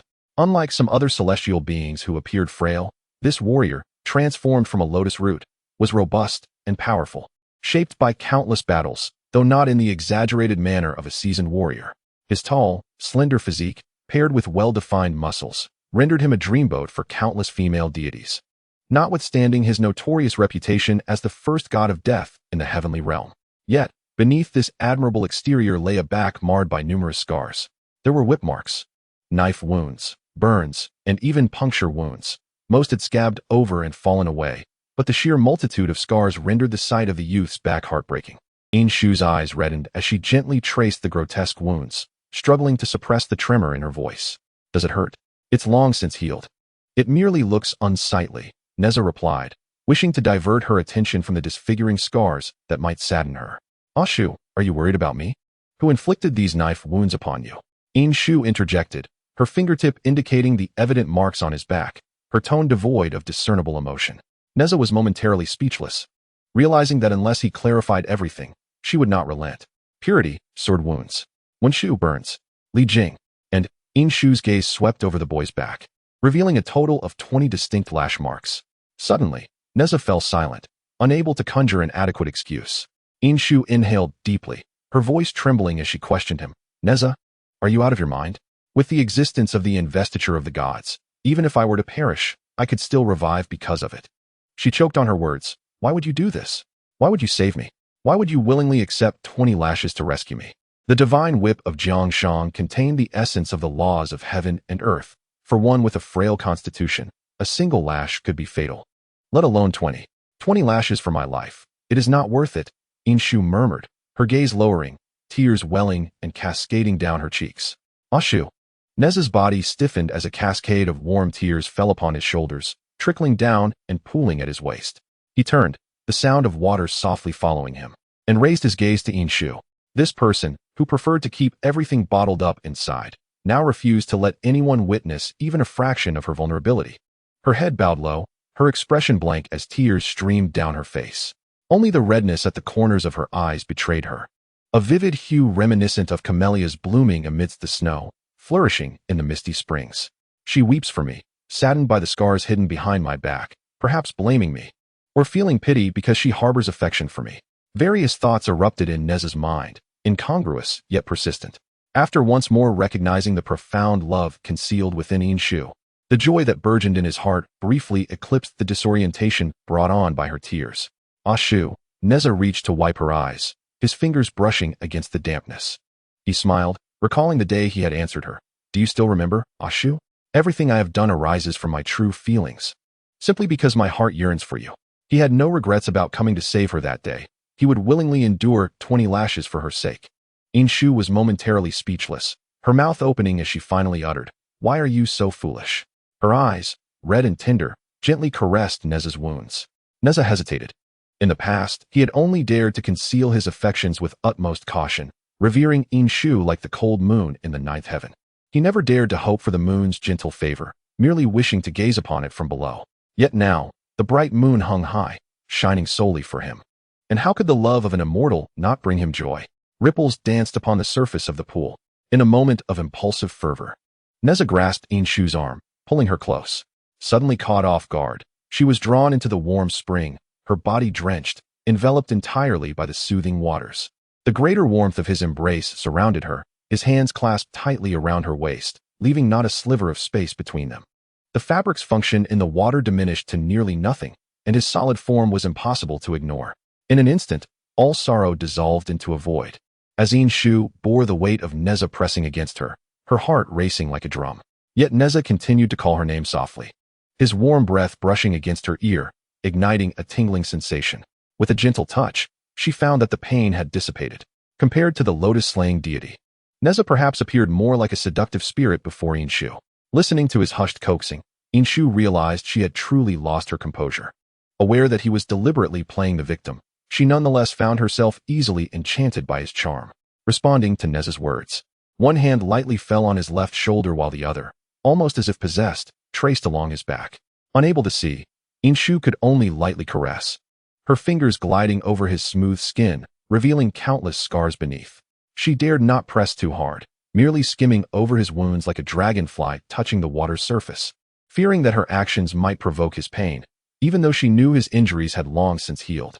Does it still hurt? In Shu asked softly. Nezha, after a moment of restraint, could no longer suppress a muffled groan, whispering hoarsely, It tickles. Even without applying force, In Shu's touch inflicted immense torment upon him. Her fingertips stirred an inexplicable itch wherever they grazed, and the wound she had previously caressed radiated an unmistakable heat. Her actions, born from concern and executed unwittingly, stirred a tempest within Nezha's heart, engulfing him entirely. In Shu found herself pinned against the wall, with no retreat possible, and as she attempted to speak, Nezha silenced her with fervor. A rich fragrance of lotus enveloped her completely, as he kissed her with an unrestrained fervor, refusing to relent. Nezha. In Shu struggled to articulate a coherent thought, her words muddled and sticky in the spaces between their breaths. Unexpectedly, Nezha halted, his sharp eyes now tinged with a profound desire, locking onto hers with an intensity that conveyed his longing. In Shu, no naive child. reflected on the countless handsome suitors once offered to her, including those of considerable influence who might have graced her chambers. Yet, despite her immunity to the allure of superficial beauty, why did Nezha's unabashed insinuations render her flustered, akin to an innocent girl just blossoming into womanhood? This was perplexing. A torrent of thoughts flooded her mind, yet her expression remained blank, uncertain of how to respond. What should she do? It seemed she had genuinely been seduced. What now? Upon feeling something pressing against her, she jolted back to reality, her mind buzzing. She instinctively withdrew her hands from Nezha's shoulders as if scalded, leaving them adrift. Clutching at her flowing sleeves that billowed in the water. "Have you come of age?" she asked, her voice vacant. Nezha, taken aback by her seemingly irrelevant question, particularly one that questioned his age, could only laugh in disbelief. They had lived for nearly 2 centuries, yet she dared to inquire about his coming of age? Time in heaven differs from that on earth, does it not? Inshu's tone diminished under his gaze. What should she do? She still envisioned Nezha as a young boy, a few years her junior. Nezha, discerning her thoughts, spoke with a hint of danger. "Why not test my age, Ashu?" A sense of foreboding washed over her, raising goosebumps on her skin. She blurted out, "But I'm not married yet." Realizing her words had tumbled out, she felt a rush of embarrassment, her entire being suffused with discomfort. Thus, in a moment of indecision, she opted to flee, swiftly performing a spell to vanish into the wind. Nezha stared at the now empty stone wall, glancing at the half-open door, and chuckled helplessly while covering his face. With a languid tone, he called out toward the door, "Ashu, your heart is quite cruel. Even as I burn with desire, you refuse to assist me?" The door slammed shut with a resounding thud. Nezha could no longer contain himself. How could the 9 heavens cold moon be so foolish? The Mirror Lord, upon hearing his brazen words, stumbled, nearly losing his balance, and had no choice but to slam the door in irritation. This, however, only provoked the black heart Lotus to mock him shamelessly, the laughter growing louder with each passing moment. Observing her own drenched state and recalling Nezha's shameless comments, she feared that remaining would lead to an embarrassing encounter filled with ridicule, prompting her to retreat to her chamber, determined to play the role of a timid turtle. With a swift thrust, the fire-tipped spear pierced the heart of the black bear demon. As Nezha withdrew his weapon, dark crimson blood pooled on the ground, igniting a cloud of white smoke, leaving behind only a brown stain. "How many of these have I dealt with?" Nezha mused, shaking off the blood with a hint of disdain.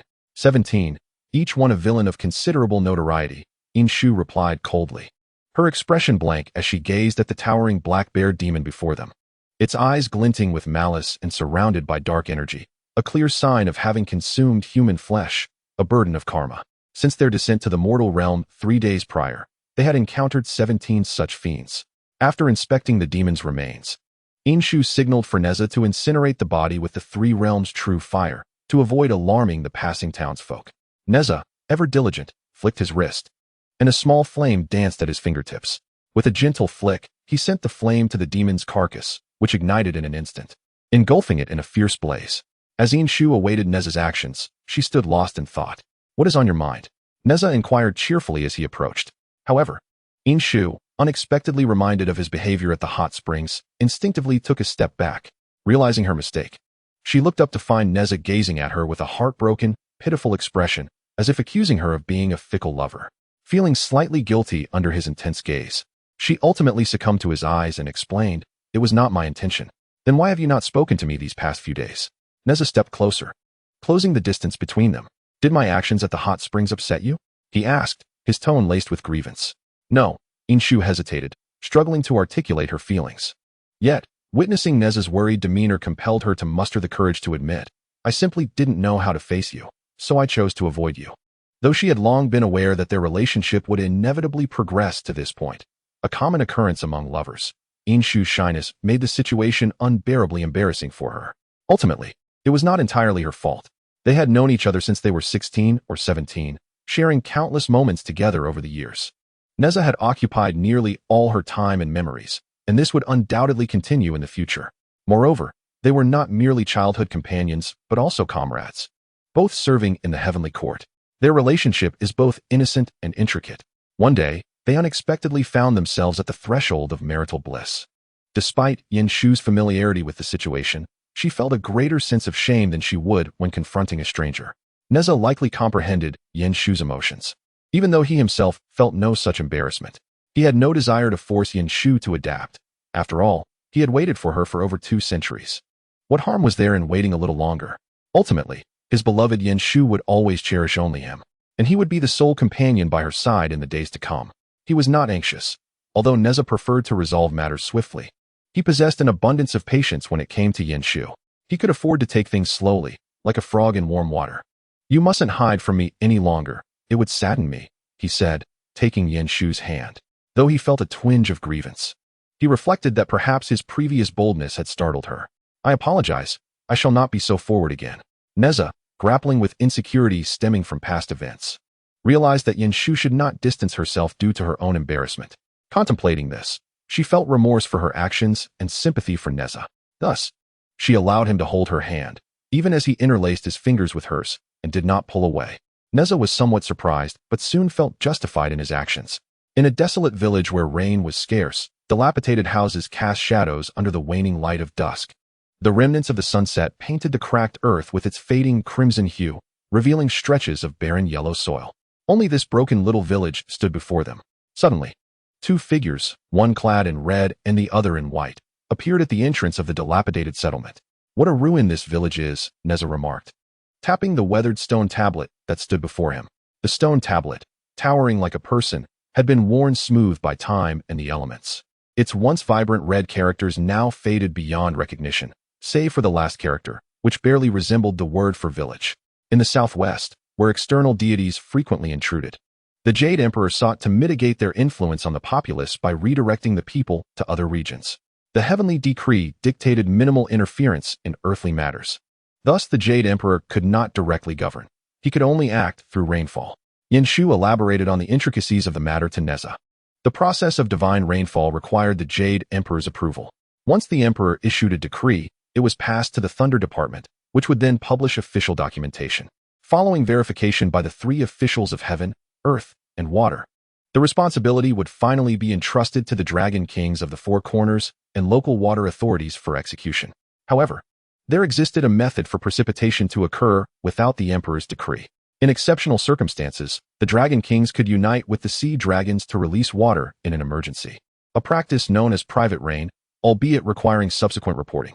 Thus, the authority over rainfall remained firmly in the hands of the Jade Emperor, leaving the southwest to suffer drought should he withhold his command. Yen Shu believed this approach was not sustainable.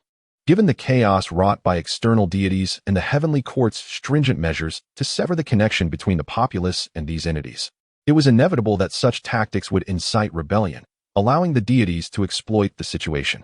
Moreover, why should mortals suffer the consequences of divine conflicts? The actions of the Jade Emperor this time are reminiscent of the machinations of certain high-ranking members of the Chan sect, which seems rather unjust and likely indicates he is constrained in some manner. Yen Shu has long harbored a disdain for the feigned righteousness of certain deities, and since the matter of the investiture of the gods, she has held grievances. Currently, she cannot voice her opposition and, with a belly full of indignation, chooses to turn a blind eye. The common folk depend on the heavens for their sustenance. If the celestial court were to expel them, their crops would surely wither. Yen Shu's complaints served as a means of venting her frustrations. She glanced at the large stone tablet that had likely existed for centuries, bearing the name Nezha, and soon lost interest, casually remarking, "Don't break it." Barely had the words left her lips when a resounding crash echoed through the air. Yen Shu suddenly sensed something amiss, and upon turning her head, she clearly saw that yet another mischief had been wrought by a certain lotus flower, leading to an expression of helplessness on her face. She hesitated to speak, ultimately managing a wry smile as she said, "Nezha." Before her, the enormous stone tablet was on the verge of toppling, when Nezha's magical silk swiftly wrapped around it in a flash, effortlessly attempting to right the stone tablet. However, upon hearing Yen Shu's voice, both the construction and the crimson silk came to a standstill. Then, with a swift motion, the crimson silk retracted into Nezha's hand, and the stone tablet clattered to the ground. Yen Shu's eyelids twitched. She raised her hand slightly, a flicker of brilliance passing through, and the stone tablet finally halted just a few centimeters above the ground, sparing them from further cacophony. Nezha, feeling somewhat guilty, cast a glance at Yen Shu and mumbled, "I merely gave it a gentle nudge. I didn't exert much force, and I didn't expect it to be so light." His voice dwindled, and his guilt grew. In a desperate attempt to validate his words, he gestured with his fingers, indicating he had only used the force equivalent to a Hmong being. Upon entering the village, They were struck by the stark contrast between the dilapidated exterior and the relatively comfortable life within. The hour had reached dusk, a time when the villagers were enjoying their evening meals. Lights flickered in every home, and the fragrant smoke of cooking wafted through the air. At the village entrance stood a temple, not particularly elaborate but well-maintained, with a single hall facing the entrance. Its red-painted exterior and black-tiled eaves revealed the care taken in its construction, though the main doors were tightly shut, concealing the deity to whom it was dedicated. Despite the ongoing drought, which made life challenging, it was evident that the village had managed to achieve a level of self-sufficiency, even constructing a temple of such quality. When one is well-fed and warm, desires inevitably arise, and the spiritual nourishment sought through incense and prayers is but one manifestation of such cravings. Nezha fixed his gaze on the tightly shut doors of the temple and suddenly clicked his tongue, speaking with a tone of disdain. I can smell the distasteful odor from a distance. After all, it was a counterfeit. Inshu, however, smiled gently, her expression betraying a hint of malice. With a creak, the dilapidated wooden door groaned under its own weight, revealing a cautious eye peering through the crack. Elder, may we rest our feet here? Inshu and Nezha, at that moment, concealed their auras, transforming into the guise of ordinary youth, appearing gentle and harmless. Perhaps appearances are deceiving. With the door wide open, an elderly woman, stooped and wearing a stern expression, inquired warily, "Who are you, and what brings you to our village?" "We are travelers seeking family in the south and hope to rest here before continuing our journey," replied Inshu, producing a few silver coins from her sleeve and presenting them as a token of gratitude. The old woman's eyes nearly glued to the silver. In these times, anyone who could casually offer such a sum was no ordinary person. She scrutinized the pair before her. The young woman was genteel and courteous, dressed in clean, new attire that exuded an air of affluence, suggesting she hailed from a wealthy family. The youth behind her stood tall and straight like a pine tree, clad in practical clothing suitable for travel, yet he bore an air of rebelliousness, a potential source of trouble. Nevertheless, his demeanor was earnest and not deceitful. They seemed respectable enough. Having weathered many storms throughout her years, the old woman was not so blind as to misjudge character, despite the mystery surrounding their identities. Their bearing was extraordinary, and she doubted they would covet anything from her. "Are you siblings?" After accepting the coins, Li Fengmei weighed them in her hand, feeling increasingly pleased. "They are a married couple." Before Inshu could speak, Nezha interjected, and with a resigned glance at him, she chose not to refute his claim. "Ah, youthful spouses," Li Fengmei mused aloud. After a moment's consideration, she turned and entered the house, indicating a modest room for their accommodation. Inshu gently tapped Nezha on the forehead, whispering, "You have a quick tongue." She then hurried after the old woman. Nezha, stroking his nose, felt pleased but maintained a serious demeanor, leisurely following Inshu while discreetly surveying their surroundings. The humble abode was unremarkable, save for the elderly woman and a small child peering from the shadows. The old woman, though not claiming to be a paragon of virtue, was undeniably a good-hearted individual. As for the child, Nezha estimated her age to be around 6. Even he, at that age, had only been preoccupied with climbing trees and playing in the mud. However, as he scanned the main room, he noticed a rudimentary offering table in the center, where incense was still burning, flanked by a withered apple that had likely languished there for some time. At the center, a clay figure was shrouded beneath a piece of red silk, rendering it impossible to discern its form. Their dinner was delivered by a timid girl, frail and reticent, who glanced at the pair from the doorway, hesitating to approach. Observing her unease, Inshu softened her expression and smiled, beckoning her closer. The girl, comparing the two, found the brothers somewhat intimidating, while the beautiful sister appeared much kinder. Thus, she scampered forward, placing 2 flatbreads into the sister's hands. "Is it sweet?" Inshu, like a magician, produced a piece of candy, cradling it in her palm with a smile as she inquired of the child. The girl's large, round eyes blinked rapidly, darting between the sister and the candy. Ultimately unable to resist, she swallowed hard, snatched the candy, and hurriedly murmured, "Thank you, sister," before fleeing as if chased by a ghost. Inshu gazed at the child's silhouette, finding it endearing. Nearby, the previously silent Nezha leaned in, a hint of jealousy in his tone as he said, "Ching ching." Inshu noticed his little sentiment and thought it amusing how quickly he had adopted human forms of address. Nezha, with a mock gravity, argued that since they were pretending to be a couple, a change in terms of endearment was entirely appropriate. Amused by his defense, Inshu replied, "Such a strong scent of vinegar." Nezha chuckled lightly, his lips curling as he looked at her, the implications of his gaze unmistakable. What should we do about that? Perhaps you should indulge in a sweet? Inshu feigned ignorance, pretending not to see his suggestion, deliberately misinterpreting his meaning. I would not. She retorted. With a flick of his hand, a vibrant crimson aura enveloped the room, a tranquil elixir readily available in the palace. It would be far more worthwhile for a Shu to grant me a kiss. Nezha mischievously winked, and before Inshu could brace herself, he swiftly pressed his lips to hers. Instinctively, she turned away, causing his fragrant kiss to land on the corner of her mouth. Undeterred, Nezha attempted again, only to be thwarted as Inshu pinched his cheeks and pulled him away. Enough of this playfulness. We have serious matters to discuss. The illustrious third prince of the Lotus killers, Nezha, found himself with puffed cheeks, resembling a petulant little fish. Yet, he complied, pulling Inshu's hand back to him. In the main house, there is a statue covered with red silk. I cannot see through the fabric, but it is likely a treasure from the land of Tianju.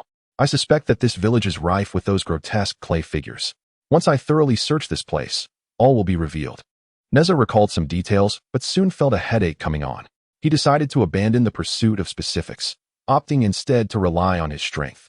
He was determined to turn the village upside down, convinced that as a dignified marshal, he could capture even the most elusive of foreign deities. Do not rush. Inshu observed Nezha's rising agitation, feeling the weight of fate's manipulations, burdened by the 1,700 kill prohibitions. With the mission of the Hanyuan Pearl shackled to the past of Jiangxia from the West Qi, recognizing his own impatience, Nezha strove to quell his inner turmoil. Seeing this, Inshu felt a pang in her heart and lowered her gaze. Why did everyone fear Nezha? Why was he renowned as the foremost killing deity of the heavenly courts, infamous for his mercilessness? Yet, no one ever inquired about his desires. Was the path of relentless killing truly what he wished for? Was his fate, born of slaughter, a destiny he longed for? Were the victories forged in blood within his control? The answer was no. Nezha was merely a stepping stone in the tumultuous conflict between the teachings of the and they, a killing machine created to ensure the triumph of West Qi. However, in their creation of Nezha, they bestowed upon him immense suffering and tribulations. For the sake of slaughter, he bore the weight of the 1,700 prohibitions, a testament to the adage that a general's success is built upon the graves of countless souls. The victory of West Qi was watered by Nezha's blood, and his restless, irritable nature was the price he paid for his unjust fate. Thus, there exists a rationale behind Inshu's aversion to the teachings of Chan, patiently smoothing away the restlessness etched upon Nezha's brow. Inshu spoke softly. We have come here in secrecy. Let us not hastily alert the enemy. This matter is far from simple. I suspect that besides the foreign deities, the village is undoubtedly entangled with the 12 golden immortals. Nezha's expression turned icy as he disdainfully scoffed. Why abandon a noble celestial position only to become a mere hound for Tianju? Indeed, one willingly diminishes oneself. Inshu's smile was radiant. The southwestern region has long been in decline regarding Taoism, yet if those foreign gods were to be restrained, they would hardly pose a significant threat. Yet, there are always deities who act foolishly, leveraging their divine authority to grant undue advantages to foreign entities. The current predicament in the southwest is largely attributable to their actions, with the other half stemming from the Jade Emperor's mismanagement. Inshu tapped rhythmically on the worn wooden table, contemplating the settling of old scores alongside new grievances. However, it remains uncertain whether it is Manjushri or Samantabhadra who has taken the initiative. What news from Master Tai? Inshu, recalling this detail, turned her gaze to Nezha. If she desires to bring down Manjushri and Samantabhadra, she must unearth a legitimate reason to thoroughly investigate the 12 golden immortals. The reason is now at hand. All that remains is to return and request the Jade Emperor to issue a search warrant. However, this will inevitably bring her into conflict with Tai Jinren, one of the 12 golden immortals. Otherwise, she risks being caught in a compromising situation. Tai Jinren is Nezha's master, and Inshu feels compelled to show him respect. Furthermore, she is cautious about the internal divisions among the factions of the 12 golden immortals. Naturally, her master allows her to proceed as she wishes. Nezha, with a playful grin, unilaterally decided to sell out his own teacher. Inshu immediately discerned that this fellow had not consulted Tai Jinren at all. Unable to bear the thought of her elderly master being unwittingly betrayed by the mischievous little demon she had painstakingly raised, she resolved to inquire herself. Unbeknownst to her, this little rascal remained blissfully unaware, pouting in dissatisfaction at her use of the communication jade slip. You needn't ask him. My sentiments are in agreement with my master, he declared. He is our elder. Show some respect. Inshu, exasperated, rapped Nezha on the head with the jade slip. Ding. Nezha's burgeoning sense of grievance was abruptly interrupted by the sound of the jade slip. Inshu wrapped the slip again, and a stream of golden light burst forth, floating gracefully before them, transforming into a multitude of characters. No, it was billions of characters. As the golden letters hovered perilously close to his nose, Nezha's mouth twitched. Why was it that when he received a jade slip, it contained only a few agreeable words, yet Inshu's was inundated with such an overwhelming number of characters? Look at this flattery. Little Shu, just do as you see fit, or don't push yourself too hard. If there's anything, Nezha is here. And this, if the treasures are insufficient, tell master. He will provide. A rambling old fool, blabbering a hodgepodge of nonsense. With a scowl, Nezha waved away the golden characters that threatened to suffocate him, finally managing to extract a terse message from the corner. Please extend my greetings to that insufferable brat. At last, his frown lifted, replaced by a cold smirk. Inshu, after considerable effort, finally finished reading the lengthy text. Before she could respond to Tai Yizhenren, she noticed Nezha, who stood nearby, arms crossed with a sardonic smile directed at the words urging her to greet that insufferable brat. Inshu found Nezha's awkward yet endearing demeanor amusing and could not help but poke his shoulder, saying, "Come on, Nezha, you know Uncle Sure is also quite awkward. He is surely aware of your presence beside me, hence his reluctance to speak more freely." Nezha let out a cold laugh.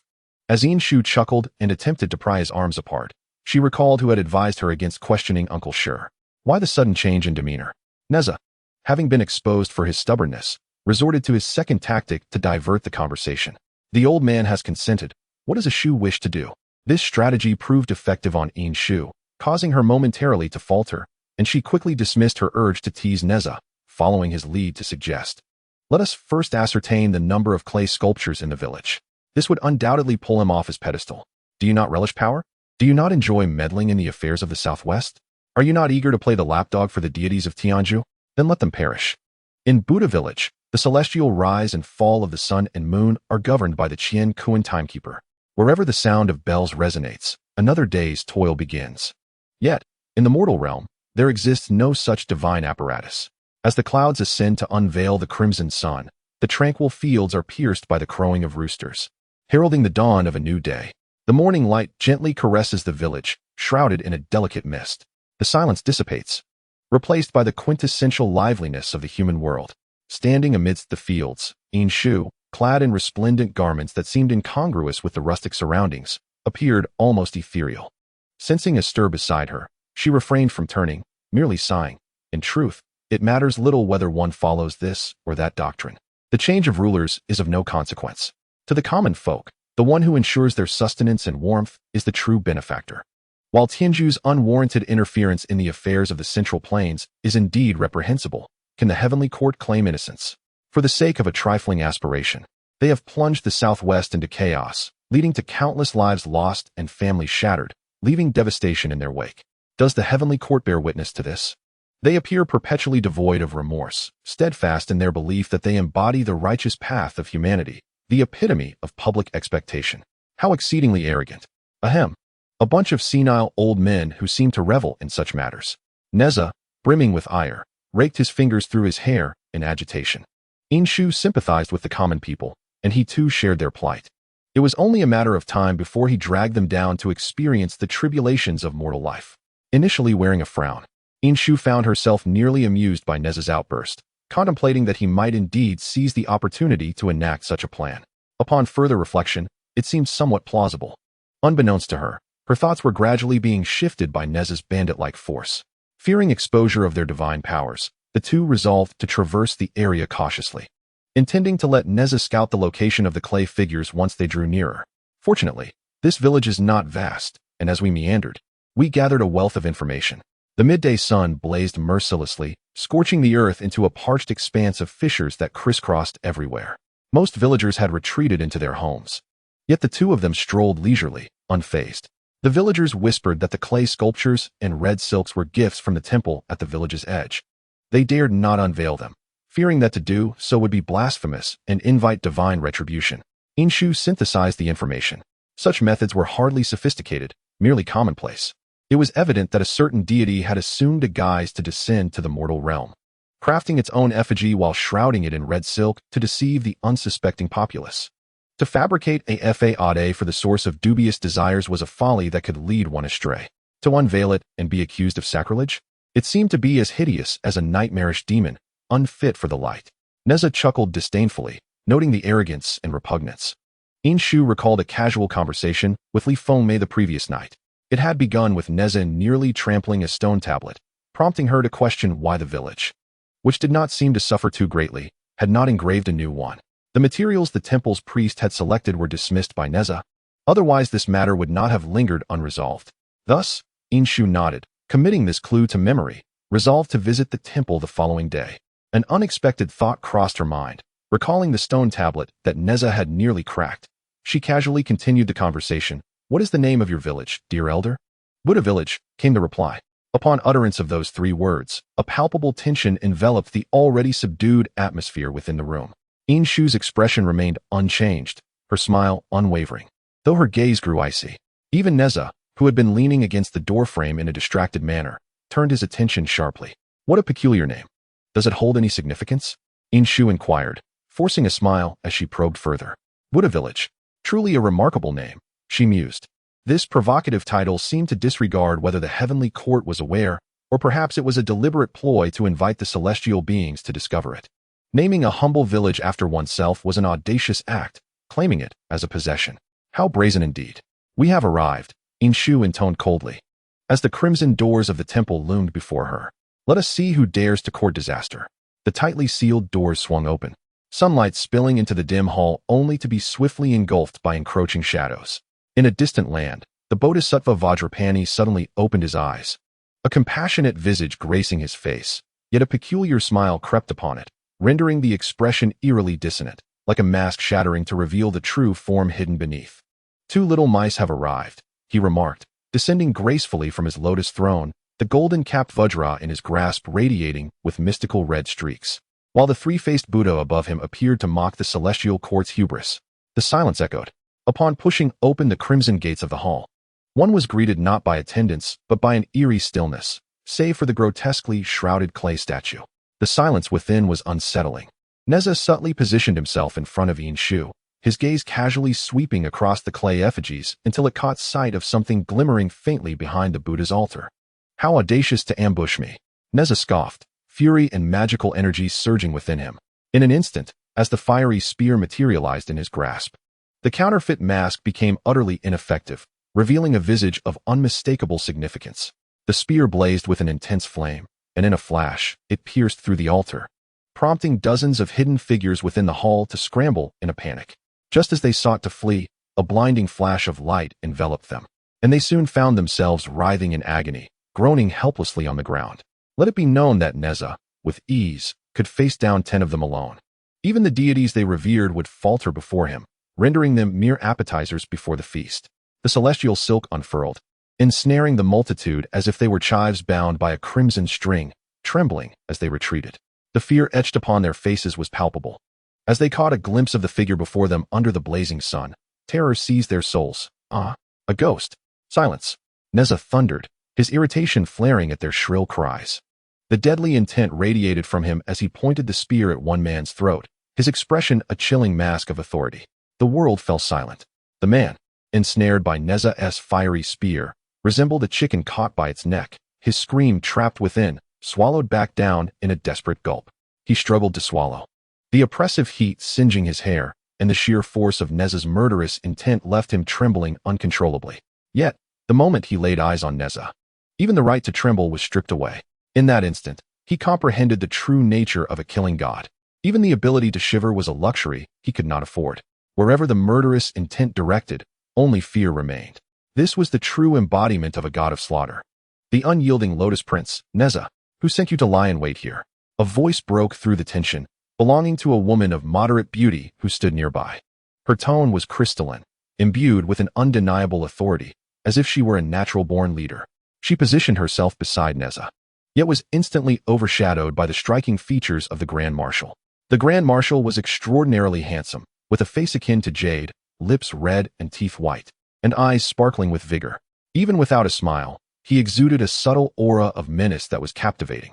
It was impossible to look away, yet equally daunting to meet his gaze directly. The individuals bound by the celestial silk were unaware of her identity. Yet they understood that anyone bold enough to stand beside a figure resembling the deity of the temple could not be of good repute. There was no need for Nezha to threaten them further. They quickly divulged all they knew. "Spare us, Divine One. It was the village head who commanded us. We know nothing." Inshu remained silent, her right hand resting on the hilt of her sword, absently caressing the tassel. She speculated that the village chief must be a deity in disguise, perhaps employing some lowly trickery to befuddle the minds of these people. However, since she was accompanied by Nezha, there was no need for hesitation. It was time to unveil the true visage of this village chief.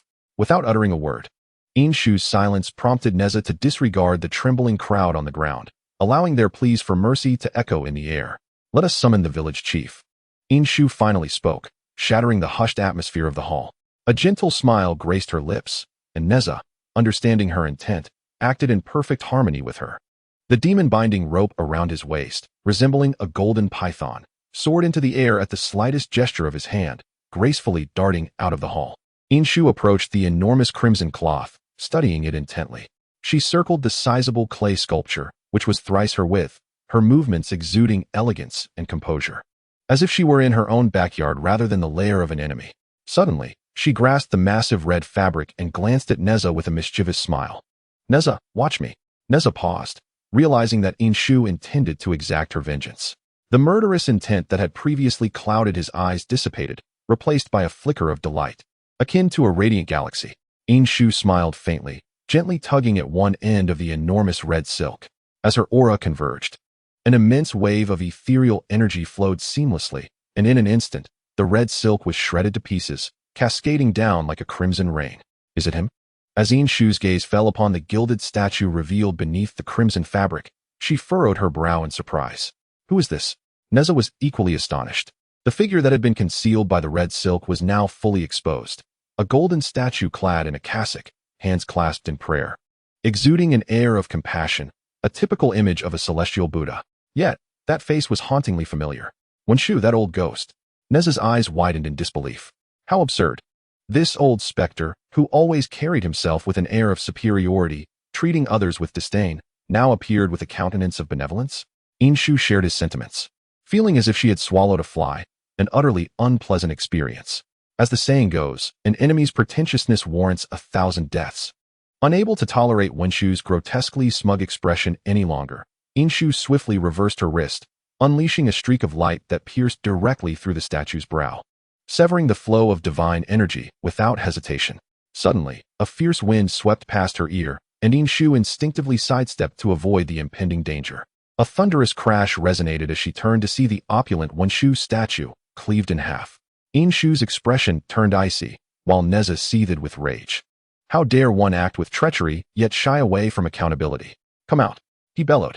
It was clear that had that strike landed on Inshu, she would have sustained grave injuries. "Nezha, Inshu, why must you press so hard?"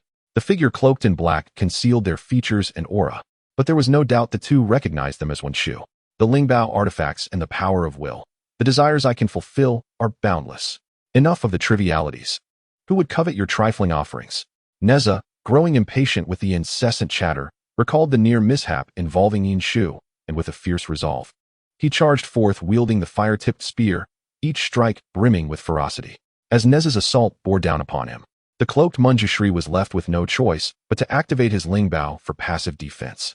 Inwardly cursing his own folly for forgetting that this madman's master was the formidable Tai, Inshu raised her hand, and as golden threads of blue light swirled, a protective formation was established, securing the unfortunate souls ensnared by Nezha's chaotic silk from the repercussions of the divine clash. With a casual flick, she summoned a powerful artifact bestowed by the realized One Tai, and the exquisite, diminutive lotus pedestal began to spin, enveloping the entire temple in a protective shroud, rendering Nezha's earth-shattering strikes impotent, unable to escape even a whisper of their might. Having accomplished this, Inshu turned her gaze toward the gold statue, now utterly wrecked by Manjushri's violent winds, her brow furrowed in contemplation. This cunning old spirit, upon realizing that his bodhisattva statue had been discovered, hastily revealed himself. The attack, seemingly aimed at her, was actually a calculated gamble that she would be unable to evade, and that she would falter in her duty to protect the statue. With the evidence thus obliterated, Both Inshu and Nezha would return empty-handed. Even should they bring their grievances before the Jade Emperor, they would lack justification, allowing Manjushri to artfully evade this calamity with the aid of the supreme Lord Laojun. Thus, he could extricate himself from the clutches of rebellion and comfortably continue his illustrious existence as one of the 12 golden immortals. It appeared that the clay sculptures in the nearby village had likely been thoroughly obliterated by his machinations. What a clever scheme, Inshu scoffed, her eyes glinting with disdain as she surveyed the battlefield. She raised her voice, commanding Nezha, seal his acupoints to thwart his divine power and prevent self-detonation. Even if it's merely a puppet manifestation, I shall present it to the Jade Emperor for his scrutiny. At her behest, Nezha laughed exuberantly, flinging the fire-tipped spear outward, momentarily halting his ferocious onslaught before unleashing an even more tempestuous barrage. With fists imbued with fierce winds, he launched a direct assault toward Manjushri's nose, intensifying the ferocity of his strikes. Having previously wielded the spear, he had to exercise caution to avoid inadvertently destroying Manjushri's avatar. But now, with only his fists remaining, he could unleash his fury without restraint, determined to leave him barely alive, yet not to dissipate his essence entirely. Indeed, only Nezha possessed such prowess. Manjushri still clutched his weapon, while Nezha, bare-handed, bravely engaged him, a true testament to his skill and audacity. Manjushri, clutching his nose where Nezha had struck, cried out in pain as he recklessly scattered his life-preserving artifacts, desperately seeking an escape, yet Nezha relentlessly pursued him, landing blows that left Manjushri utterly defenseless and without recourse to flee. As the acupoints were sealed, a flicker of panic finally crossed Manjushri's features. He could not allow himself to be ensnared by these rabid hounds. The mere thought of being dragged before the Jade Emperor sent a shiver down his spine. Abandoning the notion of reclaiming his avatar, he felt his divine power surge, preparing for self-detonation. Wishing for death? Have you consulted me first? With a thunderous roar, Nezha concentrated the flames in his hand, unleashing a fierce punch imbued with the terrifying essence of the Samadhi true fire, which struck forcefully against Manjushri's left shoulder. A resounding boom echoed through the battlefield, accompanied by a scorching wave of heat that engulfed the area. The protective artifact outside the temple flickered momentarily, struggling to withstand the overwhelming aftermath. However, something felt amiss. It did not seem as though the impact had struck Manjushri directly. Nezha's pupils constricted, his years of battle-hardened instincts prompting him to retreat. Just as he shifted his stance, a colossal demon-slaying pestle descended from the heavens, shattering the ground where he had stood moments before. Do not slay the innocent. A figure emerged from the swirling dust, accompanied by the sound of clanging metal. Nezha couldn't help but scoff inwardly, his expression stern. He was unaware of which bodhisattva had appeared, but he certainly did not perceive them as a benevolent presence. Thus, he declared, "This matter pertains to the affairs of the heavenly court. Why should you, people of the West, interfere? Depart at once. Your words are misguided," replied the bodhisattva wielding the enormous pestle, a grin spreading across his face. Manjushri is indeed one of our own from the West. Unfazed by his taunts, Nezha retorted nonchalantly. Just a mere leech living off others. The West truly accepts all manner of detritus. The heavenly court is replete with talents, yet mistakes pearls for mere fish eyes. The bodhisattva, surprisingly unfazed, countered in a measured tone. Today, I have come to safeguard one of the 3 holy ones of Huayan, Manjushri Bodhisattva. I hope you shall not impede us. How unfortunate it is, Nezha mused, his lips curling into a sardonic smile. Does this imply that 3 deities of equal strength to Manjushri have also betrayed us? As the thought crossed his mind, he felt a grim amusement, his hand gradually moving to the sword sheath. What if I choose not to comply? That would indeed be a pity, sighed the bodhisattva, feigning regret as he shook his head slightly. Upon reopening his eyes, the enormous pestle loomed ominously close to Nezha's nose, the murderous intent palpable. The unsheathed duanshui, sword of the heavenly court, glided forth with unwavering resolve. Nezha showed no inclination to evade the colossal pestle. At the moment the fierce wind surged forth, his azure divine power surged, cleaving the air. The duanshui sword clashed violently against the pestle, producing a jarring screech, momentarily rendering them evenly matched, neither yielding ground. Vajrapani, save me. A cry for help from the side diverted the bodhisattva's attention. In that instant, taking advantage of the chaos, Nezha thrust his spear through Manjushri's shoulder, intent on subduing him utterly. Seizing this opportune moment, Nezha delivered a powerful kick to the bodhisattva's chest, exclaiming, "Dare you lose focus?" The bodhisattva stumbled back, guarding his heart, a trickle of blood escaping from the corner of his mouth. His gaze transformed from one of prior compassion to a cold, ruthless demeanor. The facade of benevolence cracked, revealing the festering malevolence concealed beneath, truly repugnant in nature. They were, after all, treacherous and cunning beings. What need was there for such a charade of compassion and selflessness? Nezha shook his arm, slightly numb from the impact of the pestle, and cast a challenging glance at the now disheveled bodhisattva. Am I not correct, Vajrapani? The Vajra bodhisattva smiled faintly, spitting forth a mouthful of tainted blood, and ominously remarked, "It seems I have underestimated the illustrious Ming Jing Yuanjun." As his words echoed, he clasped his hands together and sat cross-legged in midair, muttering incantations, his eyes fixed intently on Yin Shu, exuding a terrifying aura akin to that of a malevolent spirit from the depths of hell, as if he were poised to devour her whole. Yin Shu sensed an impending danger and unleashed a streak of flowing light from her sword in an attempt to disrupt the Vajra Bodhisattva's ominous ritual. However, the moment the sword's radiance collided with the Vajra Bodhisattva, it shattered instantaneously, a pale golden membrane coalescing around him, its blinding brilliance obscuring even his countenance. Nezha, determined to thwart the Vajra Bodhisattva's inexplicable actions, she knew he was always up to no good, and thus he could not be allowed to succeed. Nezha responded from the other side, as the wind and fire wheels swirled, sending shattered red silk flying. Amidst the blazing flames, Nezha struck like a dragon with his spear, the fiery brilliance piercing fiercely against the golden membrane of the Vajra Bodhisattva. With a faint sound of cracking, the golden membrane was breached, and with renewed vigor, Nezha thrust deeper, his fury surging forth. "Come out, you coward!" Accompanied by his shout, the membrane splintered into fragments. Nezha raised his hand, summoning the chaos sky silk, its golden lotus patterns shimmering in the firelight, and casually hurled the villagers, previously bound like chives, out of the formation's barrier. Yin Shu lifted her hand, and numerous slender water columns erupted from the ground, writhing and transforming into chains that lunged towards the Vajra Bodhisattva. The icy tendrils of water swiftly ensnared his limbs, rendering him immobile, while another tightening water chain constricted around his throat, akin to a venomous tongue slowly suffocating its prey. Yet, astonishingly, the Vajra Bodhisattva neither dodged nor flinched, allowing his vital points to be ensnared. Indifferent to the impending strike of Nezha's fiery spear, his gaze fixated on Yin Shu with an almost frenzied anticipation. She could not fathom what he awaited. With a look of nauseating superiority, the Vajra Bodhisattva regarded Yin Shu, as if he were a prisoner, yet still amused. What could he possibly find amusing? Yin Shu furrowed her brow, suppressing the rising irritation that accompanied the acrid scent of blood as the spear pierced her left shoulder.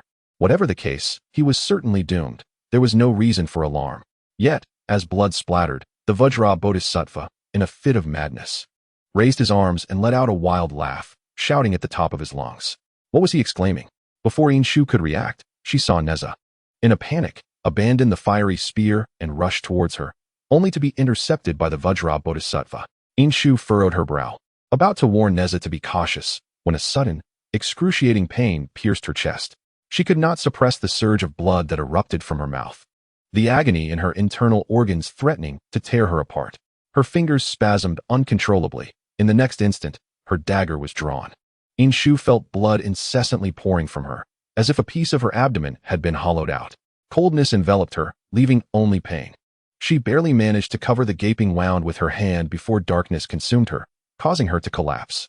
Following the trickle of her own blood from the short blade, she beheld a figure standing before her, backlit by the light.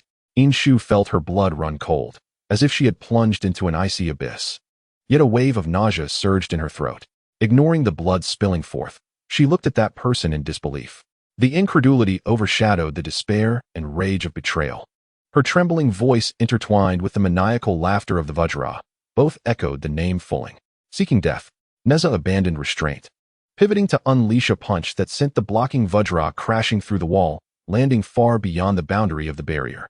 The fury and murderous intent surged within him, propelling him to exert nearly superhuman strength. Perhaps even the Jade Emperor would struggle to withstand such a blow unscathed.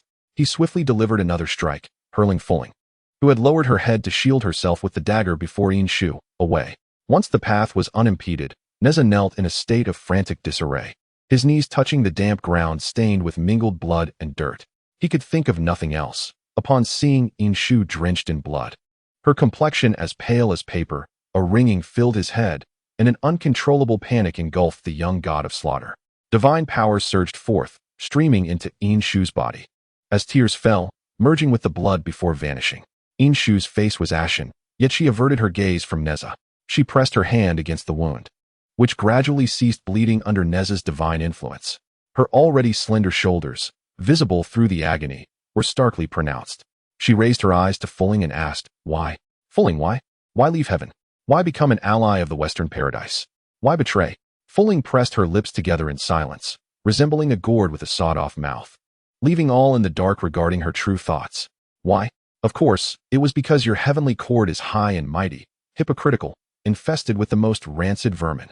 At some point, the Vajra, who had crawled back from the edge of the barrier, laughed heartily, declaring that the heavenly court did not deserve this land. The Western paradise was the true hope of the people. As Inshu's wounds began to heal under Nezha's divine nourishment, she regained some strength. "Enough of your empty words. The Western paradise is nothing more than a collection of self-important fools. What a true hope you are. Interfering with the fate of mortals, you think yourself particularly benevolent, don't you? You do not take the plight of the common people to heart, only sheltering those who venerate you, while turning a blind eye to the lives of those who do not worship or exalt you. Does that render you compassionate and kind?" Inshu's eyes burned crimson, whether from the wrath of the Vajra or her own injuries, feeling as if they were merely a swarm of leeches clinging to her, gasping for her breath and craving her lifeblood. Very well, very well. The Vajra, having already been severely injured by Nezha with a single blow, felt utterly exposed as Inshu laid bare the truth, akin to having his very undergarments stripped away, sharp-tongued and acerbic. The expression on the Vajra's face contorted as he clutched a string of Bodhi beads, muttering incantations under his breath. Inshu, a prodigy in the art of formations, immediately sensed the Vajra beginning to conjure malevolent intent. Before she could further attune herself, a sudden surge of fierce energy alerted her to the formidable nature of the array, prompting her instinctively to push Nezha away. The moment Nezha was thrust aside, a radiant golden light enveloped Inshu, emanating from beneath her feet and forming a circular barrier that ensnared her within. Esoteric symbols whirled around her with bewildering speed. "Ashu!" Nezha cried, feeling the weight of his divine power wane significantly. This was perhaps one of the few instances when he had sustained such grievous injury, rendering him vulnerable enough to be so easily cast aside by Inshu. Alarmed and fearful, he struck the golden barrier with a punch, but it merely quivered slightly. Remaining steadfast, "Don't. Nezha, Yang Jian will arrive shortly." "I am unscathed," Inshu reassured him, her fingers pressed against the barrier as she spoke. "I'm fine. He lacks the courage to take my life. Do not fear, Nezha." With a forced smile, she endured the searing pain inflicted by the descending golden light, her mind momentarily drifting to an image of a small temple in the village of the Buddha, reminiscent of the great fire that ravaged the end of the Shang dynasty. The flames engulfed her, consuming her entire being, her body protesting with every inch, skin peeling away, the sound of crackling echoing her silent wails. "I will save you." Nezha's voice brought her fleeting consciousness back. His tone bore an unusual calmness, as though the weight of 1,700 killing prohibitions had no bearing on him. "That is not right." Inshu, straining against the agony, lifted her head to witness Nezha rise, summoning his fire spear back to his side in an instant. The misting tapes swirling with ferocity as the Qianquan circle spun rapidly around his neck, darting forth with intent. In a swift motion, he turned, leaving behind a series of sonic booms as he unleashed his spear, confronting 3 foes with lethal precision in every strike. This was not composure. Nezha's eyes harbored a tempest, yet his murderous intent remained concealed. "Madman!" the Vajra shouted in panic, engulfed by an overwhelming aura of death.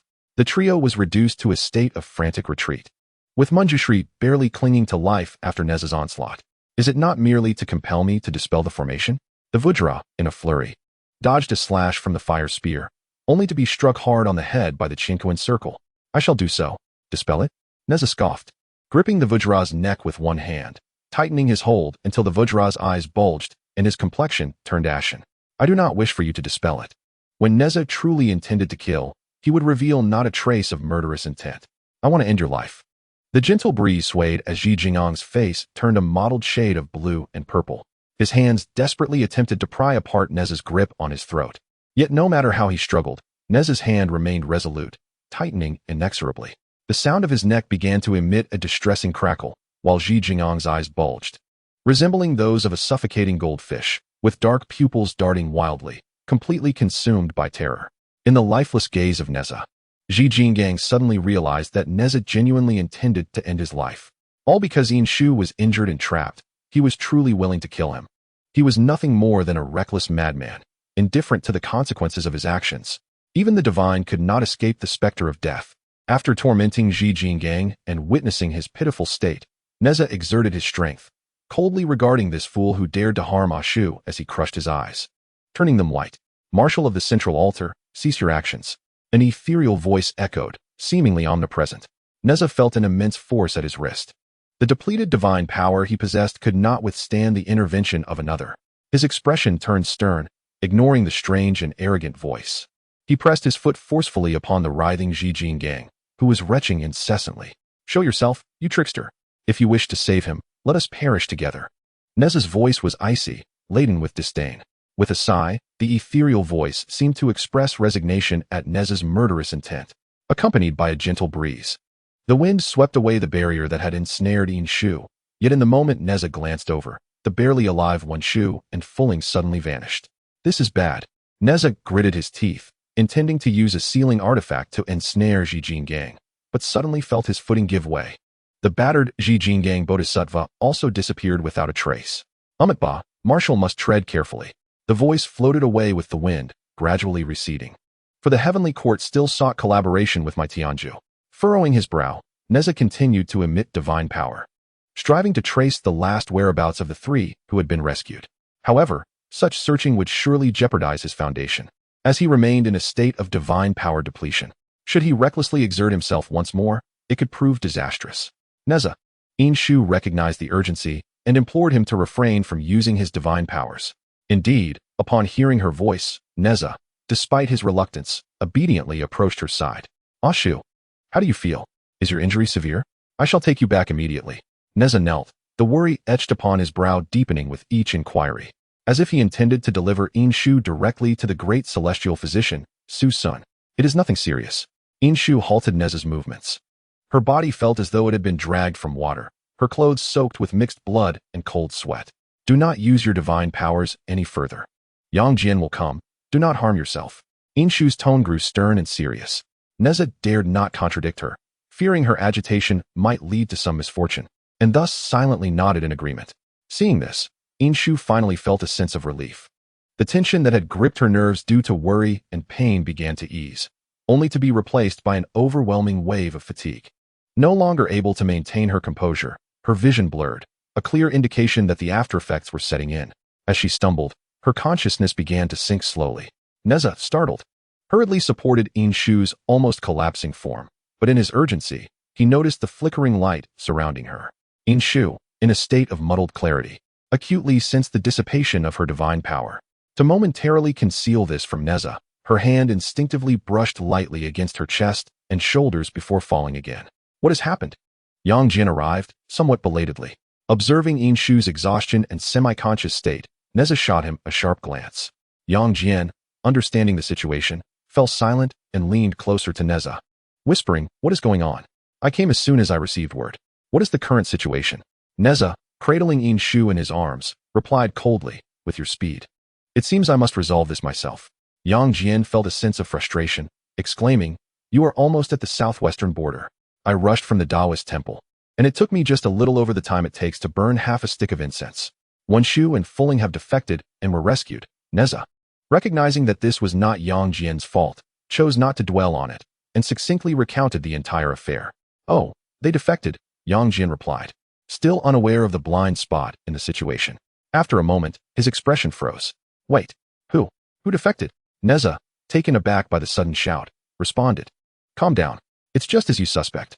Shu and Fulling have defected. Do you need me to elaborate further, Master Yang Jian?"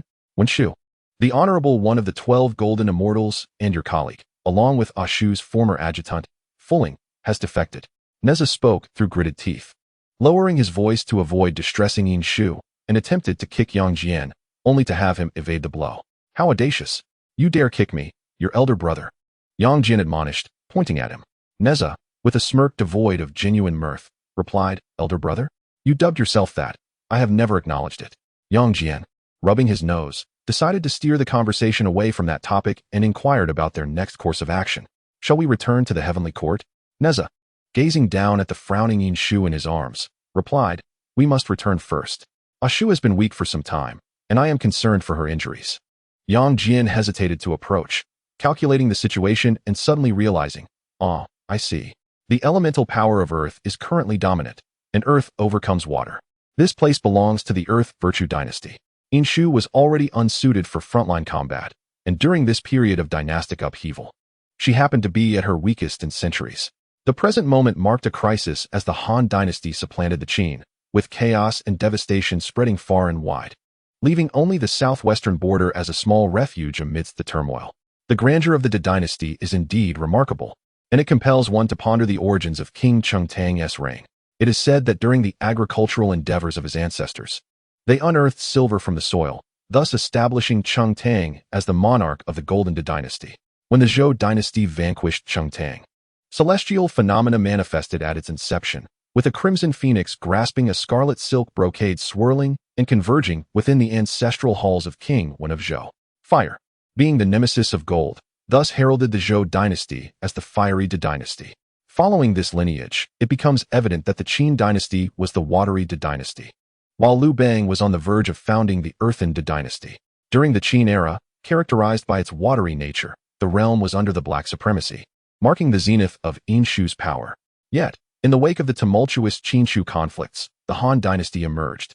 Hence, the watery De Dynasty crumbled, subdued by the earthen De, which severely constrained Yin Shu's strength. Even though she had received external healing from Nezha's divine powers, a lingering unease persisted within him. The celestial realms of Tianzhu and the teachings of the celestial courts paled in significance compared to his beloved Shu. However, a thought crossed his mind. Back when the Qin extinguished the Zhou, the transition from fire to water had barely depleted 1/10 of her strength. Yang Jian remarked, given Shu's temperament, it was improbable that she would be caught off guard in that dilapidated temple. One must not perceive it this way, said the heavenly physician Emperor Su Sun, stroking his beard thoughtfully. While it may seem that the deities govern mortal lives and deaths, they are merely instruments of the mortals. Indeed, the earth conquers water. Yet the lesser water deities have been responding with considerable intensity lately, with the Mirror Lord being relatively stable. However, why is this so? Nezha frowned, wishing to dismiss Su Sun's incessant prattling, were it not for Shu's injuries. Your Excellency, please do not rush, Su Sun chuckled. The mortal emperor has been overly presumptuous, defying the celestial mandate while attempting to establish a watery De Dynasty. Although unintentional, this constitutes an act of defiance against the heavens. Hence, the Mirror Lord's period of frailty has manifested with such ferocity. Indeed, the earthen De Dynasty should have been secured. Yet Liu Bang persistently endeavored to embody the watery De Dynasty. Such an endeavor is bound to falter. The celestial mandate cannot be defied. The consequences of his peculiar actions will inevitably rebound upon him, affecting Yin Shu, who belongs to the same watery domain. This also elucidates the recent decline of various water deities and the sea dragon kings. Nezha comprehended the gravity of the situation, a cold smile emerging, radiating an aura of lethal intent. Commander, you must not target those mortals. It will invoke divine retribution. Su Sun was taken aback, nearly plucking out his meticulously groomed beard in alarm. He hastily began to pacify Nezha, asserting that this was not entirely detrimental to the Mirror Lord. Once this period of frailty passes, and if endured, the Mirror Lord's divine essence and willpower could ascend to new heights, transforming calamity into unexpected fortune.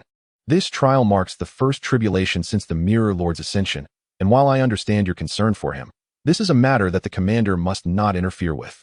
I am fully aware. Nezha was nearly startled by the jittery Su Sun, who waved his hand and lifted his foot, intending to enter the inner chamber to check on Yin Shu. Su Sun thought to himself that it would indeed be a ghostly occurrence if Nezha knew.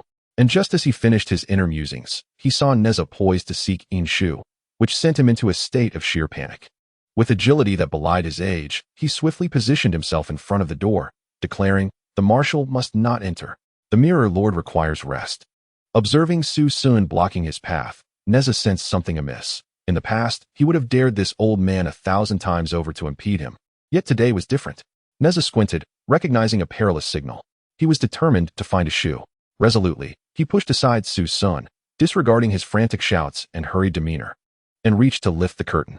Third prince, a voice, both authoritative and unfamiliar, halted him. Nezha's hand hovered above the curtain, frozen in indecision. Come to see little mirror tomorrow. She truly requires rest today. Though gentle, the tone carried an undeniable finality, echoing as if it emanated from within the chamber. Nezha lowered his gaze, remaining motionless, uncertain whether he had heeded the words or not, while the atmosphere hung heavy with tension. Nezha, I am untroubled. Came a faint voice from Shu. The divine farmer has assisted me in sorting my will, and I fear you may have to wait a while. Best you return for now. Only then did Nezha relent, the previously stagnant air dissipating as he addressed the chamber. Just a veil away? Very well. I shall seek you tomorrow. Once Nezha had completely departed, the divine farmer sipped his clear-dew tea and remarked, What purpose is served by concealing this from him? The matter you are entangled in is not easily resolved. Why not enlist his help? The solution is indeed elusive, Shu replied, her expression calm, though her pallor hinted at her condition. A resolute individual, the divine farmer mused, recalling how Shu had audaciously sealed her own curse along the way, enduring until Su Sun sought him out. In truth, the curse was not particularly formidable. It merely amplified the distractions within the divine heart. The divine farmer chuckled softly. For to most gods, it was akin to a mere ant bite, insignificant in the grand scheme of things. Yet why does little mirror appear as though she might lose her divine essence? The divine farmer pointedly identified the crux of the issue. Your resolve is lacking. Shu's eyelashes fluttered slightly, but her countenance remained unchanged. My cultivation is still nascent, and my heart unstable. This is a fault of the mirror. Her lack of intent to disclose the full truth was evident. The divine farmer inwardly shook his head, lamenting the squandering of such promising potential. However, throughout history, the heart has always been difficult to temper. If you choose not to speak, I shall not force you. I will simply inform you that there are but two methods to dispel this curse. The first, locate the ancient lair in the west, confront it, and have the bodhisattva unravel the curse. The divine farmer shook his head, indicating that this would only be a temporary fix, having experienced it once. There would inevitably be a recurrence, and should it happen a second or third time, it could lead to your demise. Shu fell silent. But the divine farmer did not grant her time to ponder, extending a second finger and stating, The second, you must introspect and unravel the knots within your heart. Throughout history, only a rare few have managed to escape the deadlock of despair. In this very moment, your powers are waning, your divine essence is shattering. Should you fail to untangle the knots within your heart before your magic runs dry, the heavens will deny you, and you shall not enter the cycle of reincarnation. Your soul will be extinguished. Xinnong spoke solemnly, Little Mingjing, without the Tao, nothing can be achieved. Your time is limited. Shu's fingertips trembled slightly. Yet her expression remained impassive. Mingjing understood. Xinnong could glean nothing from her countenance. Thus he had no choice but to trust that she had already made her decision. I shall conceal this matter from the third prince on your behalf, but I will report it to the Jade Emperor. Thank you, Lord Xinnong, Shu nodded. She had no prior connection with this ancient deity. If it were not for Su Sun's summons, she would hardly believe it. It was evident that the Jade Emperor, upon learning of her return and her grievous injuries, had summoned this great god. Xinnong, invited by the Jade Emperor to inquire after her health, would naturally relay his findings to the celestial sovereign, and there was no need for further discussion. Once Xinnong departed, the inner chamber fell into silence. And only then did Shu allow a hint of anguish to surface upon her visage. A faint golden pattern encircled her neck, resembling strange, twisted symbols that danced upon her alabaster skin. Beneath it, a myriad of peculiar and rhythmic golden threads unfurled, their fluidity radiating a brilliant luster, framing Shu as a breathtaking work of art, yet also akin to a captive in chains. Once again, her divine power began to dissipate. Darkness clouded her vision as she felt the strength within her being relentlessly siphoned away, her limbs growing weak and feeble from the overwhelming loss of divine energy. It was sheer folly to have been betrayed by that imbecile. A self-deprecating smile graced her lips, only to be replaced by the grimace of pain that tugged at them. Before she could regain her composure, the excruciating pressure of her skin stretching beyond its limits forced a cry from her lips. The ground shimmered with radiant white light as the ancient forces of divine power etched a grand formation, reclaiming the fleeing divine energy with immense force and brutally reinserting it into a body ill-suited for its presence.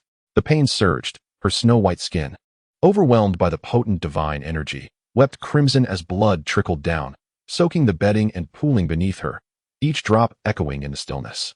Shu's mind swirled in a haze as she raised her hand to activate the soundproofing formation, only to be met with a heart-wrenching scream. She felt akin to a deflating balloon, her divine power continually collapsing and surging within her, each wave testing the limits of her fragile form. That thin veil of flesh might ultimately rupture under the overwhelming pressure of divine energy. Shu arched her back, trembling, gritting her teeth to endure. The torment inflicted by her own dissipating power was a cruel affliction. She had persevered through the agony of congenital deficiencies, the backlash of magical energy, and even the searing pain of flames. Yet, in the fleeting moment her skin was breached, she found herself unable to withstand the onslaught. The sensation of pain engulfing her entirely. The repetitive cycle persisted throughout the night, leaving Shu in a state of hazy consciousness, nearly oblivious to her own body, with only a lingering numbness of pain remaining. She had no recollection of when she fell asleep or lost consciousness. The passage of time, marked by the eternal rise and fall of the sun and moon, mirrored her relentless forward momentum. The deafening toll of the bell resonated within her mind, and the torment of her suffering shattered her already fragile sleep with each resounding chime. Upon opening her eyes, she realized she was surrounded by blood, resembling a crime scene from a distance. This was a stark awakening. She straightened up, the collision of flesh and bone producing a cacophony of cracking sounds accompanied by waves of pain.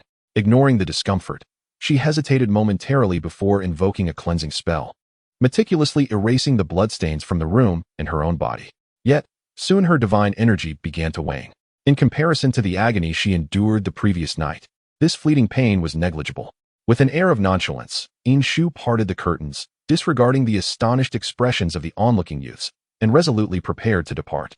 Su-sun, witnessing the dazed countenances of the young ones, was about to admonish them for their distraction when he caught sight of their gaze and was instantly startled, his heart racing. "Oh, dear Mirror Lord, your wounds have yet to heal. Where do you intend to go?" Hearing Su-sun's voice, Shu turned back, clasped her hands in gratitude for his kindness, and replied, "I am on my way to pay respects to the Jade Emperor. There are matters of great importance to discuss." "Such matters can wait. Your health is paramount," Su-sun disagreed. Shu shook her head with a gentle smile. "It is indeed of great significance. I have already delayed long enough. I cannot afford further postponement. But the Marshal is expected to seek you shortly. Would it not be prudent to wait a little longer?" Su-sun persisted, invoking Nezha in an attempt to persuade her to rest. "That will not be necessary. Please inform him that I have gone to the Lingxiao Palace." Shu replied, shaking her head again before bowing once more and swiftly making her way toward the palace. "You are gravely injured. Do you not wish to rest?" The Jade Emperor observed Shu's pallid state with concern, fully aware of the dire condition of her body. "That is unnecessary. Time does not wait for anyone," Shu asserted resolutely. Seeing her determination, even in the face of her shattered divinity, the Jade Emperor refrained from further persuasion, merely sighing. "The matters of Tianju pale in comparison to your well-being. I can wait." The issues surrounding Tianju and the rebellious deities could be set aside. Their significance could never rival that of having a wise subordinate who comprehended human speech and sailed in the same boat. In essence, Shu's worth surpassed all these matters combined. "But I do not wish to keep him waiting any longer," Shu interjected swiftly, almost interrupting the Jade Emperor's words. "Your Majesty, I am 70% certain." "This is unwise," Nezha's voice echoed from afar, arriving before his presence did. The vibrant crimson robe billowed as he strode into the hall with great urgency, his anxious demeanor finally calming somewhat upon encountering Shu. At this juncture, thoroughly investigating the 12 golden immortals proved futile, serving only to stir panic. Nezha turned to the Jade Emperor, pondering the peculiar urgency with which these foreign deities had invaded the southwest, rather than remaining on their own lands. They had been ousted. Nezha's thoughts were surprisingly lucid. His articulation was coherent, and his conclusions drew curious glances from Shu. "My subordinates have already scouted the southwestern borders, and the deities worshipped by the mortals of the land of India are certainly not these individuals. It may be prudent to collaborate with the original sects of India, as they would be more than willing to strike back at their oppressors." The Jade Emperor was momentarily taken aback by Nezha's words, but upon reflection, he realized there was indeed no flaw in his reasoning. Although such deductions were commonplace for himself and Shu, they were rather remarkable coming from Nezha, a tempestuous and unpredictable commander. Could this be the proverbial saying that one must regard a scholar with new eyes after 3 days apart? What an enlightening experience it was. The Jade Emperor's thoughts took a turn, and upon regaining his focus, he noticed Nezha's intense gaze fixed upon him, imbued with an unwavering determination. Thus, the urgency to investigate the 12 golden immortals had diminished. The ones who should now be anxious were those deities from India who dared to challenge the celestial court. With their vulnerabilities now revealed, a perfect counterattack was in order. In light of this, let us proceed as Nezha suggested. The Jade Emperor felt a surge of joy and intended to elevate Nezha's position, entrusting him entirely with this matter, while reminding Inshu to recuperate diligently. He emphasized the importance of recovery, hinting at her current precarious state, as her unstable heart led to a severe fracture of her divine essence. However, according to reports from Shinnong, it seemed that Inshu desired to attempt a breakthrough herself. This was unacceptable. The Jade Emperor wished to safeguard this promising talent from perishing, prioritizing her life above all, with the matter of her resurgence to be addressed later. No, Nezha grasped Inshu's hand, his voice resonating with clarity, causing both the Jade Emperor and Inshu to regard him with astonishment. I intend to utterly vanquish those individuals, Nezha stated emphatically. He had come to an understanding. Inshu knew Nezha too well. The moment he spoke, she recognized the truth. Who had informed Nezha? The Jade Emperor? Shinnong? Su Sun? No, none of them would have disclosed this matter to him. Oblivious to the fact that he had been doubted and swiftly dismissed, the Jade Emperor was bewildered. Yet his extensive experience led him to realize that this was a convergence of divine powers.